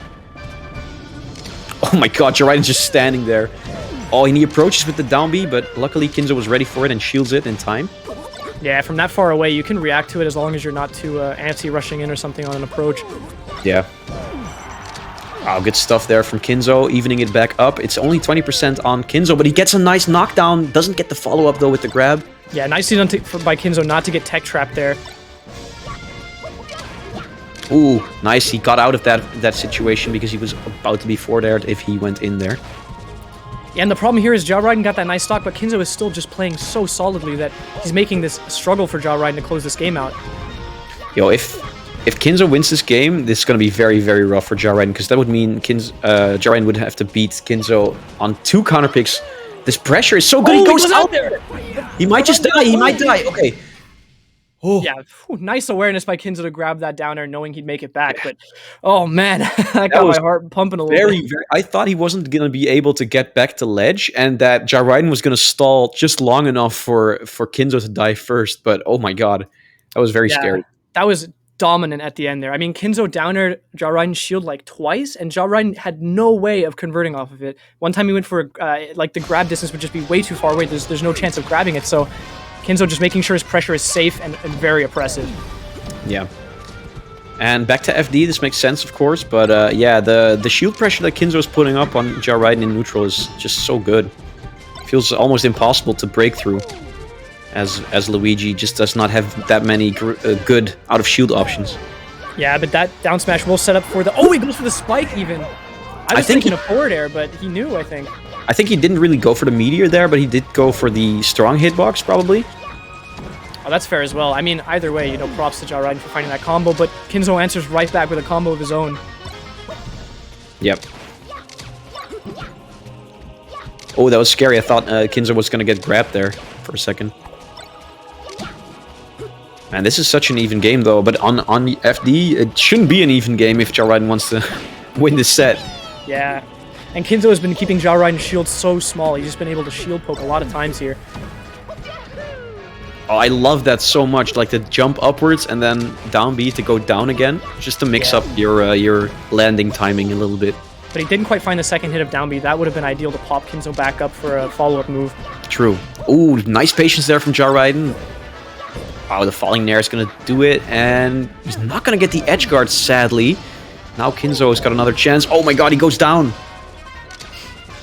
Yeah, that was wild, going deep for that one, waiting with the shine. And again, Kinzo in a position to win this game. I mean, really expecting Ja Raiden to pull out a much stronger punish game on this stage, but Kinzo very, very dominant right now. Ja Raiden can't find any space to get in. Yeah, I mean, Kinzo doesn't shoot as many lasers, but they're very disciplined still. Yeah, he's waiting for the nice moments where he knows they can't get power shielded back at him. Yeah. But he doesn't really use lasers to get in so much. Only to reposition himself and wait for whatever Ja Raiden does. There, see again. Approaching laser. At bay, or even just to pull up a shield, you know. That's also very useful. Oh my god. What angle was that? That was kind of lucky, honestly. I don't think Ja Raiden was expecting a down air there, and I wasn't for sure. Yeah, that angle was quite wild, because now Kinzo at 37% with 2 stocks left. It's looking like this is Ja Raiden's tournament stock here. Although, don't count out Ja Raiden's punish game. Any grab could you know, swing the... tip the skills, you know. Again, the safe downer there, but that one was a little more eager, and Ja Raiden finds a nair out of it. And a forward tilt here sends Kinzo off. Oh, but the side B spike, and he gets the downer as well. Nice tech by Ja Raiden, holding it together. Oh my god, and again, Kinzo dropped down, but he got a great recovery, and he's still living, but Ja Raiden's got one more shot here. Oh, this bear is going to send off pretty far, and now with Kinzo on the ledge, he's going to have a nice edgeguard opportunity. Oh, he goes for down air. Now, nice patience there from Kinzo. Does get hit by a forward tilt. Okay, so Kinzo has one more stock to work with. But this is Kinzo's game to lose. Exactly, yeah. Now Ja Raiden's looking for something like this here. Oh my god, that's exactly what you don't have if you're Kinzo. Kinzo gets out of it, but falls into another nair. And now Ja Raiden's gonna... Oh, he doesn't get it this time! Oh, and he waits. He goes for down smash. I think down tilt would have been better, but hey, if it works, it works. He still needs to do some work now. And he gets the down air, and that's gonna be it. 3-0 for Kinzo. Yeah, nicely done. Well packed up by Kinzo there. Just went, all right, I'm moving on to losers quarters now. I'll see you there, bud. Pack it up, boys. Yeah. Really well done by both players as well. I mean, Ja Raiden had some great moments in that set too, but it looked like Kinzo was just too oppressive in neutral, and his punish was just way too strong for Ja Raiden to deal with. Yeah. Man, really, really well played by Kinzo, honestly. I mean, you can never count out Ja Raiden really, but Kinzo, last time they played, Kinzo had like a really dominant performance over Ja Raiden as well, and this time again. So it does feel like Kinzo has his number a little bit. Yeah, it looks like it. I mean, from that set alone, I would say in the future I will remember the fact that Kinzo is actually very strong against Ja Raiden, or at least understands that Luigi matchup. As I said, a lot of Luigis tend to think it's a very difficult matchup because of if Falco has the right counterplay, it seems almost impossible to get in versus lasers, you know? Yeah. But, I mean, we saw him do it against Frenzy, so I wouldn't be surprised if in the near future Ja Raiden manages to take it against Kinzo too. Yeah. But this means that there's 4 Spaceys and 1 Peach left in this top 8 bracket, with Trif versus Pipsqueak sitting pretty in winners finals. They're about to play after this set. And right now we're going to go into Ice versus Nikki. Yeah, this is a cool set as well. I really want to see how this set turns out because Ice coming back and beating Nikki would be quite a statement. Nikki has been the, I guess, undisputed best player in Germany for a little while now because of Ice's little bit of absence. Yeah, this is definitely a set where Nikki can prove that he is deserving of the #1 spot in Germany. And it wouldn't surprise me if Nikki actually wins this. But at the same time, Nikki did lose against Pipsqueak in winners. And I would say Pipsqueak and Ice are pretty much of the same caliber. Different playstyles, of course, but... Yeah, I would argue that all 3 of those foxes are pretty much on the same caliber. It falls down to, I mean, who has stronger punish in the day, or even just who's a little bit cleaner, you know? Who comes in with a little bit more prep is also very important, because at the highest level of Melee, there is a lot of preparation that goes into coming into these matchups. I mean, you're not just playing against a fox, you're playing against a player that you can study. You can go and watch this person's VODs, you know, and see how they play, how they approach given situations. Even at a tournament that you are, at the same tournament you're playing at, if you just take a second to watch one of your opponent's matches early on in the bracket, it can do you a lot of wonders in terms of analysis going into the game. True. I do think Nikki and Ice have faced off before Corona hit, and I think there was, at some point, Nikki did take some sets off of Ice, if I remember correctly. I might be wrong. It would make sense. I wouldn't put it past him for sure. Yeah, I'm not too sure, honestly, but I do think that I remember something like that. It's tricky because, you know, you think, like, you don't want to spread misinformation. So on PG Stats, actually, it looks like the set count currently is 0-4. Ice is up 4 sets against Nikki.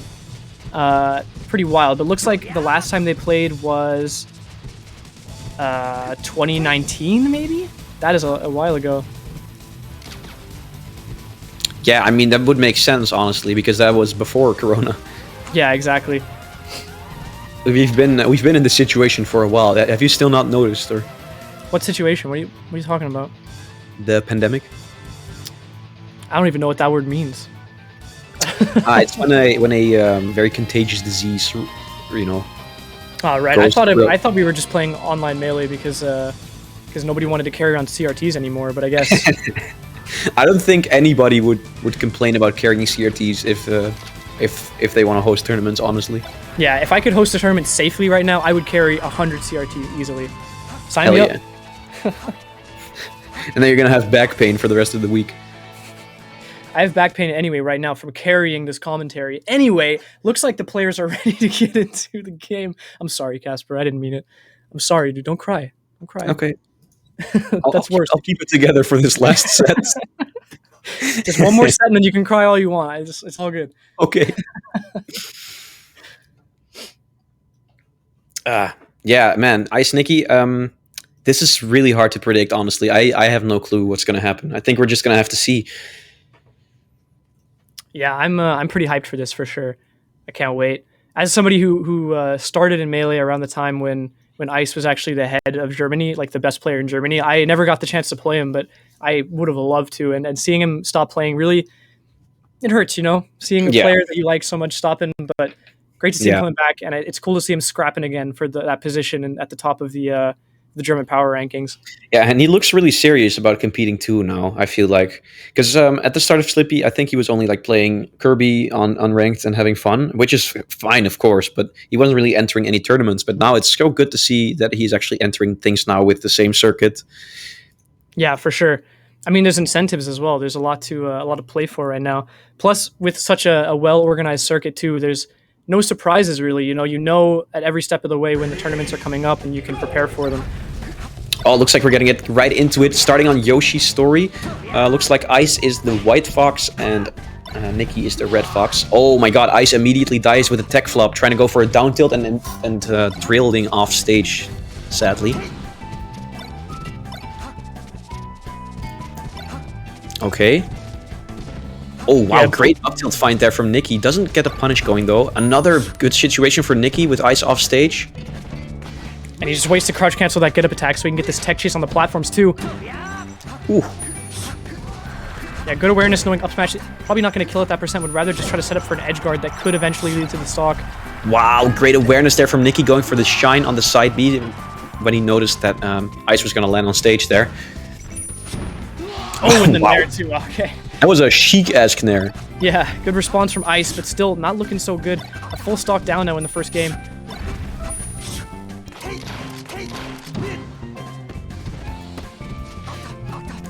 This is scary for Ice. He's in the corner, but does find that back throw. Back throw shine is an Ice classic here. Yeah, Goes for the that's... Armada shine too. Yeah, okay, that's definitely something that Ice is always looking for. Yeah. And he hit it on everybody, man. Like, I feel like everybody who's played Ice has gotten hit by the back throw shine at some point in their life. No one is safe. Nikki does find that shine at ledge though. Nicely done for Ice to get back to the ledge there. Wow. Nice smash DI from Ice, but it barely wasn't enough to get out of that up air hitbox. Another one of those nice shines on the side B. Looks like Nikki's really picking up on all of the side Bs that Ice is throwing out. Staying patient though, up tilting there and catching Nikki off guard. Ooh, Nikki a little bit stuck in shine there, not moving as fast as he could have there. And the rinse repeat, that's going to be the stock probably. One more shot? No, that's going to be it. Back to even though. Ice gets picked up by that up air, but it wasn't quite enough. Oh, with this back throw now, it could be brutal. Nice back air from... I said nice back air from Ice. You can say that. I said it once. I'm only allowed to say it once. Sent off again, but doesn't find that nair. And I think he was just anticipating a get-up attack there and couldn't quite react to the tech plays. Ooh, great dash attack there from Nikki, but no, he misses his grab, and now he's off stage against Ice, and can Ice finish the deal? No! Ice get hit by the side B. Oh my god, more scrap. Close it out either. Ice with a little bit of movement on that platform, trying to trick Nikki up to get him moving out of shield. Yeah, but the tournament winner is not the movement you want there. Good angle there from Ice. Nice arms attack, and Nikki was not able to respond to it correctly with the down smash, being a little bit too laggy. That arms attack was crucial. That won Ice the game. Yeah. I mean, using the down smash and arms attacking the down smash is very good because down smash recovery frames is just a bit too slow to actually follow up on the arms attack. So good stuff from Ice, and he takes the first game, even though he had a rough start there. Yeah, quite a rough start, but I mean, we saw those games just coming right back into it, and this matchup is so volatile. I mean, both characters, obviously the same character, have those crazy bailout options to get those quick stocks off stage. So I'm imagining we're going to see something pretty back and forth here. Okay, looks like we're going to go back to Yoshi's. Looks like Nikki really likes this stage. I mean, he did go up 2 stocks at the start, so... Yeah, just has to watch out at the ledge there not to get shined like he did last time. Oh, I really thought he was going to go for shine back air, but shine is a little bit safer. Wow, great read there, reading the angle from Ice, and he just holds ledge. Only 3% on Nikki, and he's looking to make this gap even wider. I slip him back with that waveland. Now Nikki opens up with another grab here. Oh my god, Ice opting for... He really wants to back throw shine Nikki. Like I feel like Nikki's really prepared for it as well. Yeah, he really wants it now, especially with such a deficit. I mean, it's really something you need at this point to close the gap. But if you're too eager as well, it's going to come to bite you. Yeah, just like it did last stock.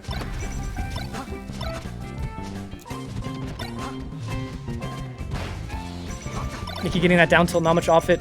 And now Ice got him in the corner. Oh, Nikki tried to go for a grab there, but right now Ice is pretty solid. Ooh. Found that shine. It's not going to be enough though. Yeah, but the back air rinse repeat might seal the deal. No invincibility on Ice anymore. Not a great ledge refresh there. And now Nikki has another great opportunity to kill Ice here. Nice sweet spot there with the shorten. Yeah, nicely done. Ice, I mean, he's not clawing back by any means, but he's still putting up a fight here. He hasn't fully given up. Although this stock will be brutal to lose, because now with Nikki 3 stocks to 1, it's looking pretty impossible for Ice to claim this game. I mean, nothing is impossible in the Fox Ditto, though, so... Very true. I mean, we might see 2 kills into an SD even. That would be... Yo, you never know, man. The back throw shines may actually be able to hit. Oh my gosh, that would Ice be quite can a find treat. them. I mean, he's finding this here, this huge combo. Ooh, and and it it gets a nice trade. Yo, yeah, nice. Walk up, nice. That was really good. Good recognition there from Ice, going for the up air there. I thought that he was going to go for back air, but up air was going to kill, so that was a better option.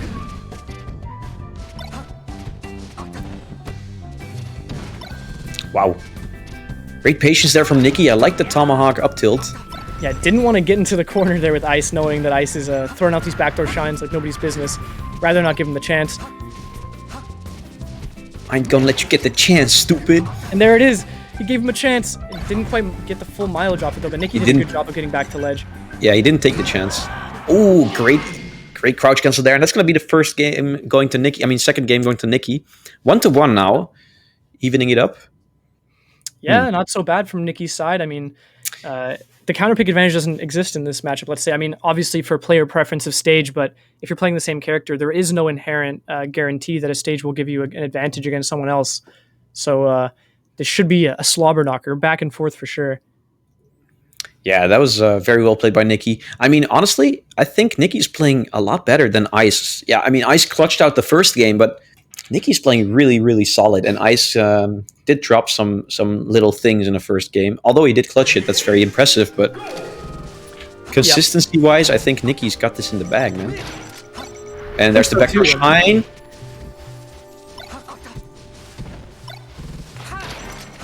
I love that Ice is just continuously going for back throw shines. Yeah, I mean, if it ain't broke, don't fix it, right? But it is broke. It's not working.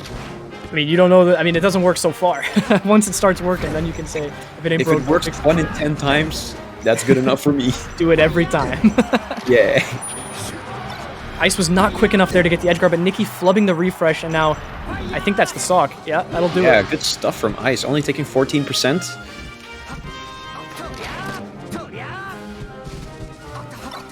Ice taking center here again. But Nikki finds a grab. Can he get a lot of mileage out of it, though? Can he get the full stock? Yo, that tomahawk up tilt was so sick, and he's still getting this, keeping this combo going. That Shine Bear was so sick. Yeah, and Ice tried to go for another Vector Shine. Didn't work out again. I think he really needs to mix it up, man. Yeah, at this point, I think he's got the conditioning down where he's got Nikki expecting the backdoor at ledge, and maybe he can do stuff with it now, you know, try to mix it up, catch Nikki off guard. It's going to be 4th throw off stage next time. Ooh, great back air there from Nikki, and that's going to be his first stock. 3 apiece. Yeah, let's see what Ice can do here to maintain his lead. He does find the first neutral win on this next stock. Doesn't catch that up tilt, though, and the double back air might come to bite him because that get up attack was seen a million miles away by Nikki. Oh, I love that. I love that Nikki went for the wave dash in place so he could actually crouch cancel the get up attack. For a guaranteed punish. Yeah. And just waiting for that shifting back to get that up smash nicely done by Ice. The question is, can he tack on more damage now? Nikki's got him in the corner again, but that's where Ice likes to be, I think. I mean, he wants that back throw real bad. True.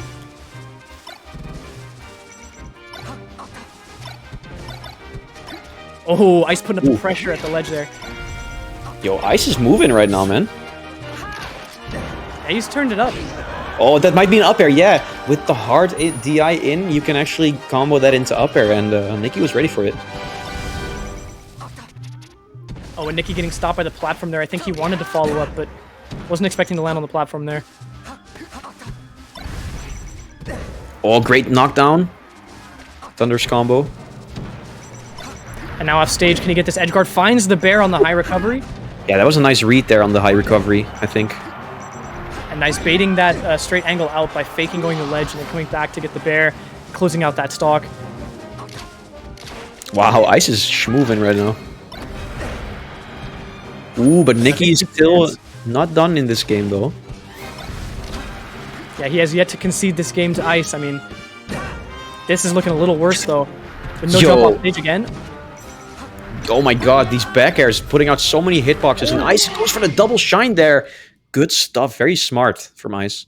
Yeah, caught him. I mean, you were saying earlier Nicky was playing a little more solid, but I think in this game he turned it up, and that's where the first game really came to matter because Ice making that clutch comeback on those stocks was crucial for him to pick it up later on in this set to match Nicky's speed here.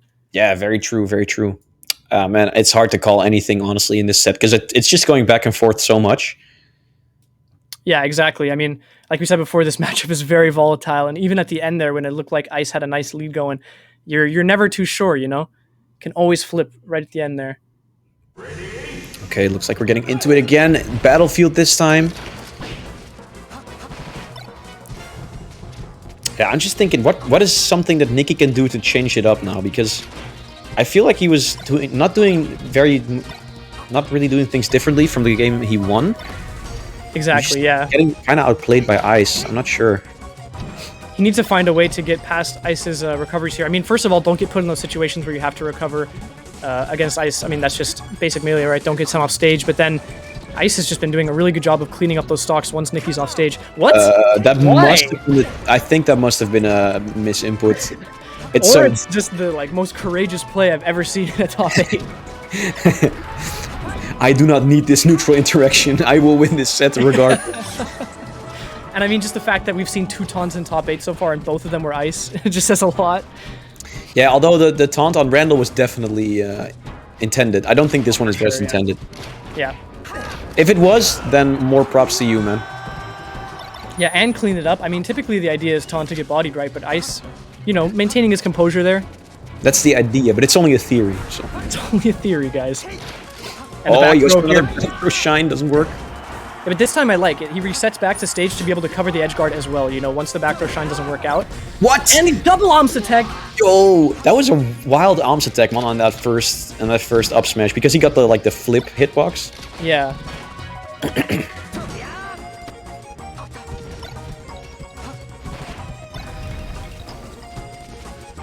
Yeah, Ice very content to push Nicky out to these corners. I mean, Ice likes fighting from the corners and he likes fighting Nicky in the corners. I think this match needs to happen in center if Nicky wants to have a chance.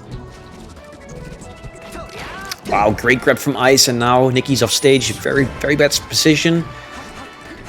Luckily, he gets sent the wrong way with the back air.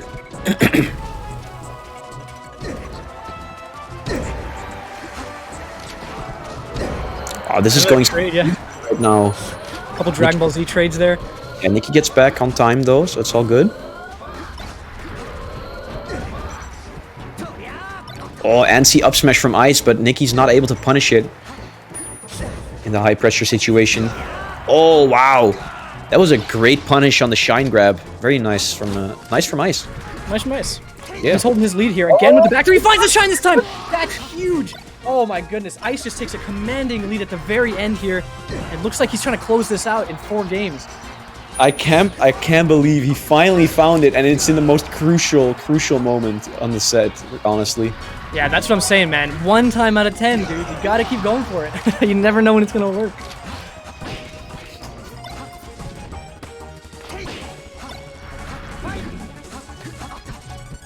Okay. Yeah, Nicky looking kind of desperate here for something, and Ice just running away with this. Finds a shine! That was a nutty shine, and another one! Again, he goes for the double shine off stage again, and oh my god, Ice with a commanding game 4. 2 stock, I mean, JV3 stocking Nicky to go into loser semifinals. Ladies and gentlemen, Ice is back. Yeah. If it wasn't fully clear yet, Ice is back in the driver's seat, and that was quite a treat, I have to say. Yeah, if there were any doubters in chat, you don't have to doubt anymore because Ice just proved that he is definitely still a top player. Exactly, but I mean, that is our last set, I think, guys. We are going to be handing it off to Sheezy, who will be turning it over to our next commentators, X1 and Fauster. So take it away, Sheezy. Wow, okay, I have to say, I'll put my hands up and say I got it wrong. Ice is looking pretty strong. I was pretty certain that Nicky was going to completely wipe the floor with him, but he showed exactly how good he could be. So congratulations to Nicky for that one. Well, and that's us halfway through the top 8. I can't believe we're already here. It feels like it's been so fast already. We've had some fantastic sets already, and I've been reading some of your comments in the chat, and they're really interesting. Some really interesting discussion about totally just about Smash and totally not about anything else. But we've got the other half of the sets coming up just now, and we've got a couple of really amazing sets coming up. And I'm really, really excited to introduce a fantastic set of commentators for the last couple of matches. I think you already know who's coming because you guys have already been talking about them in the chat. We've got the fantastic Foster, who is legendary across Europe for his amazing and enthusiastic commentary, and probably UK's #1, I would say, commentator, the wonderful Jessica X1. So over to you guys. Thank you so much, Sheezy. Such kind words. Isn't he such a nice gentleman? Yo, thank you. Thanks a lot for the introduction. Definitely, it was some nice words from him. So what's up, Jessica? What's up? I'm doing good. I'm so excited to be here. We've had some crazy games, and like with people like Ice just turning up, and everyone's just so many questions about how he's going to do, and he's just coming out with such strong performances. Just makes this bracket so interesting to see. I think so spicy. I'm just so excited to see the rest of this top 4. Yeah, I definitely agree with you. It's like nobody knows who's gonna take it. Like nobody knows at all. And as you said, we just had so many exciting matches. I'm definitely looking forward to see the road, the path that Ice gonna take. I'm definitely a huge Ice fan. So watching the last game, actually, Ice versus Sneaky was just like there was so much on the line.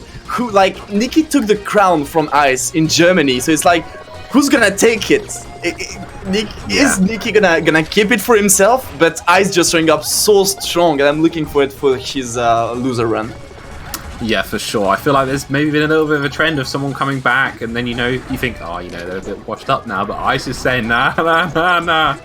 I'm still fresh. So let's have a quick look at what we're going to be seeing. So first up is going to be that winners final. So Trif versus Pipsqueak. That's going to be a great match.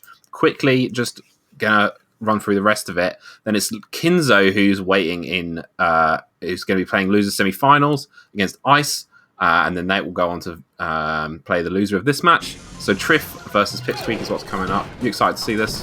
Yeah, for sure. I mean, it started already. Definitely looking forward to see what Pipsqueak will be able to do against Trif. I know it's a tough matchup for him. I don't recall if Pipsqueak already has taken sets on Trif, to be honest. But we'll see. Trif definitely showing up pretty strong against Ice also, definitely. I mean, knowing the Fox matchup, obviously, but definitely showing us that he's ready today to take care on those Foxes. But Pipsqueak definitely way more float-charted Fox than Ice can be, so we'll see if he might be able to just calm the pace down. But that aside, Trif already took the first stock. Yeah, big stuff there from Trif. He's just showing you such a punish machine, and he also can be just so difficult to get kills on because he has such strong defensive game, such incredible SDI, use of crouch cancel, use of shield. Can just make it so difficult to get kills. Even that up air does get the poke, but no dice. And you see Trif here, snipes with the turnip, 2-stock lead. And I love how he positioned himself just in case Pipsqueak could remake an up. He was ready to recatch that turnip. Ooh, okay. Just jab, shield stop, and just right away the back air take the stock. Okay, super clean.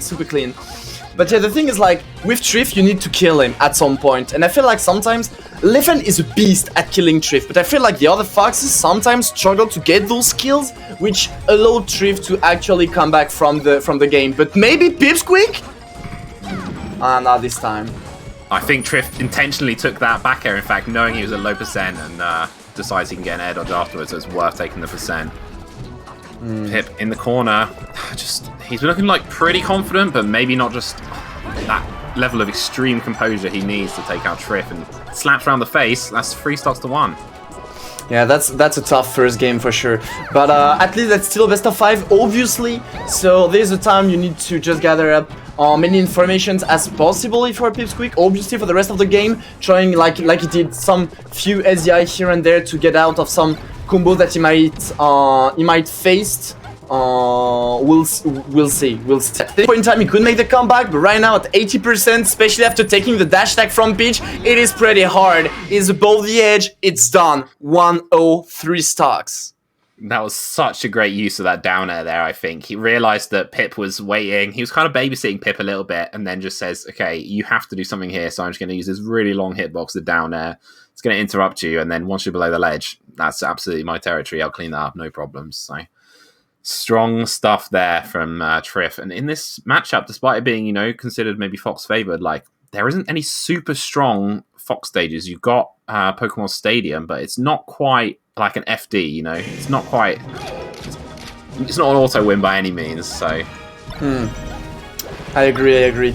It's still a good stage, as you said, like you got the wide range allowing you to move around the pitch. No top platform though to retreat, but you can get those early kills, quote unquote. If you got some wave shine up smash, we'll see if you can manage to get some. But obviously with the wide stage, like for that down smash for instance, it took time for Trif to come to the edge and maybe have an edge guard, so it can definitely have the Fox in that way. There unfortunately maybe it wasn't that clean of a wave shine, allowing him to come back, but what a recovery though by Pipsqueak! Trif completely lost and making an SD! Yeah, for sure. I think Trif just cut it a little bit too fine. He needed to do that aerial, but it cancelled his double jump, using the double jump cancel mechanic, and ends up not being able to make it back to the stage. So Trif does blow out the first stock, but then a clean up air kill for him. That's pretty much even. Yeah. Okay. Yeah, obviously the Fox you're gonna look for a lot of drills, probably up air sometimes also. You want to or throw the pitch in the air like that, not let her land by any means, or drill to avoid any kind of crouch cancel, obviously. Unfortunately, there mistimed the attack on the platform, getting hit by the get up attack, still trapped, but finding a way to get back to the center, pushing Trif off stage. Can he get the kill though? Not quite yet. We'll see if he can manage to seal up that edge guard.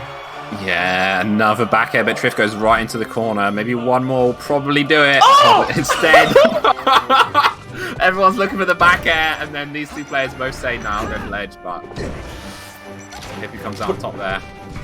Perfect snipe from, of the edge from Pips, for sure. Yeah, scary situation, though. Yeah, nice low dash from him, but Trif's still ready for that, and he evens it up. Pip's really going to want to take this game because you don't want to be down 2-0 against Trif. That's a recipe for disaster.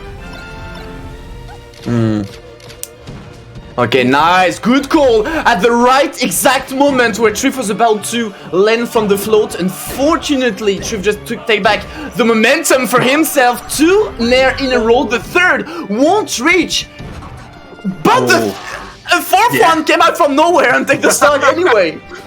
Yeah, a couple of times at the edge, Trif just look a little bit shaky. 2 kind of little flubs on the edge guard in this game.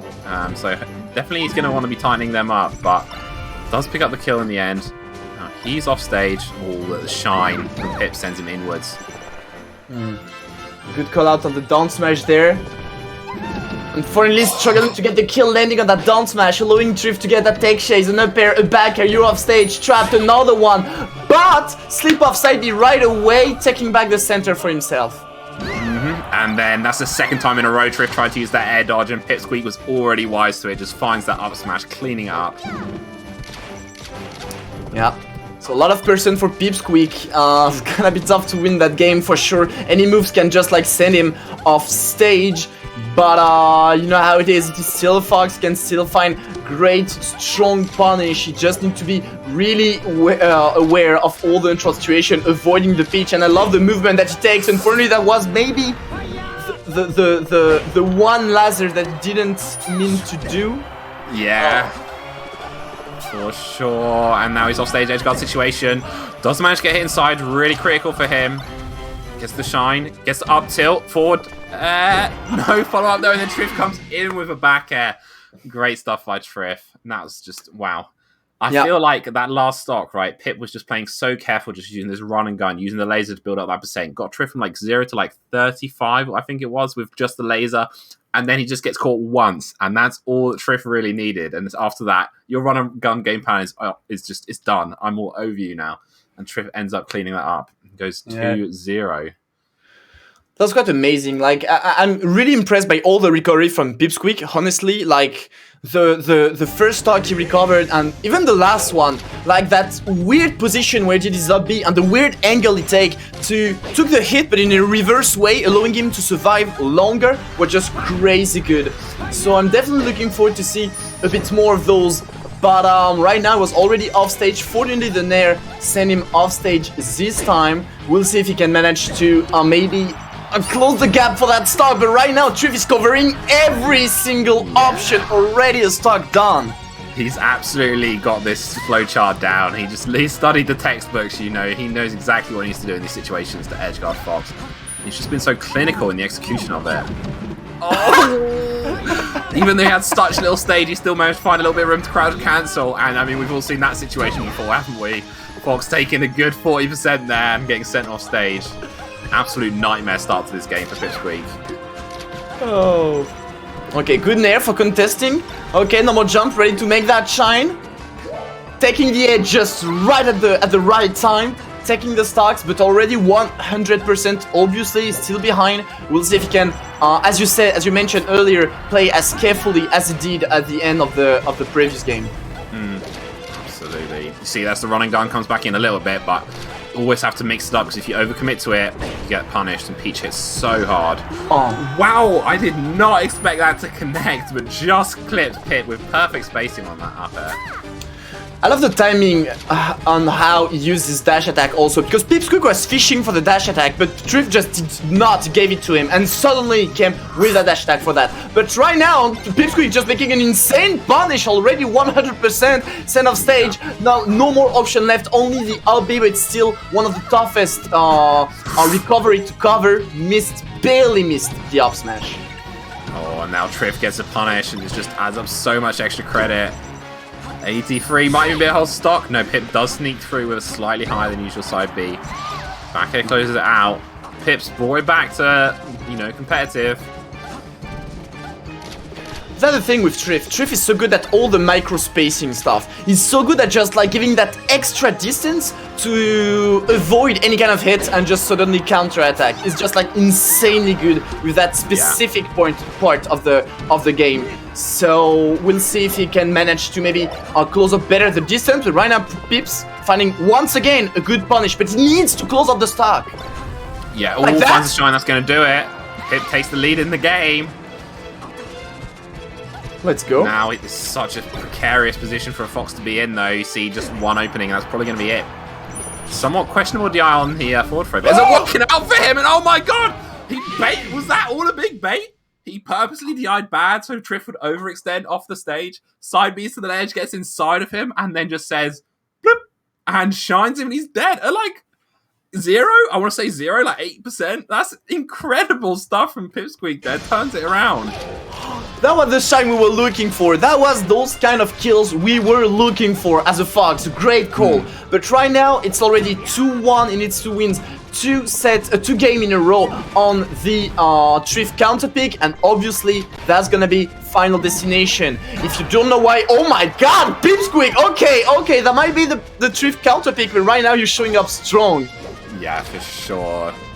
Obviously, the counter pick is there because you have the chain grab, you have the combos, no platforms. But Fox can punish just as hard sometimes. Okay, you do get that whip advantage in Pokemon Stadium as well. So, just means when you're in the corner, there really is nowhere to hide. There's no platforms to jump to. You have to just deal with the fact you're face to face with this Peach. Yeah.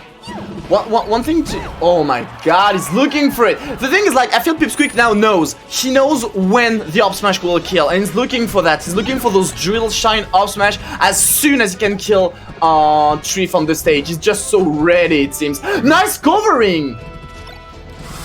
Yeah.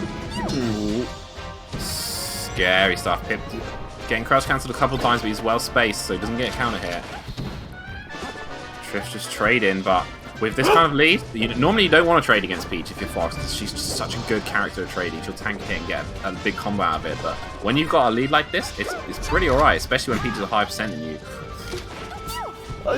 He's not giving anything to Trif. Okay, finally find a hit. Unfortunately for Trif, getting hit by the side B will lead to an up air just right after. Yeah.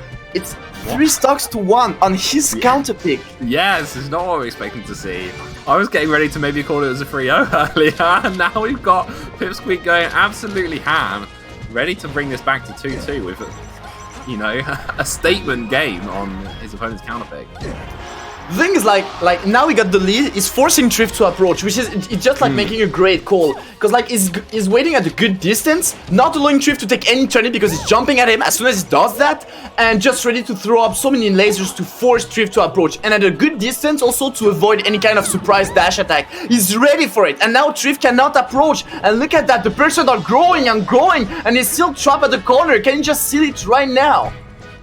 Ooh, super scary situation. Feel like Trif's just moments away from getting up smashed or up air or something.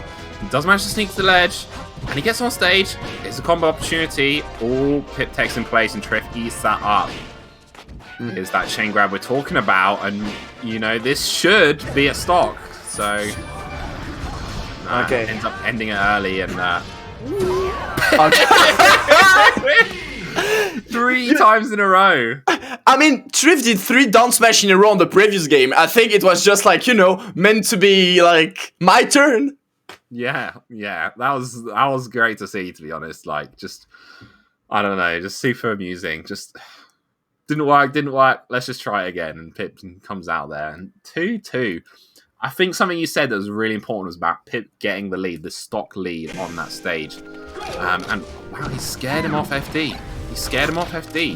I did not expect to see this, but that's going to give you a lot of confidence as Pipsqueak, right? Yeah, for sure. But I mean, it was just like so strong. Like honestly, definitely put Trif in a situation where he couldn't do anything unless Pipsqueak made a mistake, which is pretty rare. Let's be honest.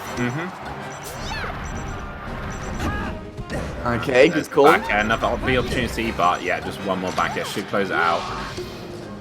And then I was just trying to say, the stock lead can be super important in this matchup because it does force the person who's down stocks to approach. So when you're Trif, you're happy with that.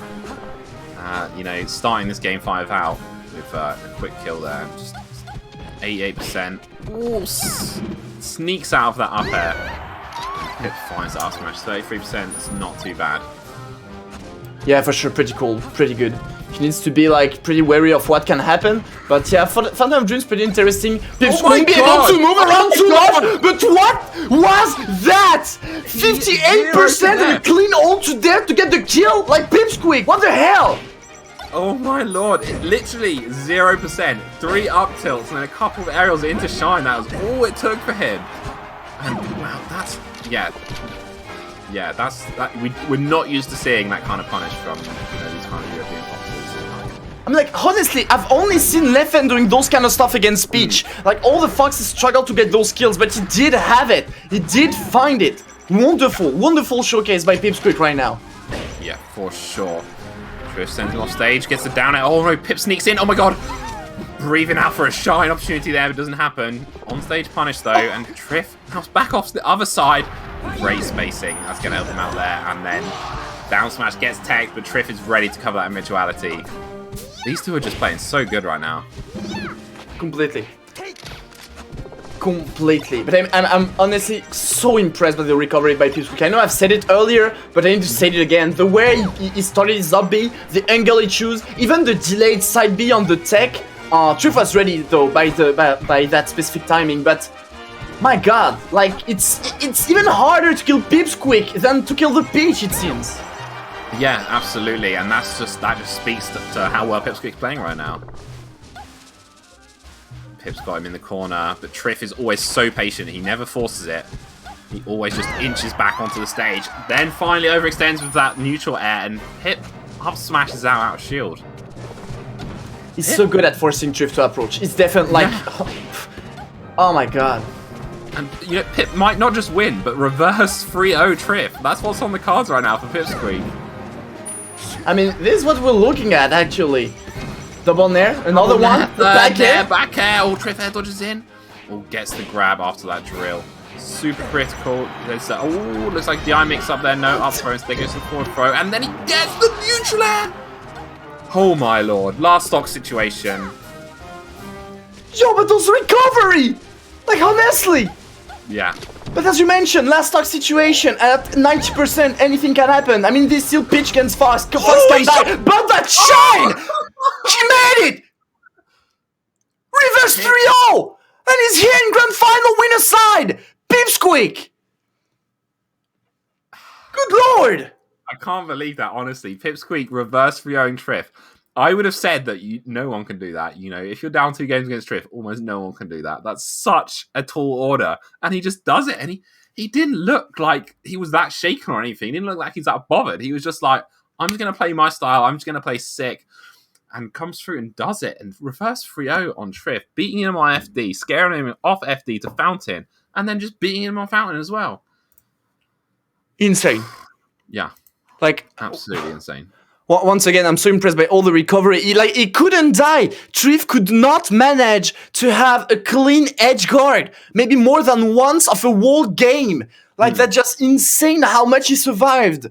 Like, oh my god. And those punish! That stock on Fountain of Dreams, like the 58%.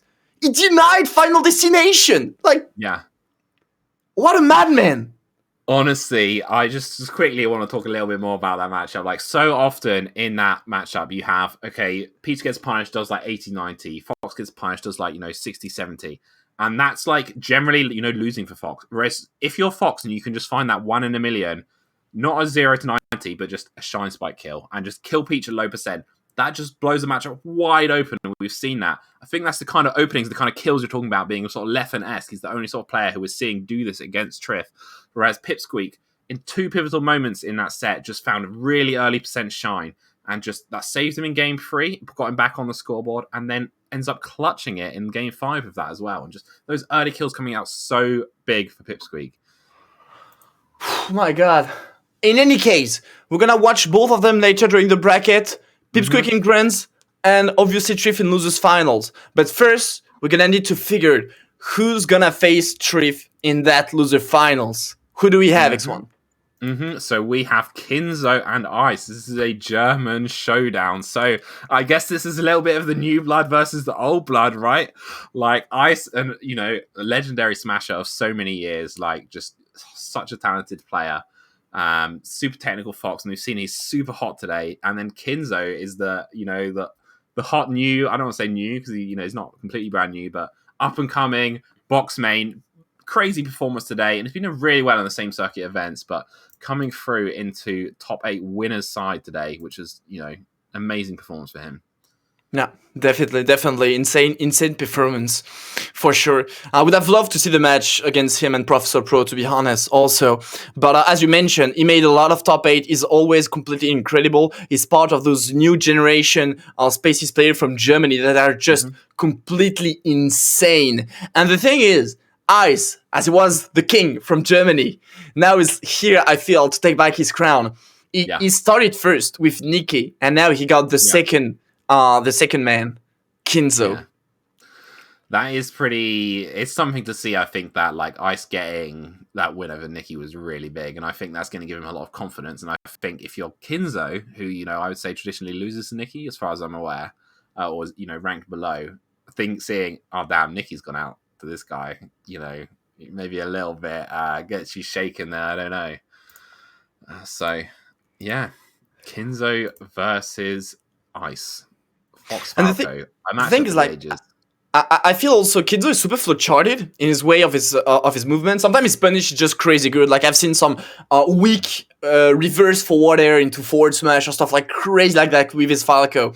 But the thing is, you need like Ice is a beast. He's moving around. He's just like free on the stage. And if you cannot trap him, if you cannot lock him down, so he's gonna just like go ham on yourself. So fortunately, Kinzo is playing Falco. Maybe he's gonna be able to stop him with all of his lasers and stop those crazy movements that Ice mastered. Yeah, for sure. Because I don't feel like Ice is really like much in line with that kind of new generation of like super technical, super flowcharty Fox. Like I feel like he learned, you know, a decade ago. Obviously, he's continuing to learn and improve from there, but it's just building on skill after skill and trick after trick rather than just coming from such a necessary scientific approach. And it's like, yeah, he's definitely gonna have sick punishes. Yeah, he's definitely gonna have sick movement, but it's gonna be a lot less and a lot more just like an absolute whirlwind. I'm glad I didn't choose to act that out. But yeah, gonna be an absolute hurricane on the battlefield, I think. So yeah, if Kinzo can kind of, you know, keep a lock on that and keep the control, you know, with those lasers that you spoke about, maybe positioning under the platforms to make it really difficult for Ice to approach him. That's the kind of things he's gonna need, I think. Yeah. And we've seen things like we've seen him lost against Pipsqueak, unfortunately, earlier into the bracket 3-1 for Pipsqueak. So obviously, as you mentioned, as we talked about, like Ice and Pipsqueak are completely two different foxes. But we never know. We never know. No, yeah, you literally do never know. So yeah, and Ice as well, just talking about, you know, the experience these guys have had in this matchup. Ice won 3-2 over Frenzy just earlier today as well, so he's definitely had the experience in the Falco matchup today as well. So, you know, it spells out that maybe Ice is a little bit the favourite for this match, but I think in a matchup like this, and with players like this, absolutely anything can happen. I agree. And I don't know if they already faced... Because, like, they might have, as they are both German, obviously, but the thing is, Kinzo just started, like, pretty recently, and Ice barely attended anything when Kinzo started. So I'm not even sure they played that much. I guess they have, but how much, I'm not even sure. So I'm definitely looking forward to see the exchange, and especially how it's gonna evolve toward the set. Yeah, absolutely. I'm really looking forward to this, and it looks like we're just about to get into it. I think the stage striking is done, so some Fox versus Falco action. I love commentating these matchups. I just love it. Like, there's so much action, there's so much back and forth. And Yoshi's story is the pick. Ice versus Kinzo, Fox versus Falco. Ice starts out strong with 2 shines. Kinzo tries to set that laser game, but it's Ice who gets the first up smash. Drill into up tilt, and suddenly Kinzo's in the corner. Ice all over him. Okay. Nice weight. Catching that eye jump there, he was ready for it. He just jumped so much above from the Falco. And I'm pretty sure he did those flames to stop that side B to happen, because he knows the cloud was coming. Like Randall was coming, so he was just like denying Randall with those flames. Yeah, Ice looking on like another level right now. And just, even on his second stop, just puts so much damage into Kinzo. I think this small stage just can make it really hard to lock down Fox. He's got so much options for movement. And crouch cancel, tech chase. Shield stop, puts himself in a great position to use a back air. Second one. Kinzo gets the DI down into the platform, but doesn't actually get the tech, so no arms to tech. Guess we'll call that an arms to flub. And Ice, 3 stocks to 2. Okay, nice up air. Like, oh my god, he just moved with him! And you're like, you think you have time to down air me? Let me show you why no. Ice kind of dismantling Kinzo right now, I've got to say. Oh man. Yeah. Okay. Oh! Did he just... I think that's the thing with Ice. It's like making those tiny movements, you know. I'm not even sure it was for or taunting his opponent, but I feel just like, you know, to trigger something from to happen on Kinzo's side, and then just punished it. Oh my god, I feel like that was a little bit of disrespect. I don't know what you think, but that looked like a teabag to me. So Ice looking very confident, I think, here. Kinzo does pick up that kill, but he's down 1 stock and 67%. Okay. I think Ice is just absolutely feeling himself there. I think just shooting a Fox laser at a recovering Falco as well. He seems absolutely not worried. Yeah, he seems pretty confident. Definitely agree on that. He's definitely so confident about the match. Like, as you said, he's not worried. He is feeling himself for sure, feeling himself. But you know what? We're talking about Ice being this, like, you know, crazy whirlwind player who just sort of plays more with his spirit than necessarily with, you know, the textbook. that's what we want to see from a player like that. We want them to be feeling themselves. We want them to be like riding that positive energy to just, do what they want, express themselves in the game with this crazy play style. So strong start there from Ice. I agree. What do you want to put Ice if you're Kinzo? I feel like you want. Okay, they're going on Battlefield. Can I take the time to answer actually? Okay, not quite surprised. I would have picked Battlefield and then looked like a genius on the stream comment. I could have tried. Good call. But that aside, okay, it's already a start for Kinzo. Unfortunately, maybe not the greatest upbeat from Ice. Might have made a fast fall, or I don't know, to miss the edge there. But in any case, Kinzo in the lead. We'll see if he can manage to keep up with it. Doesn't seem like it. Side B, dash attack, up smash, clean pick up there from Ice. Totally agree about the reasonings for a bigger stage. Just a little bit more room, so you can set up your laser game.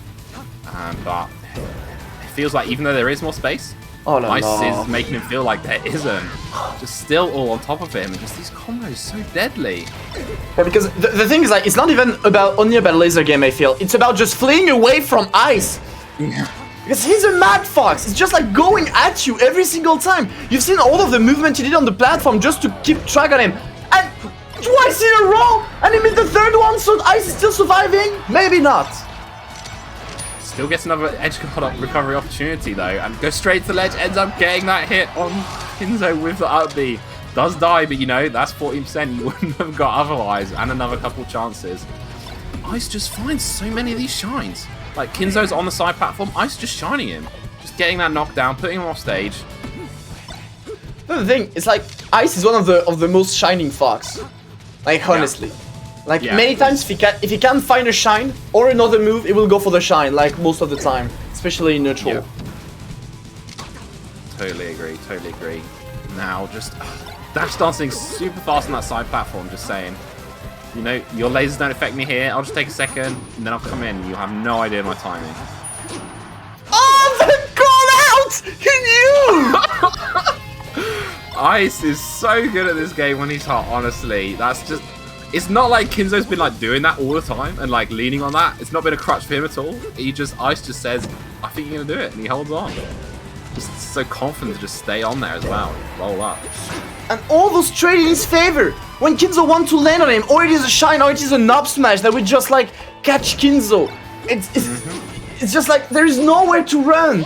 There is nowhere. Like, he wants to flee away. Ice is just keeping track on him and making the aggression. He wants to counterattack and a shine, a crouch, a knob smash. Even then, he's just here to stop him from doing anything.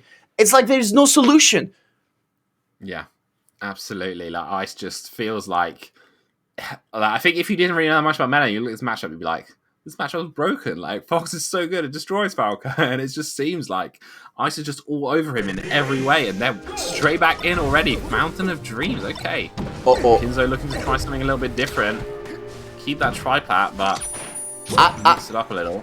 I'm gonna be honest. Ice has been counter-picking nearly every single set of people on Fountain of Dreams. And I feel like Fountain of Dreams is one of the stages that Ice love the most. Let's go, Kinzo. I feel like that? Ahead there. Yeah, because I feel like Fountain of Dreams is one of the stages that lets Ice be even more creative with all the platform and stuff like that. And I feel like counter-picking Ice on Fountain of Dreams is a risk. Yeah. Good smash DI or ASDI there. Getting to the ledge from the laser reset. Doesn't want to face any punishes from the floor. And finds that up smash. So Kinzo does establish a lead in this game, but he's going to need to make sure he holds that, extends it. Ice sneaks on the stage, but Kinzo continues the punish, and after a fashion does pick up that kill. Started with an edge guard on the right, went all the way to the left, then to the top platform. Kinzo finally gets it. Okay, so like, astonishingly speaking, I feel like even if on a closer stage, like, Kinzo definitely find those punish, find those strong punish that he can already always pull out on Fox, and he can just like stop the movement of Fox, which is kind of crazy. Stop the movement of Ice that completely called out that roll though.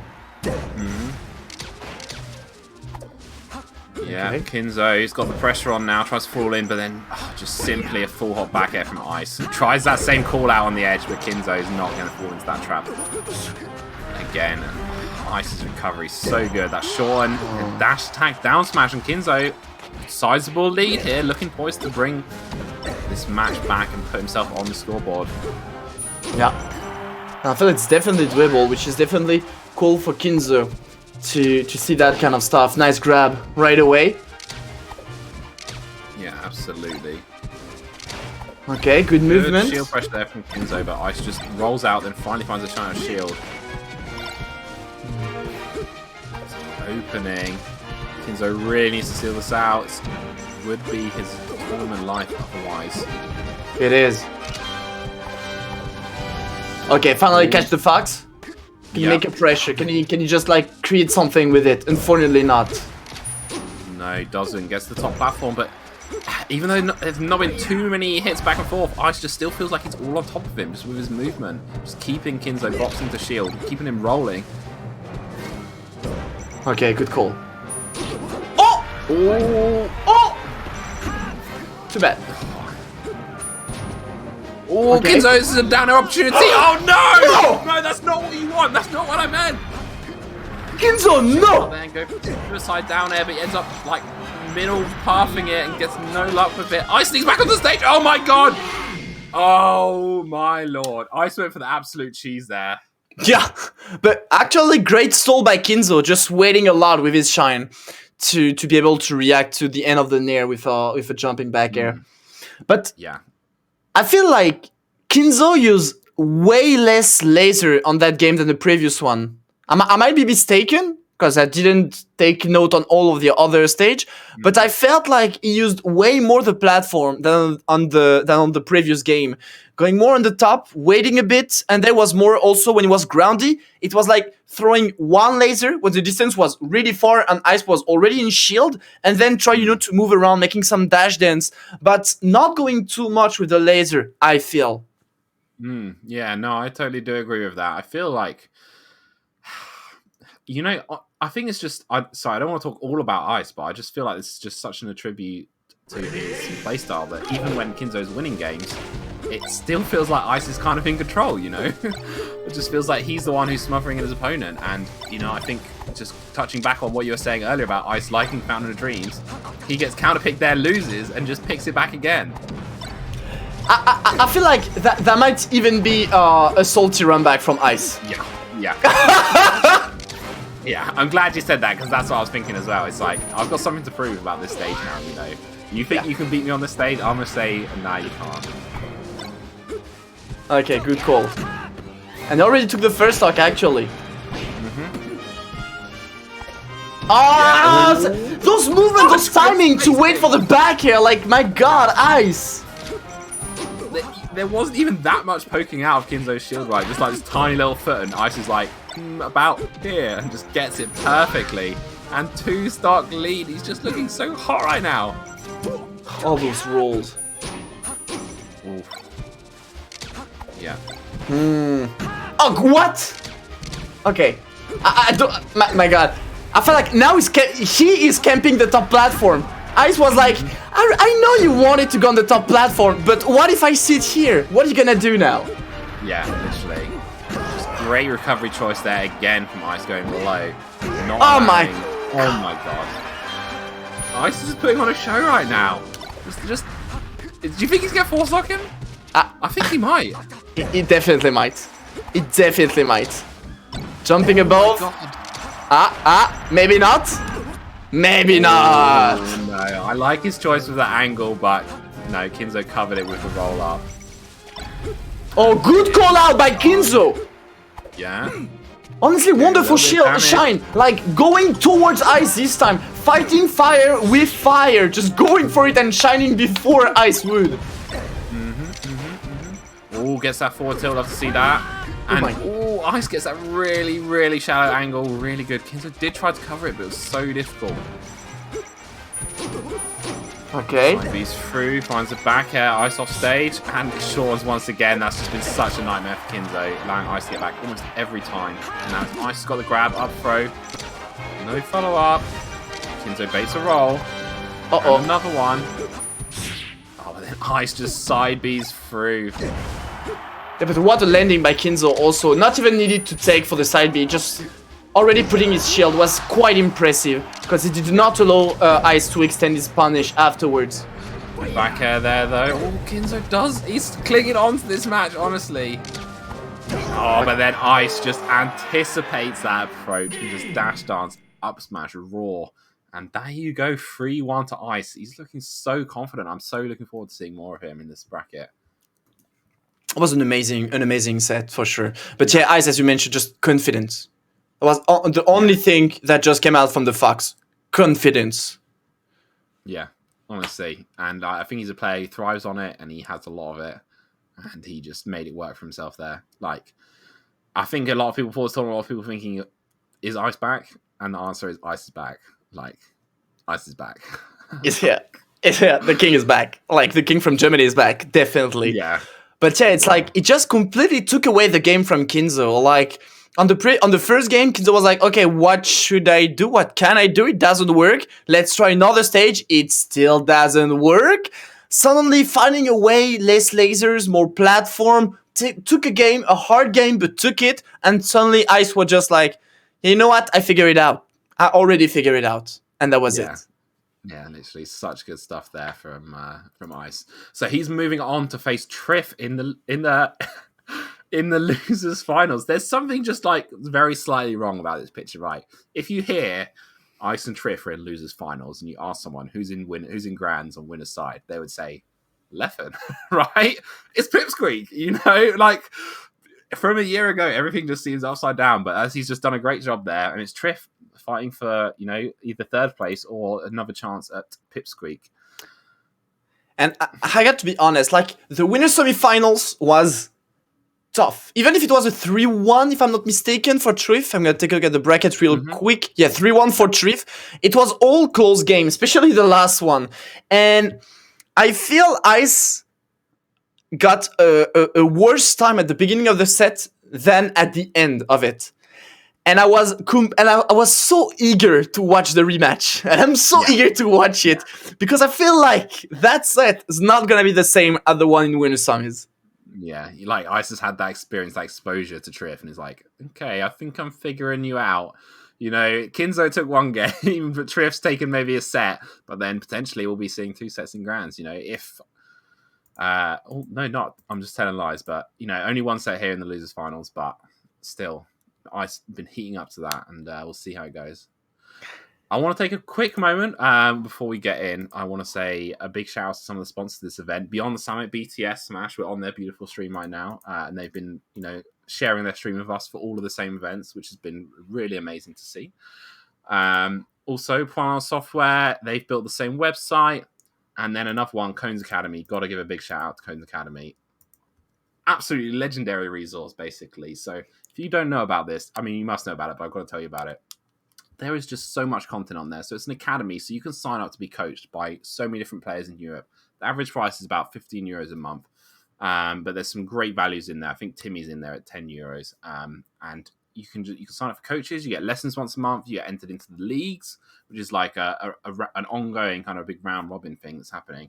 And what I think is really great about the academy as well is that you're not just having these lessons with your coach. You're also a part of like just this community of everyone there who's trying to get better. And everyone's trying to improve. You've got this Discord, so many people watching each other's lessons, you know, adding in extra little bits of feedback. And it's just such a great resource for Europe. So definitely check that out at patreon.com/Cones Academy.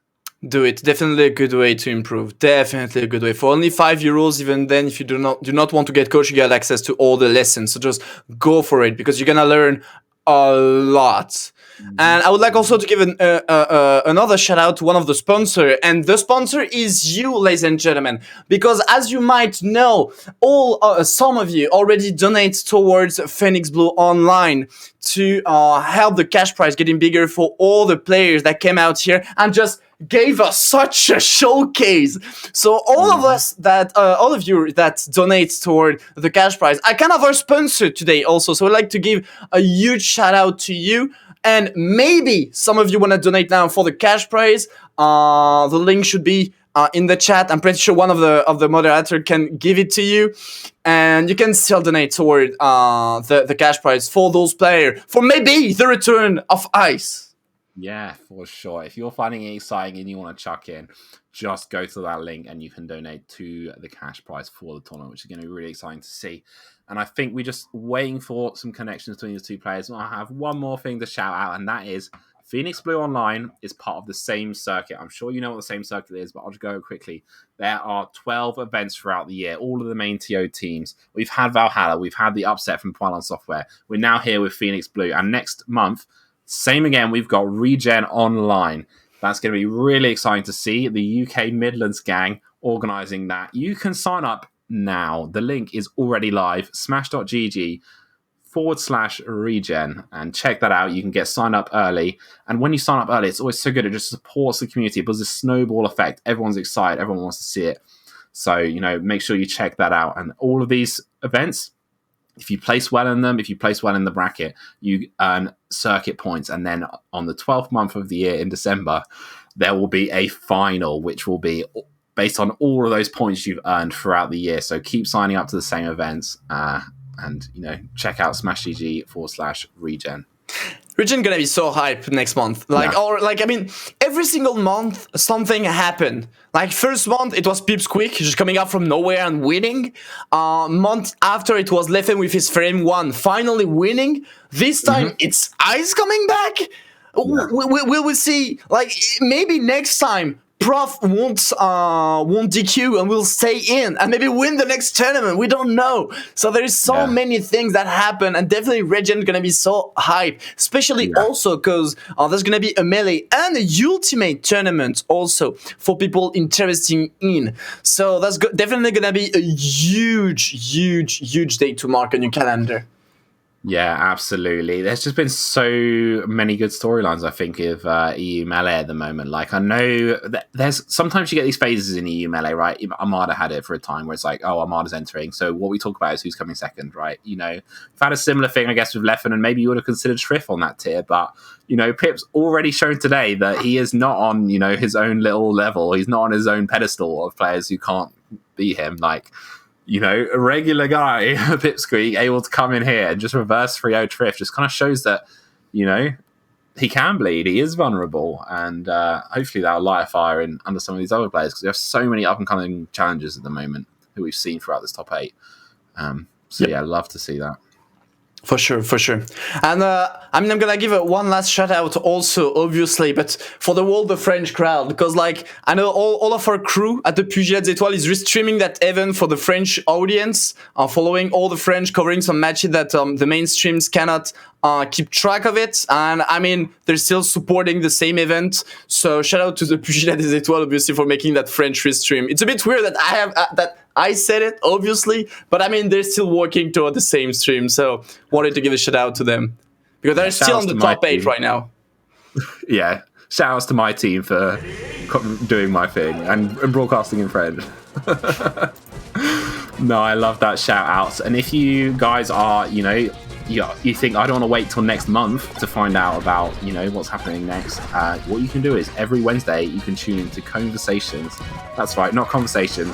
Conversations with Cone, which is just a weekly Wednesday night talk show. So you'll be talking to crew captains from international crews. He'll be doing breakdowns of the results from tournaments. So that's what's going to be on the agenda for next time. Just really good content, and you can just keep up to date with what's happening and what the latest news is. Yeah, because as you mentioned, we have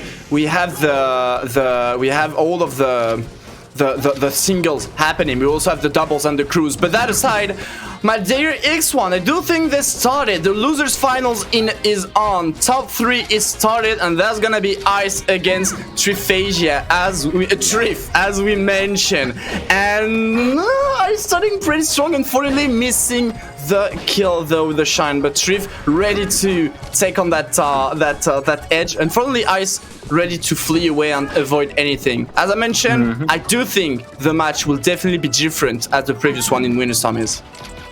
Yeah, I do as well. And I think something we're going to be looking for, which we spoke about during that Pipsqueak set, is getting those early kills or getting those long combos that not just build damage but end up leading into a kill with an up smash or with a shine. think those are the really critical moments of this matchup, and Ice going to need to be able to put some of those together. Come out on top and weak back here into up smash. That's what we're looking for.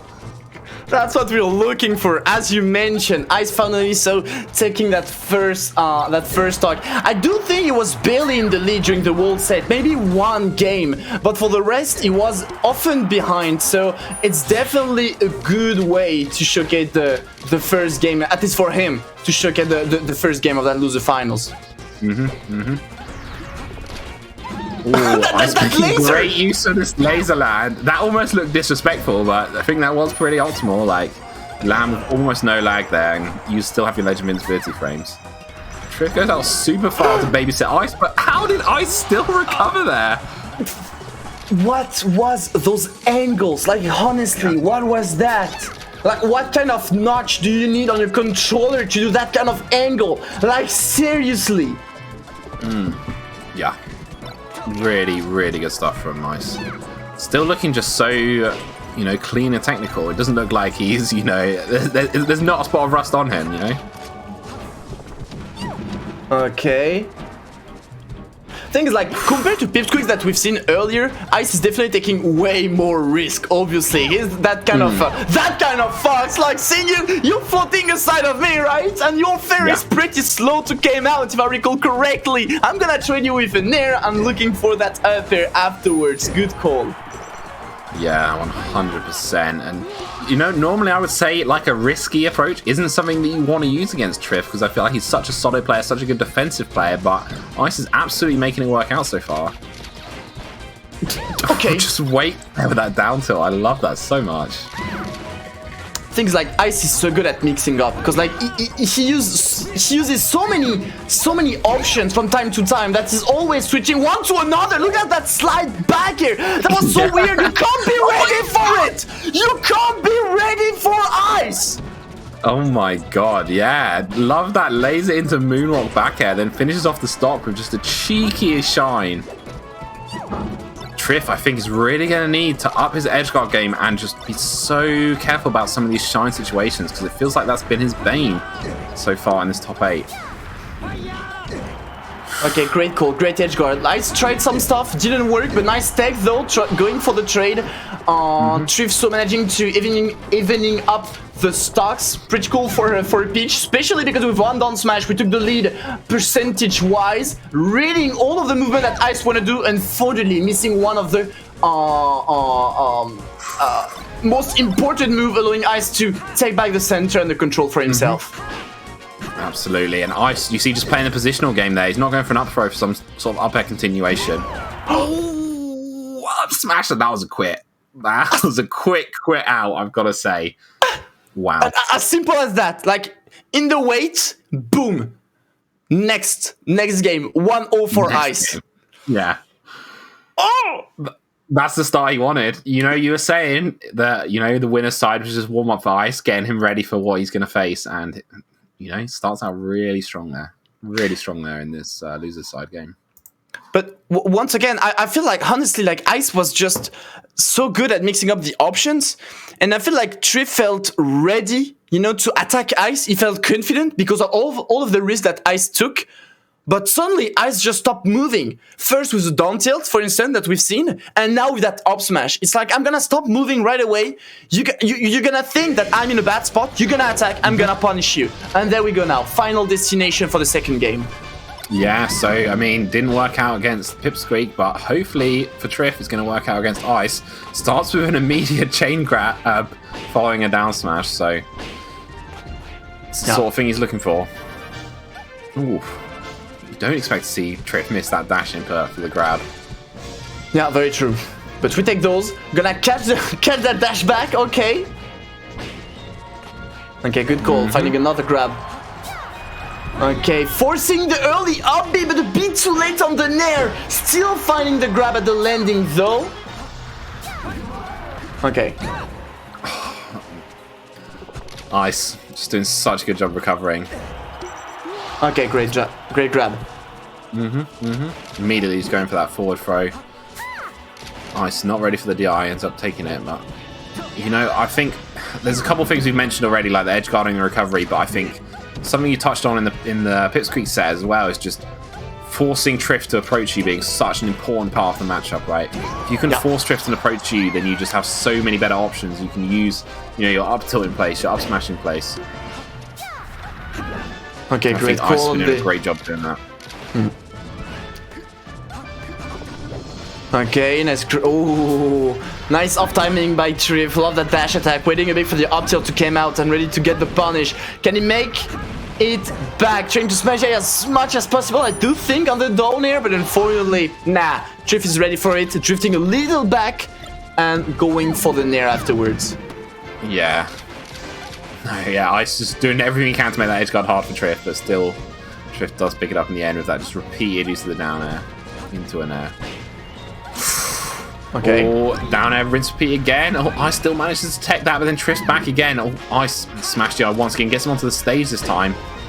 Another lease on life, but he's just taking a lot of damage here.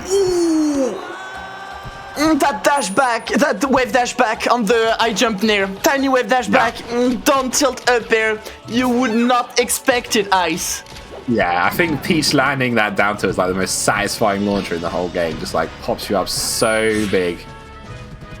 Oh, Trif, I think he thought he had a float and he didn't, or something like that, because that's not the option he was looking for.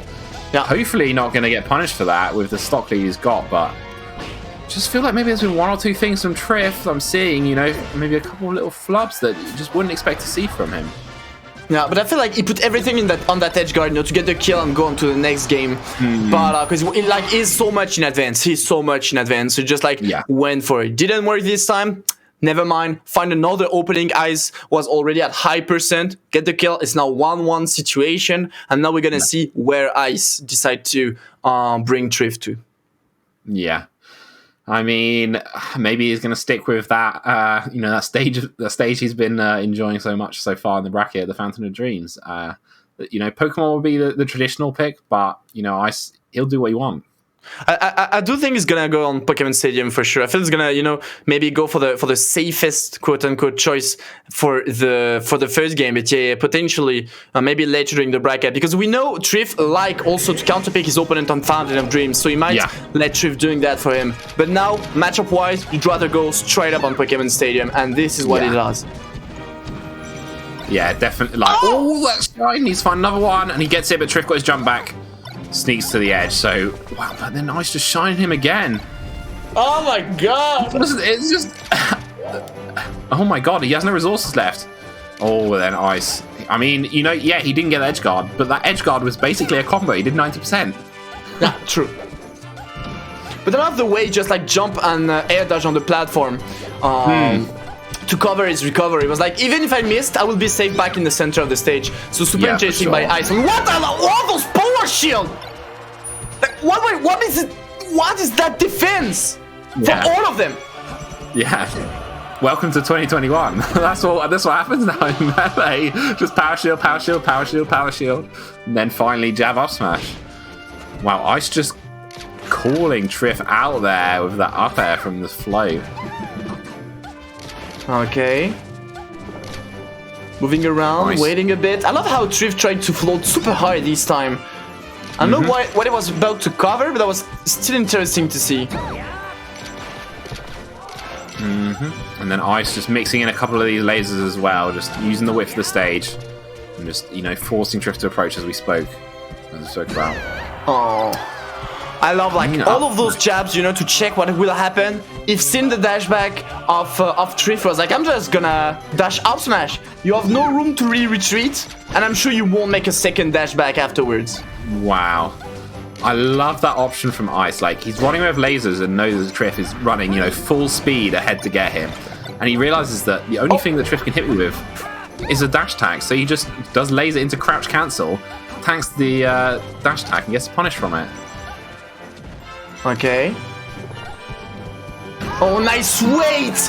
Nice weight! That's the thing with Ice! It's just breaking, switching the rhythm, breaking the rules. Now I'm gonna stay in my shield for a long time.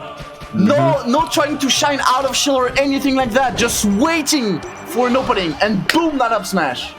Yeah, he's been one step ahead of Trif. We've seen the other variations on that mix-up earlier. where you just do the nair without landing and then you just drift back. We've seen the nair into grab, we've seen the nair into down smash. And in the first game, I think Trif tried a nair and Ice up smash straight after the nair, and he gets the kill. And now in this game, Trif's like, okay, I'll do the other mix-up. I'll do nair into jab jab. And Ice is still ready for that one. And it's like, he's just one level ahead on this mix-up game. He is. Okay, good way to the trade. Now Trif is trying to make a more close quarter game, let's say. Look at that, he's floating at a distance where now Ice, you don't know. It's too late for you to try any kind of shenanigans. Now I can do that by my own. I can mix up here with my offense. And I feel like it's definitely like making a great job against Ice defense. Yeah, Ice does such a good job of covering though, making it so hard for Trif. Should be a kill though, finally. Oh my god, no. Okay, yeah, this has got to be it, right? Okay, yeah, thank the Lord. Trif does bring it back to last stock, but Ice definitely poised. You know, something like a weak nair into up smash or, you know, a couple lasers. No, let's not talk about lasers. Let's talk about a big down smash into punish, into a second down smash on the platform. Ice rolls in that time, but then just finds the up smash on Trif. Oh, it looked like Trif had his opportunity, but it gets stolen away from Ice.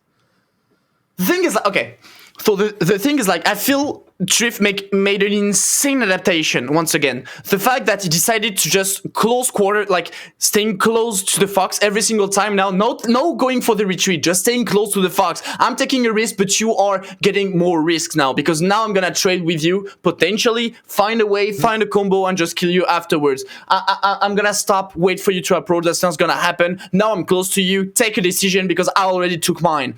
But this time, unfortunately, as you mentioned, he just like make that pressure. The shield from Ice was ready, and as he was, I think, expecting that up smash out of shield, as we've seen earlier, he just made that high jump retreat nair, just trying to protect himself from that. But Ice was just like waiting again more in his shield, and went for the up smash, and boom. Ice, yeah, just one level ahead, Like, yeah, they're just, it feels like these two players are just adapting on each other, just, you know, constantly adapting and adapting back. It does feel like Ice very slightly has the edge, you know, on some of these mix-ups, but such a competitive game. I think anyone's able to take this. And also, like, okay, I know it has been a while since we've seen Trif picked Dreamland in any case against Foxes, but for sure, that's a choice that they picked, like, Fountain of Dreams. He want that Fox to get close to him. Yeah, for sure. Just saying, let's, like, I don't like this low risk, you know, low risk, low reward. Let's just make a high risk, high reward for both of us. Yeah.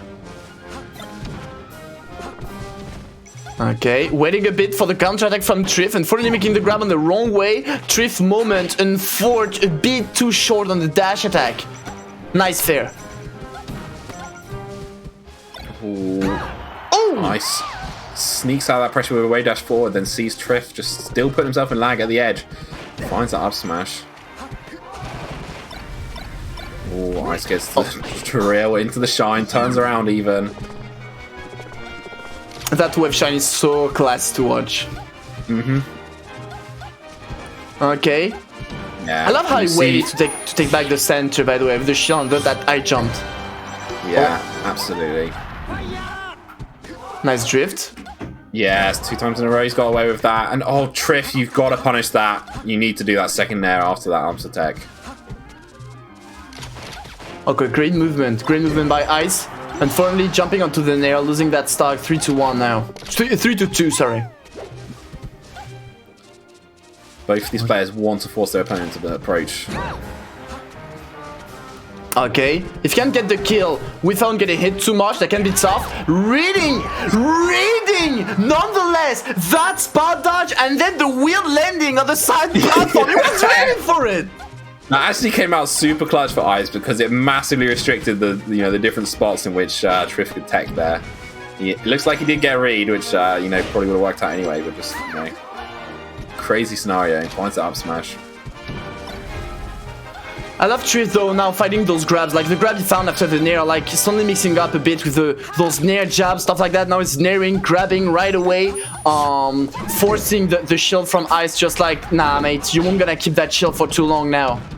Nice couple of forward airs with multiple hits there. That's a lot of damage, then DI's away on that hit, and looks like that's gonna be curtains for him. Great use of the nair there from Trif, 75% and 1 stock lead. Oh my god, he just got shown out his double jump! Oh, scary stuff there. Okay, great shield. Oh! Missed it, unfortunately. Yeah. Ooh. Clips Trif with the flames there. Okay, nice by Trif. That's the way Trif is playing. Oh my god, forward smash! Aiming just a bit above from what he was, finding it. Unfortunately, not enough to get the kill, to get the edge guard. But that aside, Ice is back, finding the jab, finding the up smash, get the kill. Yeah, Ice has this opportunity here. If he wins this game, he's going to be taking it 3-1 and putting Trif into 3rd place in the tournament. That's not what anyone expects to see. He does go off stage, though. Amazing mid-leg short on. And then Trif punishes the tournament winner with that forward air. Can Ice do another magic recovery? No, Trif covers it this time with the neutral air. Wow, that was down to the wire. That was amazing. That was just completely amazing. Let's be honest. There's like, I know we did not talk about it because like it's not something that you can show. I feel in a Spaces matchup with Peach, but Trif definitely improved a lot on his turnip game. Like really a lot. Like when I've seen him play today with floaties, on the fact that at some point I've seen him throw 4 turnips with only getting 2. Like he throw one, recatch it, throw it again. Took another turnip, throw it, recatch it, throw it again. And like, what the hell, Trif? And I feel like it doesn't show that much once again on Spaces matchup because it's going super fast, but you can tell like he's getting a lot of controls out of those. And it's definitely something to consider. Absolutely, and Yoshi's story. So that kind of close quarters gameplay we were talking about that we think Trif was maybe looking for, he's going to be getting more of it on this stage. 2-2, Yoshi's story to end it. This is a set. That's a weird choice. Nice smash GI on the drill by Trif to get behind and not getting the up smashed. But that aside, Trif Ice find another one. Web shine up smash and get the kill.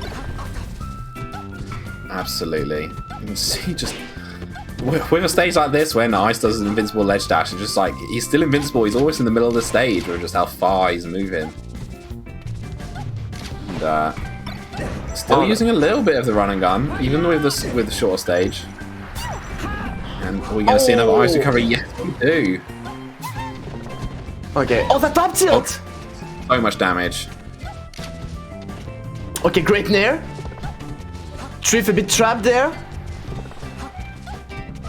Trif is definitely looking for some crazy movement also. Exactly like this one. Like empty floats to get the grab, going off stage, taking the turnip, each a vegetable, fair afterwards, and boom. We're back at it, 3 stocks each, but that up air will take the kill. Yeah, Ice just finds that up air, just completely naked and neutral, just finds it. And Ice has been such a good job moving out of shield, like wave dashing out of shield into a shine or something like that. Oh my god, I started talking about Ice and Trif just turns it around. Big slap finishes it out with forward air. My god, 1 down smash, 1 fair, as you said, big slap, and there we go. We're back at it, 2 stocks each, trying to make the pressure. Trif is ready for it, getting the grab. Ice is off stage, but nice roll to avoid the fair. Man, oh my god, that last game. Oh, Ice just weighing under that platform. He knows not to jump into that down smash. He's played unranked before.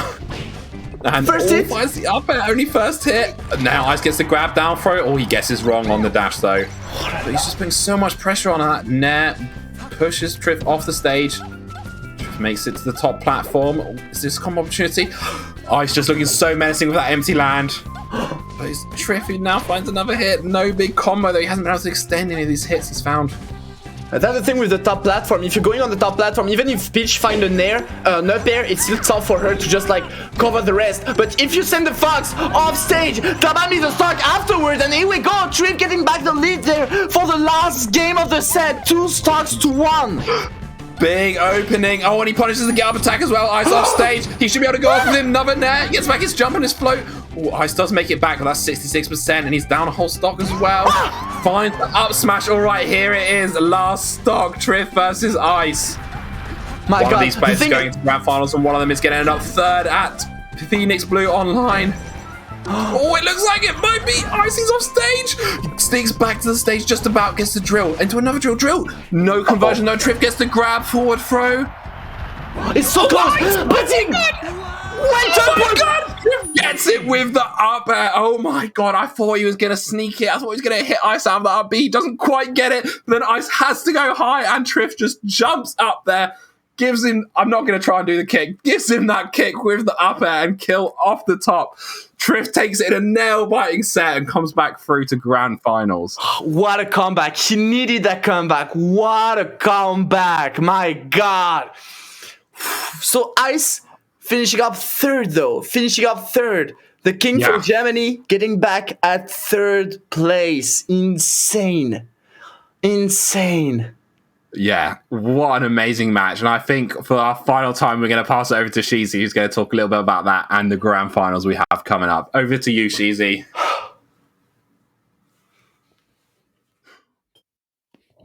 Well, Foster, as you say, you got to eat your vegetables, so I don't know how many times I had to hear you say that this match. I had to go and get a snack. But what an amazing set that was. Honestly, I can't believe the comeback there. And honestly, I really thought Ice was going to make it all the way to grand finals after me sort of saying that I thought it was a bit washed up at the start. But that's it. We're actually going into grand finals now. Pipsqueak versus Trif. There's going to be a Peach Fox, an excellent, very reminiscent of our old school Melee grand finals. And I'm not sure who's going to come out on top. But that's it for us tonight, and I'm going to hand it back over to Jess and Foster for you to enjoy the last grand finals. But from all of us here, all I have to say is, see ya! Thank you, Sheezy. And I Eat do your vegetables, hope, Foster. Yeah, I do hope everyone at home is eating also. I hope you're eating your vegetables, as Cheesy just showed you. And I hope it was a good carrot. Yeah. I mean, on some level, I'm a bit disappointed. I would have loved if he had a real turnip to take a bite out of. I think that would have really taken it to the next level of commitment. But there you go. All right, so we've got something ahead of us. We've got the run back of Trif versus Pipsqueak. So can you just remind the viewers of how this went down in the winners' finals, Forster? Easy. So Pips tried to go on to Trif. Trif looked at him. I was like, nah, mate, that won't be so easy. Boom! 2-0 for Trif. Like, immediately. Like, it was like, okay, it's over. It's tough. Like, it's not doable. Suddenly, Pipsqueak won a game. We're like, okay, let's go. That might be something that's fine. But he gonna needs to win 2 games on Final Destination. Impossible. 3 stocks! Pipsqueak took Trif on Final Destination, 3-stock team, and just like obliterate him on his counter pick. And Trif was like, okay, gonna try Fountain of Dreams, I guess? And finally, it was a Fountain of Nightmares. Pipsqueak once again won the game, and boom, reverse 3-0. Pipsqueak is in grand winner side. Oh my god, yeah, I think you couldn't have summed up better. Just so many times we said, this is impossible, and then Pipsqueak said, it's not impossible for me, and just made it happen, and wins 3-2 with a reverse sweep on Trif.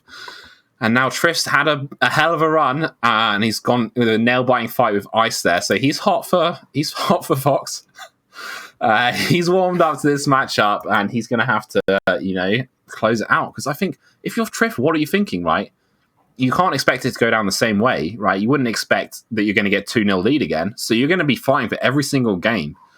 And I see this looks like a hand warmer to me. Yeah, I think it's a hand warmer for sure. Yeah. Okay, but I feel like the 2 things that was really important on the last games, it was the fact that Pipsqueak found those early kills with those shine, for instance, and just like put Trif in a terrible spot every single time and forced Trif to approach. And it was just like putting every single time the right distance to allow himself to find enough time to react to what was about to happen. On the other hand, Trif could not finish up the stocks from Pipsqueak because he got some insanely great recoveries. So I feel like both of it, if one of those, if not those 2 factors can switch, the sets can definitely go over the hand of Trif. If he managed to find those edge guard, or if he managed to not get edge guarded by Pips. Yeah, for sure. When these matches are just so tightly, evenly balanced, it's like you can trade back and forth, and then one of you just wins and one of you just loses. But if you steal a kill at like 0 or 20%, it just completely tilts that seesaw massively into your favor. So those low percent kills, those good kill confirms, are really what blows that matchup wide open for Fox.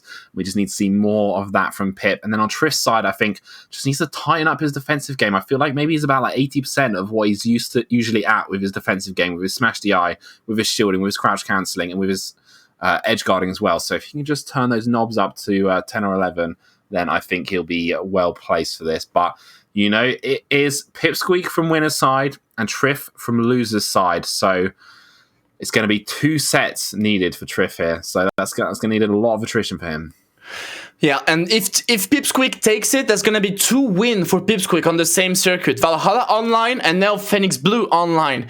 That's tough already. And maybe if Trif wins it, on the other hand, that's gonna be the first win for him. The first win for Trif, and that's gonna put him in a comfortable spot for the rest of the circuit. Yeah, absolutely. So yeah, so excited to see this, and I do. You know, I think you at home, if you've got your commentator bingo card, you can tick it off. But I'm going to say it anyway. I hope to see Trif take this first set just so that we can see a little bit more of this great melee, because you know, it's just so good. I'm definitely going with you for the call out. I'm definitely going with you. I would love to see another game from those two. In any case, we're gonna see the first game finally of that grand finals from Phoenix Blue online, third step of the third qualifier, my bad, from the same circuit. Pipsqueak against Trif. Here we go. Yes, here we go. And Pip starts out strong, but then Trif finds his own combo. Decent bit of damage on Pip, and Pip just says, you know what? This top platform looks alright to me. I don't mind chilling here, chilling there. Just such a good tool in this matchup. Making use of all the space, and such a good decision there from Trif. Not just doing the nair, but unfloating as well on purpose, so that he goes a little bit lower. Picks up that kill. Yeah, just in case was a bit slow maybe to catch that angle from the edge potentially. But yeah, in any case, Pips nearly got the kill, not quite yet, but managing to put such a great pressure to get finally the back air. 3 stocks each, 0% again. Yeah, absolutely. And just, oh my gosh, doing so much damage. I would have thought, you know, using these moves like Nair and back air on Peach at low percent, you normally think you're at risk of crouch cancelling, but you're just making it work. Just stacking up so much damage onto Trif. Okay. Waiting. I love the way Pips is definitely like way slower than Ice on the way he's playing. Is like, I feel definitely also taking Trif off guard at some point. Yeah, absolutely. Oh. Yeah. Okay. Pip's making use of those different areas of the stage where he can just be a little bit safer and take a little bit more time. Like just chilling out on the top platform if he needs to for a second, because wow, okay. It looked like he didn't even expect to catch the turnip, but then he just did. He was like, oh, I've got this. Throws it back and finds out, I think it's back air for the kill. I love the fact that he reacts to the weird knockback of the turnip. That was like, and I feel Pipsqueak just like, oh, okay, I'm gonna use it, I guess, and just yeah, literally, he's like, oh, I've got a turnip. Let's love it, and goes for it, and down smash for Trif, but Pip just takes straight away, finds up tilt, then connects another one into up air. Beautiful early percent kill, you know, relatively early percent. The thing is, like, he took that forward air just earlier, and this time was just like, you know what, wave dash back up tilt, what are you gonna do now? Yeah. Such a good, like, anti-approach move, anti-air, anti-approach, that up tilt from Fox. Great covering. Yeah. Pip put him in the great spot, so he wasn't going to get hit by that turnip, but, you know, Trif still recognizing the distance. Goes to the ledge, cleans that up nice and quickly. Oh, he gets the... Oh, I think that was meant to be a dash attack. He would have been able to continue that after the double jump land.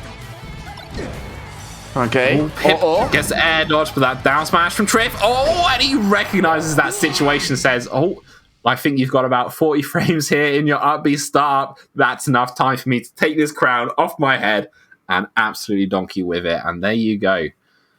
There you go. Oh, that's tough. Yeah. That's so tough. That's so cool. I'm so glad Pipsqueak just managed to be that strong. I'm so glad to see that Grand Trif against Pipsqueak. It's so tough to know who's gonna win it, honestly. Like, Yeah, it can go absolutely. both ways. We've seen it in winners. Pokemon Stadium, classic Fox pick. So in the first set, right? Yeah. This didn't work out the first time, and they ended up going down 2-0, and then he brings it back. Whereas, true, this time he's not going to be wanting to take those chances. I don't think he's going to be looking for a win first time on Stadium. Trif says no. Trif says I don't think so.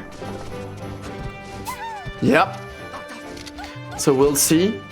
Like, simple movement, waiting for Trif to maybe make a mistakes, trying to, I don't know, bait him in something. And now Trif just make that roll, allowing to Pipsqueak just go like back to the center. Interesting choice by Pips. Absolutely. Oh, and jumps off that back head, but doesn't get it. He spent his double jump. This should be a dead Pipsqueak. Oh, Trif trades, so he can send nice and high. There's no chance of him dying there. And wow. I mean, maybe we are going to see a repeat of the first set, because Trif is looking hot in this game. Pip finds the up smash, but still one full stock down. It is. It is, yeah. And things like that's gonna be really tough. I feel like Pipsqueak is trying to flee away multiple times. Is getting some struggle to face Trif. Trif is abusing all of those up tilts. Like, Pipsqueak was trying many times to make an up tilt, just like stop the approaching of Trif, but Trif is the one waiting, actually. He's closing up the distance, yes, but he is the one waiting. Yeah, absolutely. Just intensifying the waiting is what he's doing, really. Like, and some great edge guarding from Trif there as well on the left-hand side, but Pip picks up a kill, but that one stock deficit just hasn't really been addressed. Once again, that up tilt a bit mistimed, allowing Trif to just go in. Once again, the kill come potentially just because of that up tilt. Same way twice in a row. Yeah, Trif, just his edge guards just feel like they've just turned up a little bit since the previous time. You know, he's just, you know, maybe he just took my advice and he just turned the dial up on the Twitch on the Trif machine. He was just like, hang on, I've got edge guarding dial on here, and turns it up, and he's just done a great job just babysitting Pipsqueak and just forcing him to make certain recovery choices. And then when he's forced him to, you know, a specific option, Trif does the right answer to that. Yeah, and I mean, it's looking very similar to game one, right? Trif up 2 games. I was about to say that looks like definitely as winner semi-finals. Yeah, so we'll for see sure. if Trif will manage to adapt. Yeah, as it did during the winner semis.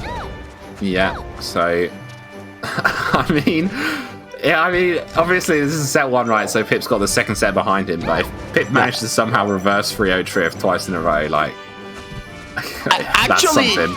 It started as winner semis, 3rd game, and he started to get the lead. It's looking like the same. Wait, Lever, is this live? Are we watching the replays? Like, is this a Slippy file?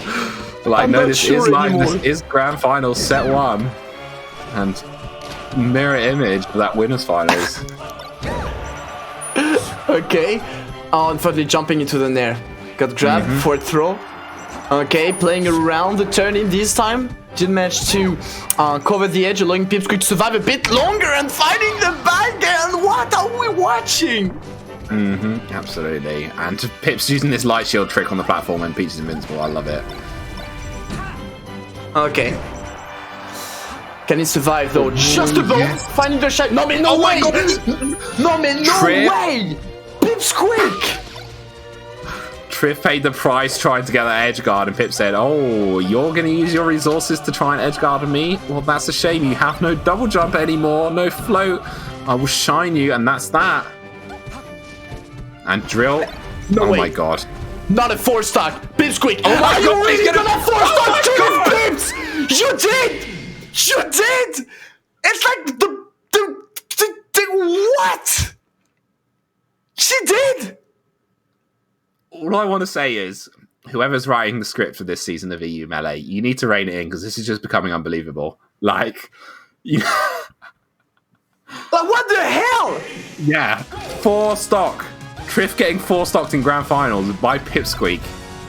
And after winning after winning 2 strong match. And we're not talking about spaces, we're talking about a Peach.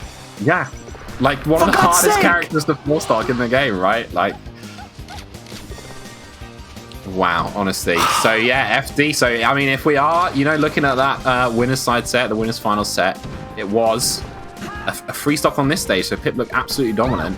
Trif looking to shake up things a little bit because he has come out here with a strong first stock. But Pip, look at his dash dance, so menacing. You see him just moving in and out, like closer and further away, just eking a little bit of each dash dance, and then comes out, finds that up smash. Just wow. Oh, that's a jump gone. Is this an early kill? Oh, looks like it might be. Pip did manage to get his jump back. Okay, so yeah, he gets in, but Trif might just continue it to the other side. And he actually, does. 3 stocks too. Trif won that stock because of 2 wave dash back and something. Like, first, Pips tried to attack with a drill, wave dash back, grab, or down smash, I don't recall. And second time, the same, wave dash back, then dash attack to catch Pipsqueak. Trif is definitely now starting to get that extra distance as we know him for. Yeah, he's saying that, no, we're not doing this again. Like, we're not. I'm going to win on FD this time. And it's like, you expect, Peach to win on this stage, even when it's like kind of unfavored in terms of the player matchup, like you still expect Peach to get the win on this stage.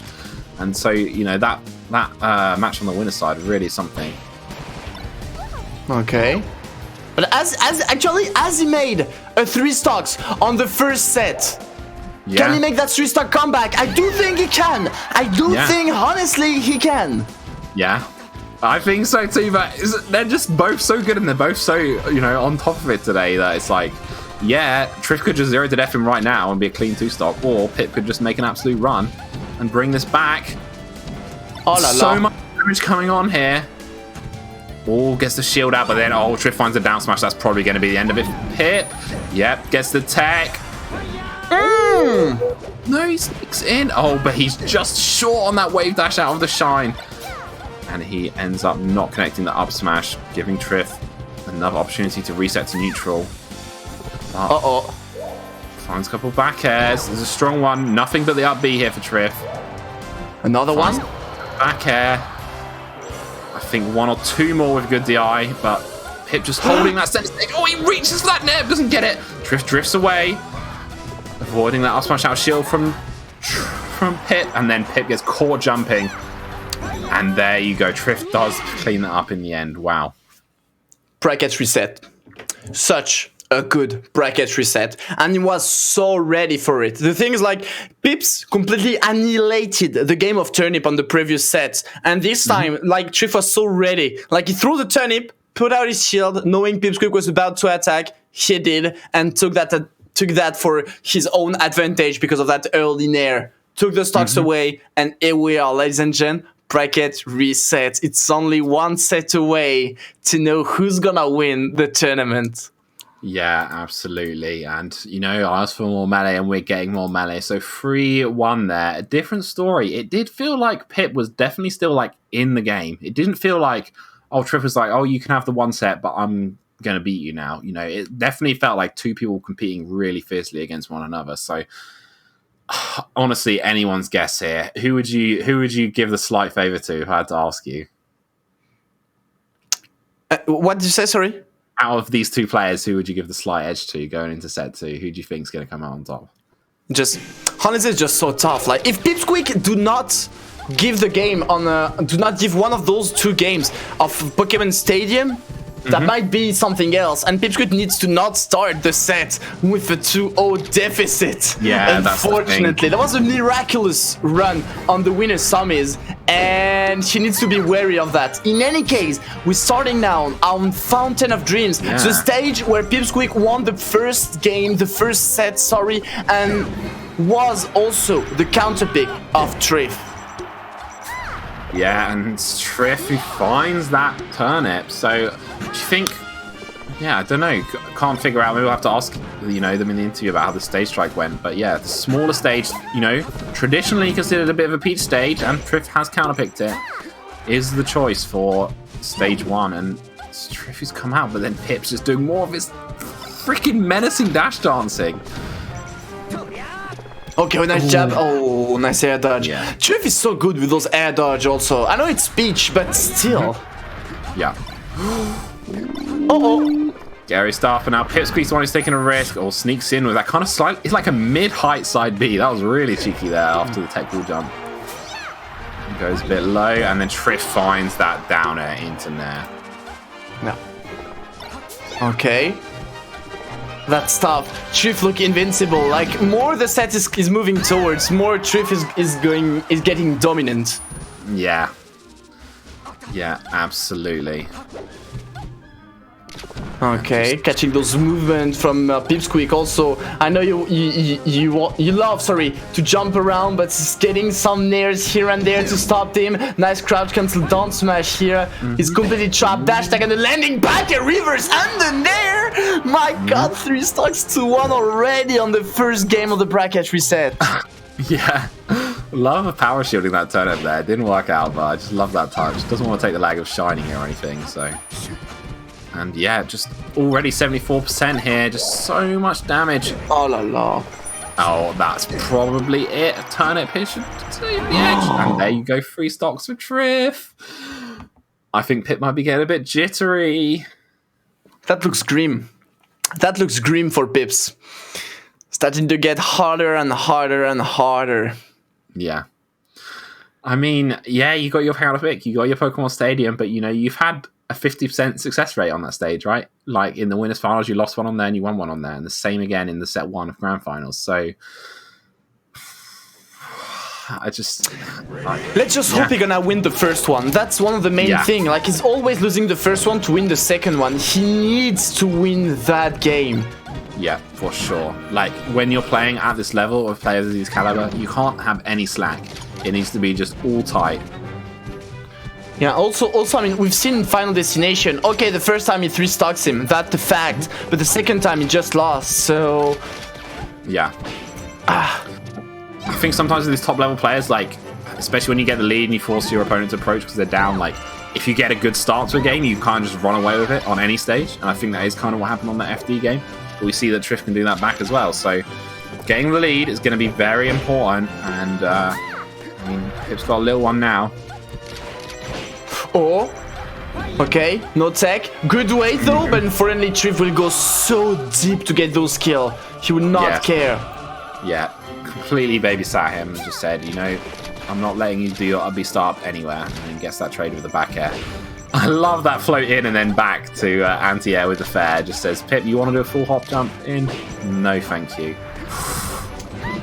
Oh, down tilt. Keep track of it, and for a bit too late. Trying to get that dash attack, but nice dash back from Pipsqueak.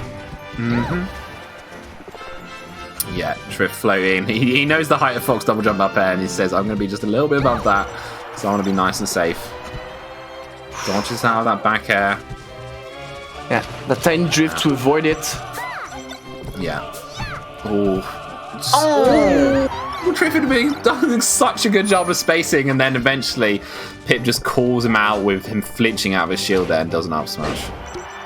I mean, that's the thing, that's just perfect counter rhythm there. Like, he's waiting just a bit to let Trif pick an option and then just get the up smash afterwards.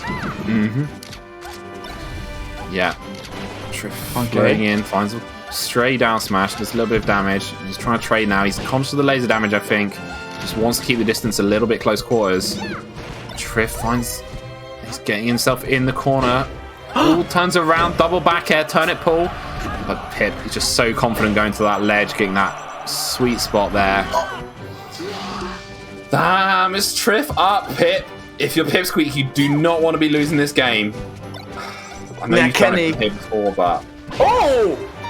What an up air! Actually, finding that up air on the float, what a call out! Okay, it's only 1 stock each. Obviously, all of them can just like take the game. You don't know, we don't know, but it's still something doable for Pipsqueak this time. Not starting the game with a 2-0 deficit, but right now Trif already building more than 100% on the Fox. Is off stage, just going above the fair, but the down smash is already here to get the cover, and unfortunately, the angle won't be the one to save him once again.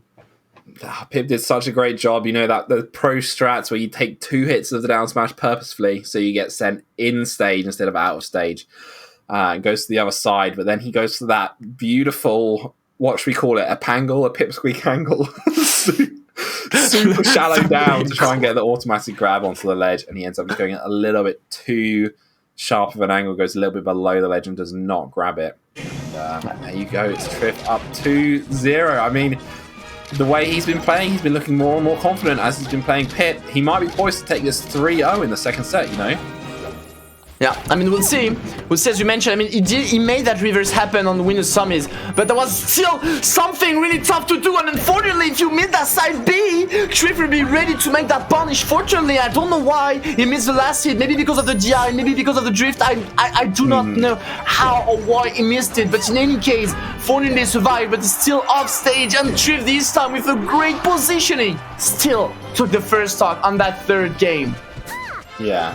Absolutely. It's just edge guards feel like they've just timed up a lot since the since that winner's set. It just feels like he's just landing some of these kills that he might not have done otherwise. Oh, Pip finds it up a bit, only gets a single hit. And that gives Trif an opportunity, and it is an edge guard opportunity. Oh, I think Trif was trying to trade with a back air on the way down then, but ends up getting hit cleanly, and Pip clings on. Yeah, it was for sure. Definitely agreeing with you on that. But Pipsqueak trying bits more and more to go for the aggression, sometimes trying to make some cross-set with those shines. But I feel like he's not trusting his reads. On some tech shades, a bit late, you know, and stuff like that. I feel like I feel he's not trusting himself. Yeah, I totally get that. Just not having that same level of absolute confidence that you can need when you're playing this game. I think it was VA who famously said melee is 99% feeling yourself and 1% everything else. And I sometimes think it could not be more true, because you need that confidence, you need that self-belief in order to play well. Oh my god. And on the other hand, Trif is getting everything right. Like all of that came because Pipsqueak trying an up tilt, trying a pressure, but Trif just keep his shield for a bit more time than usual. He's just getting all of the right answer. He's off stage, and that's gonna be it. I think Trif 3-0ing in the second set. Wow, Trif. He's back on form. Pip, you can have one set, but I am having the tournament. That's what he's saying there. Yeah, that was just amazing. Definitely amazing play by Trif, but it definitely destroyed the mental of Pipsqueak. Like the two last stocks, honestly, played only on the right edge of the stage. Like Trif was there, did not move. Pipsqueak came to him, found a down smash, get an edge guard. Pips came back right away, find another down smash, get the edge guard. And that's done. Over. It definitely destroyed the confidence and all the mental strength that Pipsqueak built thanks to the winner summies.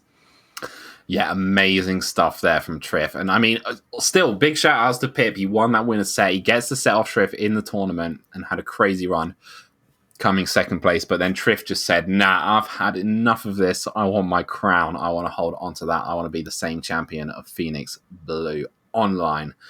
So there you go. And I think before we talk anymore, we have a little something to show you, a little reveal, I think, or an announcement. So over to you, Oliva, with that. Oh.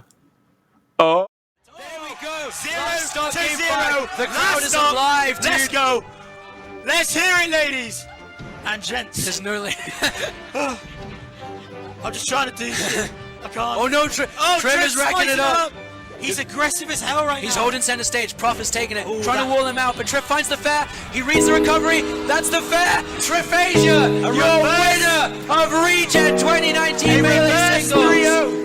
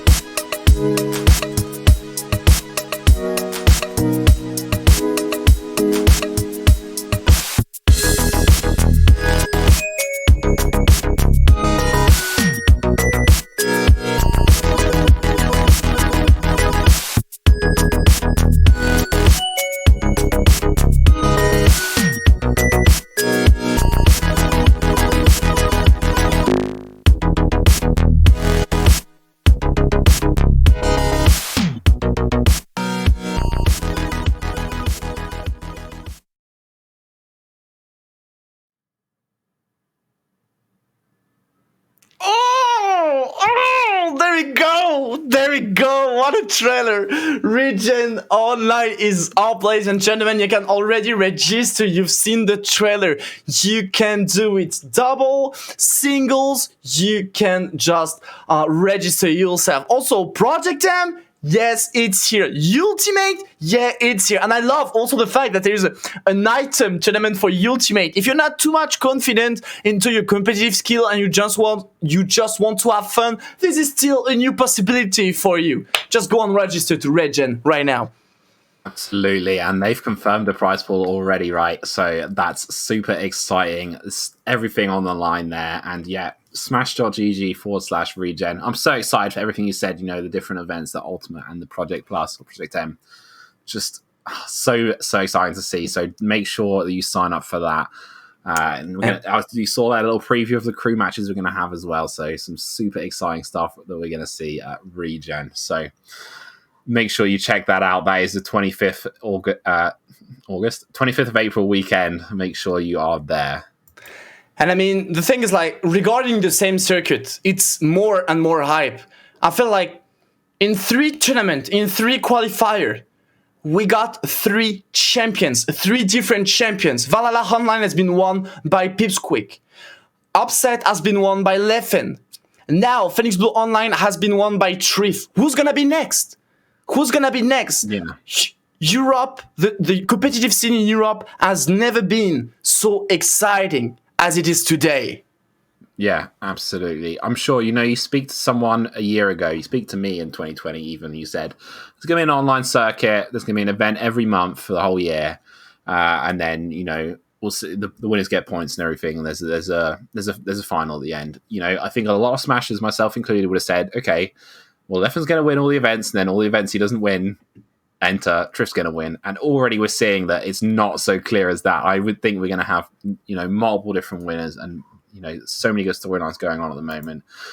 You got Frenzy, we've got Pipsqueak, we've got Ice who's back, we've got Nikki, just so many killers that have this opportunity to go really deep in the bracket and come out on top.